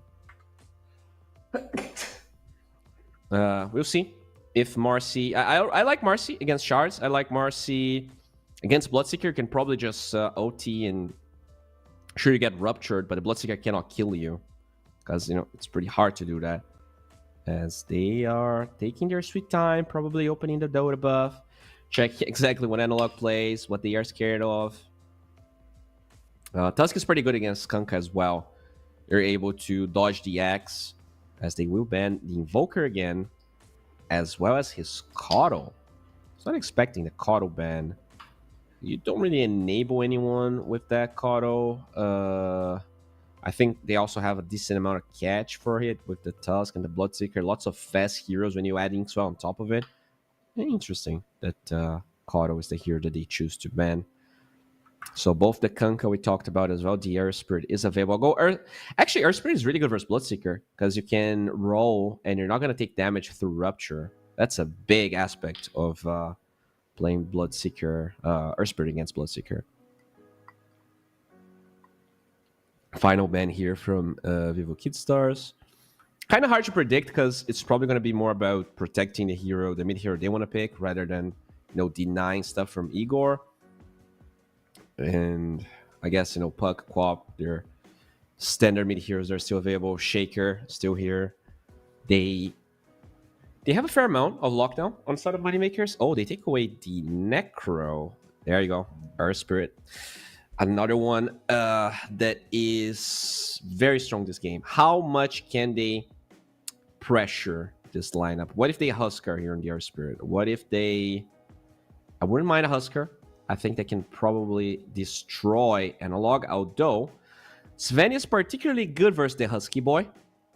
it really goes down to how much do you think you're going to be able to destroy that lane versus how scared you are of this Sven.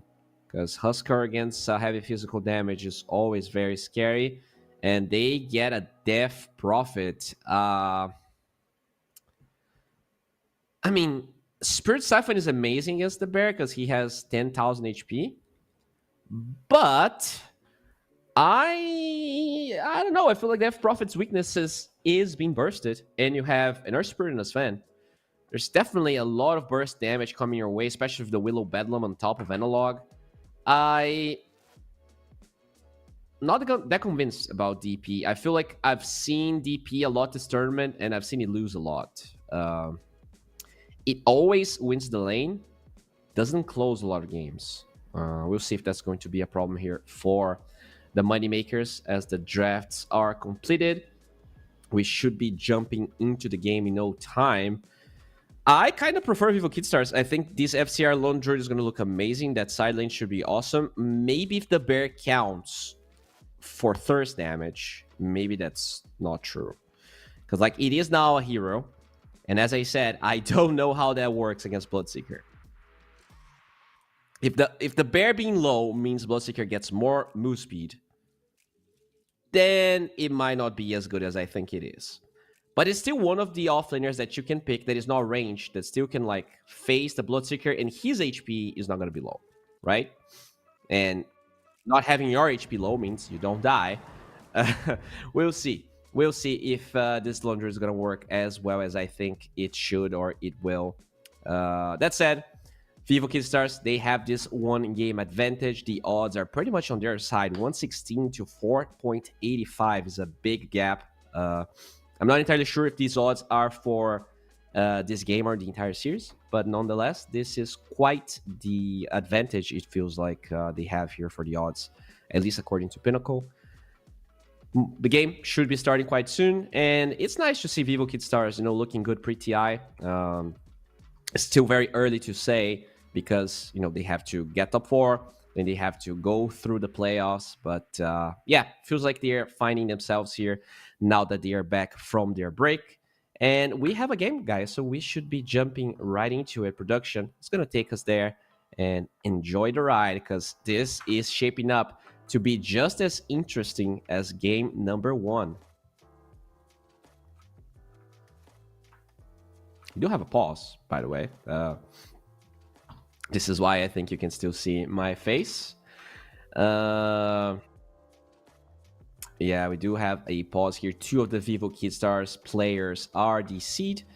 And I don't know what's up with that. I know that, if you are in South America, you have to be using, VPNs, your no pings and exit lags and stuff like that. A lot of people from Europe and NA, they feel like that doesn't work, but I can guarantee that it works. You do lose, your 10 or 15 ping when you're using those, and sometimes it just doesn't work. Sometimes your ping just increases by 100 and you have to like restart and do all sorts of things until it somehow works. It's kind of that Pandora box that no one really knows exactly how it works, but you just take it because 15 ping is always going to be an advantage when you're playing with 120.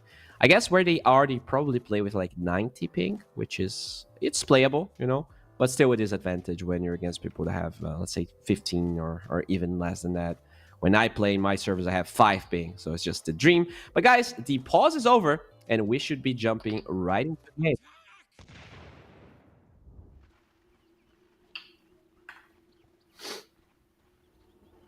All right.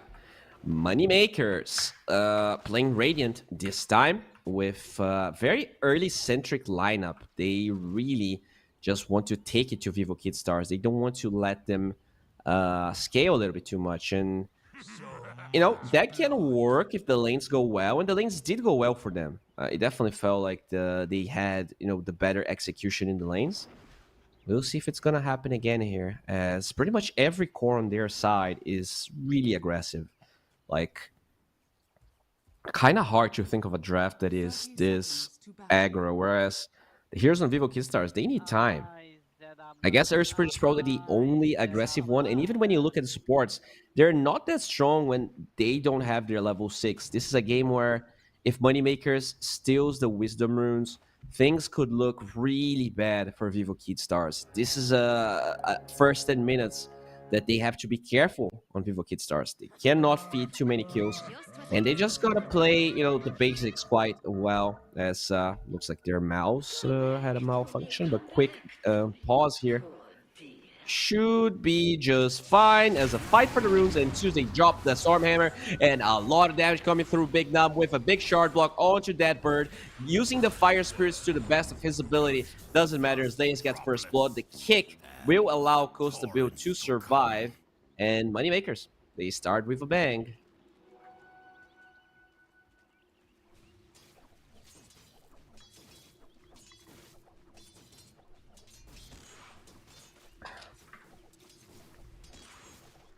All right. AJ already back to the top lane here. Feels like this Sven is actually walking all the way back to the fountain. So just pretty bad start here for this Sven. Already missing some experience and creeps, as we do see Analog being punched by Death Prophet. Some men, they do like being hit by beautiful, gorgeous women, but I don't think that's really what you want when you're playing Dota.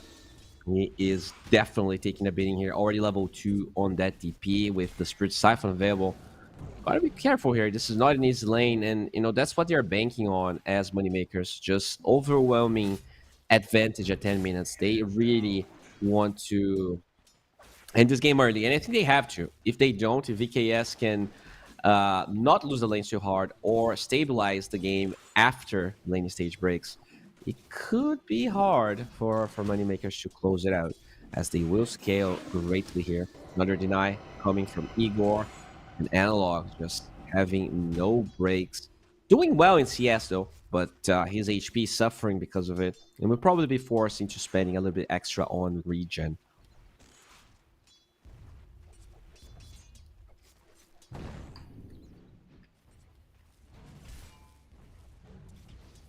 All right. Mr. Bill having better time top than I expected. He even lost a couple of creeps at the start, still doing 8-0 here in the top lane. We do see 12 Cat just going for this little pull. They connected to the range creep, and it doesn't get denied, so at least Costa Bill getting some experience from it. But, oh, yeah, nice plasma field, bro. But KJ with his 50 damage attack, his little bird spit, gets that big satyr. 60 gold going his way, as the lanes are looking good for Moneymakers. Definitely what they expected, but especially mid. I think Analog is holding his own very nicely. I did not expect him to be pretty much tied in CS to that DP, although as you get more levels, the DP definitely kind of gets better. Costa Bill gets shard blocked, and the stun on 12 Cat will allow him to disengage. That said, they never used the static link, which means they could aggressively do that now. No stuns means Costa Bill will struggle to really disengage from that static link, although 12 Cat is being quite, let's say, conservative here, not using the spell, maybe expecting Big Num to go for the Lotus first, as he does get fed to the Razor. Analog goes for a little kick. We'll be able to slow down the DP, and it means he doesn't really get sucked too much.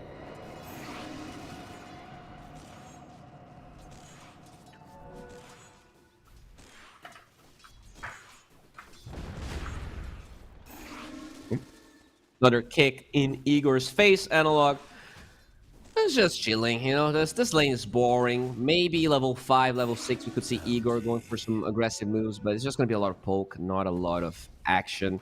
Just bark, no bite, as Costa Bill is also holding his own top lane pretty well, even though this lane should be advantageous here for Moneymakers. As I say that, good drain with the shard block, with the beautiful tag team of Big Num. Costa Bill, he is barely alive, but alive indeed. He is going to be just fine as in the mid lane. Igor did get a kill. It's actually Slayer plus Igor. Did get a kill in the mid lane with a Water Rune rotation. You don't really expect those 4-minute rotations, as now this fan dies in the top lane. 12 Cat gets it. They're going to get 2 trades. It's the bird dying, but Razor falling as well. Oh, Big Num He wants that courier. He wants to suicide as well, and that's a double kill for KJ. As it's just much better to come back full HP and mana rather than walking back to the base. It takes too long. We might as well go for it, at least when it's not real life. Stay safe, guys. Therapy is important. You're beautiful. You're a beautiful person with a charming personality, as Gaben would say. Igor here, about to crack his level 6. We'll see how they're going to try and utilize that the level 6. If he will try to force that tower, if he will try to collapse in one of the side lanes. But FCR, another lane, another game where his laning stage is looking very good. Sure, his hero was one of the last picks, which means it's expected that he does well. But yeah, I mean, like when you look at all of the players on VKS, FCR is definitely one that people don't really know, one that people might not really consider to be at the same level as the others. And he is definitely showcasing here that he can hold his own in the international stage. Top lane, though, we don't want to be watching this. We want to be watching top. There's a dive going on, and KJ is now fried chicken. The TP from King RD doesn't really do much. He's going to throw some brambles, but it barely tickles as moneymakers. They will disengage with no casualties, and they're also going to get the Lotus, I hope, because it is 6 minutes. Time for the runes here. Igor bottled a double damage rune. Not really too lucky for Analog. Doesn't really get the first power rune. Something you really need as an Earth Spirit. What have we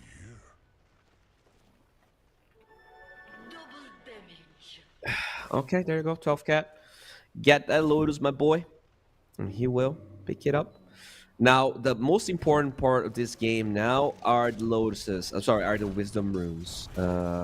I feel like Vivo Kid Stars, their supports really need level 6, as Analog will roll away from the level 6 of DP. They are using that Catapult Wave plus Rune to really pressure the mid lane of Vivo Kid Stars. Alright, they're going to try and get on top of 12 Cat. He doesn't have his static link, but they have the Inkswell. KJ, your dive is over, and the Inkswell plus Plasma Field should yield them a kill. Beautiful stuff from Moneymaker, 6 and 2, and the laning stage is exactly how they envision. Wipe pretty much every lane, they're getting kills, and they are overwhelming Vivo Kid Stars with all of the early advantage those cores have. We do see Slayer picking up one of the Wisdom Rooms, and King RD picked up the other.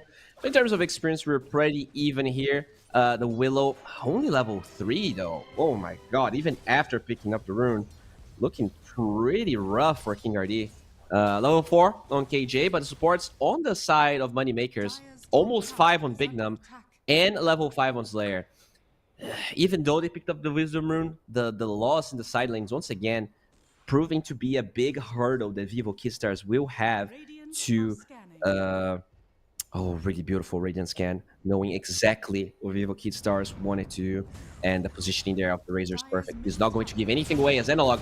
Hopping back from the room, it is actually on the opposite side that Inkswell is just way too much damage. The Snowball will get them a kill. Igor gets that one, and will also be able to secure the shield rune on the opposing side. Moneymakers, they are overpowering Vivo Kid Stars. Can they come back? Can this Lone Druid from FCR do the same thing that he did with the Briss on game number 1? He's very quiet at the moment, as all those branches. The bear right now is holding what? The bear has a only branches as well. Branch, and he has 3.2k gold. He is, he's a weirdo. He's just carrying 12 branches. Rushing Radiance. Okay. This Radiance Lone Druid used to be a thing in the past. I wonder if this build's gonna work out here for FCR, but I mean, he seems to be the king of cheese. He seems to be the king of inventions. This time, he's definitely going hard with the inventiveness here as we look at these beautiful heroes. Yeah. So Ice Knuckles right there from Big Num. Just some creeps in jungle. Oh, that's a Bloodseeker actually. Ooh. Yeah, no, that's too scary. I don't want to be looking at him. Give me anyone else. Oh, a bird. Yeah, that's pretty. That's a good set. That's a good set from Kenny J as we are back with everyone else.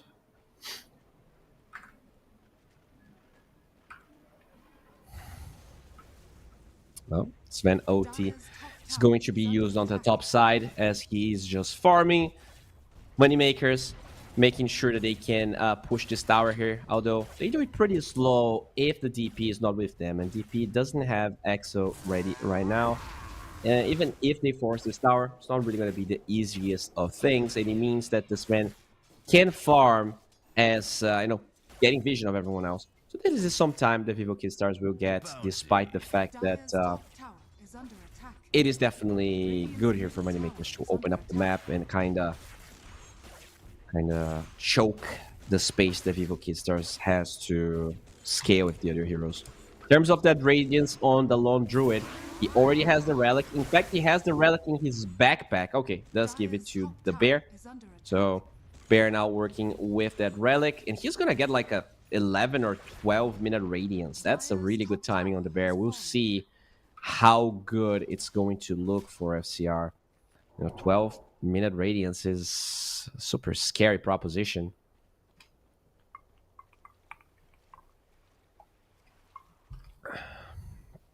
Okay, 10-minute rune. Analog. Oh, that's the Atos on the DP with the Inkswell. Nothing that you can do about that. Yeah, this Earth Spirit pick definitely had some pretty good things about it against the other heroes, but this DP so far is looking amazing. It usually looks amazing in the laning stage. The thing is, can you close it out? Can you actually get enough map control so that you choke the enemy out? Another time where moneymakers, they invade the triangle, they do not allow Vivo Kid Stars to stack and then just benefit from it, as King RD will use that Shadow Realm to dodge the Atos, trying to TP out. The Inkswell stops her in her tracks, and level 4, 10 minutes, bro. This is the disaster. This might be looking even worse than it did in game number 1 for Vivo Kid Stars. Just a really good showing here from moneymakers. Costabile did finish his madness, working towards an Echo Saber, but he's super underfarmed. He's not that far ahead of the Earth Sprint. He is the lowest net worth hero. Bear gonna be chained up. They do have Spirit Siphon, but FCR should be fine here, as he is getting closer and closer to that radiance we were talking about. They're just slowly poking at this tower, and yeah, they will eventually just back off. No DPOT means that this is still pretty scary. Smoke from Vivo. They want to fight, but no OT on the Willow, only FCR with the Egg. How good of a fight can they take? They're wrapping around. No one from moneymakers even nearby. They really don't want anything to do. This is quite the obvious smoke at the moment, as only Lucas is in the vicinity here. I guess there's also a DP and they do smoke. So now they will group up and try to stop it. The snowball on the other side. They're gonna find this Phoenix. Nice Walrus Punch, but so far it doesn't do anything. They're gonna use that Soul Bind, Double Rupture, finding those two guys, and this poor Earth Spirit cannot run away. Finally gets the roll out. The bear from FCR gets taken away, plus 300. The Willow falls, but somehow Analog bottles through, and they are only going to lose the support from it. Still, they don't get the tower, and in fact, they might lose their own tower, as moneymakers definitely putting up a stand and showcasing the type of Dota Europe is known for. Dominant, decisive, proactive. Not at all the type of game VKS wants to play. They're a bit slower of a draft and gonna try and delay this as much as they can. That Radiance on the bear will be finished just now. Yeah, he does have money for Talisman of Evasion, and we'll send it to him. So the bear will be carrying a Radiance from now on. Those fights could potentially be a bit better, but the cooldown on the bear is down for 90 seconds. Even though they have the Radiance, they might not be willing to take a fight just because he doesn't have that second summon. That second summon is pretty much what makes the hero. You want to be fighting when you have both of them, especially if you are this far behind. You really need to kind of use the bear to the max. As we do see another smoke here from Moneymakers. They find that Earth Spirit as he rose to the high ground. The silence with the blood right, with the inkswell. Absolutely no response. And Analog, he really is struggling this game. And I'm not surprised. Igor, he actually had a really good lane against Igor. But this inkswell combination with the Atos, there's nothing that really can do about it. Like, you just die. You have no saves. They're really trying to maximize their farm on the side of Evil, so they're not playing together. And he is just being picked off over and over again. I really feel like they need to, now that they have this Radiance on the Bear, try to fight together again. You really need to put to use the only decent timing that they have for VKS, or else this game could easily snowball out of control. The 5k gold lead is already very scary, and it's only going to get worse, because this DP, now level 10 with EXO again. This is a very tough position for VKS. Not at all like game number 1.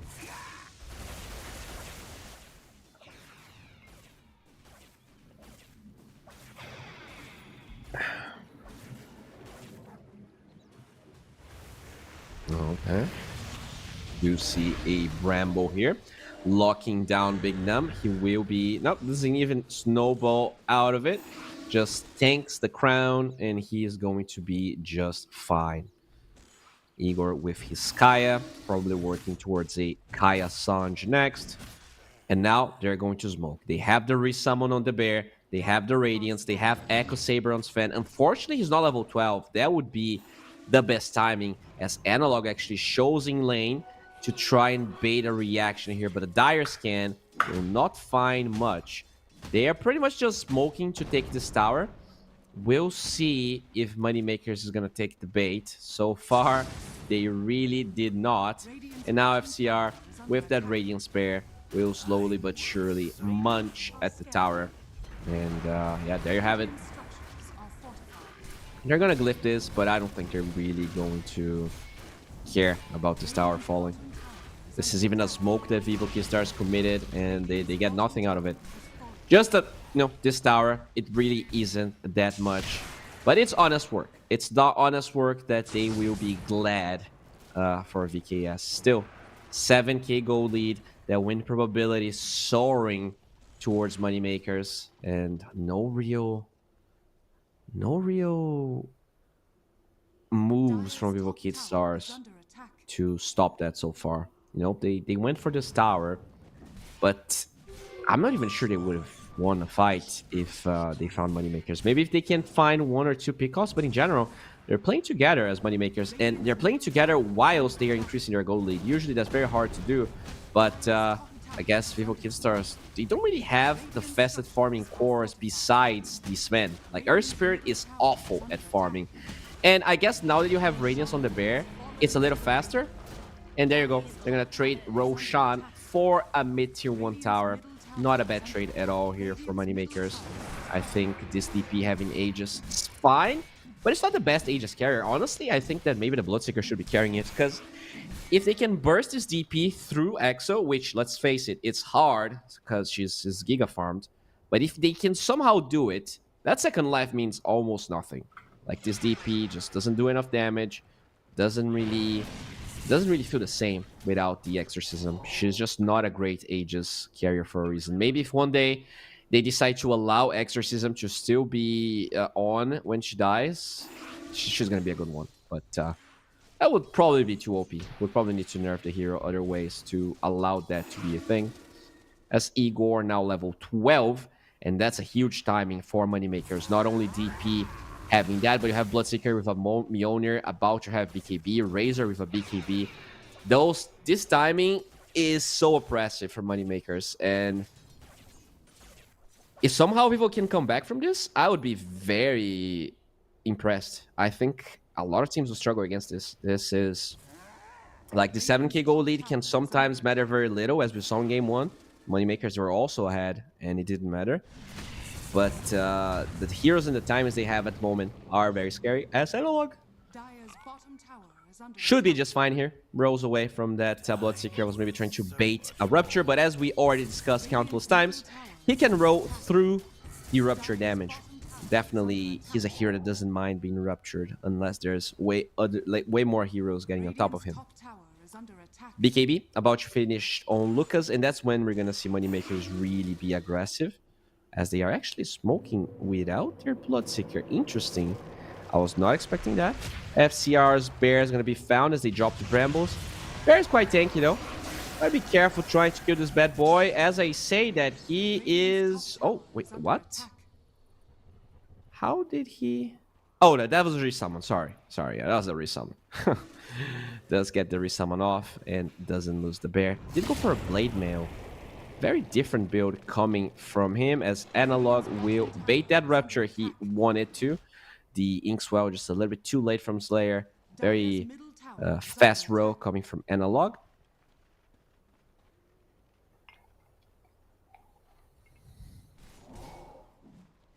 In terms of the Aegis duration, they're doing a good... Oh, okay, Constabile can blink away, should be fine. It's only Lucas here. No means of doing damage before he blinks away. But yeah, I mean, they're maintaining the gold advantage as Vivo. They're preventing the tier 2s from falling. They're creating some distractions in some of these side lanes. And Moneymaker, okay, they will get one Phoenix kill. But that's just a KJ. He really doesn't care.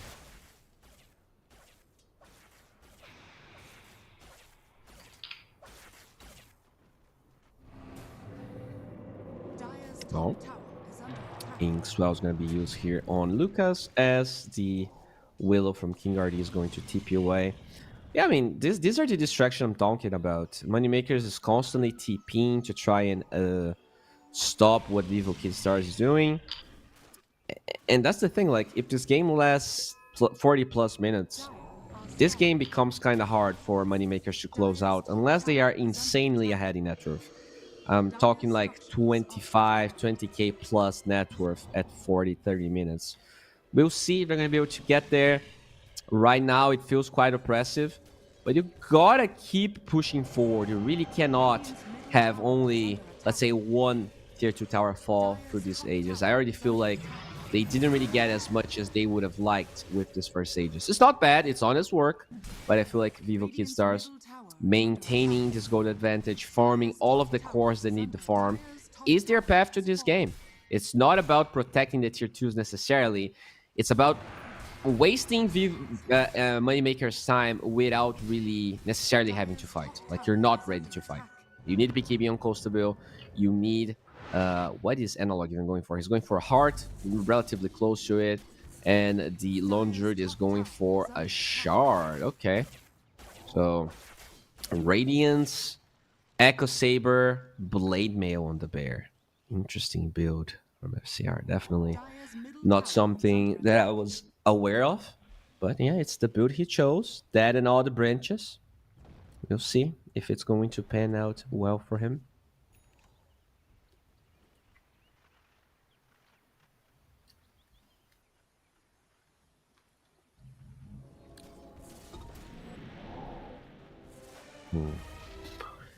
Big Nam, Solar Crest up. All right, this is the time here that they want to be fighting. Constabile has his BKB being delivered at the moment. They're going to scout out this Bloodseeker, but they do not find the jump, as the Radiant Scan actually knows exactly where they are. Lucas, he finds a haste rune. This could be a disaster, as they are looking for an opener. So far, they don't find it, but with the haste rune, Lucas could potentially get an important target. He will not. So a lot of luck going Moneymaker's way. Not only they scan at the perfect time, but that haste rune means that even if they engage on the Bloodseeker, he would be able to survive. At the end of the day, Igor is also going for the BKB. And yeah, I mean, this game is kind of a snooze fest. I'll be honest. This game's a little boring. But eventually they have to fight, right? Eventually a fight has to break out. It's just that you look at Moneymakers, you expect lots of fights to be happening because their heroes are all high tempo. But Vivo, they really don't want to give it to them. They're giving a couple of pickoffs, but in general, dodging a lot of what Moneymakers is doing, whilst trying to make some plays. They're just not really being that successful at that. You see Phoenix going for a new Scepter there on KJ. Constabile about to finish the Echo Saber again. They disassemble it for his BKB. And now a Moneymaker Smoke. Okay. We do have BKB Manta on the Razor. He is massive. Okay, we're gonna see a fight brewing up here as the Godstrength is gonna be used, but no Echo Saber on this man. He doesn't have that much damage, and they're sapping all of it with the Razor. Vivo Kidstars, you are going to crumble. 2 of their cores already. That is KJ forced to Sunray TP. Same thing for FCR, and they will bleed 2 very important kills. Thankfully for them, they don't bleed more kills, but it just goes to show that if they try to fight, you better make sure everyone's hitting off their spells at once, and that just didn't happen. The Sven also didn't have the Echo Saber for that fight. Oh, poor FCR. Will lose his friend, the little bear. Plus 300.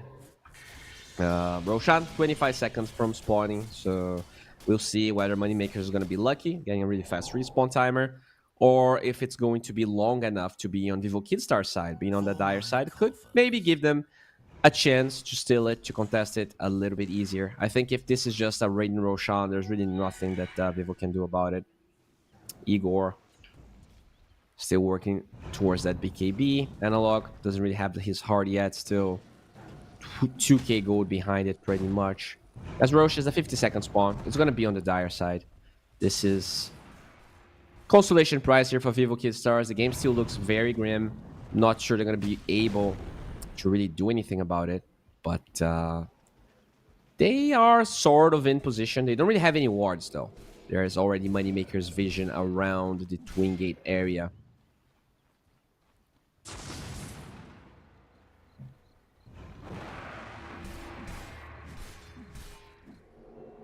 Okay, Analog will go to the other side here.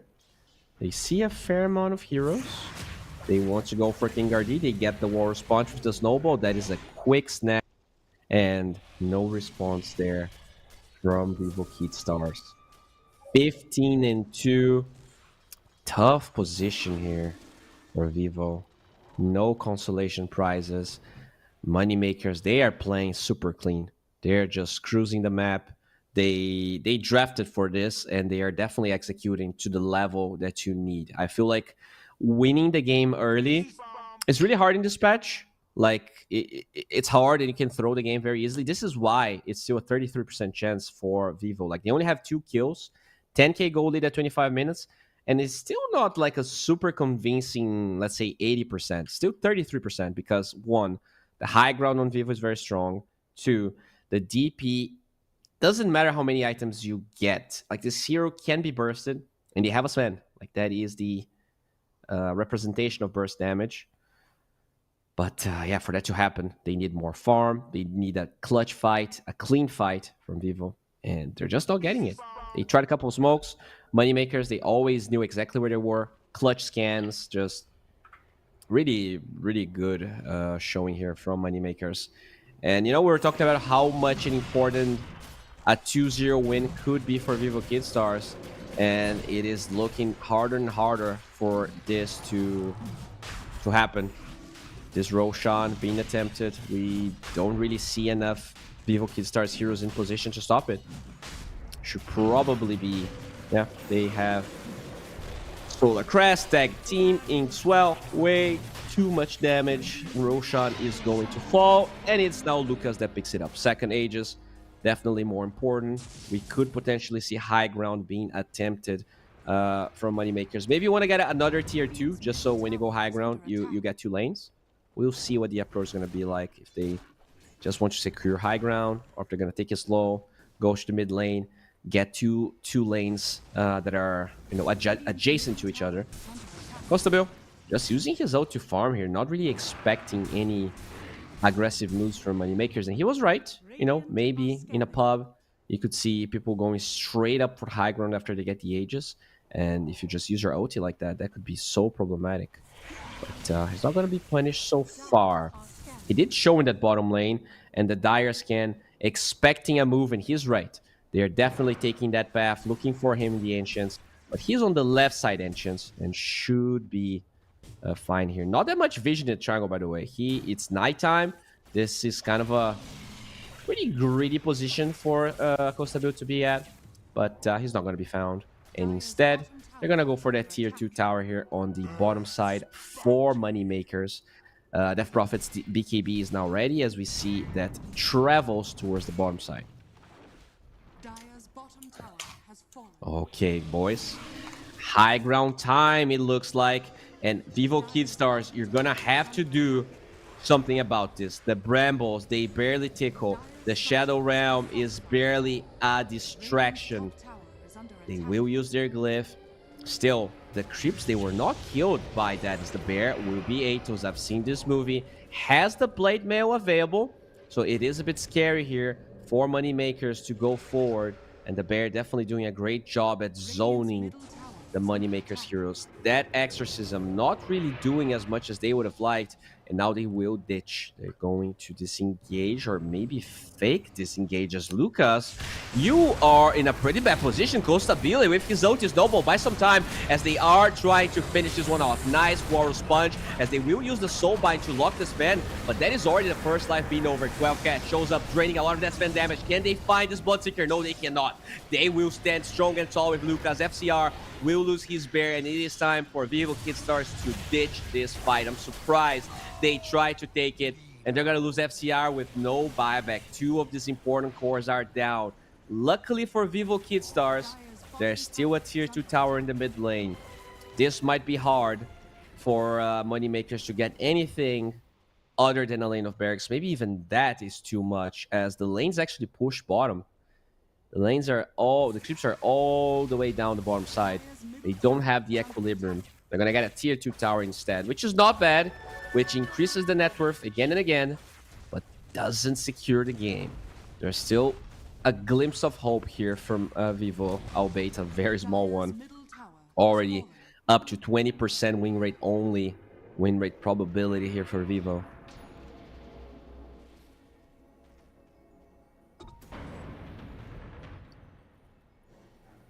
Alright.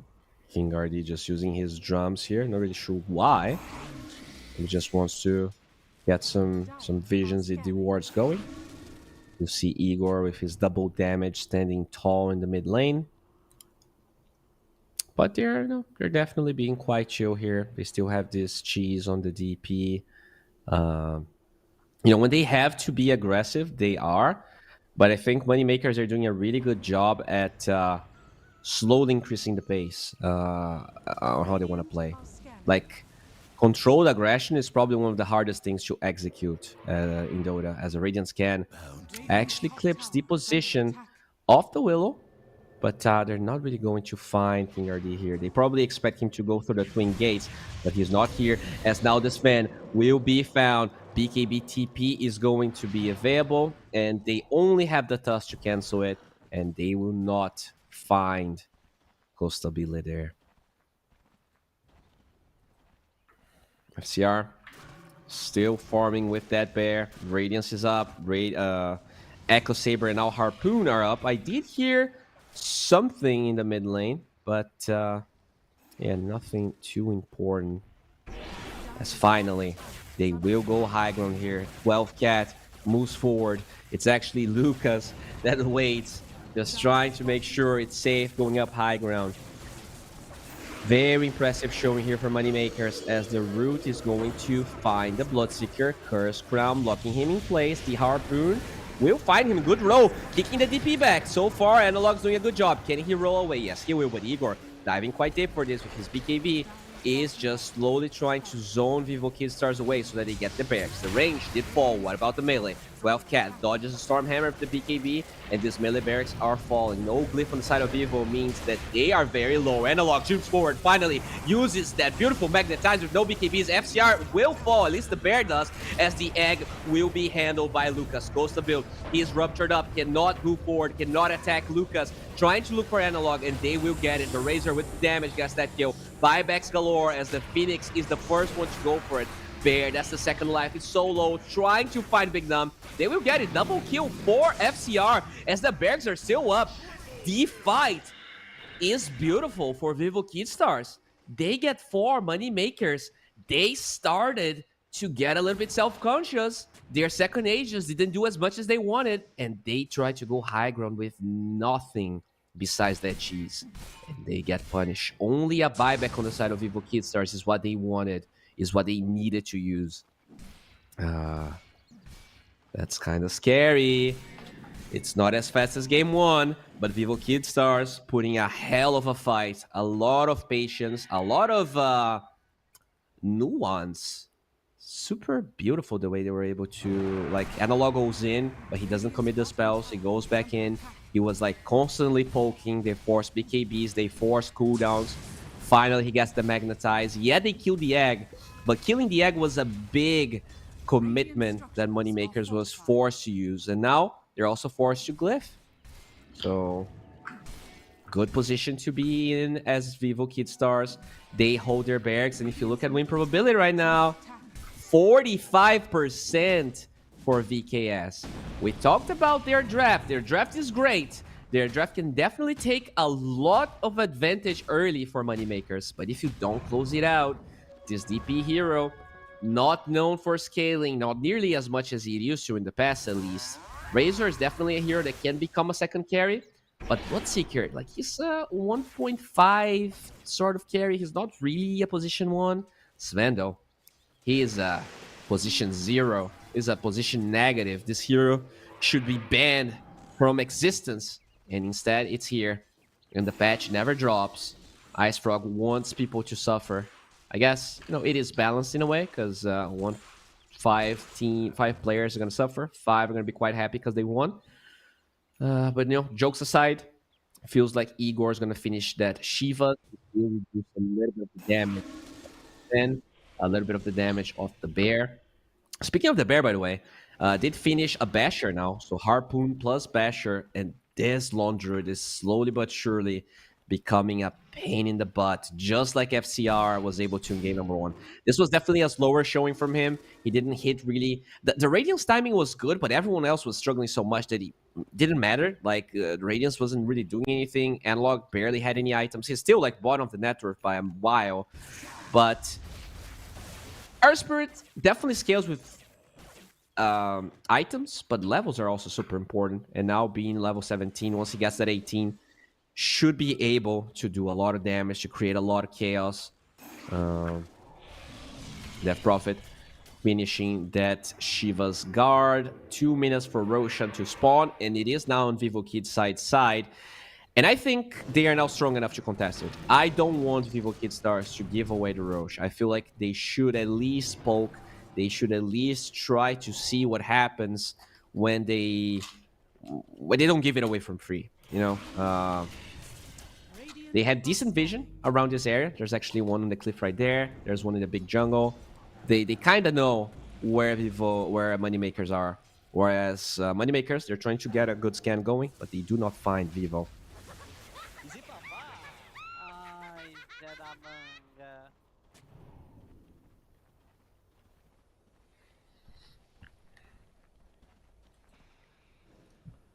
Okay. Kind of a slower period of the game here, but with Roshan about to spawn, that's when the heat, that's when the spiciness level is gonna reach very high levels. Lucas now 22 with his eggs, with his Basher, going for Butterfly. Definitely a harder item for this fan to handle. He doesn't really like to buy MKB. Guess the bear can potentially buy one, but it's kind of low in net worth right now. He's 5th in net worth. As Roshan, 20 seconds away from spawning, and Moneymakers total control of the area. They dewarded the single ward Vivo Kid Stars had in the vicinity, and they're just sitting here. Really feels like Vivo Kid Stars unwilling to do anything about it. As Costabil, using God Strength to force a glyph bottom means that I don't think they're going to stop that Roshan. I guess they are willing to give away Rosh. That I think if he's using God Strength this way, it really means he does not care about Roshan being picked up by Moneymakers. Maybe they feel like all of their heroes don't really use Aegis that well, which is not a bad read, I guess. But yeah, 50 seconds. No God Strength. We'll see if that's going to be a problem as Rosh will fall. That is Refresher Shard. Who gets the Refresher Shard? I guess DP is going to be carrying it. Definitely better than Aegis for her. But, you need to be alive to cast the Refresher Shard. And I think that's the prime target if you are Vivo Kidstars. If you can kill the DP, the fight's pretty much over. Like, it's very hard for them to win a fight without the DP. Unless the DP lasts for long enough in the fight. Like, if she gets burst at the beginning of it, good luck taking anything away from Vivo. Your heroes are quite tanky. Well, this Willow is not very tanky. It's going to be slowed and stunned by the Slayer Grimstroke and eventually killed. Beautifully done from Igor. TP's in. Analog. He is ruptured up. Has no TP. I'm assuming he just died. Well, what seemed, at least so far, like a very convincing and patient and clinical Vivo Kidstar throughout this entire struggle they were having. Now they just feed 2 kills. They're gonna start the fight having to buy back possibly 2 heroes. Maybe you can wait for the Willow, but you cannot wait for Analog. 50 seconds cooldown is way too much for his respawn timer. And we already see this Sven trying to wrap around, maybe finding the DP. No, he didn't really see the DP. But good moves here from Costa Bill. He's gonna cut this wave as the glyph will get popped with no creeps, which means it is time for the Exo. They're gonna be smoking with the Dark Willow. Buyback available for Analog. No buyback. You really gotta start fighting soon or else all of those buildings, that real estate's gonna fall. Costa Build drops the stun. Doesn't commit for it as Lucas will be feared by that bear. The silence, the slows, the soul bind, locking both the Sven and the bear, but they're gonna munch down that poor tusk. Costa Bill still alive, being healed by that egg, by that sun ray. It's a lot of heal, but is it enough to keep him alive? It looks like it will. He's going to run away towards the fountain. Refresher gets used on the Razor as the melee barracks are still up. Lucas is very low. Another fear from SCR. This is not an easy approach. And finally, the roll from Analog getting this Bloodseeker. First life is down. Another roll away. Vivo Kidstars. They are clinically taking this fight. But look at Kosaville. He didn't heal enough in the fountain. And now he goes in. He has a Satanic, but it's not enough. Dead with no buyback. Everything was looking so good. But he jumped the gun. Didn't regen enough in the fountain. How much more gas they have here for these moneymaker players? Another fear. Bouncing Lucas away. But he's so tanky. The fire spirits, they're not strong enough to slow him down. U-Scepter, everything just buying time for the certain destiny of these barracks, which is death. Lucas now using the Rupture here. FCR is a tanky boy. Good snowball save. The roll gonna be off the mark. Nicely done. FCR will be kicked with the Rupture. Beautiful combo right there. Analog now rolling away. They will find this Tusk. Big Num with his Ogre Seal Totem still alive. Good roll with the stun, with the Brambles, with the Spirits. Is enough. Another snowball. This fight is so long. Holy shit. Analog. The heart, though, just keeps him alive for so long, and it feels like they're only gonna lose 1 lane of barracks. If they can find Lucas, though, this would be amazing. Analog, though, he is just melting. His Blade Mail means nothing against the BKB, and they will be able to focus the second melee barracks. Lucas now with the second Rupture. So many repeat spells already. Looks like moneymakers. They're gonna make some money. They will get 2 lanes of barracks and now marching towards the 3rd one. No buybacks on that span.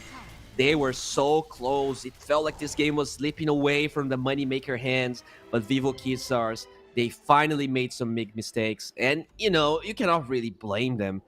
This game is really hard for them to climb back. And the fact that it even lasts 41 minutes is crazy on its own. But, yeah. Really good showing here for moneymakers. They did not budge. At the end of the day, they played slightly better, and it's all they needed. They set themselves up to be in this position. They made their own luck through this draft, through the way they played the entire game. And now, only 1 lane of barracks separates this game from moneymakers going to a game number 3.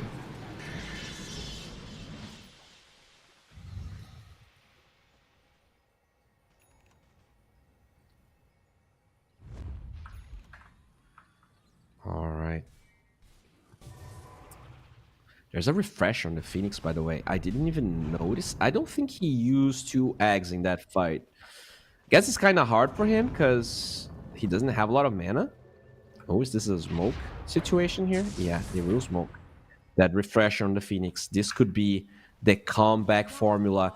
This could be what they need. And they're going to find a single hero. It's only this DP. They get the Harpoon with the Fear. On top of this DP, the BKB is going to be used. And she's so freaking fast. The Egg, in a way, is wasted. And Igor will be able to get out. But the BKB doesn't last for long enough. And that Snowball will actually buy time, saving this DP for a little bit else. The second Egg goes through. But this man is so low. He pops his Satanic, but he's going to be overpowered by the Bloodseeker. But the second Egg is way too strong. Look at KJ go, just burning the haters as the second Icarus dive finds this dust, finds the Razor, DP dead, buyback on the Bloodseeker, and now VKS, they want to drag these heroes towards their base. Can they do anything about it though? The second bear was already used in 12 cat. He's just a menace. No buyback on both Constabile and the Lone Druid, and what it felt like a possible comeback just didn't really go through. This fan, not enough to withstand all of the cores on the side of Moneymakers. They scaled with everyone. That Razor is as much of a carry as the Bloodseeker, and that cannot be said for FCR. That cannot be said for Analog. They are fighting an uphill battle, and with those barracks down, with those respawn timers on the side of Evil Kid Stars, this is looking quite over. The last glyph, the last barrier here in front of Moneymakers. Okay. Soulbind gets used. It wears off.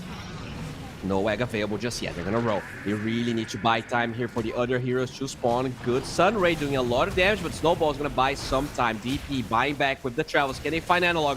He is so freaking low and he is going to perish. No heroes alive. No hope is left. Moneymakers, they take it to the Brazilians, and this is game number 2 going their way. It took them 44 minutes, but they were clinical. Almost no mistakes. Every Roshan was theirs. They contested the Ancients. They really pressured VKS to the max. And sure, there were a couple of mistakes here and there, and Vivo Kid Stars made sure to abuse the mistakes that did happen. But even that was not enough. Their draft was way too good. That Earth Spirit from Analog, I think the lane looked better than I thought, but after that, he was just being killed. The first item, Atos on the DP, made this game a nightmare to him. It's quite surprising he was even able to get that much farm. They were able to drag this game too long. But they never really got the value out of that hero, out of the Lone Druid as well. Maybe a little bit too much inventiveness. We'll see if they can find a better draft moving into game number 3. That ban on the Bristleback was definitely what they needed here for Moneymakers. Let's see if they can keep it up.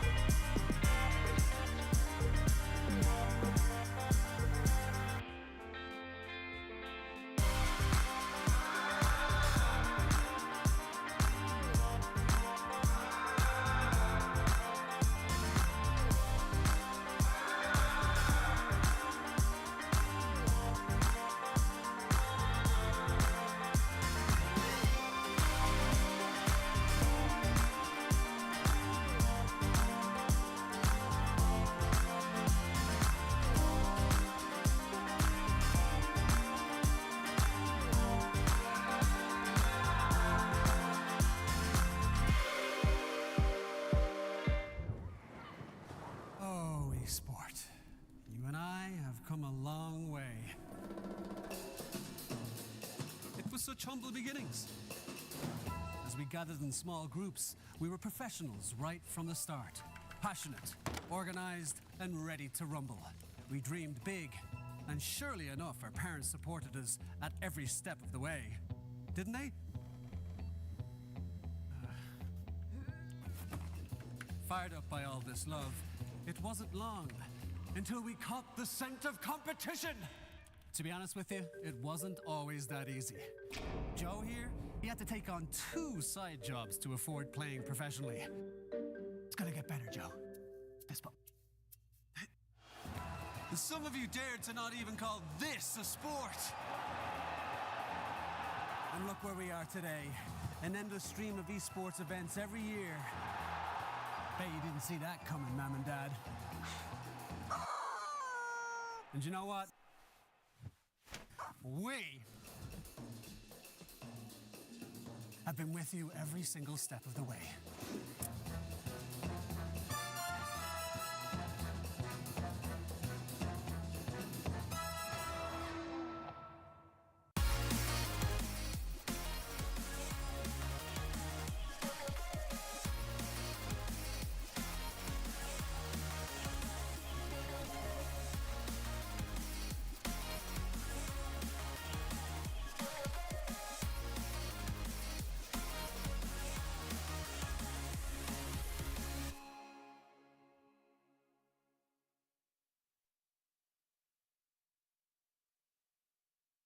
Dream of working with people you watch on screen. Exclusive esports opportunities handpicked just for you. Candidate profile to raise above competition. Let 10GG handle routines. Make a step towards your dream today.